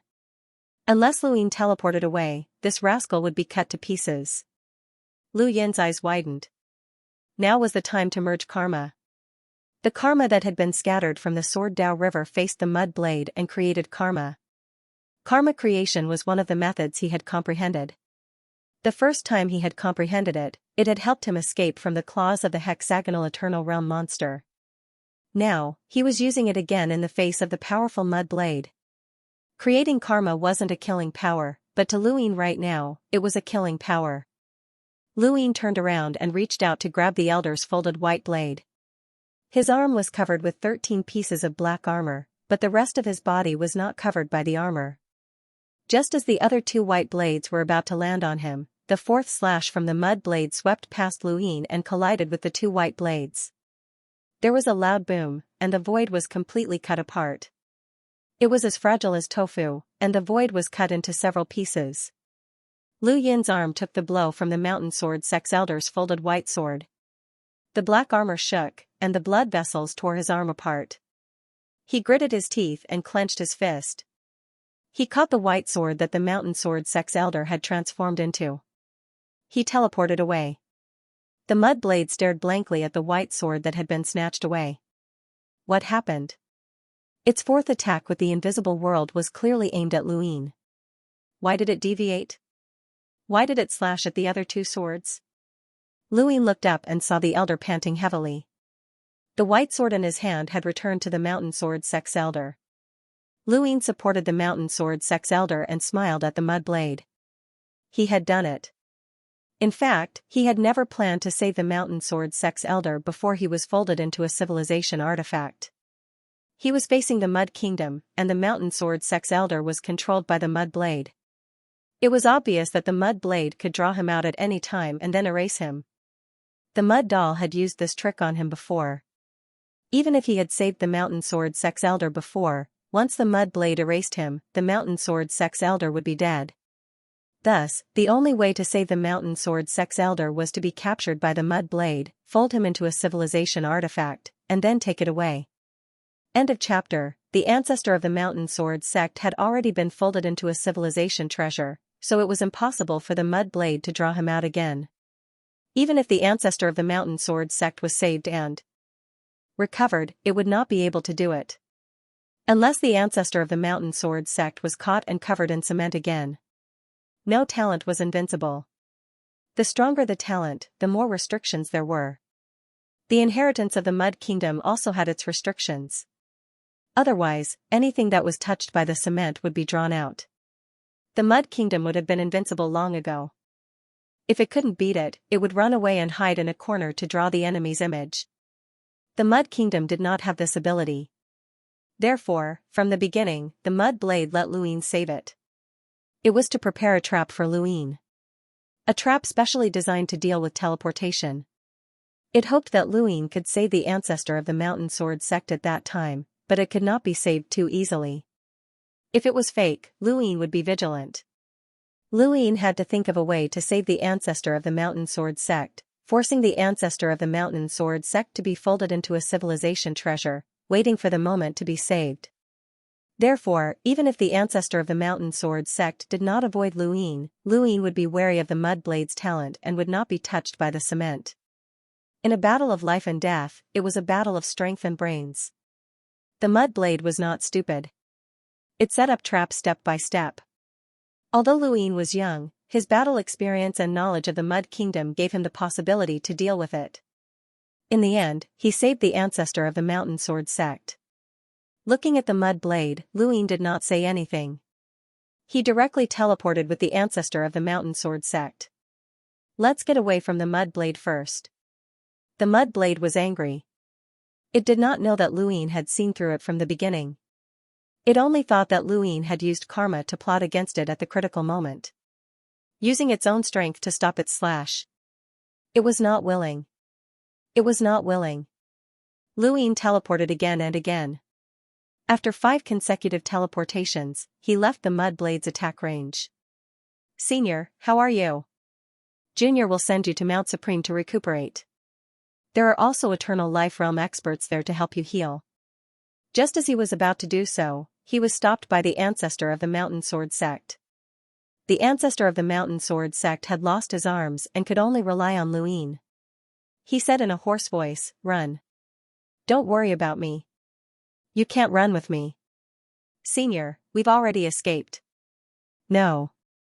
The ancestor of the Mountain Sword sect looked at Luin vaguely and said urgently, "I have its power in my body. Run, run." Who? Before he could finish speaking, the heavens were overturned, and a suffocating pressure suddenly descended. Luin looked past the Mountain Sword sect's ancestor and into the distance. At some point in time, a huge kingdom of muddy water had appeared, the largest one he had ever seen. Far surpassed the Mud Blades.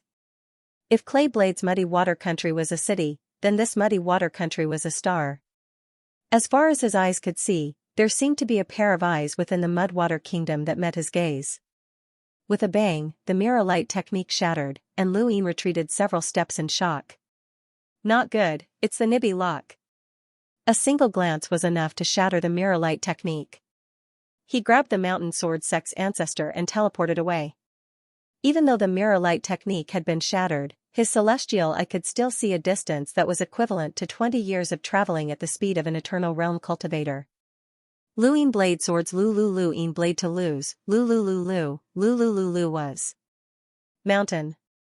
Lu at this moment, he recalled what old ancestor Xian had said.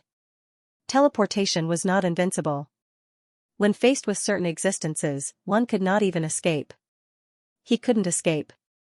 At this moment, he knew that he couldn't escape. The paper was like a soul-sucking rope. It was getting closer. Lu Yin's face went pale. How much did the Mountain Sword sect pay to deal with someone who wasn't even in the Eternal Realm? Not only did the Mud Blade attack, but they also lured Lulu over. They didn't care about the outcome of the battle, they only cared about themselves. Just as the paper was about to fall, a voice came from afar. "Haha, you owe me a life, kid." Luin looked over. "Haha, old man?" Whoosh. Within the universe, heaven and earth were split into two, and a long river appeared. Lu Yin's pupils shrank, Was that the river of time? 1, 2, 3. He didn't know how many rivers of time gushed out from different directions, like water dragons crashing down the paper bridge, scattering the papers in all directions. Luin heaved a sigh of relief. He couldn't care less about what kind of creature the old man was. Teleportation was very fast, and a single instant was enough. This was considered fast for a normal person, but on this battlefield, every single instant was a luxury. After teleporting several times, a sense of horror followed him like a shadow. He turned around and saw a faintly discernible surging river. Could that be the river of time? Before he could see it clearly, two beams of light appeared. Mud blade? Lu Yin's expression changed. The mud blade slashed at the white sword, blocking Lu Yin's path. He had no choice but to teleport away. He could escape Lulu's range if he went straight, but changing directions was different. He would only move within Lulu's range. You can't escape. Die. The mud blade slashed at the white sword. Luin gritted his teeth and kept teleporting. The mountain sword sex ancestor said, "Let me go, Luin. You can't escape with me." Luin kept teleporting. The mud blade was using Lulu's power to keep up with his teleportation, forcing him to constantly change his destination.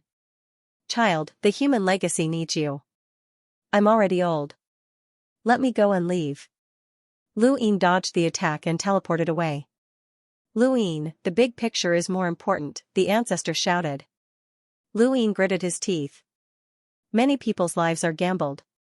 In this area, there's no creature that can remain unscathed. Every species, even fishing civilizations, have to gamble. They have to gamble that they can survive and that they can pass on their legacies. Senior, I've gambled many times.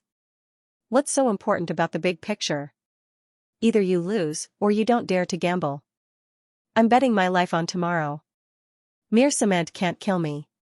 The mountain sword sex ancestor looked at Lu Yin's resolute gaze and thought back to the first half of his life. He suddenly understood why the human civilization he had led had been defeated. He had been afraid of the destruction of his legacy and the extinction of humanity, so he had retreated time and time again. He had not dared to gamble, which was why he had lost. He had lost in his own universe, and he had also lost in this area. He would rather sacrifice himself than let Luin gamble, but Luin had not only gambled with his own life, but also with his faith. The mountain sword sex ancestor wasn't wrong. If he lost once, his human civilization would be gone. It could only be said that the world had changed, and his luck couldn't suppress destiny. He looked at Lu Yin's gaze. This child's luck could definitely suppress destiny.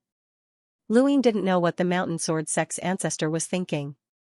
He only knew that he couldn't give up on this old man who had sacrificed everything for the human legacy. At this moment, he didn't care about benefits or losses. The mud blade continued to attack. How long can you hide? You don't know. We've already won this war, but only one person is helping you. You've been abandoned. I'll give you a chance. Join my country of mud, and I won't kill you. Luin really wanted to send the mountain sword sex ancestor to Mount Supreme. It would be easier to escape that way, but he could only hope. He didn't have any chance, not even for a moment. Hearing the mud blade's words, Luin looked back in confusion. Anyone who had the upper hand would try to persuade him to surrender. What kind of species was this?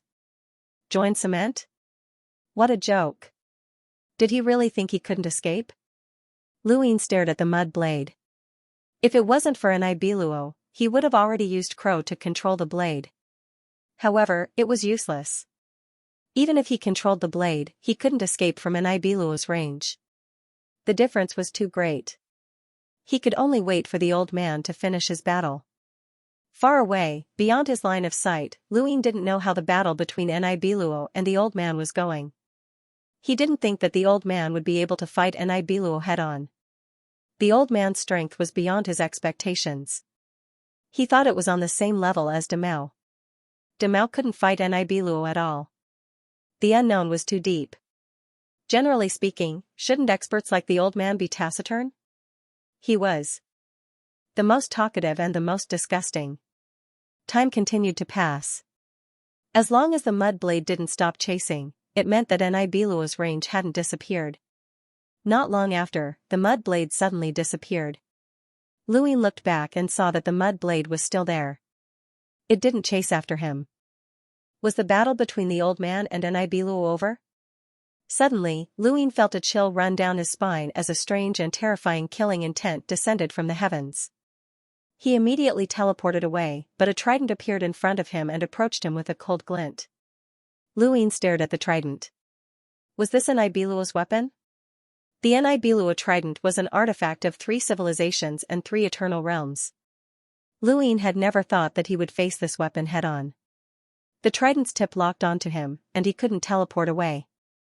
Everything around him was pushed aside, and space itself collapsed. At this moment, Lu Yin's mind went blank. There was nothing he could do to resist. His body was pushed aside, and the mountain sword sect's ancestor rushed forward to crash into the trident. Lu Yin's pupils shrank as he stared blankly at the trident piercing through the ancestor's body. Blood splattered across space as the void collapsed. The mountain sword sect's ancestor's body suddenly disintegrated, leaving nothing behind. All that was left for Luin was his resolute back. Without saying anything, he vanished into thin air in an instant. The trident paused as the river swept over and knocked it aside. The old man's voice rang out, "I was careless, but you're lucky you didn't die." Luin looked ahead and saw the river of time as well as the trident in the distance. He hadn't died, but the mountain sword sect's ancestor had. Had he won the gamble with his life, or had he lost the gamble with the ancestors? "I'll send you away. Remember, kid, you owe me a life." Luin clenched his fists. "Wait." He then teleported into the distance, right in front of Mudblade. Mudblade was stunned, not expecting Luin to appear so suddenly. Luin raised his arm, which was covered in armor, and grabbed a long white blade. His gaze was serene and terrifying. "Send me away." Time and space flowed, and all Luin saw was gray. He heard the sound of the river, and when he opened his eyes again, there was only Mudblade and an unfamiliar starry sky. He and Mudblade had both been sent away. Luin didn't know where they were sent, but he knew that he had to avenge the mountain sword sect's ancestor. At the very least, he had to kill Mudblade. End of chapter. Bang. There was a loud bang as Luin attacked. Mudblade was caught off guard and was knocked back by a punch. Mudblade swung towards Luin. "You're courting death." Luin teleported away, using Heaven's Eye to suppress all life. The purple pressure suddenly appeared, but Mudblade ignored it. The difference was too great. The Mudblade was equivalent to an eternal life realm powerhouse who conformed to 2 laws. The 2 white long blades were extremely sharp. Without the black scales, Luin wouldn't even dare to touch the edge. Mudblade's defense was also extremely strong. Mudblade dodged the Karma sword, and the sword river was split in 2. Go Lian couldn't even touch the white blades that used Sky Splitter. Luin attacked again and again, but they all shattered under the edge. Mudblade couldn't wait for Luin to fight it to the death. No matter how strong this rascal was, could he surpass it? That was impossible. Luin stared at Mudblade with Heaven's Eye as his body constantly withered and recovered. He continued to absorb energy until it was completely absorbed. He teleported and appeared in front of Mudblade. Crow immobilization. Crow immobilization required eye contact. Mudblade's eyes couldn't be seen. However, it was definitely staring at Luin. Unless he was prepared for crow immobilization in advance. Mudblade suddenly froze. It couldn't move.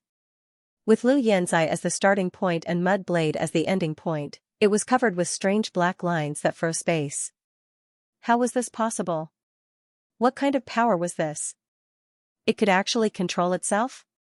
Luin leaped in front of Mudblade, clenched his fist, and released all of his strength. Boom!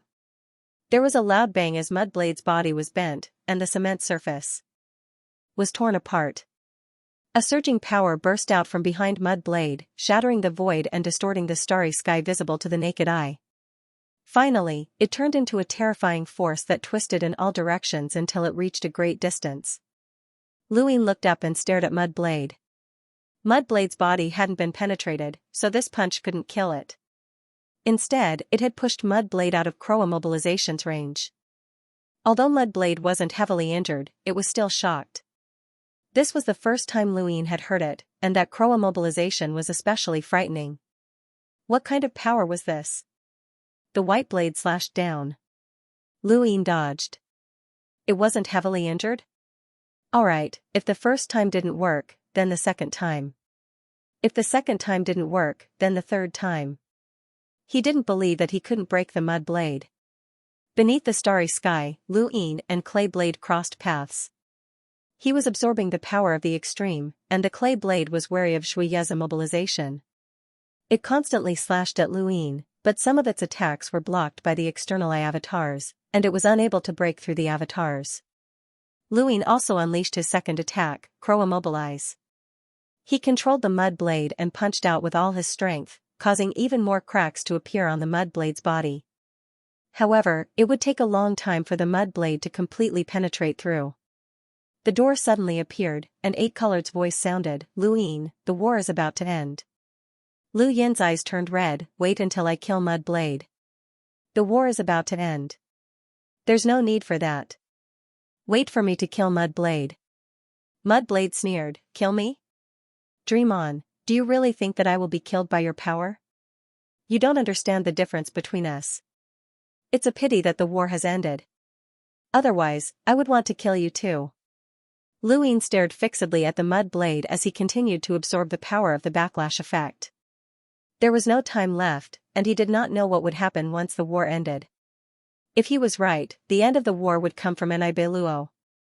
Mudblade was taken away by him, and Enaibeluo had to deal with the old man. It had no time to care about the other unknowns, and it was afraid that Mudblade would be killed. The unknowns themselves did not want to fight to the death with Mudwater Kingdom. After all, Mudwater Kingdom's characteristics meant that once entangled, it would be troublesome. Enaibeluo could at least kill one of the unknowns. However, he had to kill Mudblade to appease the spirit of the Mountain Sword Sect's ancestor in heaven.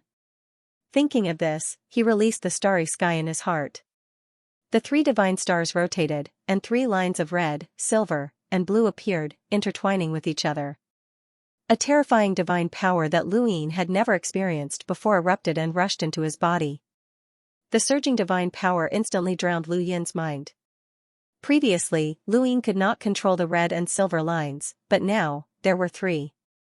When the divine power surged into his body, Luine roared to the sky. His eyes were filled with dazzling light, and his pupils could not be seen. In his mouth, a rainbow of divine power pierced through the starry sky and rushed straight up, turning into a tricolored divine power that sprinkled down. Luine himself was immersed in a tricolored cloud, which was the materialization of his divine power. It was boiling and surging like a cocoon, gestating. Mudblade was stunned and stared at Luine. What did this rascal do? The release of divine power just now had made him feel a chill. Looking at Luine in the cloud of divine power, he actually felt a sense of dread. No, although he did not know what this rascal had done, he could not let him succeed. Thinking of this, Mudblade slashed forward, cutting through the cloud of divine power. The blade pressed down on the divine power and cut into Lu Yin's body, but it could not cut through. Mudblade was aghast. Impossible. A mere rascal had actually withstood the slash of his civilization's weapon, which was compatible with the laws of the universe. Impossible. Luine had clearly not dared to touch the blade before. How could this be? The white longsword slashed down once more, continuously brandishing as it tore at Lu Yin's body. However, it was unable to completely sever his body. Every slash left a deep gash on Lu Yin's body, and fresh blood flowed from the wounds and quickly dyed his entire body red. Luine was still shrouded in the Godforce clouds. His Godforce changed from red to silver, from silver to blue, and from blue to red. It kept changing colors until finally, all 3 colors appeared. Luine opened his scarlet eyes and let out a loud roar. His Godforce exploded and repelled the Mudblade. Mudblade stared at Luine vigilantly.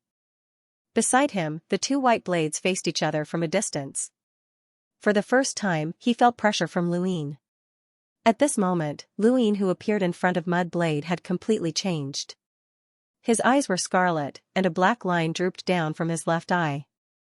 His hair was red, silver, and blue, and his sea of chi was turning like a fog. A three-colored world appeared behind him, as if he had walked out of another world. His sleeves were shattered, and three-colored ferocious stripes appeared on his arms. A three-colored cloud appeared on his chest. His whole person seemed to have walked out of a sea of blood. With himself as the center, three-colored light spread out in all directions. The ripples caused the void to fluctuate, forming a vertical three-colored lake. At this moment, Luin made Mudblade feel like he was facing a monster. Although Luin was not in the eternal realm, he was like a collection of divine power. Mudblade waved its white blade and slashed at Luin. No matter what he was, he would shatter it all. Without the cocoon just now, he would like to see how Luin could block it. The white longsword slashed straight at Luin, and under Clayblade's surprised gaze, it slashed at Lu Yin's shoulders. Clayblade didn't try to block it, and the result was the same as before. Luin raised his hand and struck at Clayblade from afar. Tricolored divine power wrapped around his fingers and blasted out in the form of a light beam. Mudblade hurriedly dodged, and the three-colored divine power swept past him, blasting the void into boundless darkness.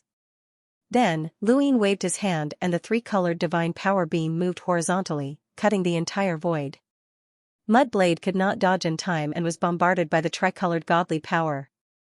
Its body was dented just like when Luin had used extreme matter must reflect to release all of its power. It felt like it was being torn apart, and it hurriedly controlled its blade to slash at Lu Yin's neck. At this moment, Lu Yin's consciousness was filled with killing intent and was almost drowned. He didn't have any combat habits and didn't even predict or avoid danger. His neck was slashed by the long blade, but the head that Mudblade expected did not appear. Luin stared at Mudblade and shot out another beam of divine power. The beam bombarded the void, and Mudblade couldn't completely avoid it no matter how hard it tried. It was very familiar with this scene. When the enemy dodged its blade, it couldn't take it head-on and could only dodge. However, it didn't teleport and was hit again in the blink of an eye. Then, it was bombarded by the three-colored divine power, and its body was forced back step by step. At the same time, it controlled the long blade to slash at Luin, but Luin didn't retreat and rushed towards it. His body was constantly cut by the long blade, and blood spilled in the starry sky. Mudblade didn't have it any better as the divine power finally penetrated its body. Luin couldn't penetrate it with his strongest strength, but now, it was torn apart by the divine power. Mudblade couldn't withstand it and hurriedly withdrew its long blade to resist Lu Yin's divine power bombardment. The beam of divine power bombarded the white longsword and pressed it down. He teleported and appeared in front of Mudblade. He kicked out and used his divine power to suppress the longsword. He could not move his hands, but he still had his feet. Mudblade was kicked away, but it wasn't enough. It was far from enough. Lu Yin's consciousness was completely blurred, but he knew that he had to kill this enemy. This enemy was his only goal. He kicked out again and stomped down hard on Mudblade's body, madly pressing it down. Mudblade roared and covered Luin with cement. Luin didn't have any thoughts of dodging and let the cement cover him. He kicked out fiercely and scattered the cement. Mudblade was heavily injured again, but it also took the opportunity to cover Luin and withdraw its long blade. Divine power came in an instant, and in front of Mudblade's eyes, the long blade overlapped to block. With a bang, Mudblade's body was sent flying. Luin didn't give it any chance to rest. He raised his hand and continuously bombarded it with divine power. Mudblade used its two blades to block while taking out a piece of white paper to draw Luin and then erased it. It looked again. Huh? Why wasn't it affected? Mudblade couldn't believe it. It clearly drew Luin, so how could it not be affected by erasing it? It wasn't that it didn't affect Luin, but rather the divine power. At this moment, it couldn't tell whether it was fighting against Luin or his godly power. The godly power covered Luin and nurtured the current Luin. Luin controlled the godly power, and the Mudblade felt quite good. It was facing a monster formed from an unknown tricolored godly power. Bang! The white paper was pierced, and Mudblade was stunned. It looked at Luin as the divine power descended and the long blade slashed down. It barely managed to cut through half of the beam, but the remaining half still sent it flying. Luin growled and teleported close to Mudblade. He punched out, but it was blocked by the long blade. In front of him, another long blade slashed down and tore through Mudblade's body. Lu Yin's other fist also hit Mudblade and tore its body apart. This was a chaotic battle, exchanging injury for injury. Lu Yin didn't feel any pain at all. His body was constantly recovering and withering, this was his instinct. However, Mudblade didn't want to fight like this. Lu Yin's killing was only instinct, but Mudblade was different. When the blade couldn't threaten Lu Yin's life, Mudblade's advantage over Lu Yin was completely gone. At this moment, Mudblade wanted to leave. This battle wasn't what it wanted. At this moment, Lu Yin wasn't the opponent it wanted. End of chapter. However, it was impossible for it to escape. It allowed the sword to slash at its body as Lu Yin firmly suppressed it and continuously tore its body apart. Inch by inch, inch by inch, inch by inch. Since the beginning of this war, Mudblade had never suffered such injuries when facing Red Hero. At this moment, it really experienced the feeling of approaching death. It didn't want to die here. Sky Splitter. The invisible world shattered the void. Countless cracks converged and approached Mudblade. Lu Yin clenched his fists. He roared at the sky. Divine power was released and turned into a circle that continued to spread. The tricolored divine power was extremely overbearing and repelled Sky Splitter for a while. Lu Yin was too close to Mudblade. Mudblade wanted to absorb all the cracks in the void to complete the strongest slash. This slash was used by Lu Yin to slash its own two white long swords. It was not weak in a 1 versus 2 situation. It had also cut off Lu Yin's strongest power before. However, at this moment, it couldn't even gather and was repelled by the tricolored divine power. Mudblade was shocked. It merged the only cracks that had gathered and slashed with the dual swords. The dual sword slashed into Lu Yin's chest. It penetrated the bone. Lu Yin suddenly grabbed the dual swords with both hands. Divine power boiled. He suddenly exerted force on the surface of his body. When things reach an extreme, all the absorbed power was released. Crack! There was a shattering sound, and cracks spread from the white long swords. Finally, it shattered under the shock of Mudblade. Mudblade couldn't believe that its own civilization treasure, which contained civilization and the eternal realm, was crushed. Grabbing the fragments of the dual swords, Lu Yin rushed to Mudblade. The fragments streaked across and tore Mudblade's body. His arms were like sharp blades, constantly waving and cutting Mudblade's body. Mudblade could only retreat, but its speed was far less than Lu Yin's. It couldn't avoid Lu Yin's teleportation. You forced me to do this. Mudblade roared, and its cement-like body suddenly twisted into the shape of a sword. Heartless Blade Realm. Mudblade turned itself into a long sword, collecting itself as a civilization treasure, and slashed at Lu Yin. Lu Yin raised his hand, and the white long sword fragments were directly turned into powder by the sharp edge. Mudblade slashed from top to bottom. Suddenly, it stopped. It was Lu Yin's celestial eye, Crow Immobilization. Mudblade forgot that Lu Yin had this move. It had to pay a huge price to use the Heartless Blade Realm. Absorbing itself was equivalent to abandoning the laws of the universe. This move could make the slash reach its strongest state, but it would also make it extremely weak after the battle. It had never thought that it would have to use this move on a creature that was not even in the eternal life realm. Especially when this move was actually ineffective. At this moment, Lu Yin stretched out his arms and wrapped his fingers with divine power. Three-colored divine power poured into his hands, making him look like he was holding two suns. He slammed his palms together at Clayblade's body. Boom! There was a loud boom as the void expanded with Lu Yin and the mud blade at the center.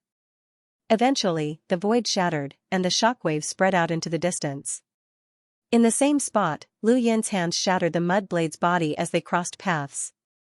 The mud blade was directly slapped into 3 sections. Mudblade never dreamed that he would lose here, and in such a miserable manner. At this moment, the starry sky blurred.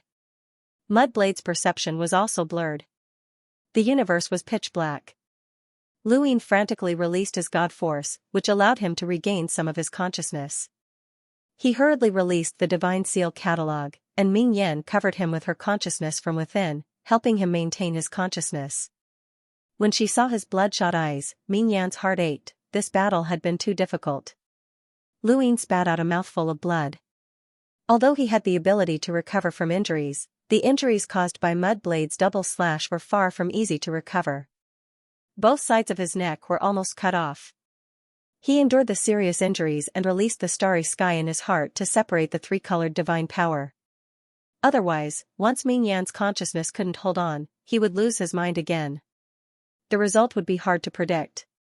This was the first time he tried to fuse the three-colored divine power. He didn't expect the effect to be so strong. It directly made up for the gap between him and Mudblade. Mudblade's slash couldn't break his body's defense. The divine power was very strong, extremely powerful. This was just the three-colored divine power. What would happen if he fused all the colors of divine power? Lu Ying didn't dare to think about it. He couldn't guarantee that even if he broke through to the eternal life realm, he could bear it. Now, it was not easy to separate the three-colored divine power. However, at this moment, the paper bridge raised the starry sky and Mud Doll appeared. Lu Ying frowned. What was the eight-colored divine power doing? He fought so hard, but the enemy was still allowed to appear. Fortunately, he was also prepared. He took out Mount Supreme, and Master Xianxia and Heaven-Bearer Eternity appeared. Lu Ying was glad that he brought them here. Otherwise, it would be difficult for him to fight in this state. As soon as Master Xianxia and Heaven-Bearer Eternity appeared, Mud Doll fled in fear. They didn't chase, but looked around and gasped. What happened here? The aftermath of the battle between Mudblade and Lu Ying hadn't dissipated. They felt the sharpness of Mudblade, which was something they didn't dare to touch. It was like an ordinary person facing a blade. They also felt the overbearing power of the three-colored divine power. It was as if the entire area was filled with it. They looked at Lu Ying. I'll have to trouble the two of you to protect Mudblade. It's a pool of cement. It has been severely injured. Don't let it escape. Lu Ying reminded. Master Xianxia looked at Mudblade. Mudblade was half dead. It couldn't escape even if it wanted to, okay. With Master Xianxia and Heaven-Bearer Eternity guarding him, as long as he didn't encounter any of the top 8 elders of Mudwater Kingdom, Lu Ying could deal with the backlash without worry. Time passed slowly, but the end of the war didn't appear. Perhaps Mudwater Kingdom was waiting for Mudblade.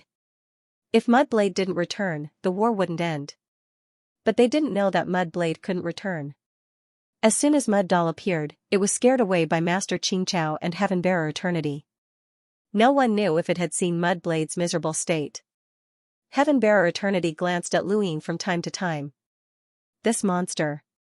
He had just tried to use the spatial quagmire to touch the remaining cracks in the void, but the quagmire was torn apart as soon as it touched it. This was the remnant power that could disappear at any time. One could imagine how dangerous this battle would be. This Lu Ying wasn't even an Eternal Realm cultivator.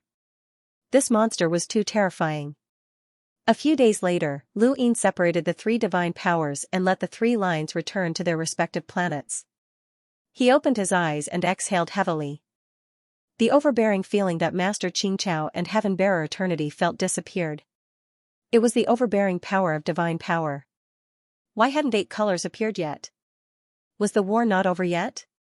Lu Ying coughed, and Ming Yan appeared beside him to support him. She looked at him with heartache. Lu Ying smiled weakly. I'm fine. Ming Yan nodded. Needless to say, she was now one with Lu Ying. If Lu Ying died, she wouldn't be able to live either. Thus, there was no need to advise Lu Ying to be careful. It was fine as long as they were together. This was her only way out. Lu Ying let Ming Yan return to the Divine Seal catalog and looked at himself. He was really pitiful. His body was covered in cuts and blood. Although he had experienced many life and death situations since he stepped onto the path of cultivation, it was rare for him to be in such a miserable state. He touched both sides of his neck and felt a lingering fear. He had almost been cut in half. This was the worst thing about the divine power transformation. His mind would be submerged, and he wouldn't know how to defend or dodge. If Mudblade's attack had been a bit stronger, it wouldn't have mattered even if his head had been cut off. Just a bit more. With such heavy injuries, he would need to recover for a while. He looked at Mudblade and approached. Master Xianxia and Heaven-Bearer Eternity looked on. Mudblade, I won't let you go. Mudblade's voice was low and hoarse. It was extremely weak. Luyin nodded. I won't let it go either. I'll definitely make it pay for the mountain sword sex ancestor. You? Mudblade mocked. Luyin said, you seem to have the same attitude before the battle. He didn't wait for Mudblade's rebuttal and kicked it into the general appointment platform hell. The battle with Mudblade had consumed too much karma. It was just the right time to replenish it. As he watched the karma heavenly Tao surge, Luyin sat down in exhaustion and looked at the grass grandmaster. Can you contact 8 colors?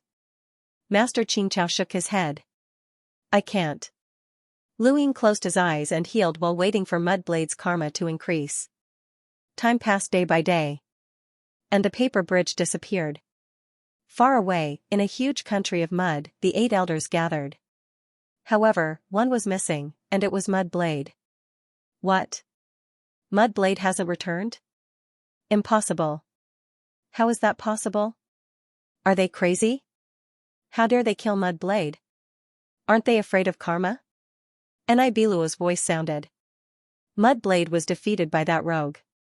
We don't know if it's dead or alive. Nibilua's voice sounded. Humph, the unknown injured Mudblade himself and then gave it to that rogue to kill. Despicable. That shouldn't be the case.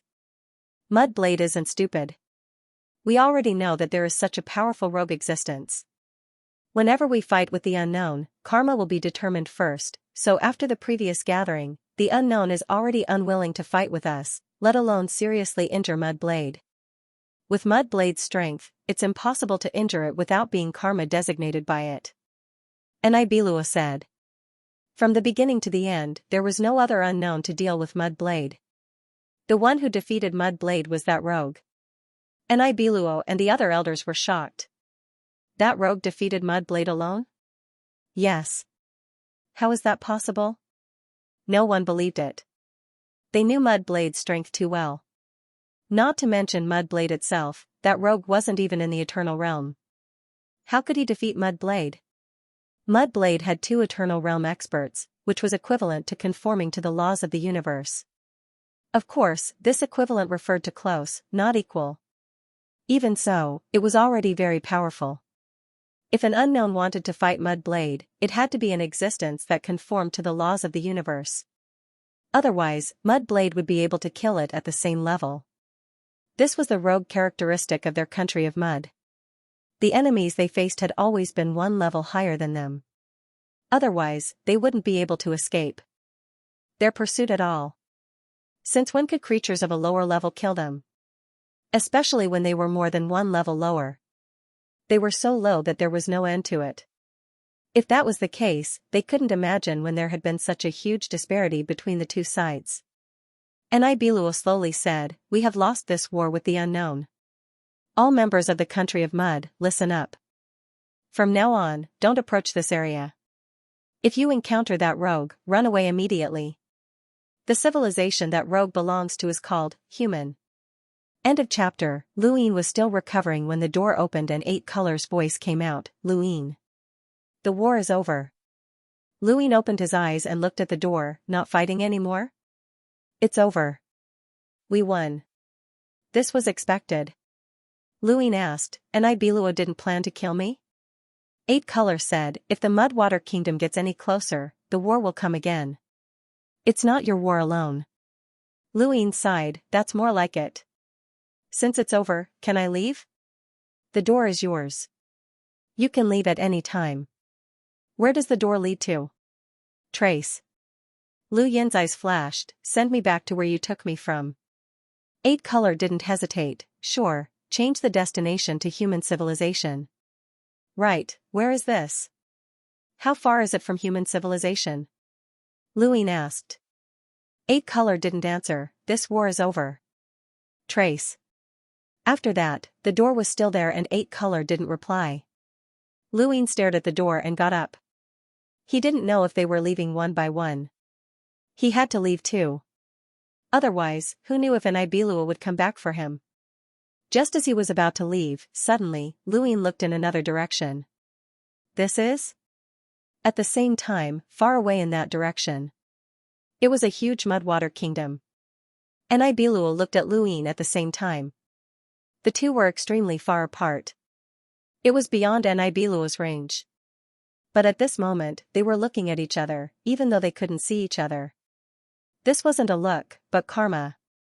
Luin used Mudblade to increase karma, but he suddenly found that Mudblade's karma was connected to Nibiluo's, allowing him to know Nibiluo's location. How could Mudblade's karma be connected to Nibiluo's? He had never encountered such a thing. Or he had encountered some creature's karma and been discovered. The 7 treasure sky toad was discovered by ancestor Xian, which led to the exposure of human civilization. But this situation was different. It was like Nibiluo's karma was connected to Mudblade's. But they were clearly two separate entities. Luin originally wanted to let Master Grass test if there was human civilization on the other side of the door. He didn't trust 8 Color, but he didn't hesitate to take them through the door. If they were any later, Nibiluo might really come for them. He knew Nibiluo's location, and Nibiluo knew him. In the distance, Nibiluo. Karma. This scoundrel even had the power of karma. How troublesome. Unfortunately, if he had escaped a little later, he would have been able to kill his way over. The end of the war with the unknown was not an agreement. They could still fight if they wanted to, and there was no violation of the contract. What a pity. The other side of the door was indeed the human civilization. After Master Greengrass and Eternal Life Bearer returned, he turned around and destroyed the door to prevent Nibiluo from chasing after him. Only after the door was destroyed did Luin finally relax. What happened just now? Why was Clayblade's karma connected to Nibiluo's karma? This shouldn't be possible, unless Nibero had also comprehended karma. That's right, the Mudwater Kingdom's absolute method was karma. Since it was related to karma, there must have been a powerhouse who comprehended karma in the Mudwater Kingdom. Could it be Nibiluo? Even if that wasn't the case, Nibiluo must have comprehended karma. Moreover, in that instant, not only did he sense Nibiluo's position, but he also had a strange feeling that he could determine the cause and effect. That's right, it was this feeling. It was only for an instant, and it disappeared in the blink of an eye. However, he was certain that he could determine the cause and effect in that instant. This was the Mudwater Kingdom's absolute method. If he wasn't wrong, then the absolute method of the Mudwater Kingdom should have come from Nibiluo. Determining the cause and effect should have been Nibiluo's power that acted on the entire Mudwater Kingdom, allowing it to obtain the absolute method. If he wanted to verify this, then he just had to ask 8 Color Nibiluo if he had comprehended karma. If that was the case, then Lu Yin's eyes flickered. He had one more reason to kill Nibiluo. First, it was to avenge the Mountain Sword Sect's ancestor. Second, it was to search for the method of determining karma. Since there was the ability to determine karma, then there was also the ability to transfer it. Perhaps this was a direction that he could take after breaking through to the Eternal Realm and not be bound by karma. Of course, this was only a possibility, and a very small one at that. There were countless civilizations within the square mile, and there were many eternal realms, but he had never heard of anyone who could truly ignore karma. Some civilizations were far more talented than humans, and if they couldn't do it, then it would be difficult for him to do it as well. However, it was still a direction that he could try. If he could even try teleportation, then this might not be impossible. He would wait until his Clayblade's karma had completely increased. Luin took Master Grass and Heaven Bearer Immortality to the 9th Heaven Universe and greeted Azure Lotus Protector before heading to the Mirage Domain and waiting quietly. The heavenly way of karma continued to increase. Although a lot was consumed in the war, the increase was also great. If it was completely released at this moment, it would definitely be comparable to the Karma Celestial phenomenon. However, Luin also knew that the Karma Celestial phenomenon was not the limit of Azure Lotus Protector. He had been releasing the Karma Celestial phenomenon not only to protect the 3 universes, but also to counteract Red Hero's law when dealing with him. If Azure Lotus Protector completely released the karma, the range that it covered would definitely not be smaller than the range that the clay blade could slash. When he arrived at the Mirage Domain, Lu Yin immediately started healing. Beside the River of Time, Zhao Ran was surprised. Where did you get such a serious injury? Lu Yin smiled bitterly. The war with the fishing civilization, but it's not a big deal. It looks serious, but it's not serious. Zhao Ran looked at Lu Yin's neck and didn't say anything else. She rowed the boat and left. Lu Yin sat by the River of Time for an unknown amount of time. The clay blade's increase in karma had long since ended. He also recovered from his injuries, and after bidding farewell to Zhao Ran, he left the Mirage Domain and returned to the back mountain of above heaven. He took the clay blade out of the General Diantai Hell and looked at it calmly. I want to know where the Mudwater Kingdom is. You want to find an Ibiluo? The clay blade's voice was getting weaker and weaker. Lu Yin nodded. Yes. The clay blade sneered. You dare to find an Ibiluo? I didn't say no. Some gaps can't be made up with time. Otherwise, with the River of Time, you would have been invincible long ago. Are you reminding me? Lu Yin raised a brow. The clay blade said, I'm just making sure that you don't dare to find an Ibiluo. That's courting death. You should tell me. Whether or not I dare to find him, at least there's a chance that I can find him. Maybe he can avenge you. Lu Yin slowly said without any threat. The clay blade knew that he would die, and threats were useless. He was telling the truth, and the clay blade would definitely tell him. The clay blade laughed mockingly. I can't tell you. The Mudwater Kingdom isn't a fixed universe. It can move at any time. Lu Yin frowned. Not a universe? It used to be, but it's gone now. My Mudwater Kingdom is destined to wander. The more civilizations and immortals we find and collect, the stronger we become. What's the use of being fixed in one place? Lu Yin understood that this was a characteristic of the Mudwater Kingdom. So, I can't find an Ibiluo? The clay blade didn't answer. Lu Yin asked again, how did you start a full-scale war with the unknowns? What do you mean? In other words, is there a way to start a full-scale war with the unknowns? A full-scale war with the unknowns? The clay blade couldn't understand Lu Yin anymore. Why did this guy seem to be hostile to both the Mudwater Kingdom and the unknowns? Lu Yin said, give me a way. In the future, I might also start a war with the unknowns. Similarly, the unknowns might avenge you. Clay blade was silent for a moment. I don't know, but I heard from an Ibiluo that the unknowns have a position that they can't approach. Maybe we've already approached that position and my Mudwater Kingdom has appeared. Lu Yin sighed. You really don't know anything. The Mudwater Kingdom is an Ibiluo's kingdom. Although an Ibiluo is one of the 8 elders, he's not one of them. We all belong to an Ibiluo. You fought Red Hero before. How strong is he? I won't tell you. I know that human is your enemy. Otherwise, he wouldn't have let me go. If it wasn't for him, your opponent would have been an Ibiluo and you wouldn't have ended up like this. Haha, that human might also avenge me. Lu Yin looked at the clay blade. My question is over. You should be buried with the mountain sword sect's ancestor. The clay blade sneered. Buried with him? Is he worthy? Dying at your hands is my sorrow. If time could turn back, I would have destroyed that mountain sword sect and buried that civilization with me. Lu Yin waved his hand and completely obliterated the clay blade. The clay blade was almost equivalent to a powerhouse with 2 laws. Among the enemies Lu Yin had killed, he was the strongest existence. The battle was difficult, but he still managed to do it with various methods. What about Red Hero? How big was the difference in strength between Red Hero and the clay blade? Lu Yin could use all kinds of methods to kill the clay blade, but he was very sure that he couldn't kill Red Hero. The pressure that Red Hero gave him was much greater than the clay blade. Unless he could completely control the triple divine power transformation and use Crowbind and various other methods, it wasn't impossible to fight. The premise was that Red Hero's ruthless path couldn't be recovered.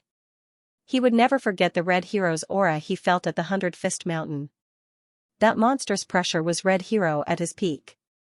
Against Red Hero at that moment, all methods were useless. He found a place to lie in the hanging coffin and disappeared. It was so quiet that even a pin drop could be heard. As soon as Luin entered, he began to shout to 8 colors. I killed the clay blade, 8 colors. Is there a reward? 8 colors' voice sounded. 4 stars reward. Only 4 stars reward? Are you sure? That was the clay blade, not the other 8 elders. Luin was dissatisfied. 8 colors said, among the 8 elders, except for Nibeluo, all of them are 4 stars reward. Luin, you can choose your reward. I didn't expect that you could kill the clay blade. How did you do it? Demao's voice was full of surprise. Lu Yin's mouth curved. It's simple. It's just a clay blade. If Nibeluo didn't run fast, I could have killed it. Haha, little guy, you owe me a life. The old man laughed.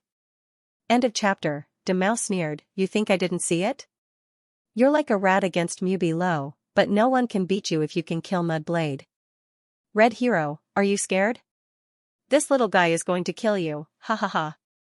Luin retorted, Demao, don't say things that affect our unity.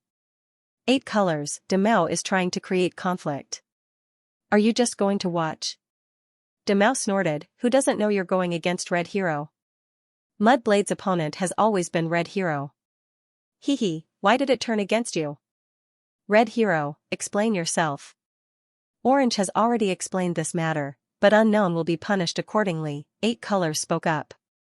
Lu Yin's gaze turned cold, 8 colors, there's no need for that. Maybe Red Hero was tricked. He's never been smart, so it's normal. The old guy laughed again, 8 colors, this little guy is expressing his dissatisfaction. 8 colors didn't respond. At this time, Clear's voice sounded, Luin, are you okay? I'm fine. Mudblade is very strong, and I'm not sure I can beat it. You're still the best, Clear said. Luin rolled his eyes. There was no way he would believe that. He didn't know exactly how strong Che was, but he would rather believe that it was a lie. An ancient existence that participated in the war that destroyed the 9th Fort civilization couldn't beat Mudblade? The possibility was close to 0. Right, he remembered that when Demao revealed that Clear was the mountain master of Mount Dongshu, Clear's aura had terrified him. That aura was not something Mudblade could compare to. Actually, I'm curious, how did you beat Mudblade? Demao asked. The old guy laughed, I'm curious too. Little guy, do you want to tell me? Sure, let's find it. Let's find a place to gather. How about the Red Shirt civilization? Luin asked casually. I agree. Demao immediately agreed. Red Hero had betrayed his coordinates, and Luin had found him several times. He had long harbored a grudge. If he could lure the old guy to the Red Shirt civilization and gather there, what would happen? Haha. Luin only needed to know where he was, and it was always lively. He kept probing in his conversation with Demao and the others, trying to get information from the unknowns. This time, Demao's attitude towards him was not so bad. Obviously, his victory over Mudblade made all the unknowns reevaluate his strength. Lan Meng had been instantly killed by a Mudblade, but Luin had been able to counterattack and kill a Mudblade. Such strength was worthy of respect. Inside the orange hanging coffin, Red Hero listened quietly. This Luin seemed to be pestering endlessly, but he could often elicit information that could be analyzed. He even mentioned Red Hero from time to time, which was really disgusting. It just so happened that this child's strength was so strong that even the Mudblade was defeated. He had asked Ba-colored Mudblade how it was defeated, but Ba-colored Mudblade wouldn't tell him. He guessed that someone must have severely injured the Mudblade before handing it over to Luin, but that didn't seem right either. The Mudblade wasn't stupid, and it would definitely be bound by karma when it encountered an expert. It was certain that the next opponent would be a scoundrel, so karma was meaningless. There shouldn't be any unknowns helping Luin deal with it. Red Hero's gaze turned cold. Everyone knew that he had deliberately let Mudblade go in order to kill Luin. He had paid the price for that, but unfortunately, he had failed. Luin was becoming more and more difficult to deal with. Especially as he listened, he felt an inexplicable sense of isolation. In the past, they didn't communicate with each other, all of them hiding themselves.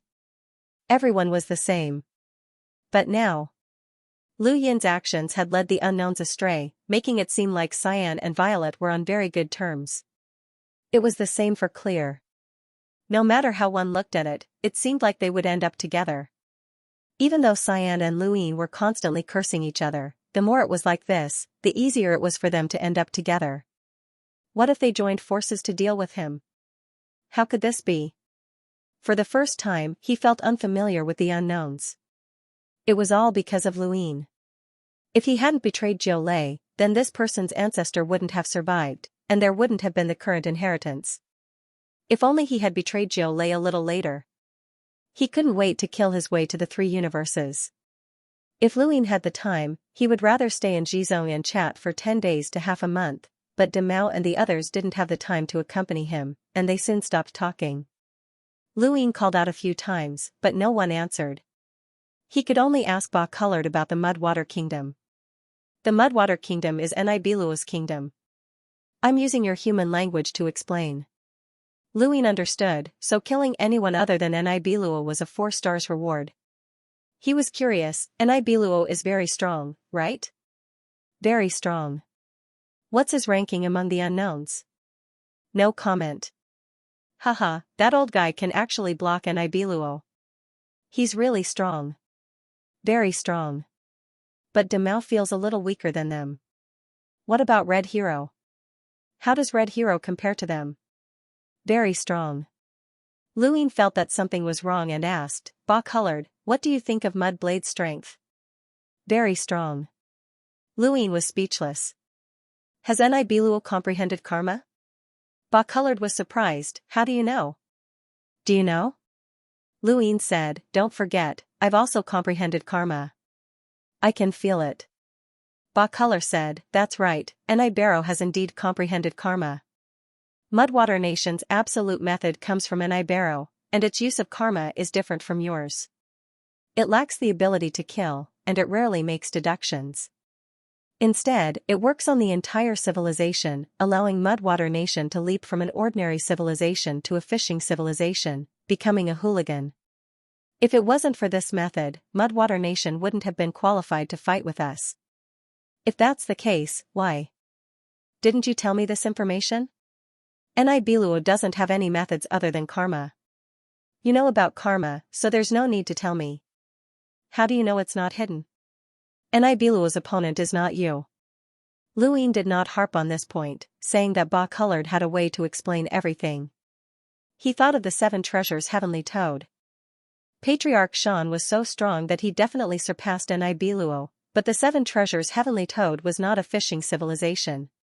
In the end, Patriarch Xian's strength came from him alone, while a fishing civilization's strength came from the entirety.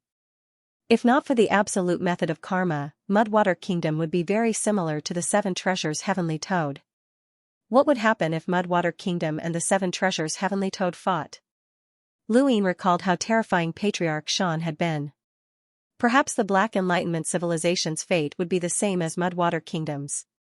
Even if Patriarch Xian's karmic bindings were perfect, he would still be able to destroy the entire Mudwater Kingdom. Mudwater Kingdom's method of karma would not be able to threaten Patriarch Xian either. Patriarch Xian would have slaughtered all those eternal life forms, so the karmic bindings would definitely be his.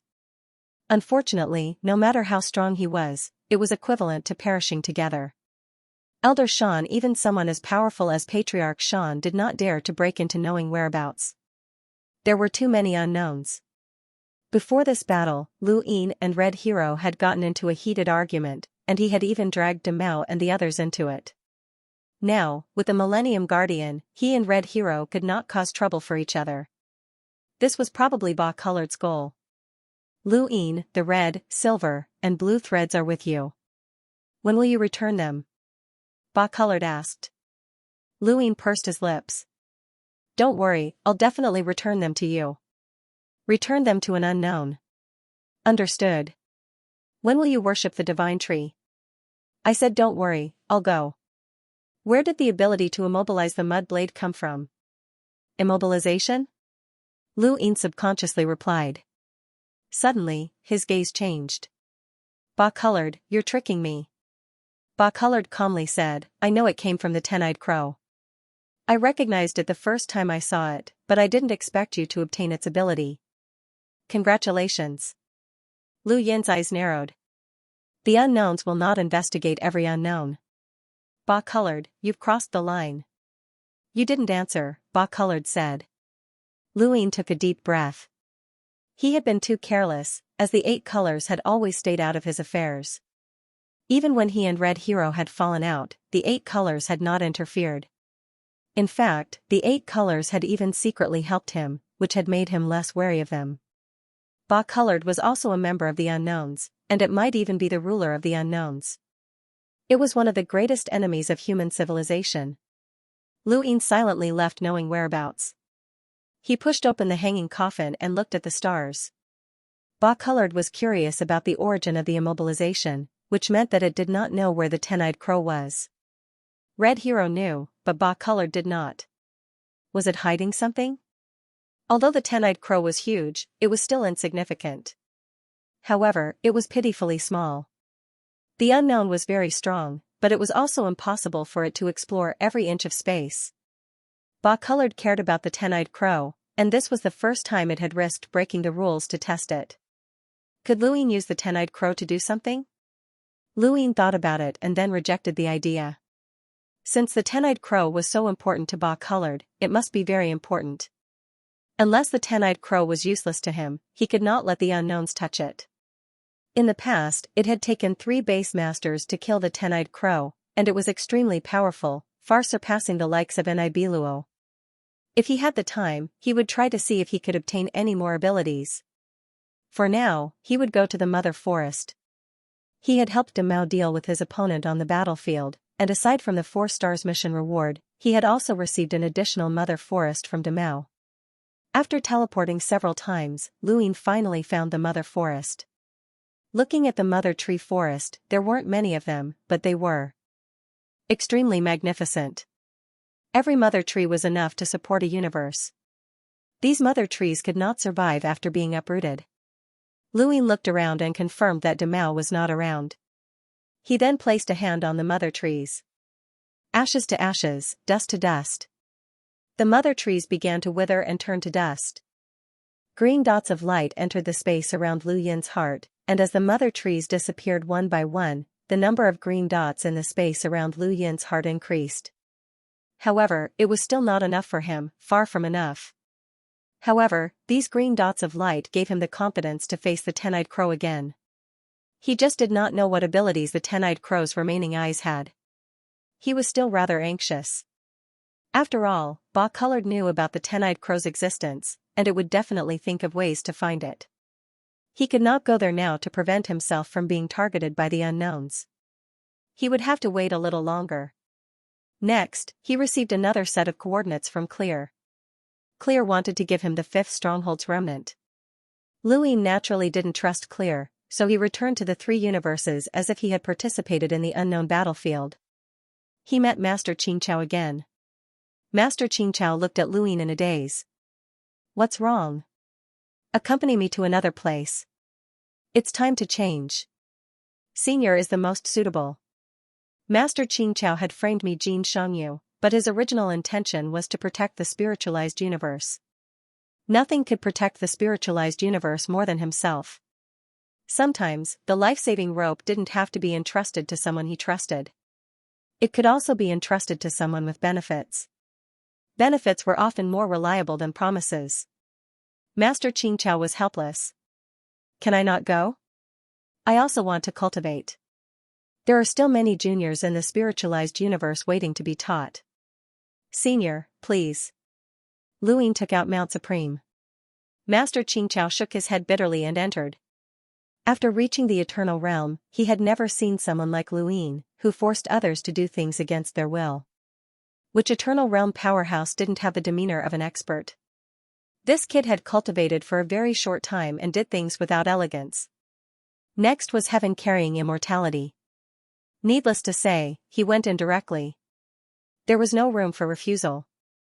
Lu Yin thought about it, but it was still not enough. Right, Ba Yu, this woman came to the 3 universes. She can't do nothing, right? Thinking of this, Lu Yin found Ba Yu and asked her to follow him to a place. Ba Yu refused. No. Luing took out Mount Supreme.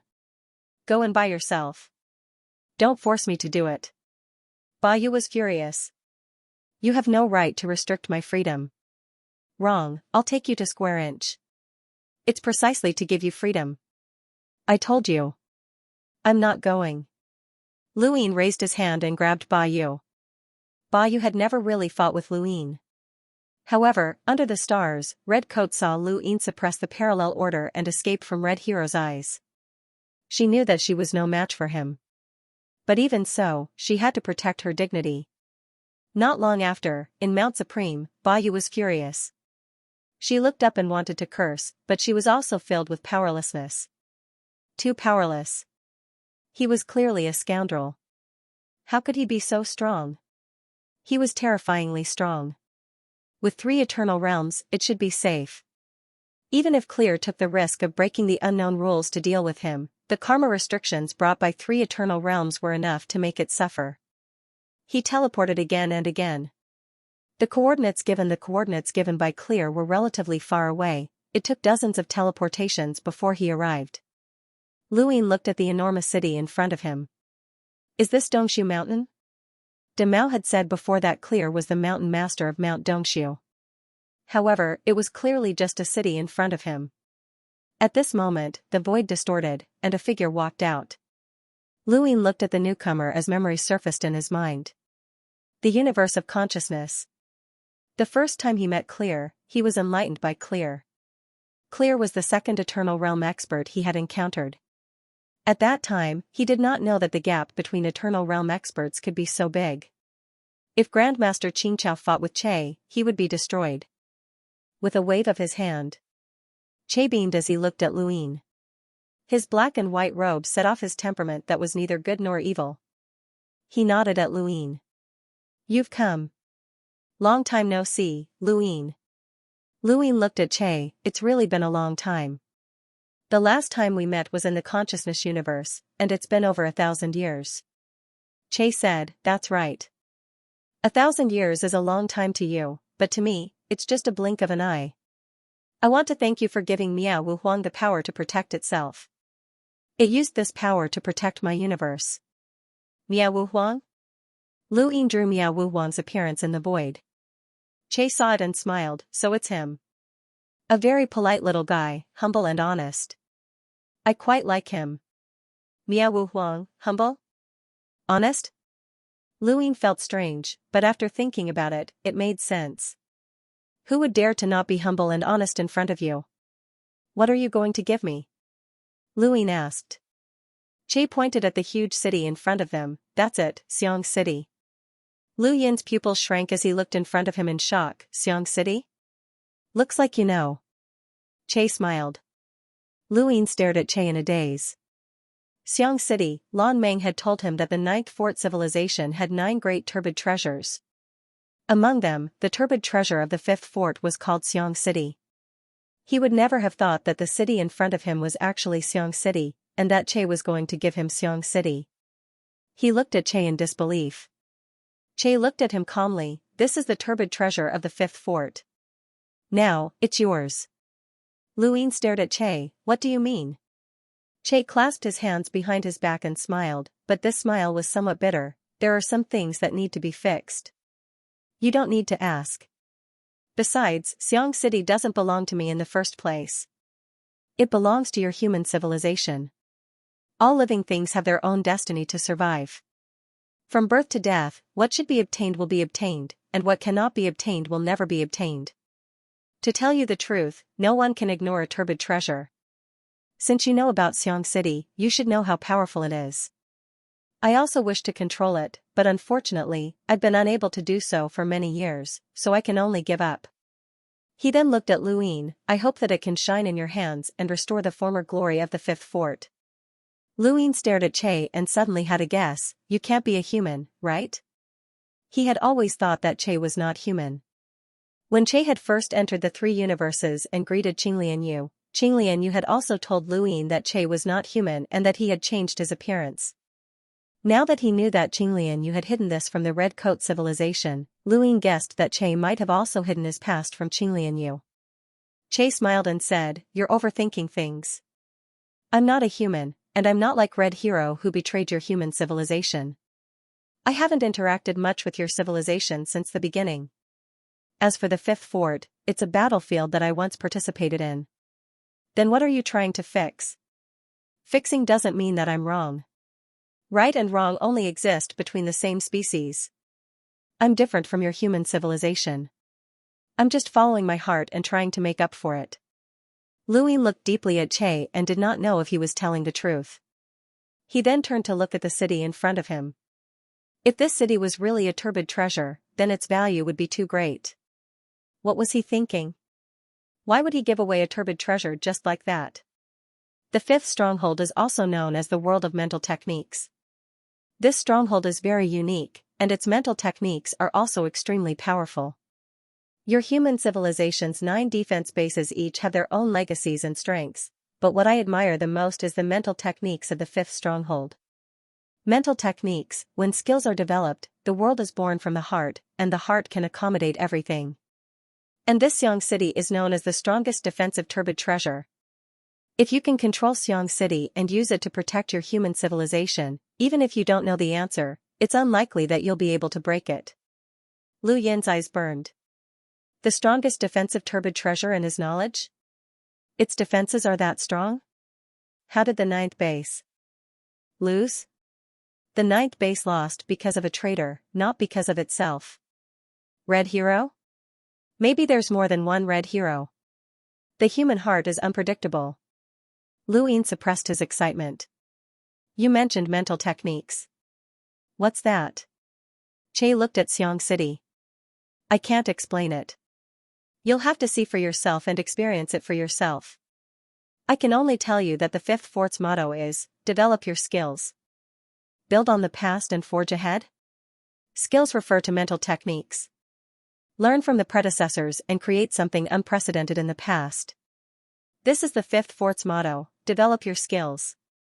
If you can inherit the power of the fifth fort's mental techniques, your strength will definitely rise to a whole new level. It might even help you break through to immortality.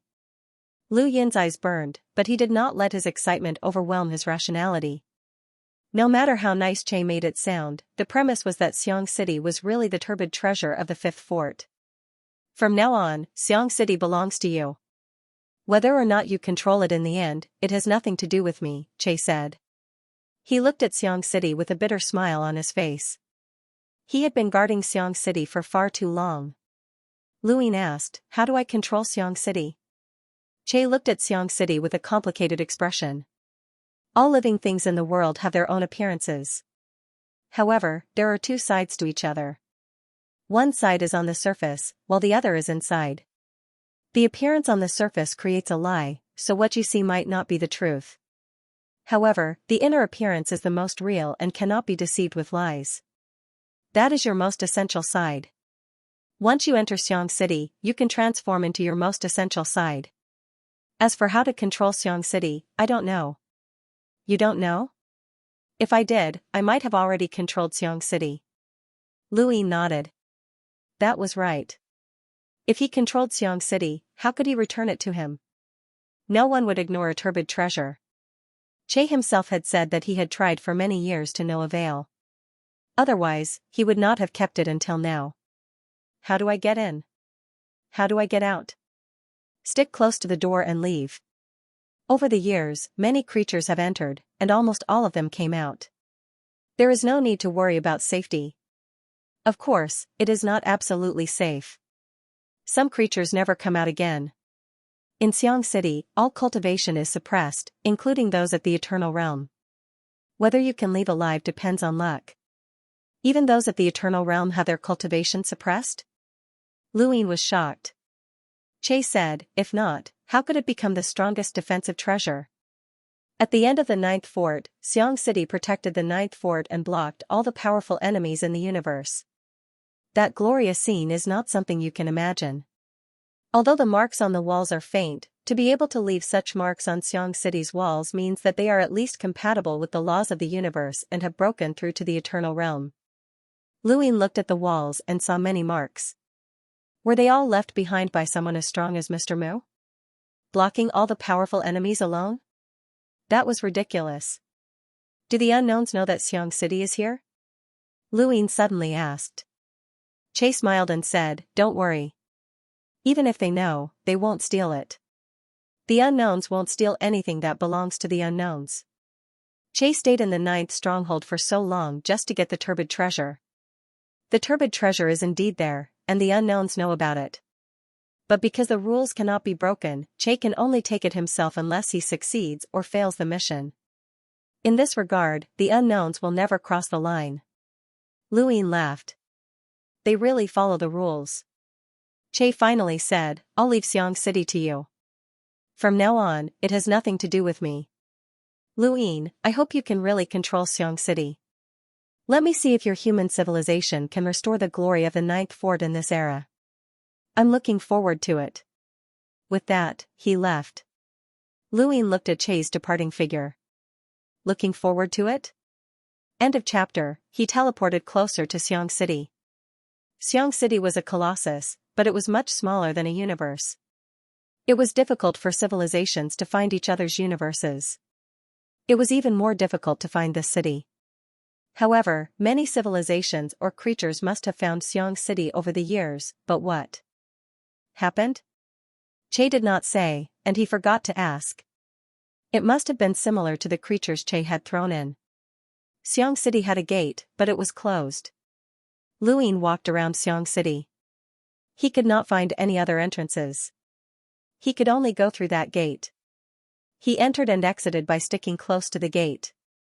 To be safe, it was better not to go in alone. He should let others go in first. Thinking of this, he released the Grass Masters, Eternity Bearer, and Bayou. He glanced at them and finally looked at Bayou. Please enter the city and take a look.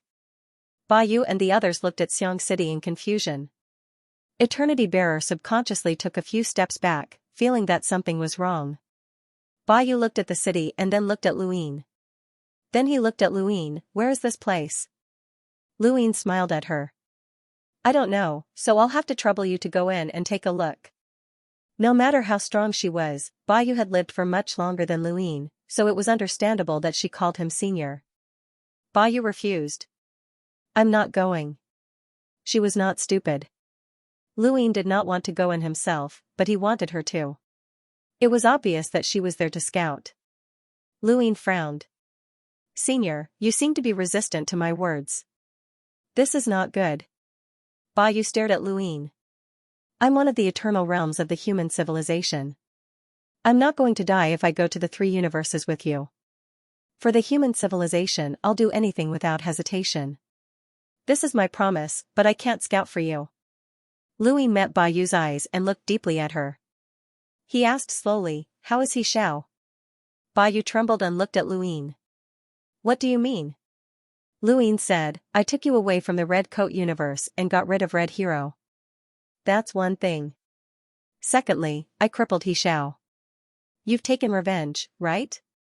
I don't ask how He Xiao is now, but have you taken revenge? Bayou was silent.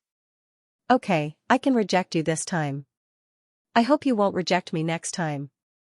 After he finished speaking, he looked past Bayou. Luin looked at Eternity Bearer. Please enter. The heaven-carrying immortal life-bearer was annoyed. I'm not going. Luin frowned. There are more and more eternal life realms in the 3 universes. 1 or 2 less won't make much of a difference. Heaven-carrying immortality said bitterly, no matter what, I have helped you before. Then I'll help you again. Luin was callous, but that did not mean that he was heartless. This was simply the way to survive. The eternal heaven-bearer had also abandoned his own tricolored skybearer race to hide in the human civilization in order to survive. Since he had chosen to hide here, then he had to pay the price. Just spitting out colored glass was far from enough. Finally, under Lu Yin's gaze, heaven-bearing immortality approached Xianxia's main gates and disappeared. After it entered, Master Greengrass asked, what exactly is this place? Bayou looked at him as well. Luin clasped his hands behind his back, the 5th wall fortress's turbid treasure, Xianxia. The 2 of them were shocked.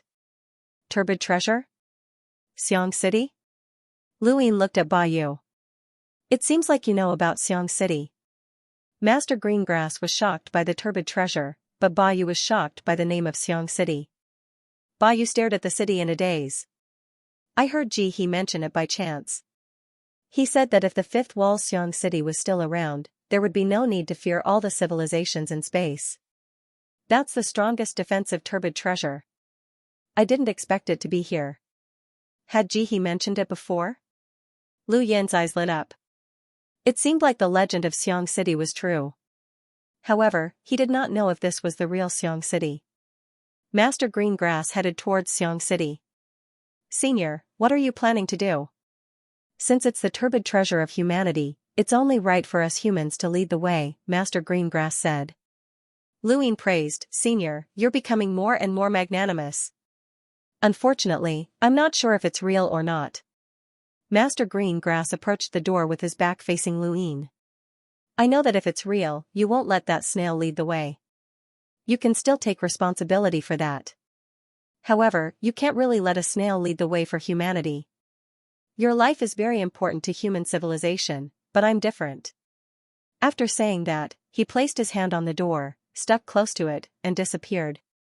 Master Greengrass had always been an unpredictable person. If one said that he was a traitor, he would sacrifice everything for the sake of spiritualizing the universe. If one said that he was not a traitor, he would cause the death of Mijin Shengyu. Everyone knew the reason, but they still could not forgive him. Master Greengrass did not need anyone's forgiveness. He walked his own path, and his path had always been firm. Regardless of whether it was right or wrong, regardless of the outcome, he would walk his own path firmly. This was also why Lu Yin had brought him out without worry. Lu Yin knew that Master Greengrass would definitely not want anything to happen to him. As long as he was around, the three universes would be safe. For this, Lu Yin was willing to give up everything. Lu Yin closed his eyes and waited quietly. Beside him, Ba Yu looked at him and then at Xiang City. She also waited quietly. Although Lu Yin's eyes were closed, he had opened his celestial eye. After the celestial eye had absorbed the 10-eyed divine crow's ability, he could see anyone who was looking at him. He was testing to see if Clear was watching him. Clear seemed to have really left. Lu Yin stood outside Xiang City for a few months, and aside from Ba Yu, no one else was looking at him. Not long after, Master Greengrass walked out, which attracted Lu Yin and Ba Yu's attention. Master Greengrass had left Xiang City with a strange expression on his face. He seemed to be reminiscing about something, but he also seemed to have encountered something inconceivable. Senior, how was it? Lu Yin asked. Master Greengrass looked at him and did not speak for a while. Coincidentally, Eternal Life Bearer walked out and sighed heavily. I finally escaped. I almost didn't make it out. That scared me to death. Those kids were really annoying. Lu Yin was curious. What happened? Eternal Life Bearer glanced at Master Greengrass, as he did not know that Master Greengrass had gone in. When he saw Lu Yin, Ba Yu, and Master Greengrass all looking at him, he bitterly said, I went in, and my cultivation was gone. I even turned into a little snail. A little snail? Ba Yu blinked in surprise. Lu Yin sized up Eternal Life Bearer. You turned from a snail into a snail? Eternal Life Bearer replied, it's a little snail, the very small kind. It's only the size of a human's fingernail. When I turned into a little snail, I stuck to the wall as soon as I entered. A few kids saw me and threw rocks at me. If I hadn't been lucky enough to be right next to the city gate, I would have been crushed to death after spending so much time climbing out from the top of the wall and sticking to the gate. It's too dangerous. I'm sure that I'll really die if I get crushed to death. Mr. Lu, this place is too dangerous. You can't enter. This is a trap. Lu Yin and Ba Yu looked at Master Greengrass. Master Greengrass slowly said, I turned into a black tortoise. Ba Yu was confused. A black tortoise? Lu Yin was stunned, but then he remembered. A black tortoise? A tortoise? A black tortoise, Master Greengrass emphasized. Lu Yin understood. A tortoise. A black tortoise was the name given to a divine beast on Earth. Master Greengrass had always stayed in the Tianyuan universe, so it was normal for him to have visited Earth. After all, Luin had stayed there before. Using a black tortoise to describe a tortoise sounded much better than calling himself a tortoise. Fine, a black tortoise it was. However, was a tortoise part of Master Greengrass's nature? Master Greengrass had always wanted to protect the spiritualized universe, which was in line with the characteristics of a tortoise. He retracted his head and sighed and did not care about anything. You weren't crushed? Luin asked. Master Greengrass glanced at the Eternal Bearer. No. The people there respect crows and black tortoises, and they allowed me to climb to the city gate. That's all? That's all. What about your comprehension? What about your understanding of the city? No. There are humans in the city, but there are no cultivators. It's just a city of ordinary people. Our cultivation would have been completely destroyed if we had been killed by the people there. Luin looked at the Eternal Bearer. The Eternal Bearer shook his head as well. There was nothing. One of them had turned into a snail and almost been crushed to death, while the other had turned into a tortoise. Luin finally understood why Clear had not been able to control Xiang City for so many years. He might have been confused and could not understand the city at all, or he might not have been able to do so even if he did. The greatest danger of Xiang City was the humans there. If the snail and tortoise were crushed to death, then the Eternal Bearer and Master Greengrass would really die. Thinking about it, it was really child's play. How could an Eternal Realm cultivator die so easily? This was Xiang City's guardian treasure, a turbid treasure. Even an unknown powerhouse like Clear had acknowledged it as the strongest defensive turbid treasure. It really was something.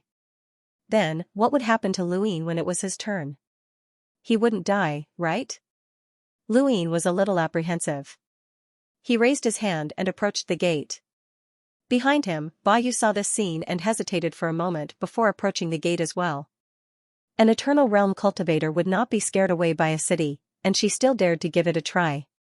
She did not believe that the Eternal Bearer had said that being crushed to death would really mean death. How could an Eternal Realm cultivator die so easily? If she could control this turbid treasure, her status would definitely soar, and she would not be casually captured by Luin. When she thought about this, her gaze became much more resolute. She touched the gate and entered. Luin entered at the same time.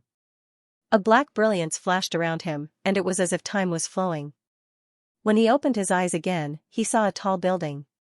A shadow loomed over him, and he looked up in shock. Foot. A giant foot was stomping down, and the soles of his feet were stained with dirt. Not good. It was not that the building was tall, but that he was too small. He hurriedly dodged, narrowly avoiding being trampled by the foot. He looked up again and saw pedestrians walking past. This was a very lively street, and the sounds of hawkers shouting their wares rose and fell. There were shops on both sides of the street, and the closest building to him was a restaurant with many people going in and out. From time to time, he could smell the aroma of delicious food. No matter how he looked at it, it looked like an ordinary mortal city. As for Luin himself, he had turned into an ant. An ant. Was this his own internal aspect? Was this his own essence? Luin looked at his body. Ants were fast and strong. Although they were small, they could carry objects that far exceeded their own weight. They were especially adept at working together, and when countless ants worked together, they could devour everything. It really was very similar to him. Dust covered his face as pedestrians hurriedly walked past him. The dust under his feet covered the sky, and he hurriedly hid in a corner. Suddenly, he felt a sense of horror. He looked around and saw a child walking over with a water bottle. Not good. He knew what the child wanted to do, and he hurriedly fled through the cracks in the tiles. End of chapter. The child carried a kettle over and squatted down to look for the ant, but he couldn't find it. His mother called out from behind him, and he acknowledged her before pouring the kettle over. The boiling water flowed through the cracks in the floor, but to Luin, it was like a torrential flood that was scalding hot.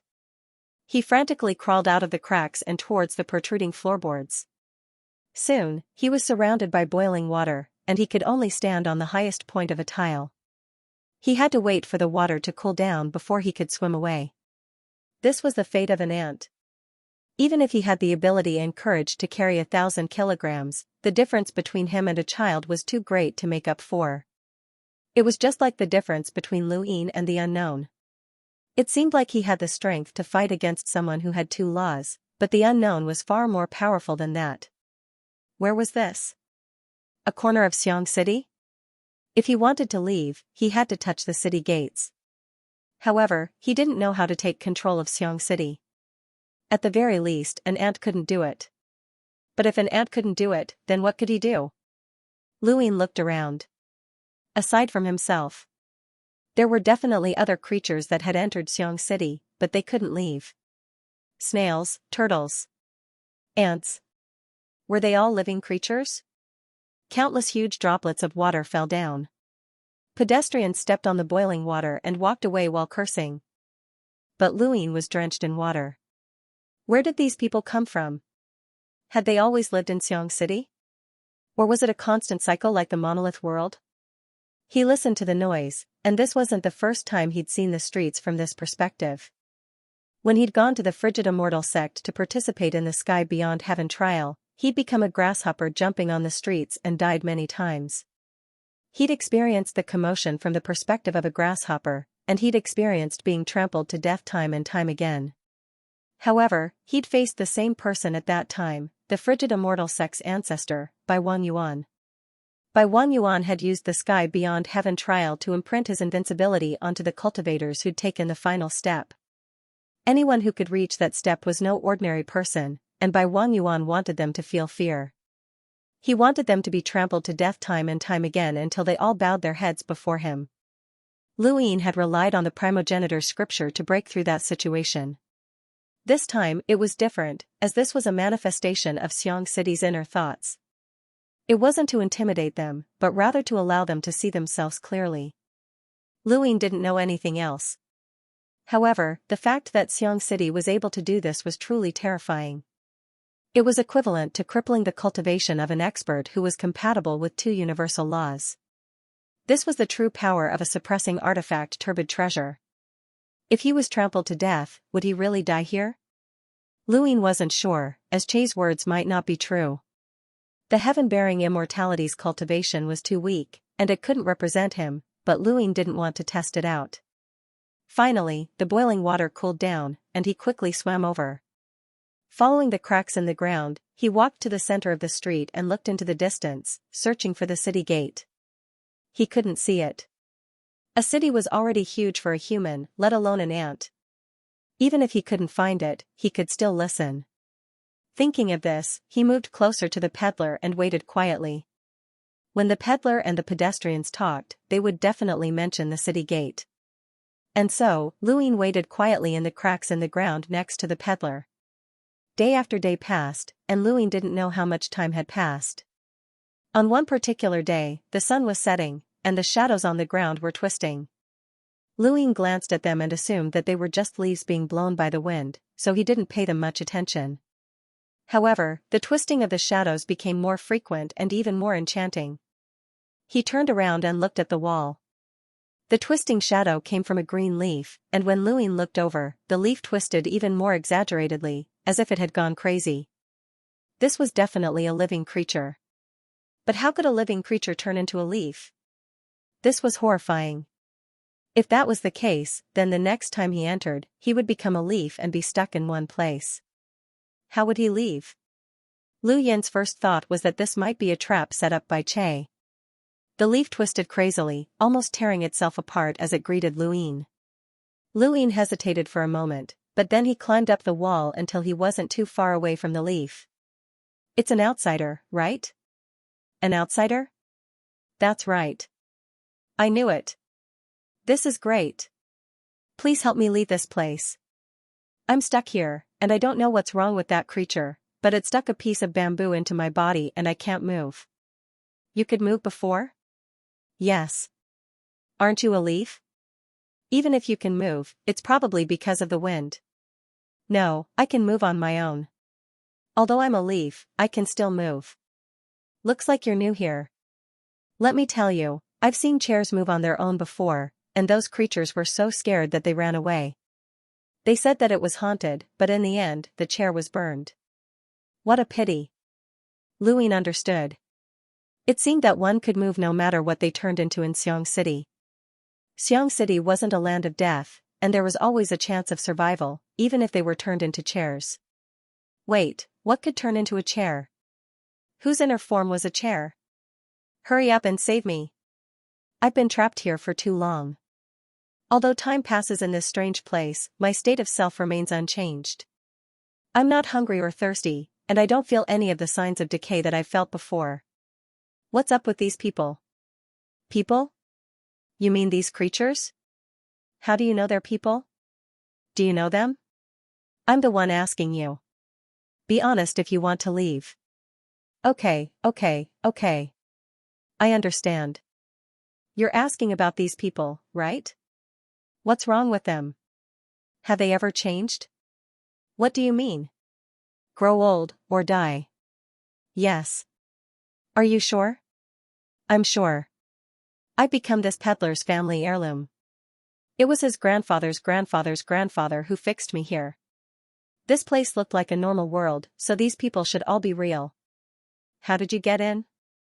Luin asked. What's wrong with you? You're right. I don't know. I turned into a leaf when I woke up. Was it Che who brought you in? Or did you find this city on your own? I really don't know. I beg you, please save me. Even if you have to let me go, I don't want to be fixed here anymore. Actually, I'm envious of that chair. If I'd known earlier, I would have been burned instead of staying here forever. Are there any other creatures here besides you? Many, but ever since I was fixed here, I couldn't see you anymore. The only reason I could recognize you was because an ant couldn't stay still for such a long time. It's not normal, so I guessed that you must be a transformation of some creature. Luin looked at the leaf. Another creature? Looks like you know more than one type of creature. Yes, we've even talked about it before, but I haven't seen anyone since I was fixed here, the leaf said sadly. Leaf had talked about many creatures, but he probably hadn't met any humans. Otherwise, he would have known about them. Or rather, he hadn't met any creatures that knew about human civilization. Che had said that he'd thrown many creatures here to test things out. Perhaps Leaf's civilization was one of them. To Che, it was just a test, but to Leaf, it was an eternal torture. Luin wouldn't forget that Che was an existence that had wiped out many civilizations in the universe. Although he was polite and had even said that he would return Xiang City, that didn't mean that he was benevolent. There were no creatures in the universe that were absolutely benevolent. Luin suddenly thought of Etion's master, an existence that yearned for truth, kindness, and beauty. Could it be benevolent? Luin stopped thinking about it and didn't rush to save Leaf. He could still hear the merchant's conversation, so he waited for the right direction. By the way, do you know where the city gate is? Seems like it. That's enough, Luin interrupted. Seems like it? That wouldn't do.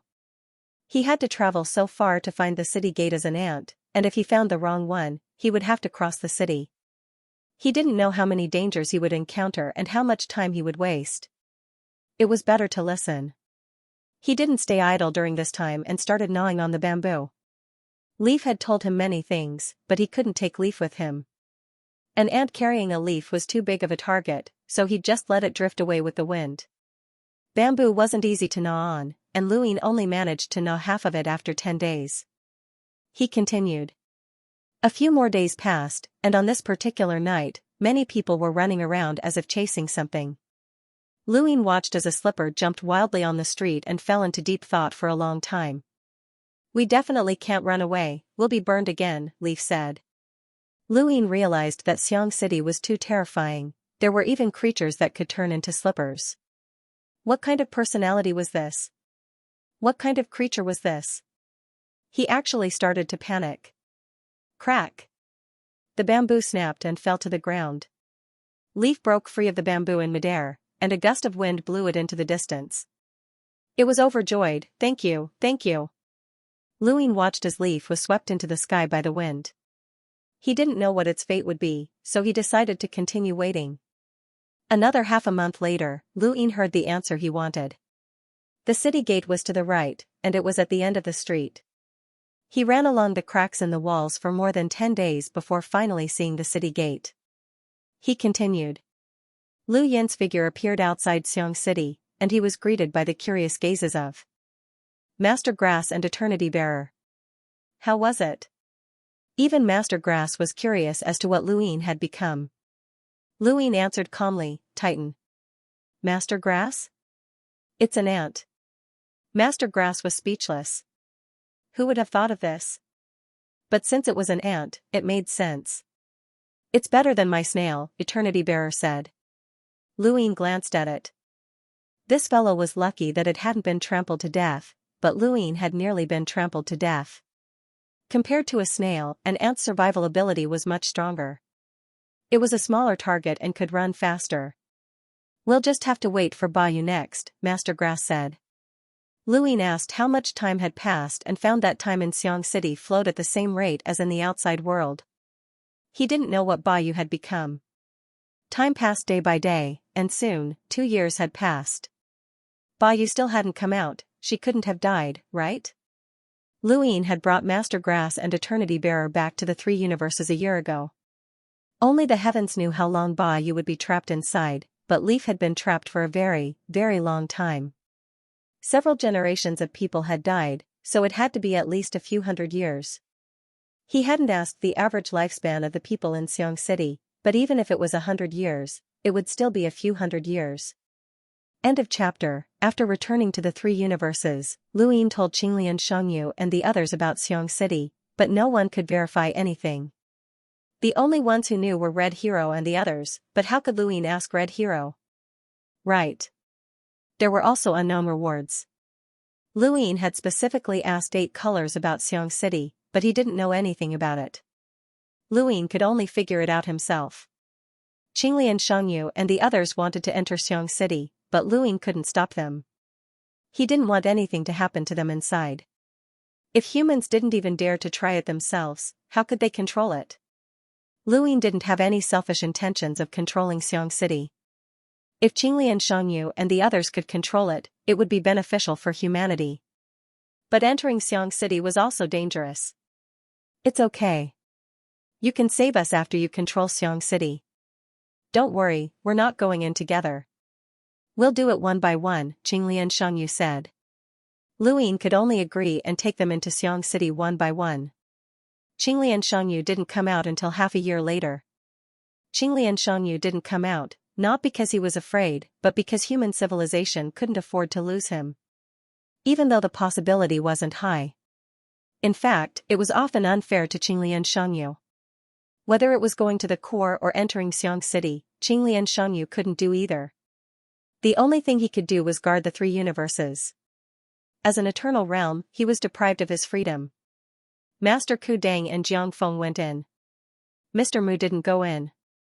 He already had control of the 9th stronghold's treasure. Lu Yin was glad that Master Ku Dang was here.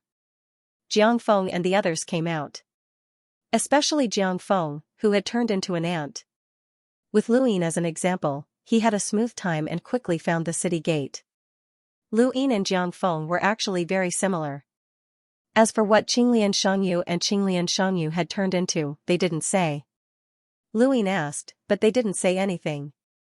Lu Yin suddenly thought of that slipper. Master Ku Dang had turned into a candle. Should it be considered an accident? It wasn't. The world he couldn't see was the mind lamp, but candles were easily exposed. No candle could burn for an entire night, so Master Ku Dang ran away after the candle went out at night. He rushed to the city gate in the middle of the night. Fortunately, there was only one street in Xiang City. Lu Yin and Qinglian Shangyu confirmed the direction, or Master Ku Dang might not have been able to come out. They didn't want to go back in again. Ba Yu. They still couldn't come out. 100 years passed. Over the past 100 years, Lu Yin had built his mental walls and deduced his mirror light technique. He had entered Xiang City once, but this time, he had been even closer to the city gates. That time, he went in mainly to look for other creatures. Since Clear was trying to take control of Xiang City, he wouldn't just put 1 or 2 species inside. Whether it was species or cultivation level, there would definitely be all kinds of species inside. For example, Eternal Realm experts. If an Eternal Life Realm expert was thrown into Xiang City by Che, then that Eternal Life Realm expert must have a certain understanding of Che. Perhaps through this, they could see some of Che's situation. Even though the chances are very low, there was nothing they could do about it. Before they were strong enough, they had to learn as much as they could. If they hadn't learned about Red Hero's strength early on, they would have been at a disadvantage. As for controlling Xiang City, he had no clue at all. There was no rush. He could take it slow. It was not easy to control a turbid artifact unless he obtained the inheritance from the fifth stronghold and knew exactly how to do it. Several years later, Ba Yu returned. Lu Ying visited Xiang City once every 5 years, and this time, he saw Ba Yu. Ba Yu stood outside Xiang City, waiting for him. "You're finally out. What happened?" Lu Ying asked. When Ba Yu saw Lu Ying, there was still some lingering fear on her face. "I turned into a vine and almost died inside." Lu Ying raised a brow. "Vine? That really wasn't easy. What happened? Tell me in detail." In the past 100 years, Ba Yu had been in Xiang City the longest. Ba Yu recalled, "I turned into a vine as soon as I entered and clung to the wall of a poor family." Ba Yu spoke bitterly, as she had almost been burned several times. "There was one time when I caught fire, but it wasn't man-made. It was just a coincidence. Fortunately, a small dog passed by and extinguished the flames. I was very close to death that time, and I felt like my body was burning." "That dog was a creature, right?" Lu Ying asked. Ba Yu nodded. "I communicated with it, but it didn't know how to escape from the city. I told it that it just needed to stick to the city gates, and it cried. It cried so hard that it felt like its heart was being torn apart. A long time ago, it wanted to leave through the city gates, but when it got there, it realized that the gates were closed. It was only 10 meters away from the gates, but it was chased down and beaten black and blue. It could have escaped that time. How sad. It had suffered too much without knowing the rules." Lu Ying could already imagine how that puppy had managed to survive in Xiang City. Although the dog was bigger than an ant, it was still no match for an ant in Xiang City. It was chased and beaten everywhere, and it was even eaten as dog meat. "Wait, where's that dog?" Lu Ying suddenly thought of something. Ba Yu shook her head. "I haven't seen it again." Lu Yin's eyes flickered. That dog had probably left Xiang City before Ba Yu, so where was it now? Because he was afraid of Clear and the dangers of the core space, he had not allowed anyone to guard Xiang City. If that dog had left, no one would know. Xiang City was too far away from the 3 universes, and he could not keep an eye on it at all times. Eternal Realm cultivators were fine, but it was not as if they had nothing to do. "Do you know what kind of creature that dog was?" "I don't know." "You didn't make a mistake turning into a vine." Lu Ying rubbed his head. Ba Yu wanted to retort, but her experience in Xiang City made her unable to do so. "Do you know that the dog might be an Eternal Realm cultivator? How can there be so many Eternal Realms? Then tell me, how long has it been since it left Xiang City?" Ba Yu thought about it. "More than 10 years." Lu Ying stared at her. "More than 10 years. Even an Eternal Realm cultivator cannot escape my sight, let alone a non-Eternal Realm cultivator. But where is it?" Ba Yu was speechless. "Do you know that Xiang City will be exposed if an Eternal Realm cultivator escapes? What if it belongs to a fishing civilization? It can't be that coincidental." "What if it is?" Ba Yu said, "Maybe it didn't come out at all." Lu Ying snorted. "You're giving me trouble." Ba Yu fell silent. "You rejected my offer to enter Xiang City, and now you're giving me trouble again. What do you think I should do?" Lu Ying said coldly. Ba Yu looked at Lu Ying. "Just tell me what you want." Lu Ying placed a hand on Ba Yu's shoulder and brought her back to the Tian Yuan universe. "Enter the Mirage Domain and explore the forbidden areas. Find Hong Shuang for me." Ba Yu was shocked. "What did you say?" "Hong Shuang?" Lu Ying said, "The second stronghold's master, Hong Shuang, might be in one of the forbidden areas in the Mirage Domain. I need you to find her." Ba Yu could not believe it. Hong Shuang is still alive? I don't know if she's still alive. I need you to tell me, Lu Yin said solemnly. Ba Yu stared at Lu Yin, dumbfounded. Hong Shuang was someone from the same era as Red Hero. She should have been the second stronghold's master who had been betrayed by Red Hero. Such an existence should have been lost in the river of time. Why me? Although you don't cultivate the heartless path, you're an underworld red coat, so you're suitable for the search. I don't have to be an underworld red coat to find her, do I? Lu Yin looked deeply at Ba Yu. You've caused trouble for me and disobeyed my orders. You're not even willing to find your own stronghold's master. Do you think there's any meaning in keeping someone like you around? Ba Yu said in a low voice, I'm an eternal realm. I can protect humanity without hesitation. Then go find Hong Shuang. If you find her, you'll have a way to deal with Red Hero. Otherwise, we can only watch as Red Hero continues to live. As a member of the second stronghold, you have an obligation to eliminate him, Lu Yin said. Ba Yu wanted to refuse, but she could not do so and was brought into the Mirage Domain by Lu Yin. There was more than one forbidden area in the Mirage Domain. However, other than the forbidden area where one comprehended karma and the forbidden area where fate had met Maiden, they had not entered the other forbidden areas.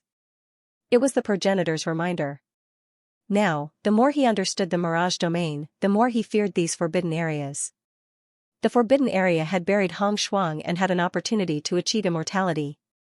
It allowed one to comprehend karma, but Lu Yin did not know what else was in there. It might be beneficial or harmful to human civilization. He could only let Ba Yu explore it first. He remembered the forbidden area that Hong Shuang had entered. Ba Yu did not know why Lu Yin and the others were afraid of the forbidden area, but the words forbidden area were enough to explain everything. However, she had no choice but to enter. Lu Yin watched as Ba Yu entered, hoping to obtain information about Hong Shuang from there. The turbid red umbrella of the second stronghold had been lost. It would be great if Ba Yu could bring it back. Time passed in the Mirage Domain. After a long time, Ba Yu could not help but walk out. She met Lu Yin's gaze with a blank expression. Lu Yin knew there was no hope for her. I didn't find Hong Shuang. That's not surprising. What's inside? Ba Yu thought for a moment. It's a red world. It seems like I've entered the world of the heartless path. I don't cultivate the heartless path, so I came out after walking around inside. You only walked around? Lu Yin was surprised. Ba Yu nodded. Lu Yin asked, how much time has passed in your sense of time?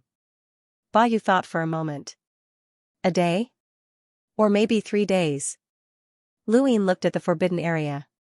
No, Ba Yu had been in there for a long time. How could she blur her sense of time? However, this was the Mirage Domain, and the river of time was right next to it. Time should not exist. The time they sensed in the Mirage Domain actually came from the main river of time. Now, the time in the forbidden area was blurry, so it definitely came from the main river of time. Ba Yu was sure that there was the heartless path in this forbidden area. This meant that the red-clothed girl was indeed Hong Shuang. Could Hong Shuang's power be connected to the main river of time? As the second stronghold master, it was not impossible for her to do that. The Xianxia of the Blood Tower wanted to touch the master river of time even in his dreams. Among all the creatures he knew, there was only one old man who could guide the master river of time. If Hong Shuang could do the same, then this forbidden land might not be a forbidden land. If Ba Yu was not in danger, then he should not be in danger either. Lu Yin walked towards the forbidden area and brought Ba Yu with him. There was no other reason than to lead the way. End of chapter. This time, Ba Yu did not refuse. There was nothing in this forbidden land except for the merciless Tao. As soon as he entered the forbidden area, the merciless Tao that assaulted him almost suffocated him. He could sense the power of the emotionless Tao. The stronger he was, the more he could sense it. Ba Yu, on the other hand, could not sense it as deeply. Lu Yin looked ahead and saw that the entire world was red, but this red was different from the bloody red of Heartless Valley. This was the true Heartless Tao. The Heartless Tao was divided into right and wrong. He had once thought of cultivating the Heartless Tao to perfect his state of mind, but he never had the chance. They walked step by step into the forbidden area. Yu pointed out a direction. It was still the same path, but after they finished walking, they came out. When they looked back, they didn't find anything. He had clearly seen the woman in red enter the forbidden zone, but the ruthless Dao was still there. Why can't I find it? This made him think of Xia. They had been searching for him in the 9th stronghold for so many years. He knew that the artifact suppressing turbid treasure cauldron was in that universe, but he couldn't find it. The Karma Forbidden Land was strange, so he thought that this Forbidden Land wasn't simple at all. But it was so simple that it was strange. Could it be that only those who cultivated the Heartless Tao could attempt it? Lu Yin brought Chu Songyun over. Although he was unwilling to cultivate the Heartless Tao, however, he had been cultivating all this time. He was a natural genius of the emotionless Tao. Chu Songyun was very obedient to Lu Yin's request, and he did not have any thoughts of rejecting Lu Yin's request. He entered the forbidden area without any hesitation, but he still did not find anything after circling around the area. He was unwilling to give up, and so he continued to enter the forbidden area. He tried again and again, but the results were the same. Lu Yin sighed. Maybe he left, leaving behind the power of the emotionless Tao. Yu agreed. The forbidden area is only so big, unless we can't see it. Lu Yin's heart skipped a beat. Can't you see? He opened his heavenly eye and sensed for a while. Other than Yu, Chu Songyun, and a small number of cultivators who had entered the Mirage domain, no one was looking at him, especially those in the Forbidden Land. If Hong Shuang was in the Forbidden Land, furthermore, if they could see him, the heavens I would definitely detect him. Forget it, let's go. Lu Yin led Yu and Chu Songyun out of the Mirage. As soon as they left the Mirage domain, Chu Songyun knelt on the ground, wanting to acknowledge Xianxia as his master. You want to take me as your master? Lu Yin asked. Chu Songyun respectfully said, I beg Mister to fulfill my wish. I'm much younger than you. If I can become your disciple, I will definitely become the blade of civilization. I will tread on the path of my ancestors. Even if I die, I will have no regrets. Lu Yin looked at Chu Songyun. He actually found this person rather pleasing to the eye. Back in the red-shirted civilization, this person had obeyed Lu Yin's every word, even if Chu Songyun had not seen Lu Yin's true strength at that time. Back then, he had never thought of taking him in as a disciple. But now, it was not impossible. The Red Coat civilization needed a legacy. Actually, Chu Songyun was the best successor. He wanted to cultivate powers other than the Heartless Path, but it did not mean that he could give up on the Heartless Path. Born in the Red Coat civilization under the stars, he was born with a closed heart. He would never be able to escape the path of heartlessness. Taking him in as a disciple was equivalent to appeasing the Red Coat civilization under the stars. What was even rarer was that this person's eyes were clear. To the current Red Coat civilization under the stars, he could be said to be untainted by the mud. He did not back down even when facing the strong. Lu Yin nodded. All right, I'll accept you as my disciple. Chu Songyun was overjoyed. Many thanks, Master. Lu Yin's voice transmitted to the sect above the heavens. Pass down my orders. The apprenticeship ceremony will be held in 3 months. I want the Red Coat civilization under the stars to see this scene. The Tianyuan universe was in an uproar. Lu Yin had accepted another disciple, and this one was from the Red Coat civilization under the stars. This immediately caused countless discussions. The entire sect above the heavens became busy. It was not difficult to let the Red Coat civilization under the stars see this scene. They only needed to record it in a jade. Then, Lu Yin would directly send it to the Red Coat civilization under the stars, and it would spread far and wide. He wanted the entire Red Coat civilization under the stars to know that although they were not from the same universe, they were all human civilizations. There was no difference between them. As one of the people with the highest status in the 3 universes, accepting a Red Coat cultivator under the stars was a form of attitude. Ku Wei, Hui Kan, Tuo Lin, and the others all received the news and immediately rushed to the sect above the heavens. Since their master was accepting another disciple, they naturally could not miss this opportunity. They had heard that this disciple could actually wrestle with an eternal realm and was very strong. This was all the more reason they could not miss this opportunity. At the very least, they had to let this person know who was the senior in front of countless people and not use his cultivation to bully the strong. Tua Lin's thoughts were very simple. His master had accepted a disciple, and he had family again. 3 months quickly passed. On this day, the sect above the heavens was extremely lively. Countless cultivators from the heaven's origin universe had gathered, including many from the 9 firmaments universe and the spiritualized universe. They had all been cultivating in the heaven's origin universe for a long time, and they had all rushed to the sect above the heavens. Since the sect above the heavens had been established, it had witnessed countless events that had changed history. There were mobilizations for war, executions, and declarations of war. Although this was only a disciple recruitment, the significance was not small. Within the sect above the heavens, the 3 realms, 6 paths, 3 suns, and 6 lords had all arrived. Outside, Li Shou, Su Wang, and the others were all entrenched in a dignified atmosphere. Even further away, countless gazes were watching, and many of them were Lu Yin's old friends. All of them gathered and chatted animatedly. Within the crowd, some people calmly watched the scene. Back in the day, Lu Yin had also been so glorious that no one could look directly at him. However, it had been like a flash in the pan, and no one mentioned it again. Even if they did, it would only be with mockery and pity. However, it did not matter. He had changed, and he knew how childish he had been in the past. No matter how low he had fallen, he was still a member of the Lu family.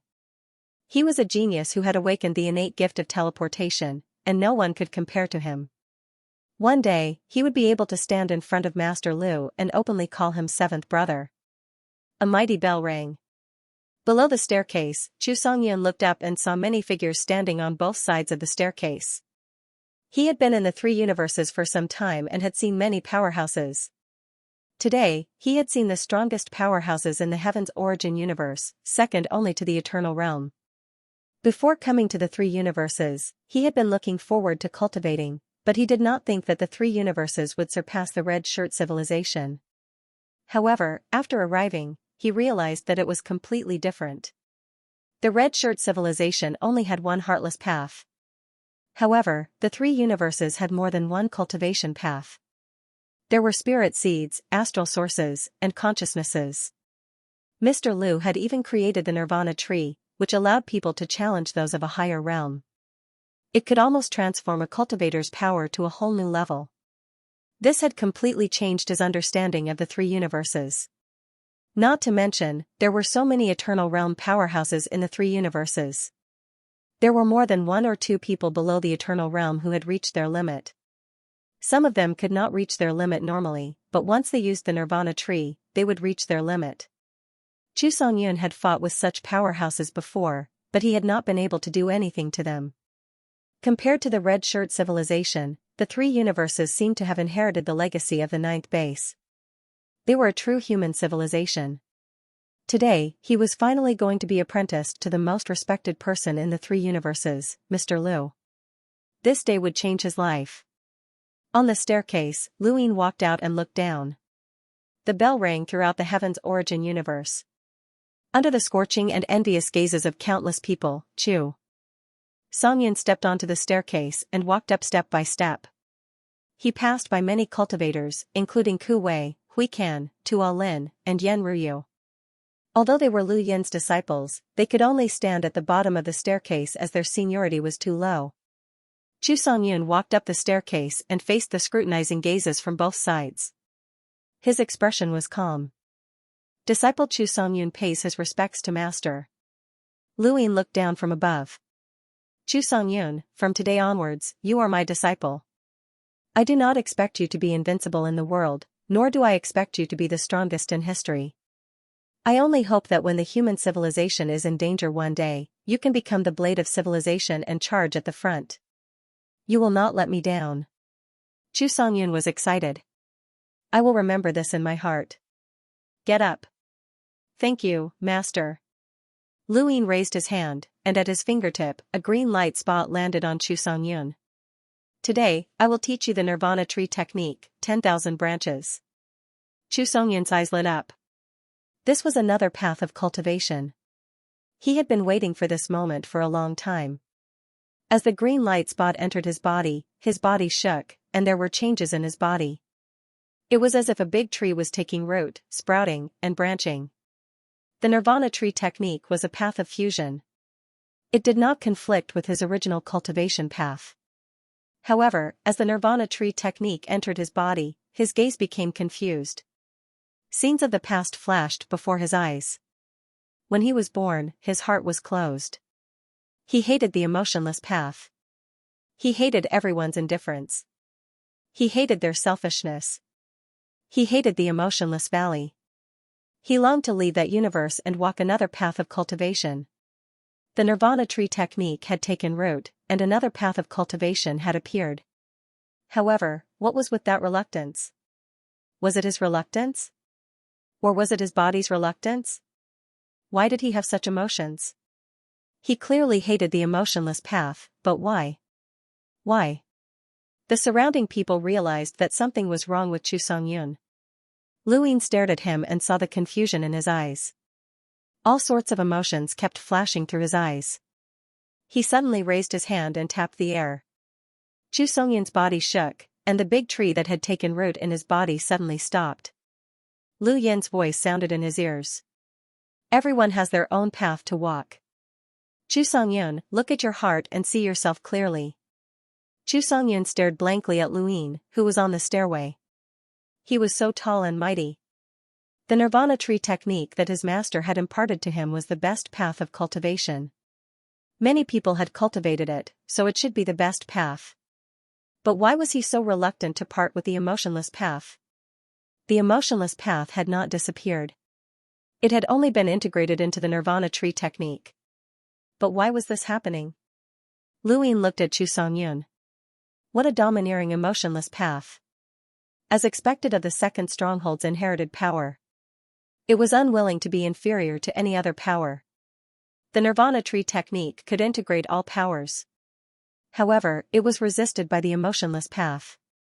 This was because the emotionless path could not be integrated. The emotionless path was the emotionless path. Regardless of right or wrong, the emotionless path could only be the emotionless path. This was the dignity of the second stronghold. If Chu Songyun insisted on cultivating the Nirvana tree technique, the emotionless path would be gone. He would not be able to retain the emotionless path that he had once cultivated, even if it was not what he wanted. Now, it was up to him to choose. Actually, Chu Songyun hated the emotionless path and should not have hesitated to choose the Nirvana tree technique. But if it were that simple, the eternal realm would have spread throughout the universe. A person's heart was the most difficult to determine. There was nothing wrong with the emotionless path itself. It was just that it had been passed down to this generation that was wrong, and the people who cultivated it were wrong. However, the emotionless path that Chu Songyun cultivated had always followed its own principles. He was not wrong. Even though he had not cultivated it since he was in the second stronghold, he had taken the right path. End of chapter. Chu Songyun was confused. Between the heartless path and the Nirvana tree, which one should it be? Why was he reluctant to part with the heartless path? Didn't he hate the heartless path? Luin shouted, do you hate the heartless path or the current red coats? This sentence was like a bolt of lightning that struck Chu Songyun's confusion. He was stunned as he stared blankly at the ground. Below, Ku Wei rolled his eyes and nudged Hui Can. Look at this kid's act. He made such a big commotion by acknowledging a master. Hui Can said, that's right. We didn't even receive such treatment when we acknowledged a master. He's too good at making his presence known. Don't you think so, senior? Tuo Lin was worried. Is this junior all right? He seems to be in pain. What? Xiao Yu, you're right. How can anything happen to him with master around? I understand. Xiao Yu, you're the best. Master is proud of you. Ku Wei and Hui Can rolled their eyes at the same time. Crazy. Those outside the sect did not know what was happening. Chu Songyun seemed to have gone mad. Could it be that he was too excited about acknowledging a master that his brain was damaged? Everyone was waiting. Luin was not in a hurry, and the others were even less anxious. Not long after, Chu Songyun looked up at Luin. His gaze had recovered and was filled with determination. He slowly knelt down. Master, this disciple is guilty. What are you guilty of? This disciple does not want to cultivate the nirvana tree. Once this was said, everyone was in an uproar. They all looked at Chu Songyun as if he was an idiot. Not cultivating the nirvana tree? Was this guy's brain damaged? Throughout the universe, who did not want to cultivate the nirvana tree? The nirvana tree did not affect one's original cultivation strength. It could even fuse all of one's strength, allowing one to explode with great power for a short period of time. It could be said that the existence of the nirvana tree allowed the top powerhouses of the three universes to leap to a higher level. The most obvious example was the Startle Gate upper defense. With the help of the nirvana tree, she had even surpassed the Blood Tower upper defense. It did not affect her cultivation at all. A cultivation path that did not affect one's cultivation and could allow one's power to soar. How could someone not cultivate it? Especially at this apprenticeship ceremony. Wasn't this a slap to Mr. Lu's face? Many people's expressions darkened. Tuo Lin frowned. Luin didn't get angry. Instead, he smiled. Why not? Chu Songyun knelt down deeply. This disciple wishes to continue cultivating the emotionless Tao. Many people looked at Chu Songyun with eyes full of puzzlement and mockery. However, there were also many people who admired him. It was not easy to choose one's own path of cultivation under such circumstances, but why did it have to be at this time? They all looked at Luin. Right, because of the nirvana tree technique, Master Lu had only imparted the nirvana tree technique to Chu Songyun now. Moreover, Master Lu's words had been guiding Chu Songyun. He didn't insist that Chu Songyun cultivate the nirvana tree. Of course, they couldn't understand why the nirvana tree didn't affect the cultivation of other powers. No one understood Chu Songyun, except for Luin. This was the merciless Tao, a tyrannical inherited power. If one cultivated it, they would only be able to cultivate it. If they wanted to cultivate other powers, they would have to give it up. Lu Yin's words had cleared Chu Songyun's confusion and allowed him to stay true to his heart. For this reason, even if he refuted the nirvana tree in front of countless people, Chu Songyun was willing to pay the price. He knelt down. He knew that his choice would embarrass his master, but he was willing to accept any price. He was guilty. Luin smiled. He smiled very happily. Chu Songyun, your master was wrong. Everyone looked at Luin in shock. Was he confused? Chu Songyun raised his head and looked at Luin in confusion. Luin placed his hands behind his back and smiled. In the beginning, I said that I didn't expect you to be invincible. I didn't expect you to be the strongest since ancient times. Now, I take back my words. His voice reverberated throughout the starry sky and resounded in the ears of countless people. As the successor of the Nine Walls' merciless Tao, your will is firm and your heart is the same as before. I want you to be invincible, the strongest since ancient times. This is my request for you when you acknowledge me as your master. You must take up the responsibility of inheriting the merciless Tao in the second stronghold. The merciless Tao has no right or wrong. Merciless can also have feelings. This is one of the inheritances of human civilization. Since you have chosen it, I want you to pass it down. Can you do it? Chu Songyun panted heavily as his heart pounded. He looked up at Luin and replied loudly, I can do it. Luin nodded. Good. I will wait for that day. When the time comes, you will be the blade of civilization. Chu Songyun knelt down again. I will definitely die before civilization and fight for the inheritance of human civilization. After the apprenticeship ceremony ended, everyone dispersed. What happened today made many people see something different. The merciless Tao seemed to be very popular with Master Lu. They had heard that Master Lu hated the merciless Tao of the Red Coat civilization, but why was it like this? Also, could it be that the merciless Tao and the Nirvana tree's techniques could not be merged? Many people wanted to ask Chu Songyun, but not mentioning his identity as Lu Yin's disciple, his combat strength alone was enough to stand at the top of the human civilization, second only to the peak of the Eternal Realm. Not everyone could come into contact with him. Ku Wei and the others were an exception. Luin went to the above heaven sect's back mountain. Ku Wei and the others found Chu Songyun and addressed him as junior brother. Although they were envious of this junior brother's apprenticeship and their tone was sour, he was still their junior brother. Tuo Lin was very happy that he had more relatives. Chu Songyun was also very happy that he had relatives. This was something that the Red Coat civilization could not experience. However, was there something wrong with senior brother Tuo Lin's brain? Who was Xiaoyu? Where was she?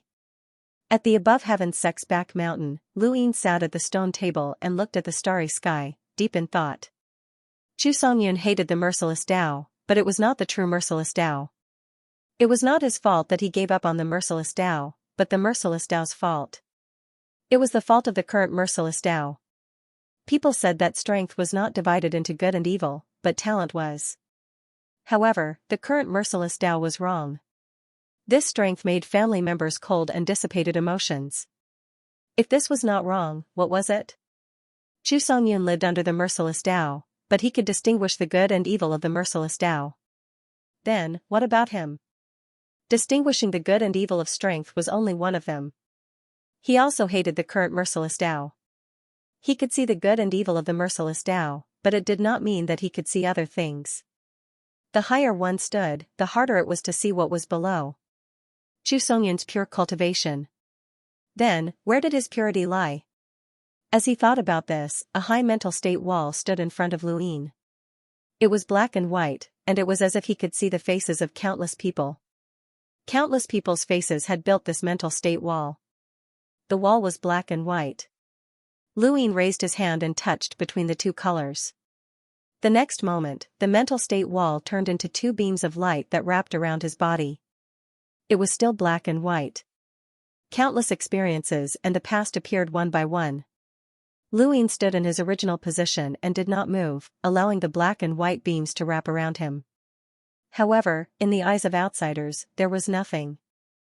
She took a look and retreated. Lu Yin was obviously comprehending. What was a genius? What was difficult for ordinary people to understand was a genius. Geniuses could often have an epiphany from a small matter. Chu Songyun's choice had given Lu Yin the opportunity to have an epiphany. The more one obtained, the harder it was to see good and evil. Humans had to walk the path of being ordinary. The more ordinary they were, the clearer they could see. This step was called transcendence. Transcendence into the mortal world. Lu Yin's eyes widened as he looked at the starry sky. Cultivation was a circle that connected the entire path of cultivation. Beside the eternal life realm was the mortal world. Transcendence to achieve eternal life. Was this his own path? Persevering in confusion, keeping one's state of mind undisturbed. Breaking through to eternal life did not depend on the length of time. What mattered was the recognition of oneself, the recognition of the universe, and the recognition of the distance. At this moment, Master Qingchao suddenly came to the back of the mountain. Shi quickly stopped him. He's comprehending. Master Qingchao looked at the back of the mountain. Didn't he just accept a disciple? Come in. Lu Yin's voice came. Master Qingchao walked past Shi and entered the back of the mountain. When he saw Lu Yin, he said directly, "There's a newcomer who wants to join the unknown." Lu Yin was surprised. Who? I don't know. Master Qingchao said. Lu Yin frowned and immediately entered the starry sky. He lay in the hanging coffin on a barren planet and entered the unknown. As soon as he entered the unknown, he heard Demao agree. Then, Lu Yin heard several unfamiliar voices. Some had spoken before, such as the one he almost called Mao, but some had never spoken. Lu Yin memorized the voice and asked, 8 colors, there's a newcomer who wants to join? 8 colors voice sounded, Miaozun. Lu Yin raised his eyebrows, Miaozun? What a strange name. Introduce him. Hee, kid, this is going to be fun. This Miaozun is very interesting. Demao gloated. The more it was like this, the more uneasy Lu Yin felt. This meant that Miaozun's joining was beneficial to it and not to him.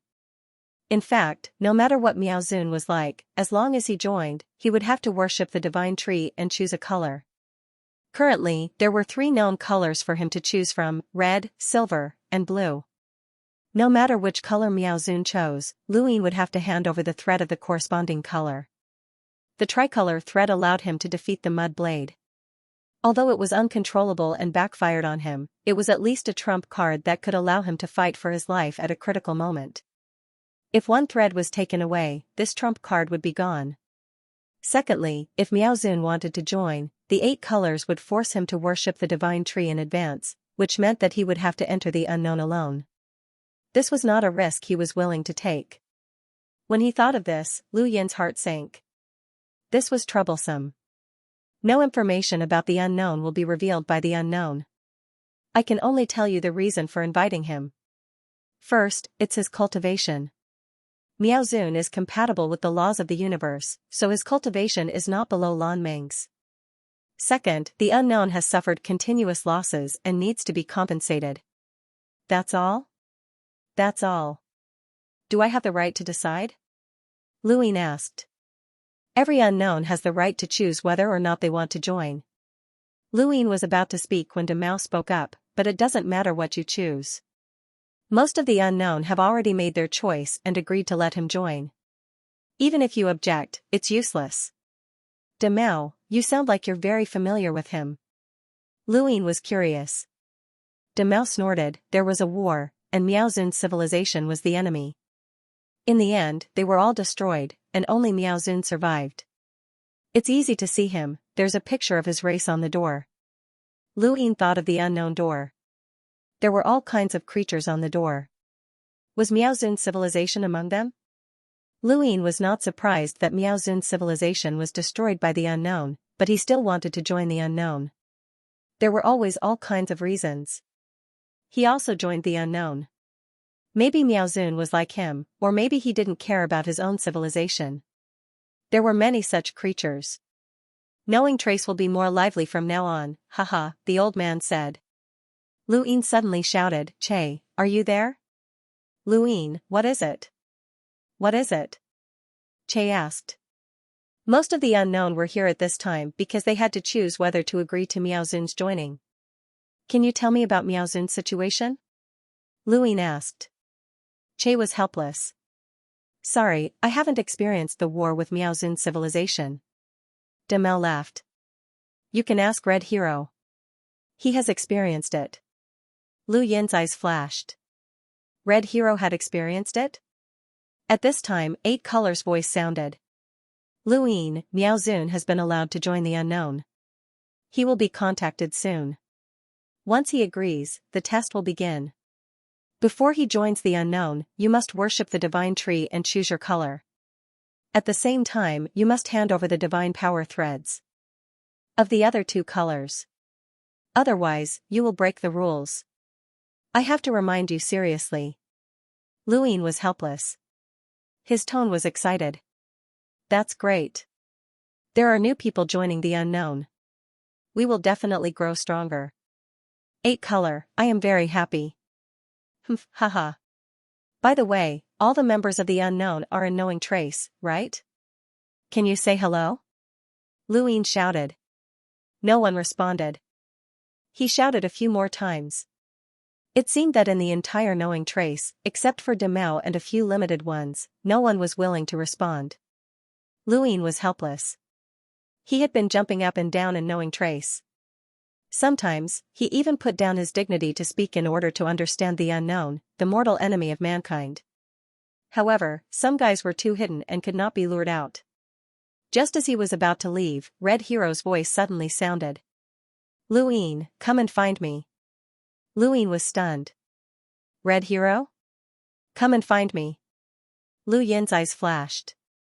What did Red Hero mean? He left knowing Trace, opened the lid of the hanging coffin, and looked in the direction of the red shirt. Looking for him? It was impossible to start a war at this time. He could not even attack the 3 universes. Red Hero must be looking for him. After thinking about it for a moment, Lu Yin teleported towards the red shirt civilization.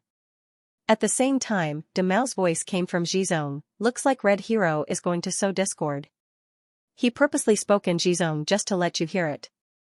Boss A, you have to protect Miaozun well. Don't get killed before he even comes in. The 8 colors said calmly, we don't accept trash if we don't know. Hee hee, I can't be used either. After continuously teleporting, Luin arrived at the red-shirt civilization below the star and met with Red Hero. Red Hero looked at Luin coldly. "Congratulations, you made it out of the battlefield alive." Luin sized up Red Hero. "Congratulations to you too, for breaking the rules and coming out unscathed." Red Hero sneered, "I didn't break the rules. I've already explained it to 8 colors."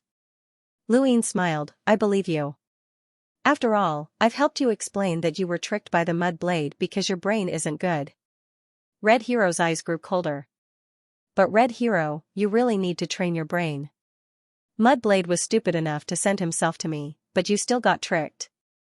"I really don't know how you've lived for so long," Luin mocked. Red Hero said, "I don't know how you killed Mudblade. Sometimes, luck won't always be on your side, just like this time." "Miaozun?" Luin was puzzled. Red Hero put his hands behind his back. "Miaozun's civilization is disgusting.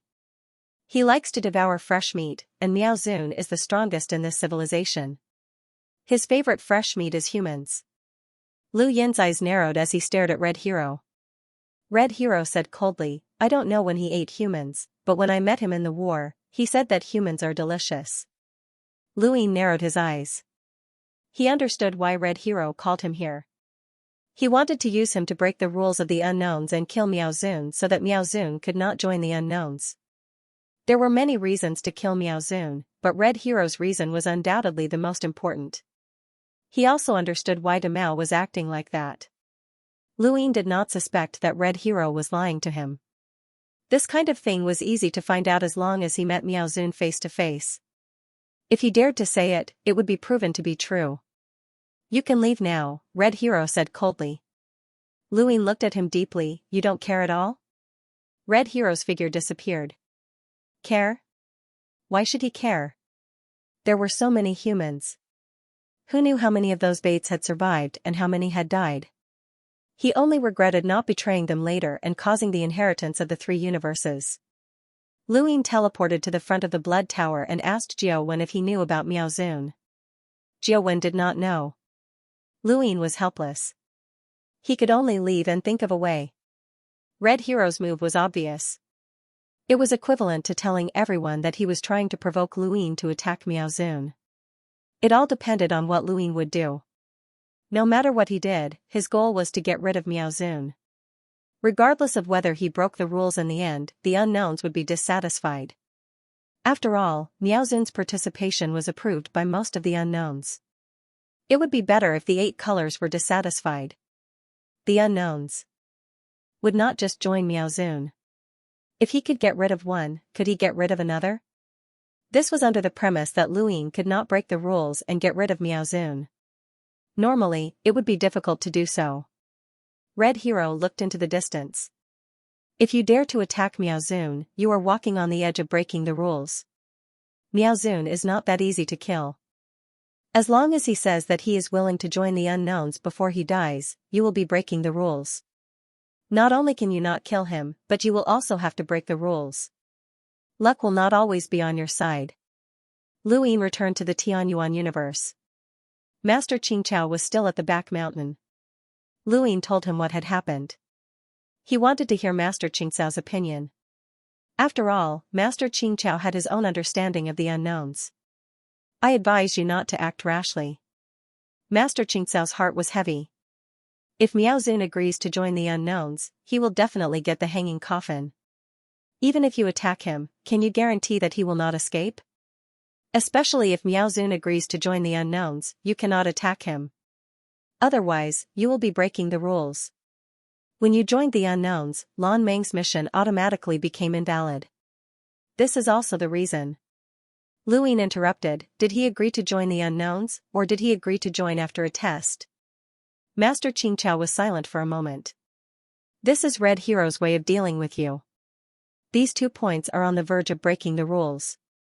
They may or may not break the rules." Luin rubbed his head. Since he stepped into the world of cultivation, few of the enemies he encountered were stupid. All of them knew how to use people's hearts, rules, and even themselves. In fact, there were only 2 ways for people to climb to a high position. One was to be good at using oneself, and the other was to be good at using others. This time, Red Hero obviously wanted to use Luin to deal with himself. He could not let a creature like Miaozun join the unknowns, especially when it involved handing over the thread of divine power, worshipping the divine tree, and so on. Miaozun must be dealt with. But how?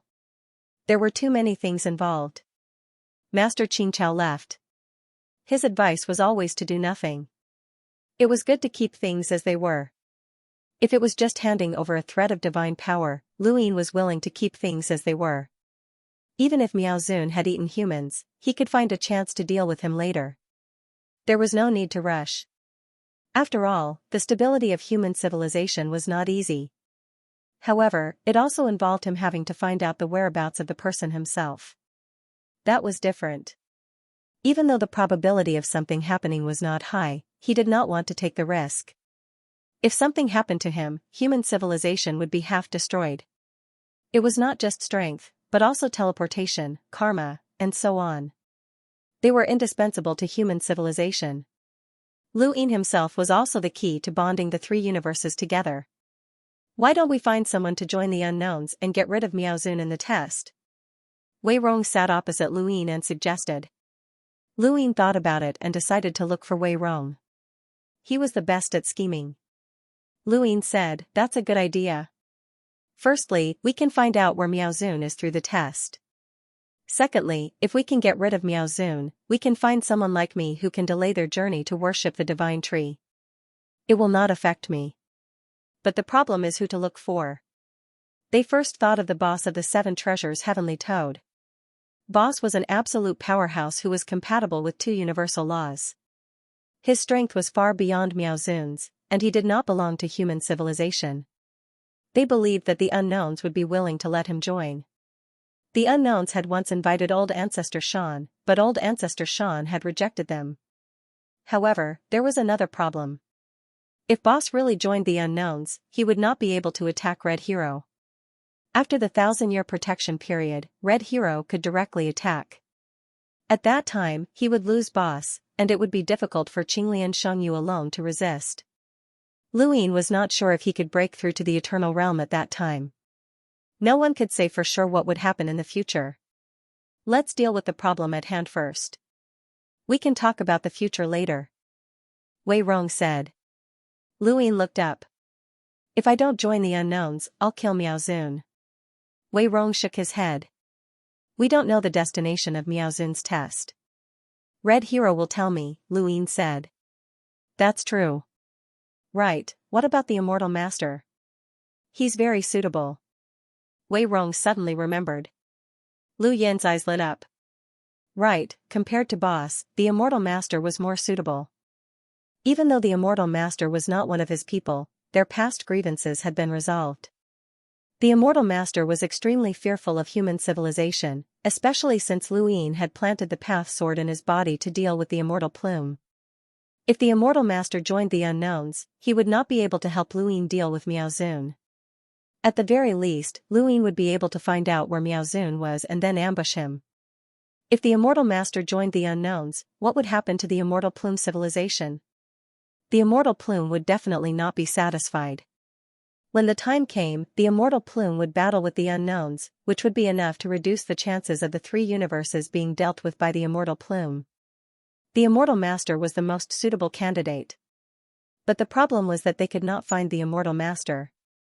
Even though the Immortal Master had the Path Sword in his body, Luo Chan's teleportation was different from Lu Yin's. He could teleport anywhere he wanted, and only the heavens knew how far he could go. Given the Immortal Master's fear of Lu Yin and the others, it would be better for him to stay as far away as possible. Lu Yin was helpless. For the time being, he had to choose Boss. However, he had to convince Boss first. End of chapter. The 7 treasures, Heavenly Toad and the Unknown, were also old enemies. Luin went to find Boss and teleported again and again. Boss was still looking for Little 18, but he didn't teleport. His search range was limited. The range was limited, but there were many directions. Luin came to the place where he had found Boss many times and looked in all directions. Boss definitely didn't want to see him again. He teleported again and again to search in all directions. Suddenly, Luin saw something strange. Was that the one-line sky? Jade. The one-line sky. Luine teleported over and looked at the cloud-like green one-line sky in front of him. From afar, it looked like jade. That's right. This was the 3 stars mission he had accepted, to capture the jade. If he didn't see this, Luine would have forgotten that he still had an unknown mission to complete. He didn't expect to find it so coincidentally. Luine? A familiar voice came from afar. Luine looked over in surprise. Boss? He didn't expect Boss to be nearby. Even though Boss wasn't far from the jade. The one-line sky was in his line of sight, but he didn't see it. If he didn't use the mirroring technique, Boss's range of sight would be much greater than his. Boss regretted it. This kid didn't see him. He shouldn't have spoken. Luine was very happy to see Boss. I finally found you. Boss. Boss stared at Luine vigilantly. What's the matter? Do you remember what you said before? That was the last time you attacked. Luine looked serious. Of course. I'm looking for you this time because of the unknown. Boss's eyes widened and his killing intent skyrocketed. The unknown? When old ancestor Xian died in battle, he said that there was something secretly watching. And Lan Meng attacked. In addition to the feud with the unknown, Boss was very sure that the existence that killed old ancestor Xian belonged to the unknown. Therefore, he was very concerned about anything related to the unknown and wanted to destroy it. Luine said in a low voice, a new creature is going to join the unknown. Once it joins, the unknown's strength will increase. And because I haven't gone to worship the divine tree yet, not only will I have to go, but I also have to hand over. Luine didn't hide anything this time and told him all the pros and cons. There was no need to hide anything. Boss wouldn't allow anything that was beneficial to the unknown. You want me to kill Miao Zun and stop him from joining the unknowns, Boss said in a low voice. Luine nodded. You don't have to kill him. You can capture him. After all, killing an eternal life realm cultivator is too restrictive. Boss's eyes were filled with killing intent. Now that one is dead. You want to add another? Impossible. I definitely won't let the unknown power increase. Don't worry. Leave Miao Zun to me. As soon as it finished speaking, it looked at Luine suspiciously. You're not lying to me this time, right? Luine was speechless. I've never lied to you before. Boss deeply remembered the words, maybe it's because it's compatible with the laws of 2 universes, which left a shadow in his heart. However, Luine had not lied about that, and Red Hero really did fit the laws of the 2 universes. There was nothing wrong with that. Right, Boss, why are you here? Luine asked. Boss looked ahead. That thing is strange. That's jade. A silver lining. Jade. One-line sky? You know? Luine nodded. This is the 3 stars mission that the unknowns gave me, which is to capture the jade line sky. The boss wasn't surprised. Capture? Then we can't let it succeed. Luine laughed. There are many jade line sky, and it comes from a civilization called the Jade Universe. This civilization is close to the fishing civilization. The mission to destroy the Jade Universe belongs to the 4 stars and the unknowns, but it was taken by other unknowns. Our mission is to find the location of the Jade Universe by capturing the Jade Line sky. Whether the unknowns get it or not, it won't affect anything. Boss said in a deep voice, what if we find the Jade Universe first and join forces with it to deal with the unknowns? Luine looked at Boss. That's what I told old ancestor Xian. Boss was silent. Old ancestor Xian didn't agree, and he also told them not to get involved with the human civilization. The possibility of this was not high. In the square-inch world, there was no communication between civilizations, only war. The word alliance was too rare in the square-inch world. Right, Boss, you don't seem surprised that it's related to the unknowns. Do you know why I'm targeting it? Luine was curious. Boss said, this jade line sky is different from the normal jade line sky. Not only does it spread information, but once you get close, it can easily take you away and send you to an unknown place. I suspect that it has something to do with Little 18's disappearance, so I'm planning to use it to see where it can send you. Transfer? Something like that. Luin looked at the jade-lined sky. Wasn't this the same as the Unknown's door? Could it be that the Unknowns wanted to destroy the Jade Universe because it had the same ability? It wasn't impossible. Otherwise, why couldn't the Unknowns find the Jade Universe? Why would they issue such a serious mission, even if it was only 4 stars? What kind of information does it spread? Luin asked. Boss said, every few years, this thing will spread information about the Unknowns. Although the information is very little, it clearly mentions that the Unknowns belong to the fishing civilization. Be careful of the door, so I'm not surprised that it's related to the Unknowns. I've been keeping an eye on it. Luin raised an eyebrow. There was such a thing? 8 Colors hadn't mentioned it back then. It seemed that this Jade Universe was really at odds with the Unknowns. Not only did it spread information about the Unknowns through the jade-lined sky, but it also had an ability similar to the Unknown's door. The fact that the Jade Universe could be confirmed as a 4 stars mission meant that it had less than 10 eternal beings. If its knowledge of the square-inch distance was limited, it would indeed dare to challenge any civilization. At that time, the human civilization only had 4 eternal beings, and they confirmed that the Unknowns were their archenemies and killed Qixu. The Jade Universe was stronger than the human civilization at that time. Luin approached the jade-lined sky. As he approached, the jade-lined sky was like a green monster opening its mouth and swallowing. Luin waved his hand, and in the void, time flowed. Countless lines spread out from the jade-lined sky and forcibly opened the closed entrance. What a strong force, and it was indeed the traces of time. It was so sudden that ordinary eternal beings might not be able to withstand it. Luin felt the jade-lined sky's ability and looked back at Boss. Little 18's disappearance might really be related to it. Boss said, I've been watching it. It's easy to be sent away by following it, but it's not so easy to find the way back. That's why I didn't go in rashly. Senior is also waiting for me. Boss did not refute. He cared about little 18, and he also cared about the 7 Treasures Heavenly Toad clan. After losing Patriarch Xian, the 7 Treasures Heavenly Toad clan could not lose him again. Luin knew what Boss was thinking. He hoped to take the entire 7 Treasures Heavenly Toad clan and leave through the jade-lined sky. No matter what happened on the other side, unless it was an existence that conformed to the laws of the 3 universes, nothing would happen to the 7 Treasures Heavenly Toad clan. Now that Luin let him know that the Jade Universe represented by the jade-lined sky could not compare to the fishing civilization, he felt more confident. Luin and Boss were silent.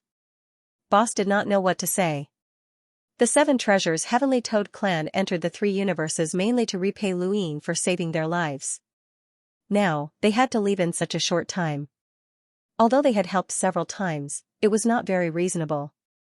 Senior, have you thought about what will happen if you encounter an unstoppable disaster when you teleport over? Luin asked. Boss looked at the jade-lined sky and slowly said, unless it's a fishing civilization, and even if it is, they won't fight to the death with the 7 Treasures Heavenly Toad clan. The price is too high. Living in a space of inches, it's impossible to rest easy forever. There are some dangers that have to be experienced. Luin understood. He could not stop Boss from searching for his son. This was unfair to Boss. In fact, the 7 Treasures Heavenly Toad clan had already helped them a lot. The 7 Treasures Heavenly Toad clan was similar to most of the civilizations in the space of inches. They did not wish to communicate with other civilizations. I understand. Please take good care of the Star Toad, Luin said. Boss looked at Luin. Don't worry. I will leave after helping you deal with Miaozun.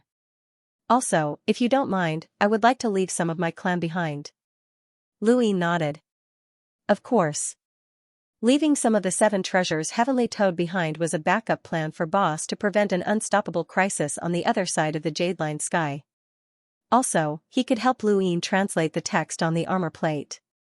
It was a way to repay Luin for saving the 7 Treasures Heavenly Toad. Leaving along the jade-lined sky was not only because Boss wanted to find little 18, but also to avoid the human civilization. Before Grandmaster Xian died, he had asked the 7 Treasures Heavenly Toad to help the humans. Boss knew Grandmaster Xian's thoughts too well. Grandmaster Shan did not want the seven treasures heavenly toad to have too much involvement with the humans. During this period of time in the human civilization, Boss had seen it. The human civilization was too good at causing trouble. Even though they were getting stronger, the previous ninth base was defeated. He did not want the seven treasures heavenly toad to be destroyed like the human civilization. Looking for little 18 was just one of the reasons. There was no communication between civilizations. It was not just a saying. No matter how Luin treated the seven treasures heavenly toad clan, they would have to leave eventually. Capturing the Jade Line Sky was not difficult for Luin. There were no living creatures in the Jade Line Sky. They had all been sent away. It was more like an extension of some kind of power. As long as one could surpass its power, one could capture it. Luin asked Boss to keep an eye on the Jade Line Sky while he returned to the human civilization to wait for news from Red Hero. Red Hero wanted to use him to deal with Miaozun and make him break the unknown rules. He had to tell him where Miaozun was. This was the only way Luin could find out. Otherwise, he could ask Boss to join the unknown and go through the test with Miaozun. However, this would be too obvious. Even if some rules had to be broken, they had to be done in secret and not in the open. Not long after, Luin returned to the human civilization. He sat quietly in the back mountain of the Above Heaven sect and waited. Chu Songyan's apprenticeship had allowed him to see his own path to immortality. If the high wall of the heart realm was a shortcut, then comprehending shedding mortality was the direction. However, the prerequisite for shedding mortality was to reach the peak of one's current state of mind. It was obvious that he had not reached that stage yet. The path had appeared, and the next step was to walk it. He calmed his heart and meditated. If there was night in this world, there would be day. End of chapter. One day, half a year later, Zhao Ran suddenly appeared with a slip of paper in her hand. It was a coordinate. Luin looked at Zhao Ran in confusion. Zhao Ran said, "From the River of Time." "I don't know what it means." Luin looked at the coordinates on the note. "From the River of Time? Okay, thank you." He got up and teleported away. No matter who gave the coordinates, he had to go and take a look. The coordinates were very far away. But he had teleportation. He would arrive soon. 20 years away from the coordinates, Luin stopped and looked into the distance. He saw a universe and a civilization. That civilization gave him a very ordinary feeling. Perhaps it was because it was too far away. Luin got closer and looked at the civilization in the distance. It was still very ordinary. But when he got closer, he felt the aura of the eternal realm. It filled the universe at all times. This feeling was similar to the Green Lotus Emperor using karma to protect the three universes. But the power was much weaker. It was just an ordinary eternal realm. Could it be? This was Miaozun's test place? Back then, he was tested by the unknown to eradicate the Bramble civilization. And the Bramble civilization only had one eternal realm. Miaozun's test should be similar. After all, it was not the test itself. It was its ability to use the civilization.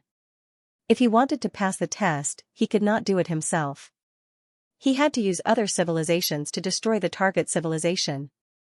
If that was the case, then who gave the coordinates? It could not be Red Hero. There was no need for him to hide it. He could just tell him directly. Only the unknown would know these coordinates. Other than Red Hero, who else would tell him about this? The first thing he thought of was the old man. This old man could guide the River of Time. It was not impossible for the River of Time to pass down a note. Moreover, although this old man disgusted him many times, he did save his life on the battlefield. Could it be him? Luin suppressed his guess.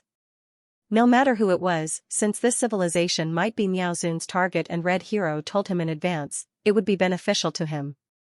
He first went to Boss to capture Jade. Then, he brought Boss, Blood Tower Emperor, Jade, and the Seven Treasures Sky Toad clan to the target civilization.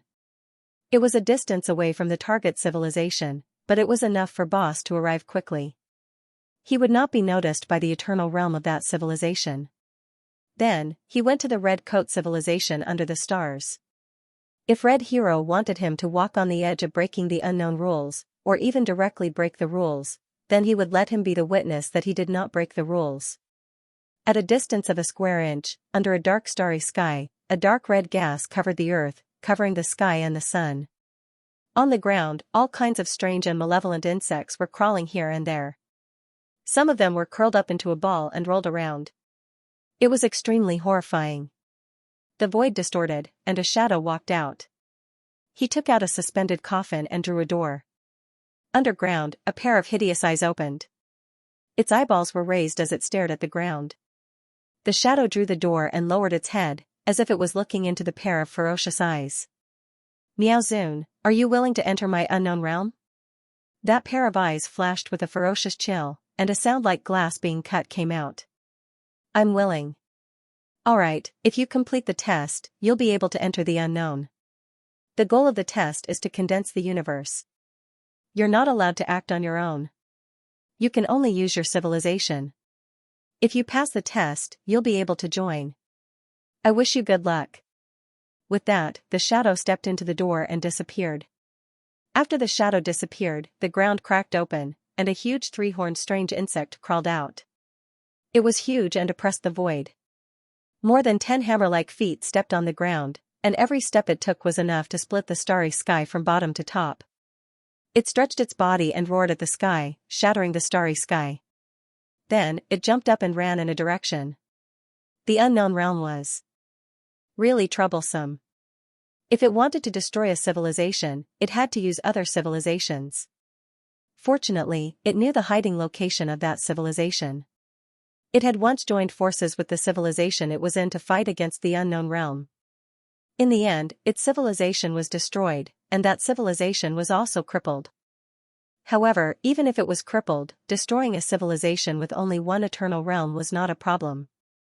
However, that civilization knew about the unknown realm and would not easily pass through the door. Then, it would force them. Thinking of this, Miaozun ran faster and faster, far exceeding that of an ordinary eternal realm.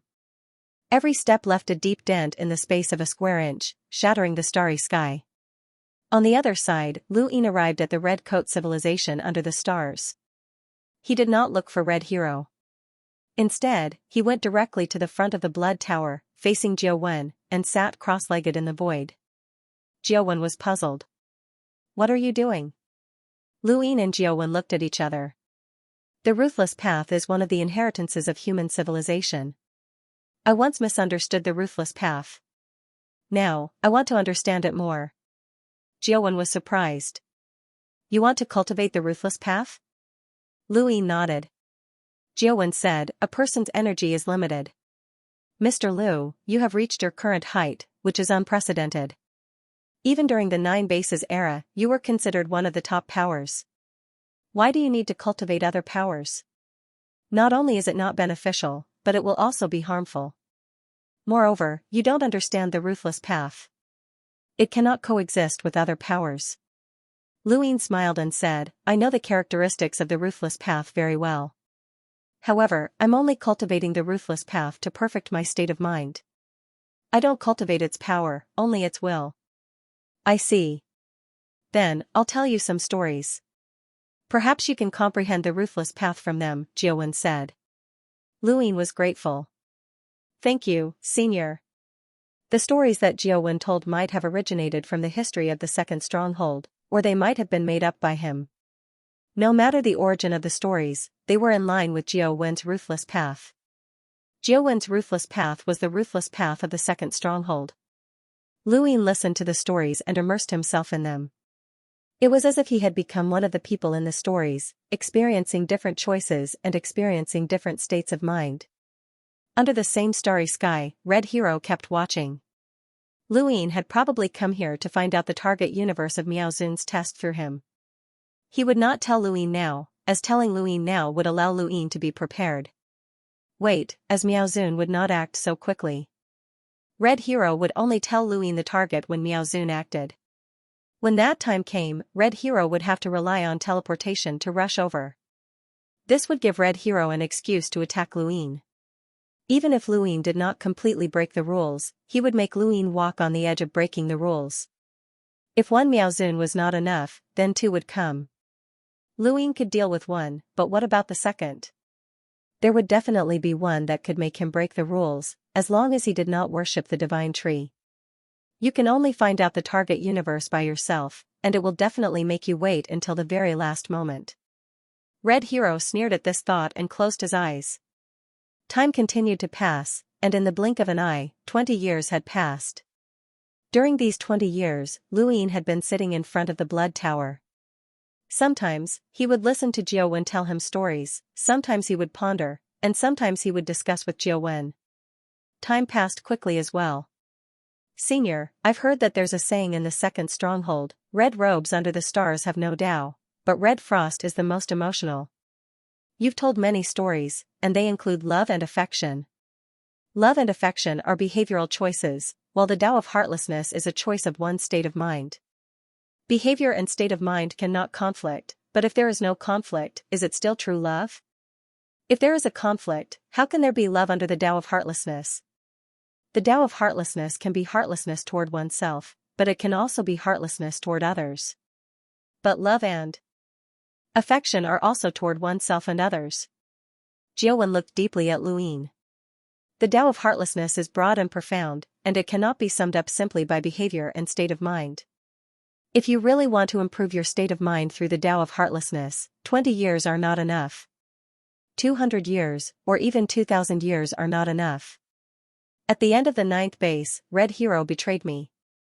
At that time, I was just a young cultivator with some talent, but I was able to maintain my state of mind under Red Hero's influence for countless years. Do you know why? Luing shook his head. Senior, please enlighten me. Because of shock. Shock? There are some things that you can't forget once you see them. You can't forget them no matter what. Mr. Lu, do you want to take a look? Lu Yan's eyes lit up. Senior, please grant me my wish. Alright, take a look. Jiawen's gaze was complicated. Perhaps this scene will allow you to see the true Tao of heartlessness. In Lu Yan's hand, the karma spiral shuttled towards the blood tower. Finally, it passed through the blood tower and Jiawen's body, creating scenes of the past. At this moment, karma could create whatever Jiawen recalled. Jiawen raised his head and looked at his karma past. This is the tomb of the Red Lotus. On the dilapidated ground, broken swords were stabbed into the ground. The world was dyed red, and broken umbrellas danced in the wind. Smoke rose everywhere. A figure walked alone on the ground. He stepped barefoot on the fragments of swords, leaving behind traces of blood along the way. He was climbing towards the mountain peak. Along the way, there were broken sword fragments. Some broken swords were connected to broken limbs, and blood dyed the mountain peak red. On the mountain peak, there were two figures. One was a woman, and the other was a spear. The spear pierced into the woman's body and pierced through her. The spear hilt was deeply embedded in the mountain peak. The woman's blood flowed along the spear hilt and flowed from the mountain peak to the ground. In the dark red sky, 3 immortal feathers danced and let out cheerful cries.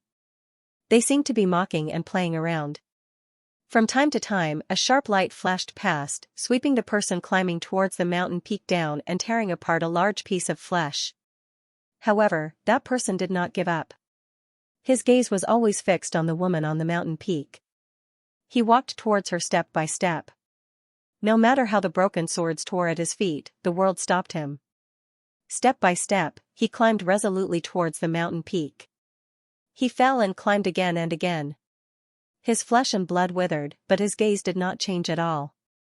Flames burned the starry sky and burned the ground.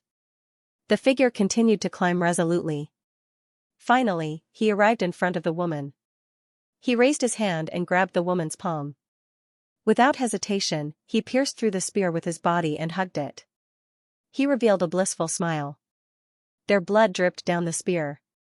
And at this moment, the wind and clouds surged in the world, and the flames were instantly extinguished. From the earth, red color penetrated through and covered the void, freezing the entire earth and the 3 fluttering immortal feathers in the starry sky. In the end, it turned into a dark red crystal, shining brightly in the depths of the darkness. Luing looked at this scene in shock. He forgot about his surroundings. In his eyes, there was only the figure climbing the mountain peak resolutely. There was only the figure who was still standing after being pierced through by the spear. This is the Red Lotus tomb? Jiawen exhaled heavily. A tomb where 3 immortal feathers are buried. It carries the liberation of the ancestors and completes the ultimate profound meaning of the way of emotionlessness. The name of that place is the Red Lotus. That's why it's called the Red Lotus tomb. End of chapter. Lu Yin and Jiawen looked at each other. Even after so many years, the shock in Jiawen's eyes did not fade when he recalled this scene. Mr. Lu, what is heartless? What is love? If heartless is defeated, love can bury everything. How lucky I am to see this scene. This is the true path of heartless. Jiawen picked up the wine gourd and drank the last mouthful. He let go, and the wine gourd fell and shattered. Red clothes under the stars is heartless, but red frost is the most heartless. I didn't see red frost's love. But to be able to see this scene, death is enough. Lu Yin looked at the starry sky. The path of heartless, perhaps the path of heartless was the most heartless. The shock brought by the Red Lotus tomb made Lu Yin silent. He did not know what to say. He only knew that he would never forget that scene. After that, Lu Yin did not say anything. Jiawen could no longer help him. What Lu Yin could comprehend from the Red Lotus tomb was his own business. Many cultivators of the path of heartless could never see their own path. One look at the Red Lotus tomb. Thousands of heartless paths. Another 3 years passed. On this day, Red Hero walked out of the void and came behind Lu Yin. You were waiting for me. Lu Yin turned back. Waiting for you? Red Hero looked at Lu Yin coldly. Stop pretending. You and I know very well that you want to know. I can tell you. I'm just here to cultivate the path of heartless. I don't want to know anything, especially from your mouth because your path of heartless is wrong, Lu Yin said. Red Hero frowned. I said, stop pretending. As he spoke, he raised his hand and a piece of jade flew to Lu Yin. These are the coordinates of Miao Zun's test. Go if you have the ability. When the jade landed, Lu Yin glanced at it. It was indeed the coordinates. He crushed the jade in front of Red Hero. Red Hero, I don't know what you want to do. What does Miao Zun's test have to do with me? Red Hero's gaze turned cold. You're not stopping it? Why should I stop it? If it joins the unknown, it will increase our strength. Do you want to stop it? Without waiting for Red Hero to refute, Lu Yin scolded, I knew you were disloyal. Mudblade got rid of you.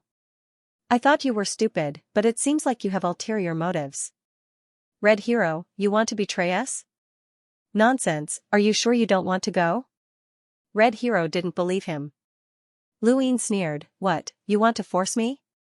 I know you want to use my teleportation to quickly find Miao Zun and stop him from joining the unknown ones. Let me tell you, stop dreaming. I won't help you. Heaven and earth can be my witness to my feelings towards the unknown ones. These words made drunkard man confused. What did this brat mean? Shi Shangfeng looked at Lu Yin strangely. Was he really that loyal? Red Hero was also dumbfounded. What was going on? That shouldn't be the case. Could it be that this kid would allow Miao Zun to join the unknown ones? Putting aside Miao Zun's attitude towards the human civilization, once he joined, he would have to worship the divine tree. With his personality, would he be willing to do that? What exactly happened? He had a feeling that everything was out of his control. Wait, based on my understanding of this kid, it's impossible for him to allow Miao Zun to join. Now that he's not stopping him, there's only one possibility. He already knows the coordinates. Yes, I already know the coordinates, but I waited until now to tell him. It's not impossible for him to know the coordinates in advance. He's using me to create an alibi. There must be other masters who went to deal with Miao Zun. Red Hero's gaze changed. Who told him the coordinates? The mastermind behind the scenes who wanted to deal with him? Lu Yin stared at Red Hero. He was also curious about who told him the coordinates. Help him? He didn't believe that no one in the unknown would sincerely help him. Another possibility was to deal with Red Hero. If he really broke the rules of the unknown, he wouldn't be able to deal with Red Hero. They weren't the only ones who wanted to deal with Red Hero. There was also a hidden mastermind behind the scenes. They once guessed that the mastermind belonged to the unknown. Now, they were even more certain. It must be one of the unknown. Lu Ying and Red Hero had the same thought, but this matter was beneficial to them. Red Hero didn't expect the mastermind behind the scenes to help Lu Ying, causing his plan to fail. His gaze was cold as he stared at Lu Ying. He sneered, "I betrayed Jiu Lei, but now you're betraying the current human civilization." Then, he disappeared. Lu Ying watched Red Hero leave and slowly clenched his fists. There was always a shadow behind their war with Red Hero. If that shadow wasn't found, it would be disadvantageous for them. They didn't know what kind of grudge the mastermind had with Red Hero, but no matter what, dealing with Red Hero would consume the power of human civilization. Just as Red Hero said, if every step was calculated by the mastermind, they would be unlucky sooner or later. What was the difference between this and betraying human civilization? To deal with Red Hero, they had to first find the mastermind behind the scenes and let that existence fight with Red Hero. Only then could they escape. Otherwise, they would be too passive. Far away, the civilization that Lu Ying had seen before was now in a war. The fight between the Eternal Realm experts had turned the universe upside down. In the universe, different species were fighting. Green blood rain fell, turning the entire sky green. Even further away, Miao Zun's gaze was ferocious with a smile. Kill, kill. Only by killing that Eternal Realm expert could he join the unknown. He had to pay the price for this. Compared to the karmic restraint of killing an Eternal Realm expert and the survival of a civilization, as long as the civilization had more than one Eternal Realm expert, the latter was more important. They had been too naive to think that they could defeat the unknown. Now that they thought about it, it was laughable. Since they couldn't win, they would join. From then on, they would join the unknown as well. Unfortunately, the creatures of this civilization weren't tasty. After living for so long, the most delicious thing was still the human civilization. The taste was too delicious. He hoped that the unknown could help him find the human civilization. As he thought about it, an indescribable pressure suddenly descended. His eyes widened.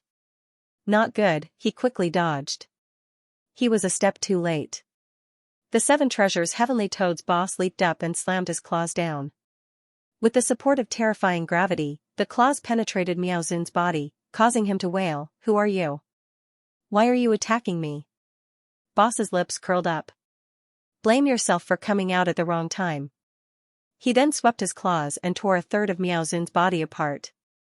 Miao Zun wasn't weak and was comparable to Lan Meng, but Boss was an absolute powerhouse who was compatible with two laws of the universe. Even if he couldn't compare to a peak existence like Red Hero, Miao Zun couldn't compare to him. Miao Zun's 10 strong legs stomped toward Boss. Boss casually slapped Miao Zun, and the gravity swept him away like a piece of paper. Miao Zun's strong legs aimed at Boss and released a silent force. This was his talent. This silent force was enough to tear apart the body of an ordinary Eternal Realm. It was like a sound wave, but it had no effect on Boss. Boss raised his claws and put his palms together. In the starry sky, a huge gravity extended from both sides and expanded infinitely, enveloping Miao Zun. In the distance, the two Eternal Realm experts who were fighting separated and looked over in fear. What a terrifying power. They tacitly stopped fighting. God knows what would happen if they continued fighting. Miao Zun roared, "I am the unknown, I am the unknown. You can't kill me. The unknown won't let you go." He opened his mouth, and an invisible world appeared, the Silent Realm. Under the Silent Realm, Boss's body exploded. He was surprised. Interesting. So it was this kind of power. All creatures had blood flowing in their bodies. When there was blood flowing, there would be sound, but ordinary people couldn't hear it. If this sound was taken away, it could also stop the flow of blood. It could further stop the operation of combat skills, which was equivalent to forcibly stopping creatures from attacking. However, this move couldn't affect Boss. The gap was too big. Boss pressed the gravity on the surface of his body. It was like a layer of black curtain covering the world that Miao Zun couldn't see. On the surface of Miao Zun's body, the vitality boiled. Together with the Eternal Realm substance, he sent out countless sound waves to Boss, their sound waves. Every sound wave was extremely lethal. Boss's eyes widened. It was over. The gravity slammed his palms together. Miaozun spat out a mouthful of blood. His body was squashed, and all his power dissipated. His body floated in the starry sky powerlessly. He was only one breath away from death. Boss grabbed Miaozun and went to the place agreed with Luin. Not only the 7 Treasures Heavenly Toad clan was there, but Shui Taiyu was also there. Boss threw Miaozun on the ground. I'll leave him to you. Shui Taiyu looked at the half-dead Miaozun and praised, as expected of Boss. This Miaozun isn't weak, but he couldn't even hurt you. Boss was happy to hear this. He grinned. I've done what I promised Luin. Then, let's part ways here. Behind him, Old 4, Old 5, and Star Toad were all there. Boss wanted to take them away to find Little 18 along the jade-lined sky. They had to leave the area of the square inch. Shui Taiyu nodded. Let's part ways here.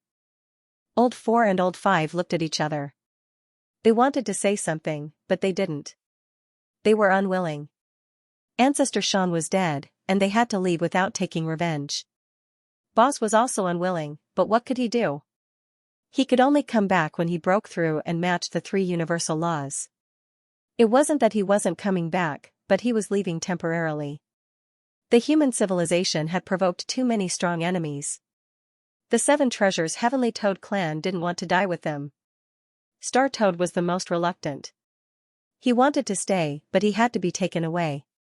He was very important to the 7 Treasures Heavenly Toad clan. Boss patted Star Toad. Child, let's go. Star Toad looked at Shui Taiyu and then looked into the distance. It was the direction of the human civilization. He really didn't want to leave. Not long after, Boss left with the 7 Treasures Heavenly Toad clan. Peace returned to the starry sky. The unknown door was also destroyed. Miaozun's target civilization wasn't destroyed. He had failed the test. Miaozun himself was captured. Knowing trace. Ba Color's voice was heard. Miaozun failed the test. He will no longer be invited to join. What? Failed? How could he fail? Demao was shocked. They had been waiting for the test results. The results didn't have much to do with Miaozun, but it was directly related to Luin. Miaozun's attitude towards the human civilization and Lu Yin's need to enter Knowing Trace to worship the divine tree was what they wanted to see. They didn't expect that they would fail the test. Hee, did that little guy make a move? The old guy asked. Demao said, it must have something to do with that guy. Otherwise, Miaozun wouldn't have failed the test with his strength. Moreover, Miaozun is probably dead. Ba Color said, we don't know if Miaozun is dead or alive.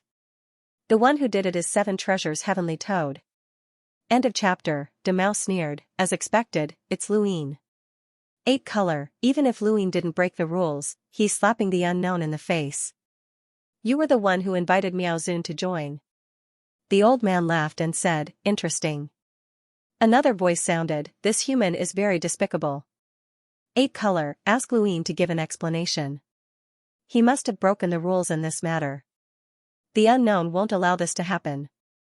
Another voice sounded. Demao was surprised. Oh, even the old man who never speaks has spoken. Hee. 8 Color, I have to give him face. 8 Color said, Luin didn't break the rules in this matter. If you want to confront him, you can. After saying that, he contacted Master Greengrass. Then, he found out that Luin was in the Red Coat civilization below the star and immediately contacted Red Hero. Not long after, Luin disappeared. It seemed that Miaozun had been dealt with. 8 Color, why are you looking for me in such a hurry? Luin asked. 8 Color said, Miaozun failed the assessment. I don't know if he's dead or alive. The one who attacked. The 7 Treasures Heavenly Toad. Luin was surprised. 7 Treasures Heavenly Toad? Where are those traitors? Tell me, my human civilization was kind enough to take them in, but they ran away. I won't let them go. Demao sneered. Luin, stop pretending, you were the one who ordered the 7 treasures Heavenly Toad to deal with Miaozun, otherwise, how could they go? It's so far away, other than your teleportation and my unknown portal, it's impossible to reach in just a few decades. Luin raised his eyebrows. You mean I'm dealing with Miaozun? Isn't that so? Demao, your brain is full of hair. You're saying such things. You. What about me? Use your brain and think about it. Would I lose the 7 treasures Heavenly Toad clan to deal with a mere Miaozun? 8 color, go and take a look. The 7 treasures Heavenly Toad clan has run away and completely left our human civilization. This can't be faked. Also, how do I know where Miaozun's assessment is? Go and ask Red Hero. I've been in the Red Coat civilization below the star for more than 20 years. Go and ask him. These words made Demao not sure. The 7 treasures Heavenly Toad clan's departure. Perhaps it was because they were about to leave and use this matter. However, if Luin hadn't left the Red Shirt civilization in the past 20 years, then how could he have brought the 7 treasures Heavenly Toad tribe over? It had been more than 20 years. If they were to plan ahead, they would have to know the test coordinates in advance. At that time, they had only just found out. Red Hero would not be so stupid as to tell him the coordinates at that time. Jizong fell silent. An unfamiliar voice said, Orange, is what Luin said true? Lu Yin's eyes flashed. This was an unfamiliar voice. Was this an old fellow from the unknown hiding place? Red Hero did not answer. Lu Yin sneered, What's wrong, Red Hero? Are you unwilling to testify for me? That's not up to you. The truth is the truth. It's useless even if you want to hide it. 8 colors said, Orange, please answer. Red Hero opened his mouth helplessly. His voice was low and filled with unwillingness. Yes. Speak clearly, Luin reminded.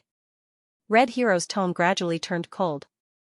He has been in the Red Coat civilization under my star for the past 23 years. He has never left. It was indeed frustrating to have someone testify for the enemy. All the unknowns felt it, but there was nothing they could do. The truth was the truth, and Red Hero's words were the most trustworthy. Demao could not say anything. Everyone knew that Luin was the one who dealt with Miaozun. This was also a fact, but it was a fact that no one could prove. Luin was now on the verge of breaking the rules. No one asked how the 7 treasures Heavenly Toad found Miaozun in just 23 years. Luin could also say that he did not know. He did not need to be responsible for the 7 treasures Heavenly Toad. If that's the case, then this matter is over. Miaozun has failed the test. If anyone is suitable, you can invite them to join, 8 colors concluded. Yellow was unwilling. This matter is over? What about the 7 treasures Heavenly Toad? Luin frowned. Yellow was even more hateful than Demao. He had his eyes on him. What I'm going to say next is related to the 7 treasures Heavenly Toad. 8 colors said slowly, the 7 treasures Heavenly Toad has disappeared through the jade crack in the sky. If you want to find them, you must capture the jade crack in the sky. At the same time, capturing the jade crack in the sky and destroying the Jade Universe is a mission unknown to me. Once the location of the Jade Universe is determined, a forced expedition may begin. Please be prepared. Luin was surprised. Forced expedition? Again? Isn't destroying the Jade Universe a 4-star mission? Who has already taken it? Why is there a forced expedition? It did not say that the target of the forced expedition is the Jade Universe, 8 colors explained. There are not many forced expeditions in the history of the unknown, but there are also quite a few. Little guy, do you want me to save you this time? The old man laughed. Luin said, even if the forced expedition does not have the rogue characteristics of the Muddy Kingdom, you will still be bound by the karma if you are not careful. Do you want me to help you this time? Eradicating the Jade Universe is a mission. At the same time, we have to deal with the 7 treasures Heavenly Toad clan. This clan used to be the enemy of the unknown. If it was not for Elder Shen's strength, they would have been destroyed long ago, Yellow said. Lu Yin's face darkened. 8 colors. Since Luin said that the 7 treasures Heavenly Toad clan betrayed the human civilization, let him deal with this clan. Consider it a mission for him, Yellow continued. Lu Yin's gaze turned cold. Yellow, I think your brain is worse than Red Hero's.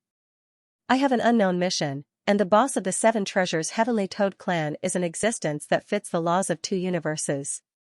You should be the ones to deal with it. Or are you saying that you don't have the ability? Just say it if you don't have the ability. I think you are worse than Demao. It was right to call you Air Mao. What do you think? Air Mao. Yellow's voice was cold. Don't you want to deal with the 7 treasures Heavenly Toad clan? But this clan must be destroyed, whether it's you or me.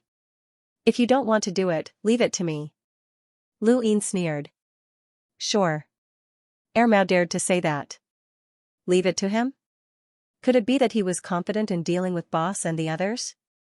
Or was he the one who had his eyes on Elder Shan? Lu Yin suddenly thought of this. Alright, Lu Yin dodged another bullet. He can stop one Miao Zun, but he can't stop a second one. Am I right, Lu Yin? Demao provoked. Lu Yin said calmly, it has nothing to do with me. I am innocent. 8 colors, I will go and capture that jade line sky. Open the door for me. Demao did not pester him.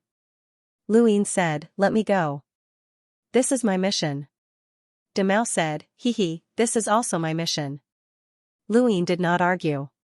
It was meaningless. Even if he captured Jade Line Sky, he could not wait for Boss and the others to find Little 18. Hee, 8 colors, I suggest that you join the new unknowns as soon as possible. Since Jade Line Sky has been captured, I believe the war will begin soon.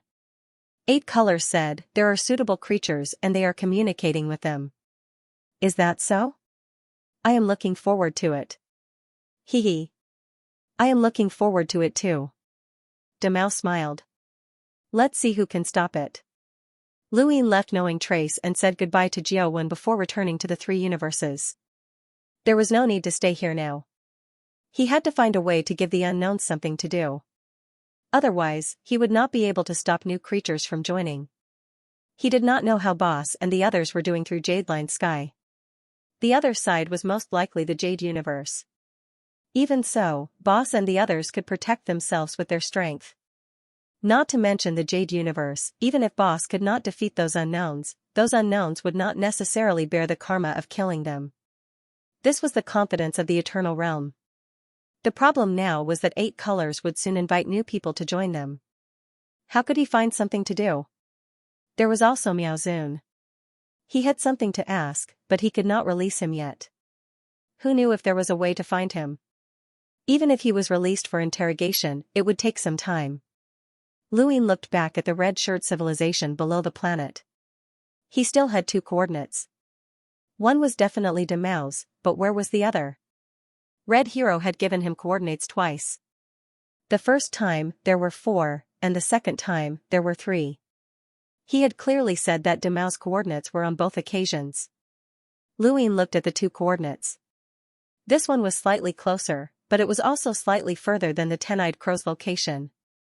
It was very likely to be Demao's location since the other coordinate was too far away. Suddenly, he thought of something and stared at the other coordinate. If Red Hero had given this coordinate to deal with him, then the one that could deal with him the most and was also related to Red Hero was Xianling. Yes, it was Xianling. Red Hero was very powerful, and he had found more than one coordinate that was a threat to him. Ro Yuzhou and the 10-eyed crow were both. Lu Yin had seen too few abilities that could threaten him with teleportation, and it was already quite impressive that Red Hero had found 2. He did not believe that Red Hero had more. Xianling was the only one that posed the greatest threat to him. Red Hero had once betrayed humanity and knelt before Xianling, so it was not impossible for him to know Xianling's location. Even a mortal master had been controlled because he had accidentally found Xianling's civilization.